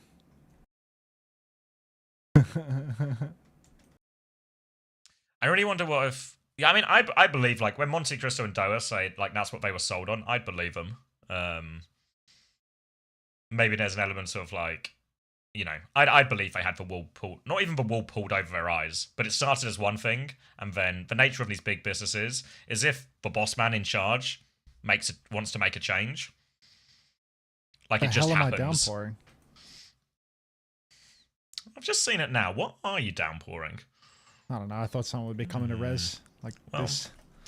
When it rains, it pours. My mate said that to me today. Are you my mate? You're my co-worker. You can't be right. No. The real test is when the bubble bursts and if we ever talk again. But don't count on it, buddy. You've got this baby, by the way. I have so much faith. She's so, like, I don't know, this Anna, like, this Taylor is insane. Like, just actually so good. Their supports have 10k healing. Like, they're just, I can't kill a damn thing versus this backline. After the first round, I was like, I tried to kill that Anna for like a full 30 seconds at some point. It's like, if I don't kill the Mercy first, it's actually impossible. I have to rely on the Anna not being able to hit a shot because the Mercy will auto-aim heal the Anna forever, and I can't do it. Like, I physically can't do this. I don't have the facilities, the capacity. Like, didn't they try and run a CS:GO league later? Yeah, what was it called? Whatever happened to that? Because it was like Foreign, Richard Lewis, and Monte. They all ran this. What was it called? Like they became like a tournament organizer. What was it called? Last Free something or no? Last Free Nation, I think, is kind of like their I think maybe it's like a podcast and content platform, but there was something before that, and that was like basically they ran like a production studio organizer thing, right? I remember this. Yeah, I think that's Last Free Nation. That's that they still run, and they put out like a load of different, like the Four Horsemen's part of that, but they also have like league shows and CS shows and a bunch of other stuff. Right. But there was something before where they were running like CS tournaments, but it was kind of like, here's a load of people with like numerous decades of experience on broadcast and tournaments and everything like this, and they're going to do it their way, and etc. etc. I can't remember why that didn't work out at the end. Apparently. Flashpoint, that's it. Thank you. Yeah, I can't remember what went wrong with that though,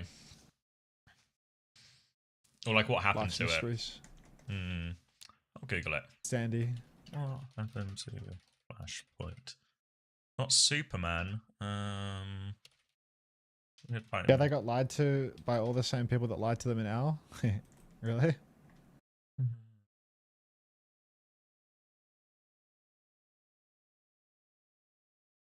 Ouch. Let's see. Flashpoint itself failed after facing numerous obstacles. Pandemic disruption, blah, blah, blah, blah. The risk of the rise of Valorant at the same time. Held 3 seasons.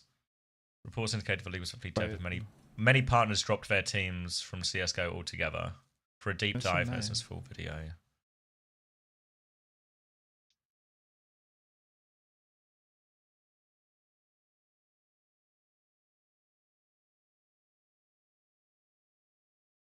Really bad timings with COVID, if I recall. Okay, Shit. yeah.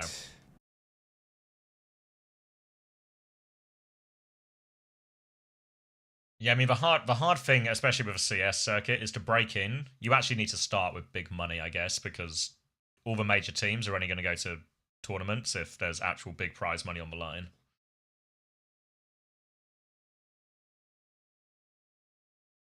As if I needed another reason to hate Bobby Kotick. You know, he was also in the Epstein files. He was... If you want another reason, he was emailing Jeffrey Epstein asking what the best way to, like, basically I'm going to be careful with my phrasing here, but the best way to like microtransaction to get, you know, get kids hooked to gambling and stuff to get the most money out of them. And your kids. Just, it's time to get kids addicted to gambling. That's how you grow your game, Bobby. No! Just, yeah.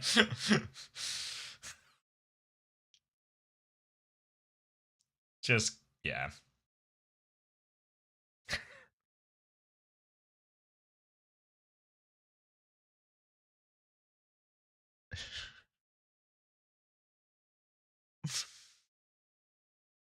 Just, what can you do? What can you do? Thanks, Jake.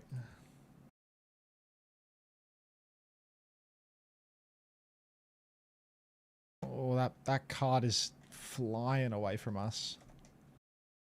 Me here. White Knight this guy.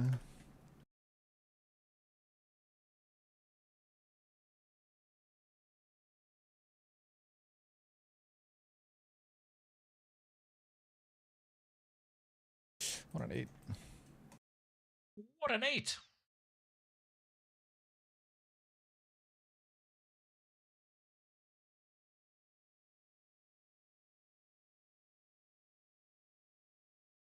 What happened to the OWCS China? I think this is a YouTube chat, so I'd probably reply to it like 5 hours late. It starts tomorrow. We probably won't be streaming that much of it because there's a load of Overwatch. Maybe Saturday, yes, but maybe Sunday, no. Just like no time for it, right? And there might be a little bit of a gap between Korea and World Cup. So we might get like, I don't know, half a series in, or like maybe one series in, half a series. 4 p.m. start. 1 p.m. start. Oh, I guess we're probably talking different time zones. Maybe. Yeah.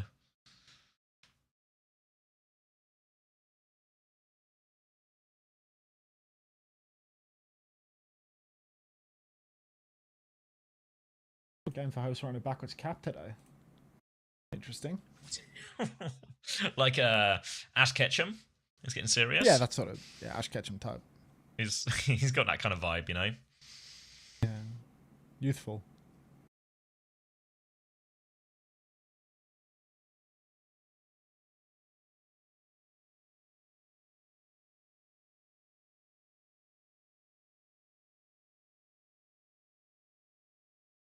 Game's a real struggle, this one. Remember when I said, I'll go once until wins a game, and now I'm just going to be here for another 18 hours. I mean, you'll be stuck here for the rest of your life at this rate. It feels like it's not going anywhere. Yeah, that payload race one's always killer. Why are the maps so claustrophobic in Stadium? It's just, all of them are just like much smaller versions of existing ones, aren't they? Alright, tickers in. I've just left the drops on today as well, so you know, it's a cause for a long stream, I suppose. Yeah. Yeah. Just gonna record that short thing again. What, the whole thing? Well, the UB one? I mean, yeah, the UB one, it's like, he said like, he reckons I should cut like a bit out of it or whatever, so I won't re-record the video, but I'll re-record the section, like the spoken component, yeah, because it's 2 separate tracks anyway, so I'll just send him a new video track to chop in with my voice. Are you cutting a bit out, or are you just like trimming the wording? Keeping all the segments, but changing the wording a lot, like cutting it down a lot. Is it the TP bit you're changing? There's something about this bit of everything. Oh, reduction on all sides, I think. Thank you very much, Camel, for the 5 gifted. Thank you, mate. Yeah, Camel. You excited to root against Denmark again this weekend? Camel hates the Danes, doesn't he? She's too fast now, I can't kill her.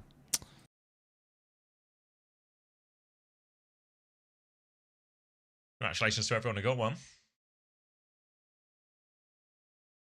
Is the pen thing still part of a short? Yeah, the pen thing will stay in. The pen bit's good.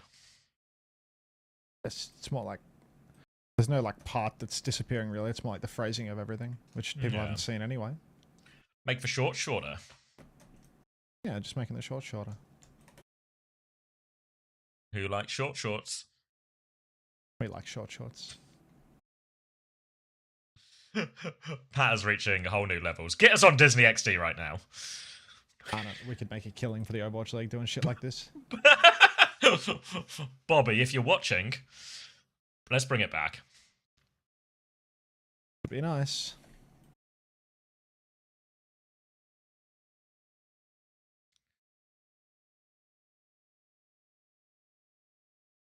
What's Just this gotta one? get out of that. Oh, you got a little UB pen emote. Yeah, let's add that.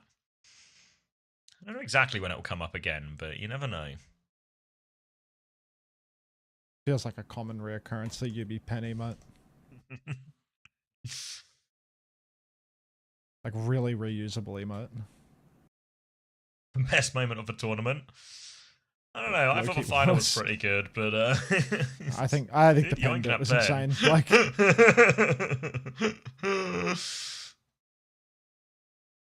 with the benefit of knowing like what can and can't be turned into a YouTube short, I think for sure.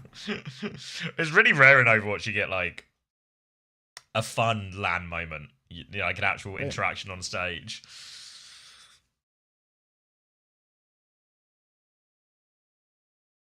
And like saying that, we did get Void like map 2 crash out today. Oh my god, we just can't win under any circumstance, dude.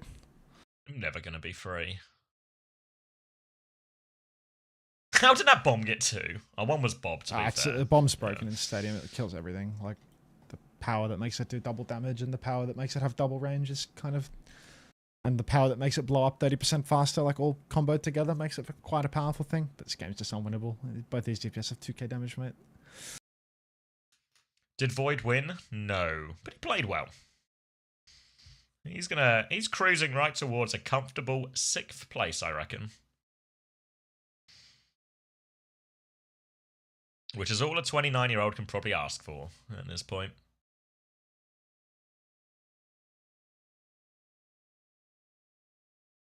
I think the Overwatch League got right at the start was for franchise themes.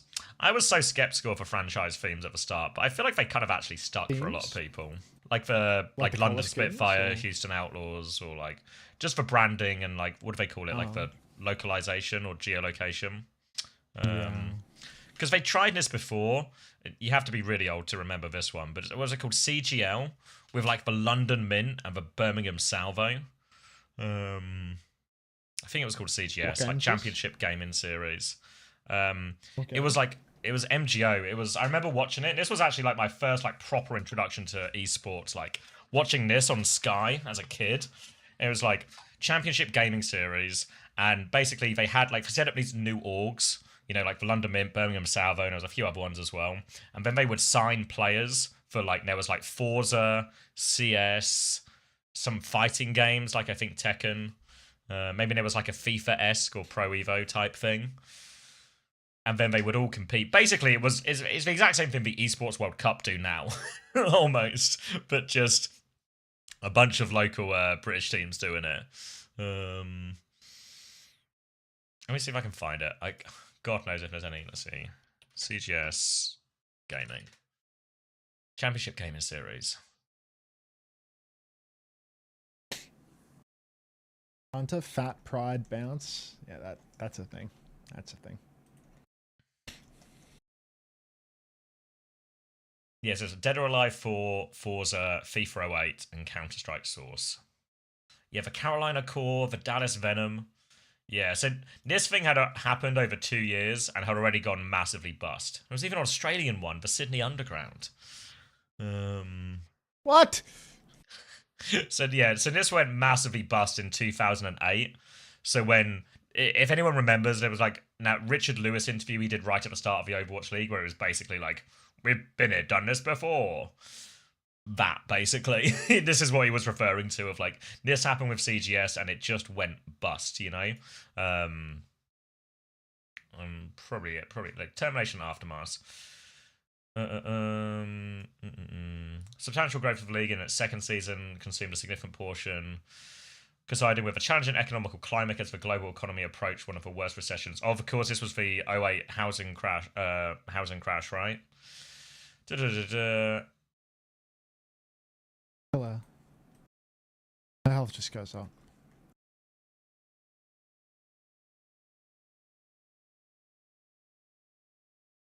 It's still going up. Kill her. I'm gonna have a mental break dance. I'm having a mental break dance. I'm having a mental break dance. Stadium has broken me tonight. I can't kill Pink Paw. She's too skinny.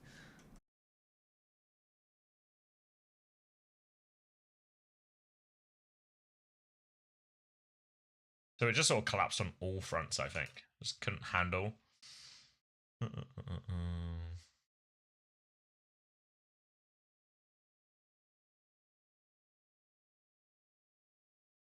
Couldn't get over my wall because my wall's too thick. Nothing dies in the stadium except your teammates. Cried. Yeah, I don't know. Someone's termination talks about it.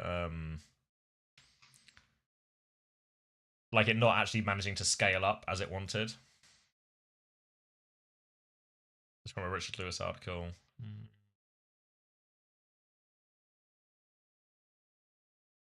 What did I?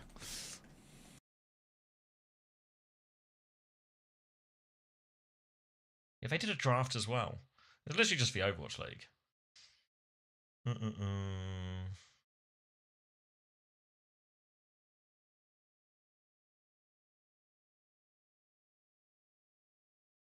God. Such a young DJ Wheat, no? Fuck.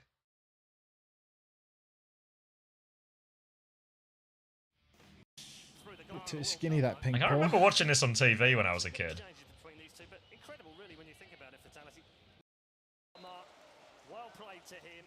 Hey, Ante, would you rather coach New Era or the Ducks?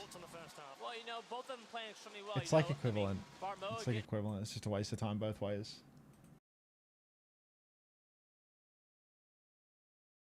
It's just a waste of time both ways, you know? It's just two teams that can't win anything. What's the point? Wait, it's actually Pink Paw? Of course. That's how we found Pink Paw initially. She's an O Stadium legend.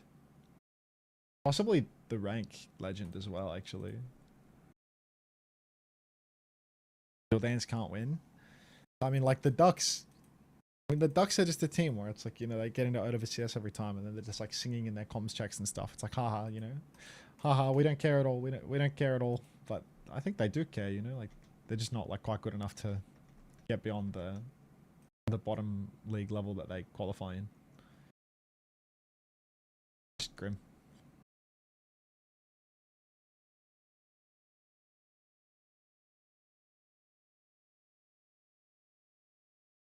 Yeah, I don't have many details on it, really.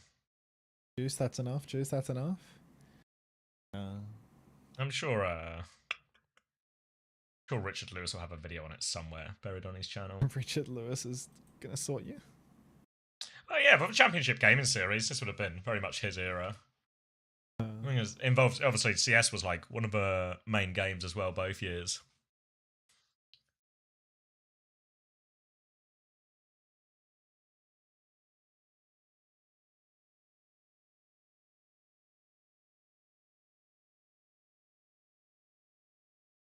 Any recognizable players? More of an era than a flex.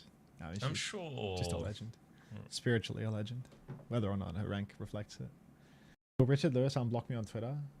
I mean, you remember when Richard Lewis like blocked everyone associated with Overwatch? That was a legend moment for him.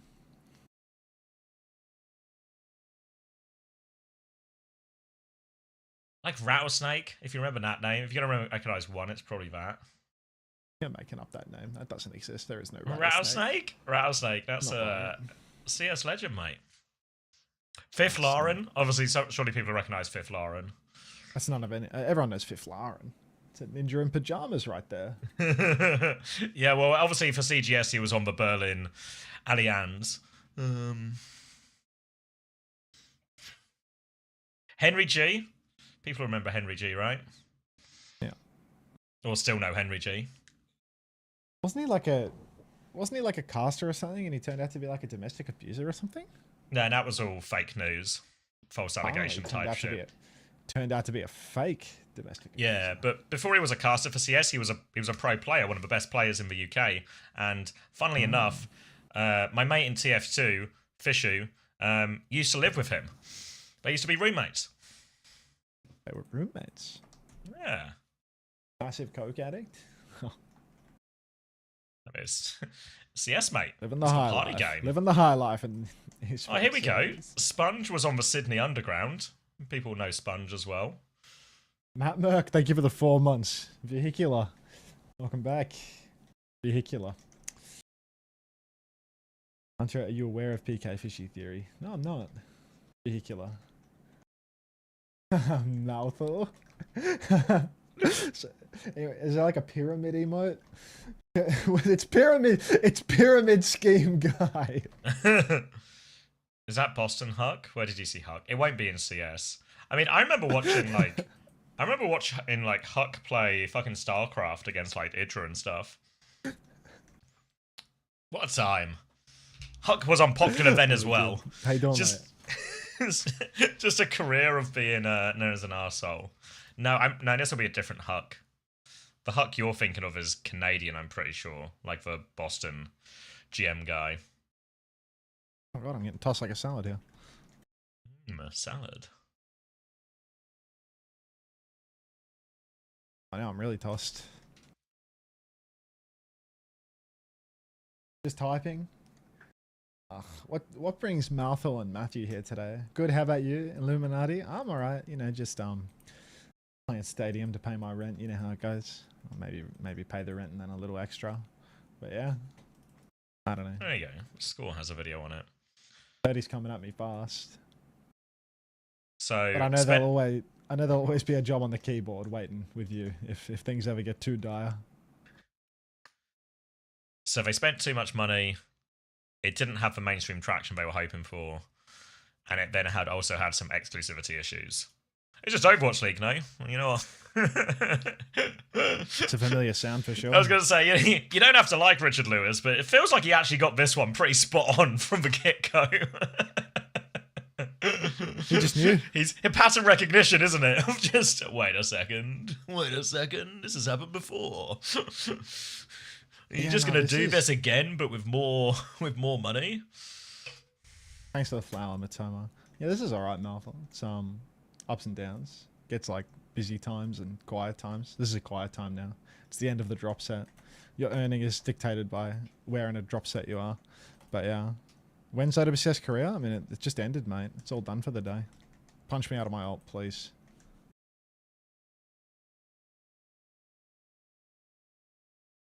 Malthal safety net will save me if things ever get too dire, though. Don't worry. Cora's on, I didn't even notice.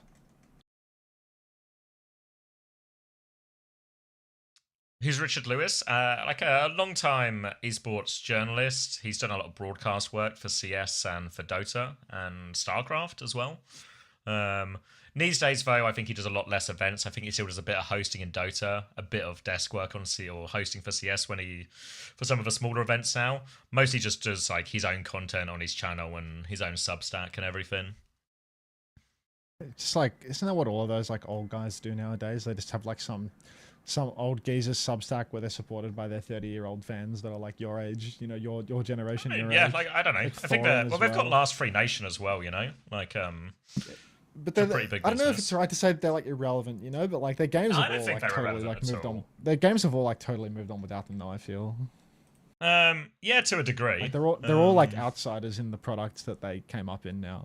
Well, they're sort of like, I think they're outsiders with maybe a lot of the tournament organizers or like the developers, but I think within the community they're actually still pretty popular. I mean, anytime or I at see least Thor on within Twitter, like he's just getting like mega clowned by like every reply. on all yeah, of his but tweets. like Thorin went Seems to an like a event lolcow. recently as like an on-site co-streamer, and he got like big love. It's like one of those where maybe there's like I think there's like a Twitter or Reddit or like a public or community sentiment maybe more against them, but actually within the scene themselves, they're still like really popular with like a vast amount of the players and the other broadcast talent and stuff. Yeah. And he predicted I don't know, Overwatch League to all fail. all I ever Yeah. see of it is just him getting clowned for being old, having no mates. Thorin on Twitter is hopeless, but outside of that, he's genuinely entertaining. Like Twitter's just Yeah. hopeless. I just like only ever see him like in lolcow context, you know, just people clowning him. Perma. Yeah, I don't know That's why he kind of- tweets all the time, but like when I see him on like my main interaction is probably watching like the Four Horsemen. Like he's still just funny as fuck, you know. Like just good for it. Hey, yo. This is big trouble. He mostly just Just PGL type it. events. Yeah, I can't remember what foreign. I can't remember what name. It was like, was it in Finland or something? One of the events foreign did recently. And I think that went down fairly well. In CS, a lot of the organizers, yeah, Richard Lewis is like the number one, what would you call it, proponent of a sort of anti-Saudi takeover of esports, which obviously puts him in bad stead for a lot of gigs hosted by the Saudis. And I think all of them are there. Like, I think, because originally the Saudis tried to buy Last Free Nation and offered them like crazy That money. sounds like It's actually like, yeah. just with their name. Yeah. So it's like they go to like some of the biggest anti-Saudi proponents or like public anti-Saudi proponents, offer them 7 figures for Last Free Nation, and they say no. You know, so it's actually like you get like, you know, when you remember we originally had these conversations and it was like, to say no to the bag, you have to actually be offered the bag and say no, you know? Like Massa style, right? They were actually offered like as big a bag as probably most people, fucking 7 figures like, and then just go, no, fuck you. Big bag. But yeah, I think very much now they're in like, they're nowhere near like the relevance they would have been, say, at their peak. Even Monte Cristo in Overwatch, right? You think like during those heydays of Overwatch League, he would have had huge reach over the game and narratives and everything like this. I think they're now a lot more Mr. into Sandbag. into the niche category. But I think within their, I guess, sphere, they have like a very dedicated fan base now. I think will prop them up for as long as they want, really. And honestly, in many ways, that's like, it's kind of nice, no? Like the fact, like I see sometimes, and they're just like, you know, they just do a fucking film podcast now as well, where like the 3 of them they just fucking watch like an 80s horror film and then do it. They're just old men now, dude. They're just old men exploring their interests because presumably they've made enough with their jobs that they can just pursue what they're interested in. It's just like a real, just do what they like type thing, hang out. It's like the dynamic that we're not going to have because we don't actually get along outside of the game. My support named Lala Leah just said, "Can y'all protect supports?" Jesus fucking Christ! Jesus fucking Christ! That stings. For the healers. Stadium. But yeah, I felt I've got like, once you reach that stage where you can just do what you want, you know, like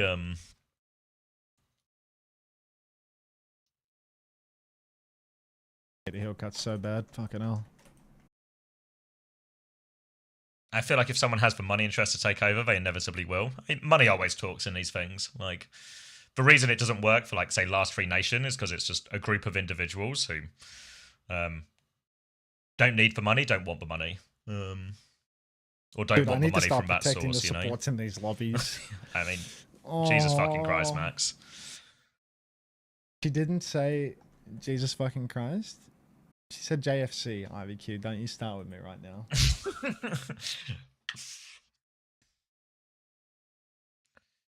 These supports surprisingly unprotected. Aren't they? I told them to help. They don't listen. Oop. Fucking Corazon is such an S tier sniper. Like, just so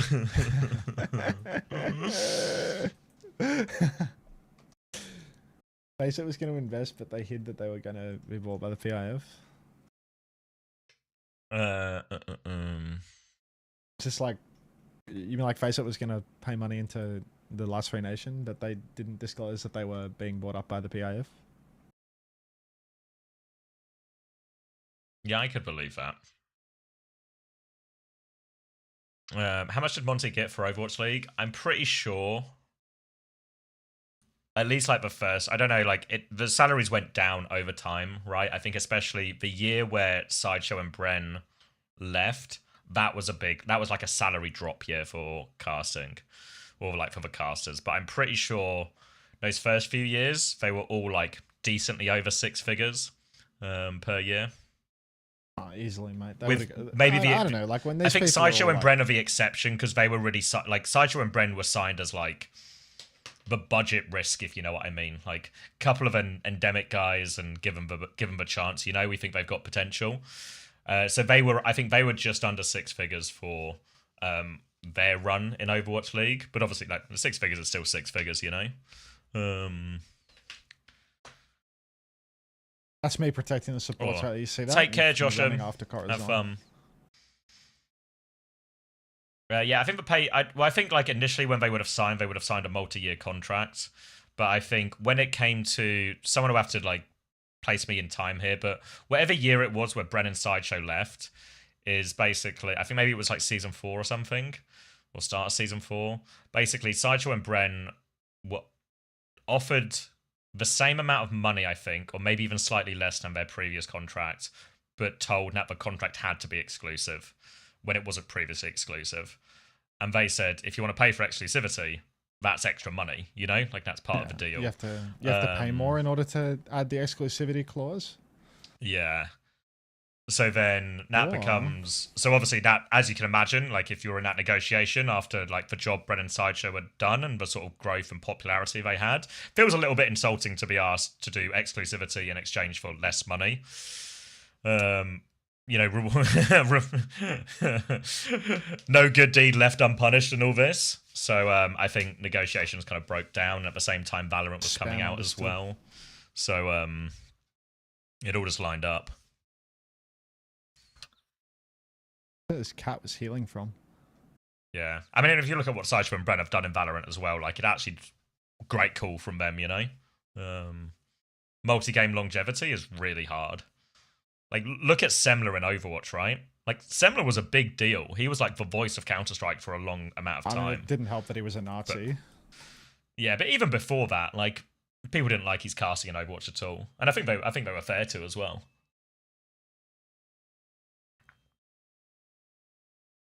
I mean, I think a lot of those like old guard guys weren't very good. They got in because like of legacy, not because of yeah, they got in because of legacy and name recognition, not because of like their skill at casting Overwatch in particular. I think because they went this sort of like big professional route, they aimed for like people with like established broadcast careers, you know, like Crumbs who had worked on League, Semler who had worked on CS, people who had spent a lot of time, like even Puckett, right? Like Puckett. I mean, Puckett's actually really good as well, but I mean, that's Puckett just like is Mr. Professional. Talking head. Yeah, like you could put Puckett on the NFL broadcast tomorrow and he would not look out of place at all, right? Like he's really as good as anyone in the business. That guy's a real pro. Really helpful with my first gig. Like, I like Puckett. Yeah, I only ever heard good things about everyone working with Puckett, honestly. Yeah. I'm invoicing you for VIP's compensation. Until can you pay me? Until can you pay me 6 figures to be a full-time chatter? Cheers. Sorry, I'm busy protecting my supports right now. Jesus fucking Christ, do I need that protected. Right now too? Are you talking about Puck? Yeah, because Puckett's one of the owners of Night Shift, right? They're the tournament organizer type thing, like running all these early tournaments. Yeah, they're trying to like position themselves as the people that just get to like scoop up the Valve contracts at the end of it and run a production studio. Well, Valve are very happy just to sign over the rights, essentially. You know, like you deal with that.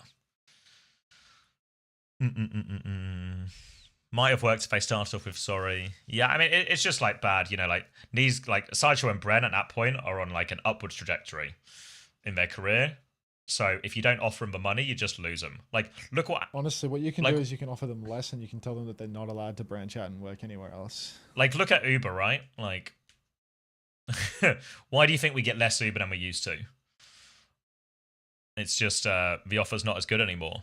So he's gonna go elsewhere when the other offer makes more sense. He works between 3 different games. Yeah, like guys got to make a living, and if you can't make an offer that can compete, it's simple enough, right? Imagine you get 2 job offers, and one of them pays you more than the other one, and it's the same weekend, same work. Which one are you gonna pick? You know? Yeah. I don't know.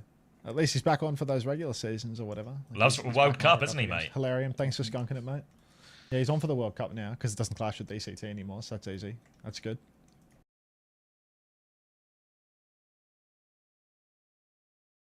Are any of the current casters exclusive or no? I don't think so, no. I don't think anyone's exclusive, no. I think exclusivity is done since OWCS started. I think some are essentially exclusive. They don't get any other work. Is Yeah. there anyone like that anymore? I feel like everyone. But maybe not actually. I was going to say, I think Jaws was like that for a while, but I'm pretty sure Jaws Jaws is on does Dara. other stuff now as well, yeah. Jaws is on the VCT, like the. Oh, is he? Yeah. Like the low tier of it. I don't know what it's called. Challenges or something? Oh, he decided. Okay. Yeah. Yeah. Johnny, maybe? I don't know. All the Johnny do like yeah, Deadlock maybe or Johnny. something? Maybe Johnny. Yeah. I don't think Johnny's a Deadlock guy. I remember Johnny made a YouTube guide for Deadlock, but I don't think he's one of the night shift guys. No, Jake does it, doesn't he? I'm pretty sure. you still in the chat? Yeah, I think Jake's big on Deadlock. He loves the MOBAs. He loves Deadlock, I think.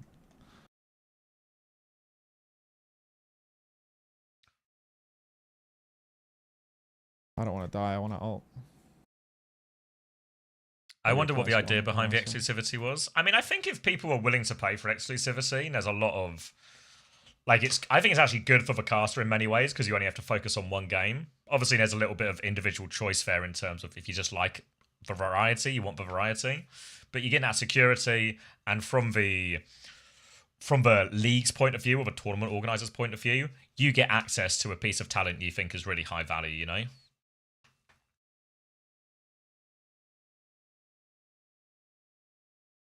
I don't imagine full-time casters get paid a full-time salary. Well, it all gets charged by day rates. Like, Overwatch League was different. I think Overwatch League was you're on the salary for the year, you know? But now it will all just be day rates. So you get paid for how much you work type thing, or how much you can negotiate for each day.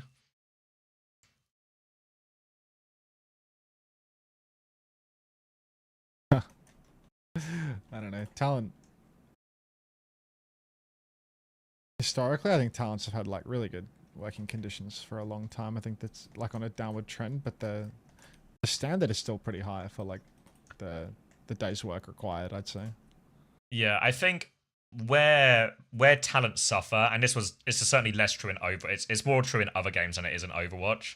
Like, one thing, like, I know the big... The hell is this cat doing, bro? The big problem a lot of the CS casters have is because the CS circuit isn't like one big league, it's a load of individual tournaments every couple of weeks. It means if you have to work all the tournaments, you know, to make good money, etc., it means you're constantly traveling. Like, every 2 weeks, you're flying to a different country, preparing for a new show. And I think, like, the schedule can be really aggressive. And I think especially if you're like the big talent, say, of the time, like Anders and Semler, you can maybe start cherry picking your events, right? And we'll only go to the bigger events, and you can ease your schedule. I know this was a big thing for Anders because he has kids. So he wants to spend some time at home with the family. But especially if you're like an up-and-coming caster and you're trying to break in, you really feel like you can't say no to any gigs, right? Because if you start saying no, maybe next time a tournament organizer's like, oh, that guy let me down last time, I'll just go with someone else, etc., etc. You never want to say no to anything, really. Yeah, so you say yes to everything. Something, then they will remember that you said no, and exactly. You want to be as accommodating as possible, right? You were difficult to work with. Yeah. So you say yes to everything, and then you create like this nightmare schedule where you're traveling all the time as well. So I think all throughout all of that, you know, like the day rates are actually good. Especially for LAN events as well, for pretty much all the talent. But nowadays, like the rates that casters get compared to what they would have been getting back in the Overwatch League era or whatever, it's just like not even in the same universe, I'd imagine. Yeah, like for context, back in the day, before Overwatch League, I got offered a casting gig for Assembly in Finland. It was my first ever paid casting gig after doing it in TF2. And the day rate, for me, a guy with no, count the TF2 experience as much as you want, but no formal experience before, never casted an Overwatch tournament before, it was like a 1,500 day rate. It was fucking insane. And that was them, like, I'm the cheap option in their eyes, if you know what I mean. Like, because they would have had to pay someone else more.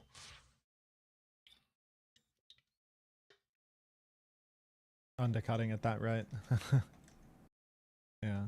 Well, I think and those Overwatch League gigs as well, it was like not only would these people have been getting like, you know, a 6-figure wage or whatever, it's like matches like over a weekend. It's like just weekend games. Yeah. 2 days of work a week.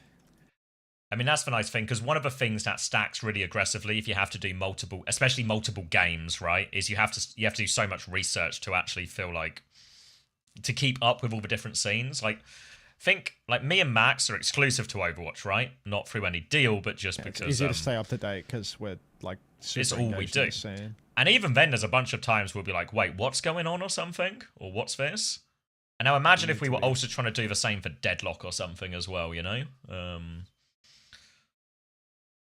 No, these supports are taking the mick. They're in spawn. Taking a mick and a mouse. They're taking the mick. Hey, Nazca. Morning, mate. I tried to protect them as best I could. Yeah, but this rate I'm talking about, Neko, this was pre-Overwatch League. This was like 2016, you know? This was just what Assembly paid at the time. This was like the bottom end of what Assembly paid at the time, you know? It was like me and a guy named Panky, who was like a Rainbow Six guy.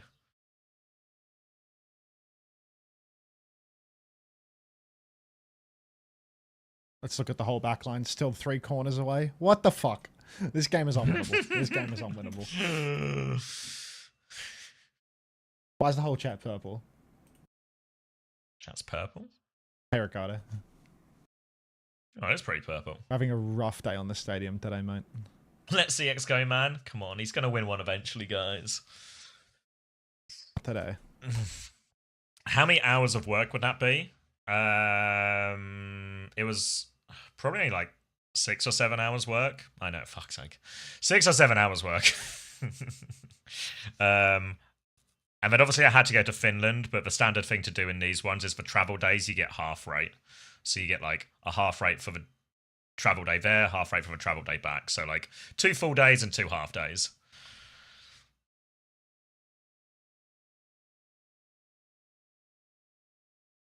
Are we looking further into this stadium gameplay? T1 versus Zeta Division. It's just a reference to the stream title, potentially being a little less accurate.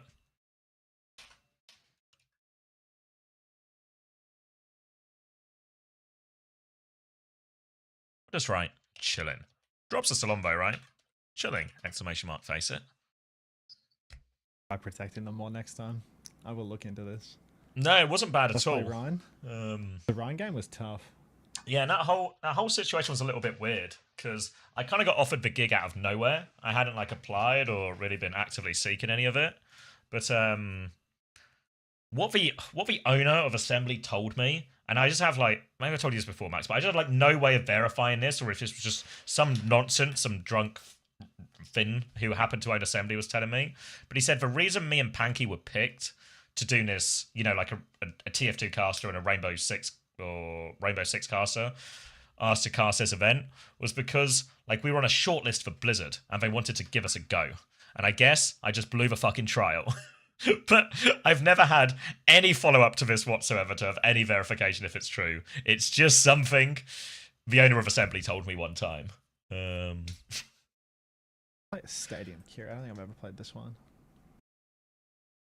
But that event was, to be fair, that event was fun. Like, nice hotel, on site, got to meet, fuck, what were their names? Does anyone know Lurpis from CSGO? I got to meet Lurpis and the other Finnish guy, something. Naru, maybe? But I got to meet them. Lurpis. He was like a CS analyst, but he didn't really commit to it that much because he was also an investment banker. I remember fucking like being like the fucking nervous fanboy type person, you know? This guy. Being like the nervous fanboy type thing, and I was like, oh, I'll go up and introduce myself because I fucking watch him on the desk and stuff, you know? I go up and introduce myself just to say hi, like, big fan, blah, blah, blah. And he just starts talking to me, invites me to sit down and stuff. And then he's there with like his fucking investment banker friends. So immediately, I'm so fucking out of my depth in this conversation. And it was just after Brexit, I think, as well, or like coming up to that. So they start asking me about like all these Brexit questions, and I'm so fucking out of my depth in this conversation, but I think I got away with it. He was super nice. I didn't get away with it. He was super nice though, you know? I think they knew it wasn't all that, but like, they were super nice about it. Thanks, Mikey, man. That's what I'm talking about. Twitch sub auto renewal. That's a ticket. How you get 2 Suzus. Yeah, it just like as soon as he introduced him as like the fucking this guy, he's investment banker for this one, I was like, oh my god, man, I work at a fucking service desk, man. We're in different. These guys are going to be a few steps ahead of me here in terms of the political and economical understanding.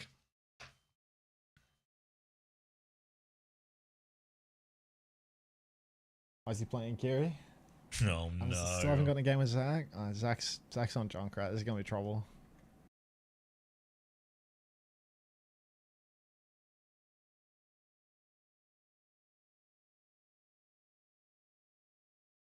Cotton. I coached the Shu Kiri. Shu said his wrist hurt and didn't practice Kiri when it came out, unfortunately. So.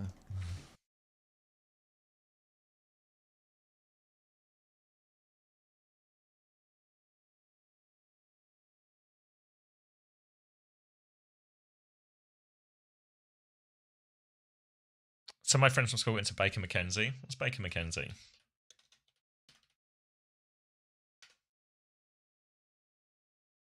Oh, like a big legal practice? Shit.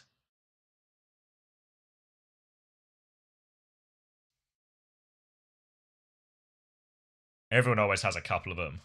You know, the friends of a friend who just get onto like some outrageous like scholarship or internship type thing.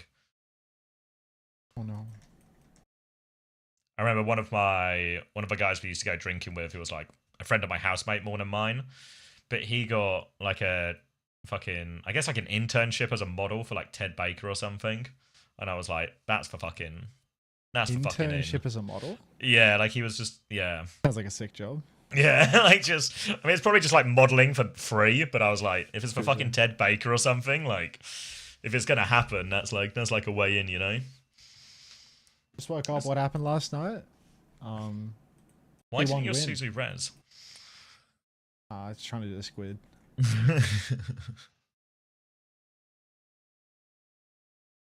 You're asking the right questions, Mr. Dialogue.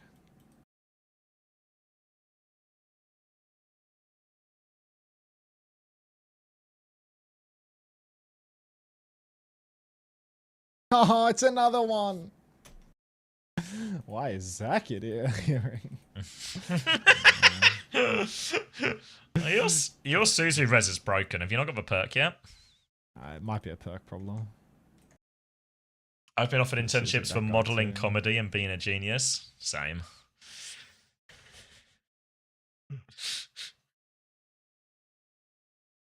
No! I've got 2 Suzus and I've used 0 of them. Oh, I didn't 3 teammates dead. Still 2 Suzus in the back pocket. The round's over. Just hanging on. We made like $5 that round. Didn't heal, didn't damage. Shit. After using TP, you get a clone. Gotta start TPing on cooldown. So this is why Shu can't play Kiri. Yeah, exactly. It's just a coach gap. Called clone conjuration. I don't think I can afford the big item. Fuck, I can't afford the item. Oddly enough. Unta loves making fun of Aki for missing his Suzus, but Unta can't hit his either. Exactly. Oh. Every time Aki misses a Suzu, Unta's just in his DMs, like, you know, in season 4 Atlanta when we got to the final. We didn't really miss any Suzus on the way there, you know, and I think that was like a big part of it. So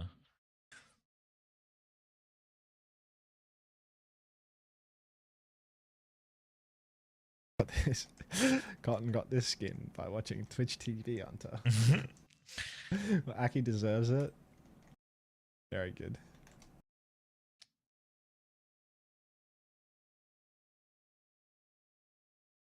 I never understand how consulting works. I feel like so much of consulting is like a big scam, you know, because they're always like such outrageous fees. But none of my business now. If anyone wants to pay me to consult them on their business or anything like that, just let me know. Any special plans for Uncoachable episode 50, or is it a secret? It's a secret, like a. It's a secret. Lissy I reckon. secret. I reckon we got some good ideas. I don't know if any Okay. of them will happen. Step 1 is we're going to make a show for gamers by gamers, and then No at a res, certain point, no res on the Suzu. at a certain point, Hunter's going to come in and try and turn it into a big franchise league. And then Richard then- Lewis is going to block me on social media. And then because Richard he's Lewis played is going to these block games him. before. Yeah, because he's seen this one now twice before, and he doesn't buy into the third time lucky gambit. It's actually killing him to know that it's happened so many times before, and as a result, he has to tap out. And then we'll get on Disney XD, and this will upset Chris deeply as he has to change his act big time. Actually, Chris would really struggle on Disney XD, I think. We might all have a bit of difficulty, but like, yeah. Bi gamers, bisexual pride. Yeah, you guys have got it. Yeah, that's what. That's actually really on topic as well. Oh.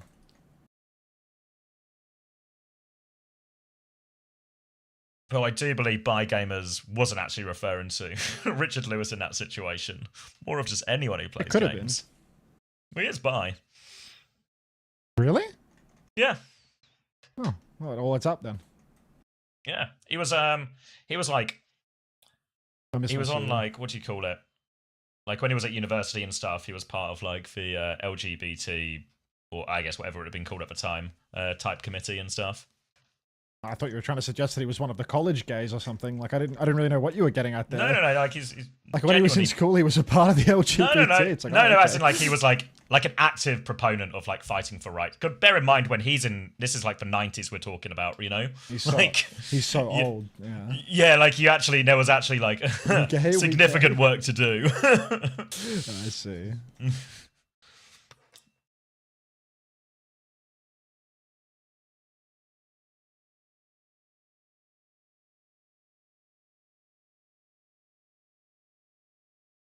That first Kitsu is gonna hit like crack, dude. Nobody can use it.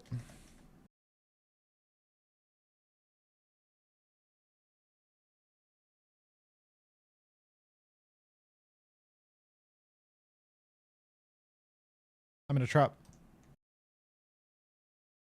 Mental or literal? Oh, literal. I Okay. just got it.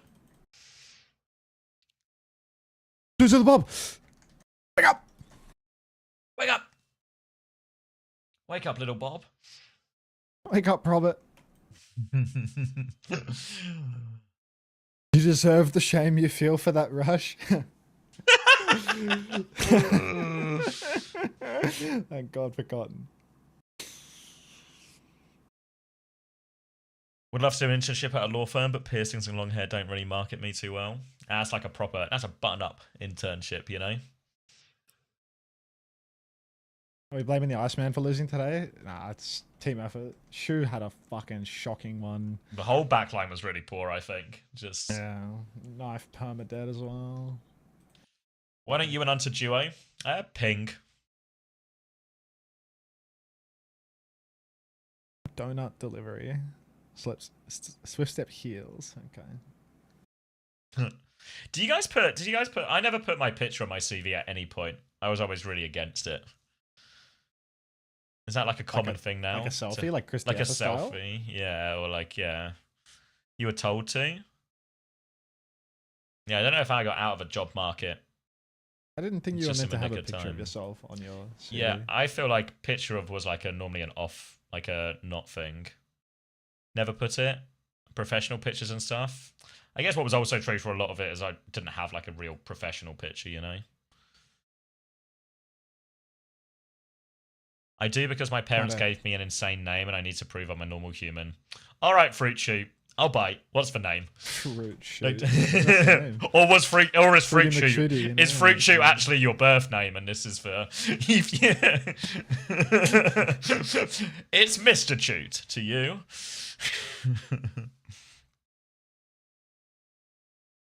I can't say because it will dox you. It's too rare. I mean, yeah, fair enough. All right, fucking Thelonious Monk over here. Like,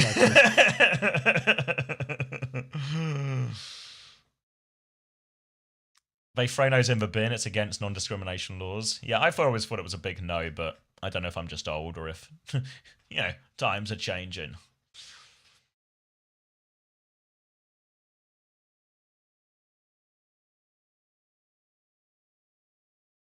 Oh no, just in time again.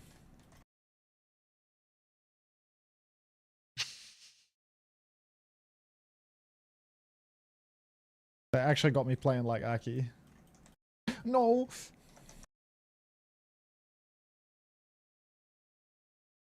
What's the most insane name you guys have ever heard? I won't say the full names, again, in the interest of doxing, but one thing we had to do for the wedding is you have to do a seating plan. And a seating plan, we need everyone's full names. And what we realized is, especially for a lot of like +1s, like people's wives or husbands, don't know what their surname is. So one of the guy's girlfriend's surname was Final, and one of the others' surname was Paramore. That made me laugh. Paramore? Miss Paramore, yeah. There was a Paramore at the wedding? Yeah, like my friend told me, and he was like, I was like, oh, what's your missus' surname? And he was like, oh, Paramore. And I was like, I presumed, because I presumed he was taking the piss. And I was like, no, like, for real, I need to send this to the printers, and once I send it, it's Final. Not Final like our other mate's girlfriend's surname, but Final as in like, you know, so if you're doing a bit right now, in the bit. it's gonna be, it's just, I'm gonna pay to have someone print it on a giant sign, right? Are you 100% certain, with a straight face, her surname is Paramore? Yes. Okay. Right, I still don't believe you, but okay. TP.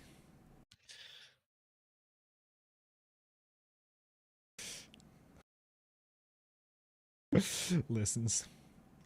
Someone in my old school name was Princess Peaches for second. Can't be true. That's just Kappa. That's just can't be true. I'm trying to think if there are any other good ones. I mean, Lancelot Sergeant has to be up there. Oh, little clone! Little clone didn't last very long.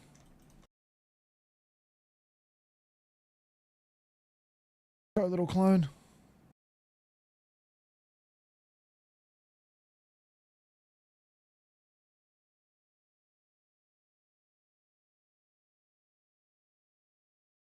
Don't know if I know anyone really else. Oh, little Genji. Landon McGee. Yeah, Landon McGee does sound made up, to be fair. Landon McGee just sounds very like it's so Dr. America, you know? It sounds like a made-up name you'd give like an American character in like a comedy skit or something. It's like how Hideo Kojima would name an American character or something.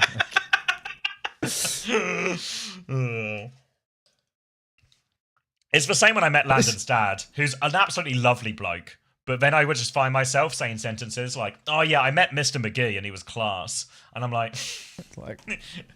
just, you know. Like, Isaac!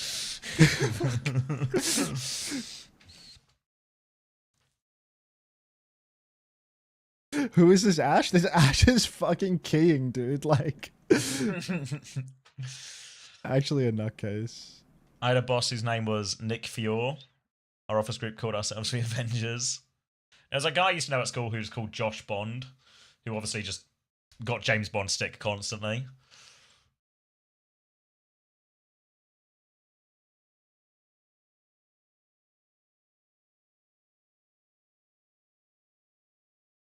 Well, I was watching a short the other day, and what was his name? Is it Joel Dermot or something? He's like a TV personality or something. He was on like the most recent season of Taskmaster. He was talking about he's just had a baby. He's named it Dutch. The kid is named Dutch. The kid is named Dutch, you know, and I was just like, you're taking the piss. That's a caricature. That is a caricature, yeah. Like, good job, your child's a joke.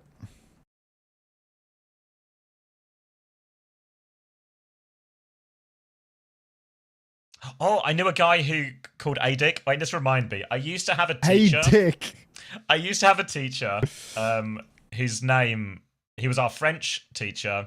He was English though, and his name was Mr. Lord. And then we found out his first name was Richard. So I was like, he's unironically just called Dick Lord at a fucking secondary school. Like, imagine being a teacher called Dick Lord at a secondary school. just no chance, right? Just no fucking chance. Way too skinny earlier, Kayla movie. I literally didn't stand a chance. That shit was unwinnable. Why are you giving her a Rennis, Ashley? Hey, Anta, what are your thoughts on me hitting top 500? That sounds like something you would do, Ricardo. I believe.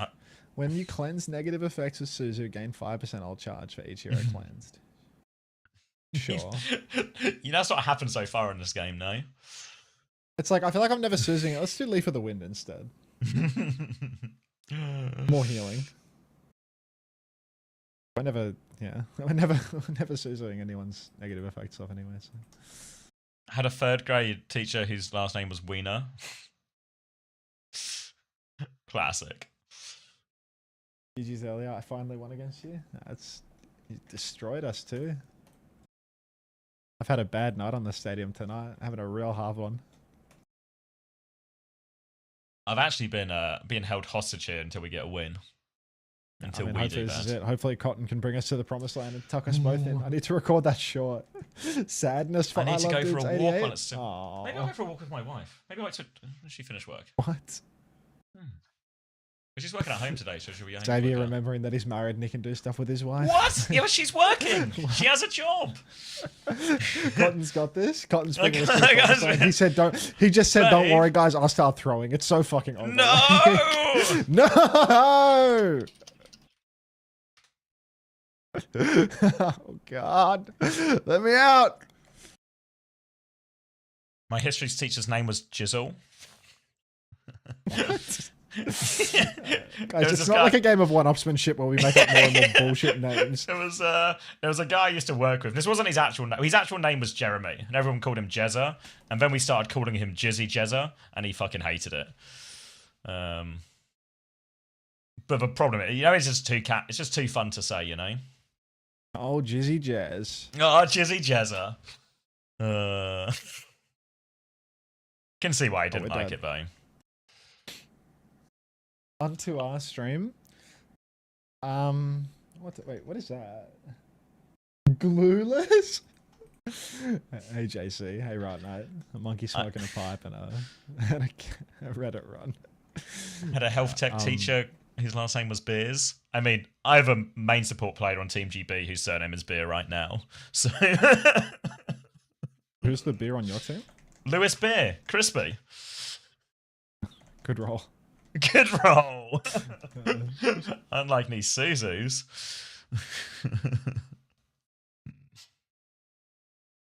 Get him, little Kiri.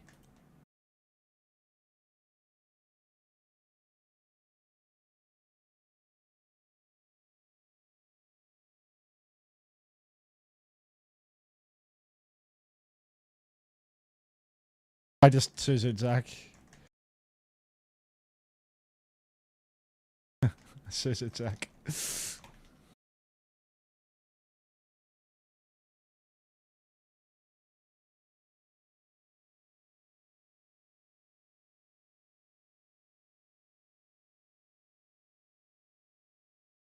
I think. I'm sure there's more. Yo, am I muted? Yo, am I muted?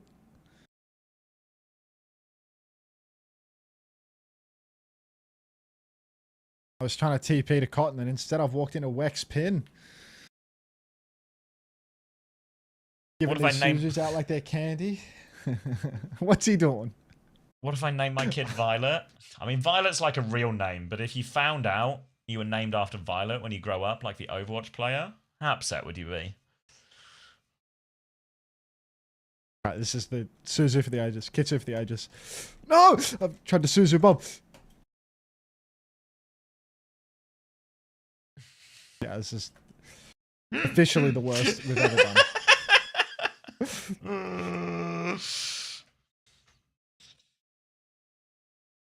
We're not making it out the hood, kids. My mum grew up with a girl called Indiana Jones before the this film guy came is out. fucked. Where are his Ash? kill cams? Why don't I get to watch his kill cams? Like, this guy...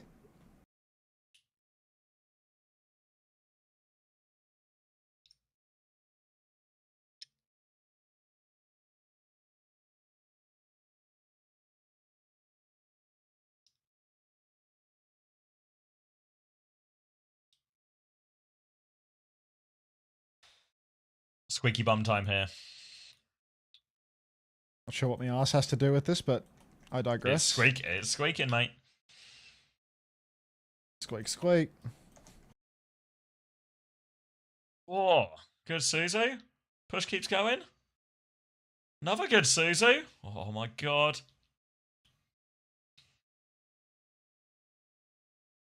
Oh no. Final boss of The Miss hell Ash. is Mercy? Oh no. They're C9ing. Yes! Oh, has he stolen it? When will the new He's stolen OWCS it. drops come? Tomorrow night. Like 24 hours from now. Maybe a little less than 24. It's actually already pretty late, right? It's already 1:30. Yeah. Can't wait for your kid to be named Lep Haku Hardy. Yeah. Yeah. Well, We'll when see. will the new OWCS drops come? I just answered your question. You Hello? can't please some people. Hello? Answer it better. Answer it twice. And also not with the pinned emote. Hi, Dwippy. How you doing? Cheers, mate. Thanks for nothing. How you doing, Dwippy? Oh my god. I didn't hear. Tomorrow. I've just answered what I said. What time do you finish? And she says, "What time do you finish?" Why is she? Oh, you hang up. Yo, you. What time do you finish?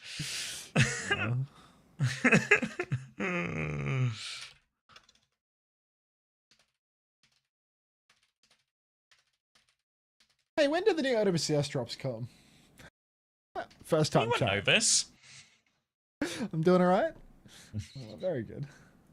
That's what we like to hear. Answer my first time chat, says Shadoinky.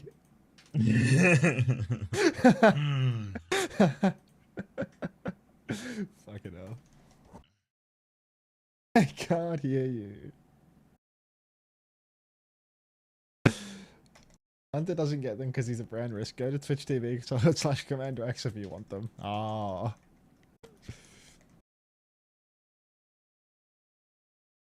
This is it. This is the one.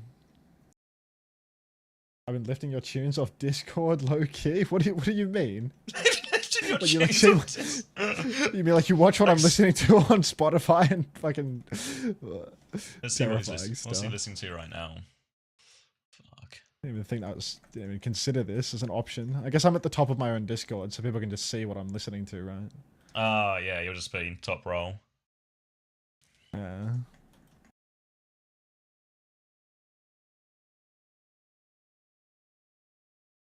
Oh my god!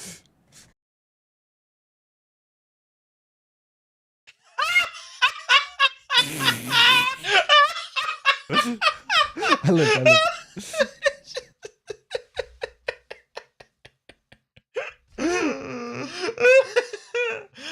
What a demonstration of good money after bad. You know, it's just... In you go. Can't hit this guy. No, he's going off again! What? Guy took the 1 for 1. Just everyone off the edge of a map perma.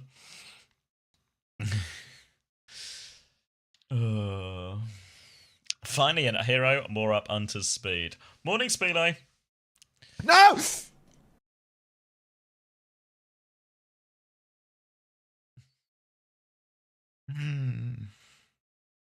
Good I've morning, how are abandoned you? my Genji. Yeah, pretty good day in Korea actually here. Crazy Raccoon kind of smashed, but the Zeta T1 game was like a banger. Lots of different comps or like different attempts at solving a problem She like got this. cancelled. Oh. Oh. I've abandoned my child. There's more than one of them stealing my songs. It's on the main page, bro. My bad. I don't know. I try to turn off as much Discord functionality as I can so that all I see are the messages. Like, I don't know. The day that I got the fucking like a push notification from one of my thumbnail editors where they updated their status and it's just like locked in I as their get some fucking of status, and I those. was like, yeah, I need to Yes. actually like make it so that this thing can't even send me notifications on my phone anymore. This is ridiculous. Like, I'm afraid if I have to find out one more time that Mari's locked in, I'm just, you know, removing Mari from Discord or something. Like, hearing this for the first time, Mari's locked in.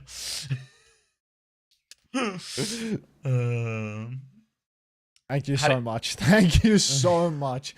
I've been waiting for this for like 3 hours, but I couldn't end on all this. We've done it. Thank you so much. My wife's also responded saying, I can finish whenever. Oh my so it seems we're God. both just bumming about pretending to do work on this Friday. You're my hero, Cotton. You're my hero.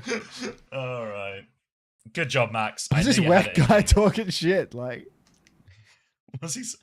Who cries when gets environmental offer?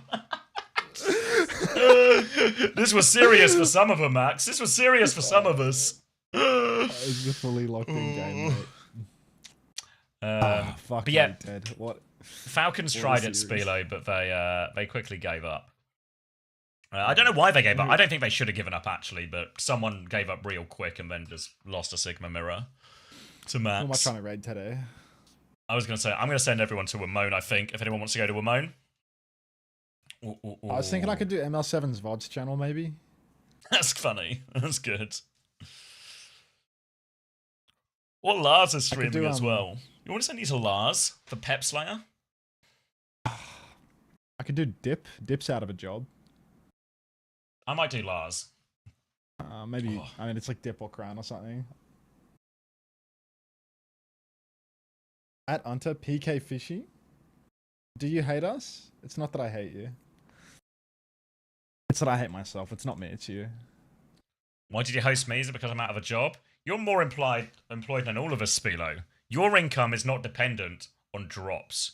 Your income, you just sell your own services at a reasonable rate and are fully booked all the time.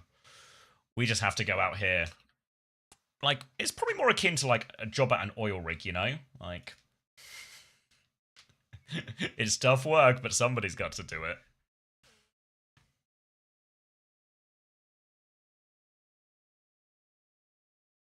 All right. Live.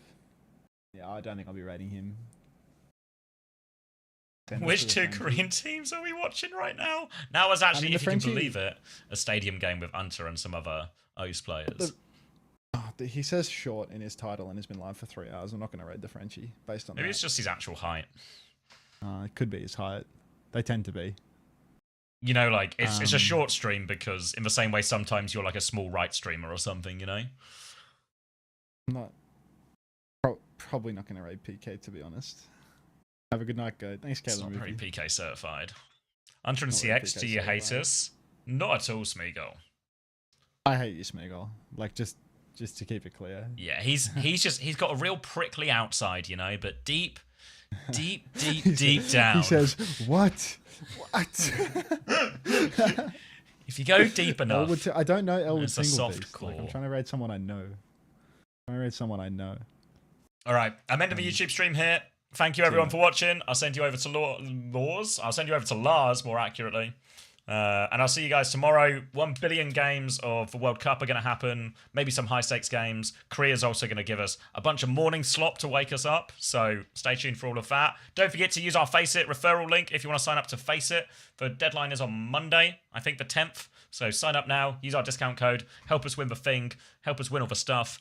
Support the channel. Support the podcast, etc., etc., etc., etc. And I'll see you all tomorrow. fce.gg/uncoachable. Please sign up on the Face It leaderboard with our code because we're seemingly not winning the thing this time around. So fix we're that, not please, fucking everybody. winning, but yeah. Fix it, guys. fce.gg/uncoachable. Fix it. Give your money to Face It. Sign up to Face It. It's a big discount. Yo, Hunter, are we fucking done with this shit? Yeah, I'm done for tonight, mate. From I'm fucking done with this shit. Cried. Yeah, I'm finished. I'm at raid Rack Attack actually because I'm pretty sure he raided me when he was at the major in Japan, and he's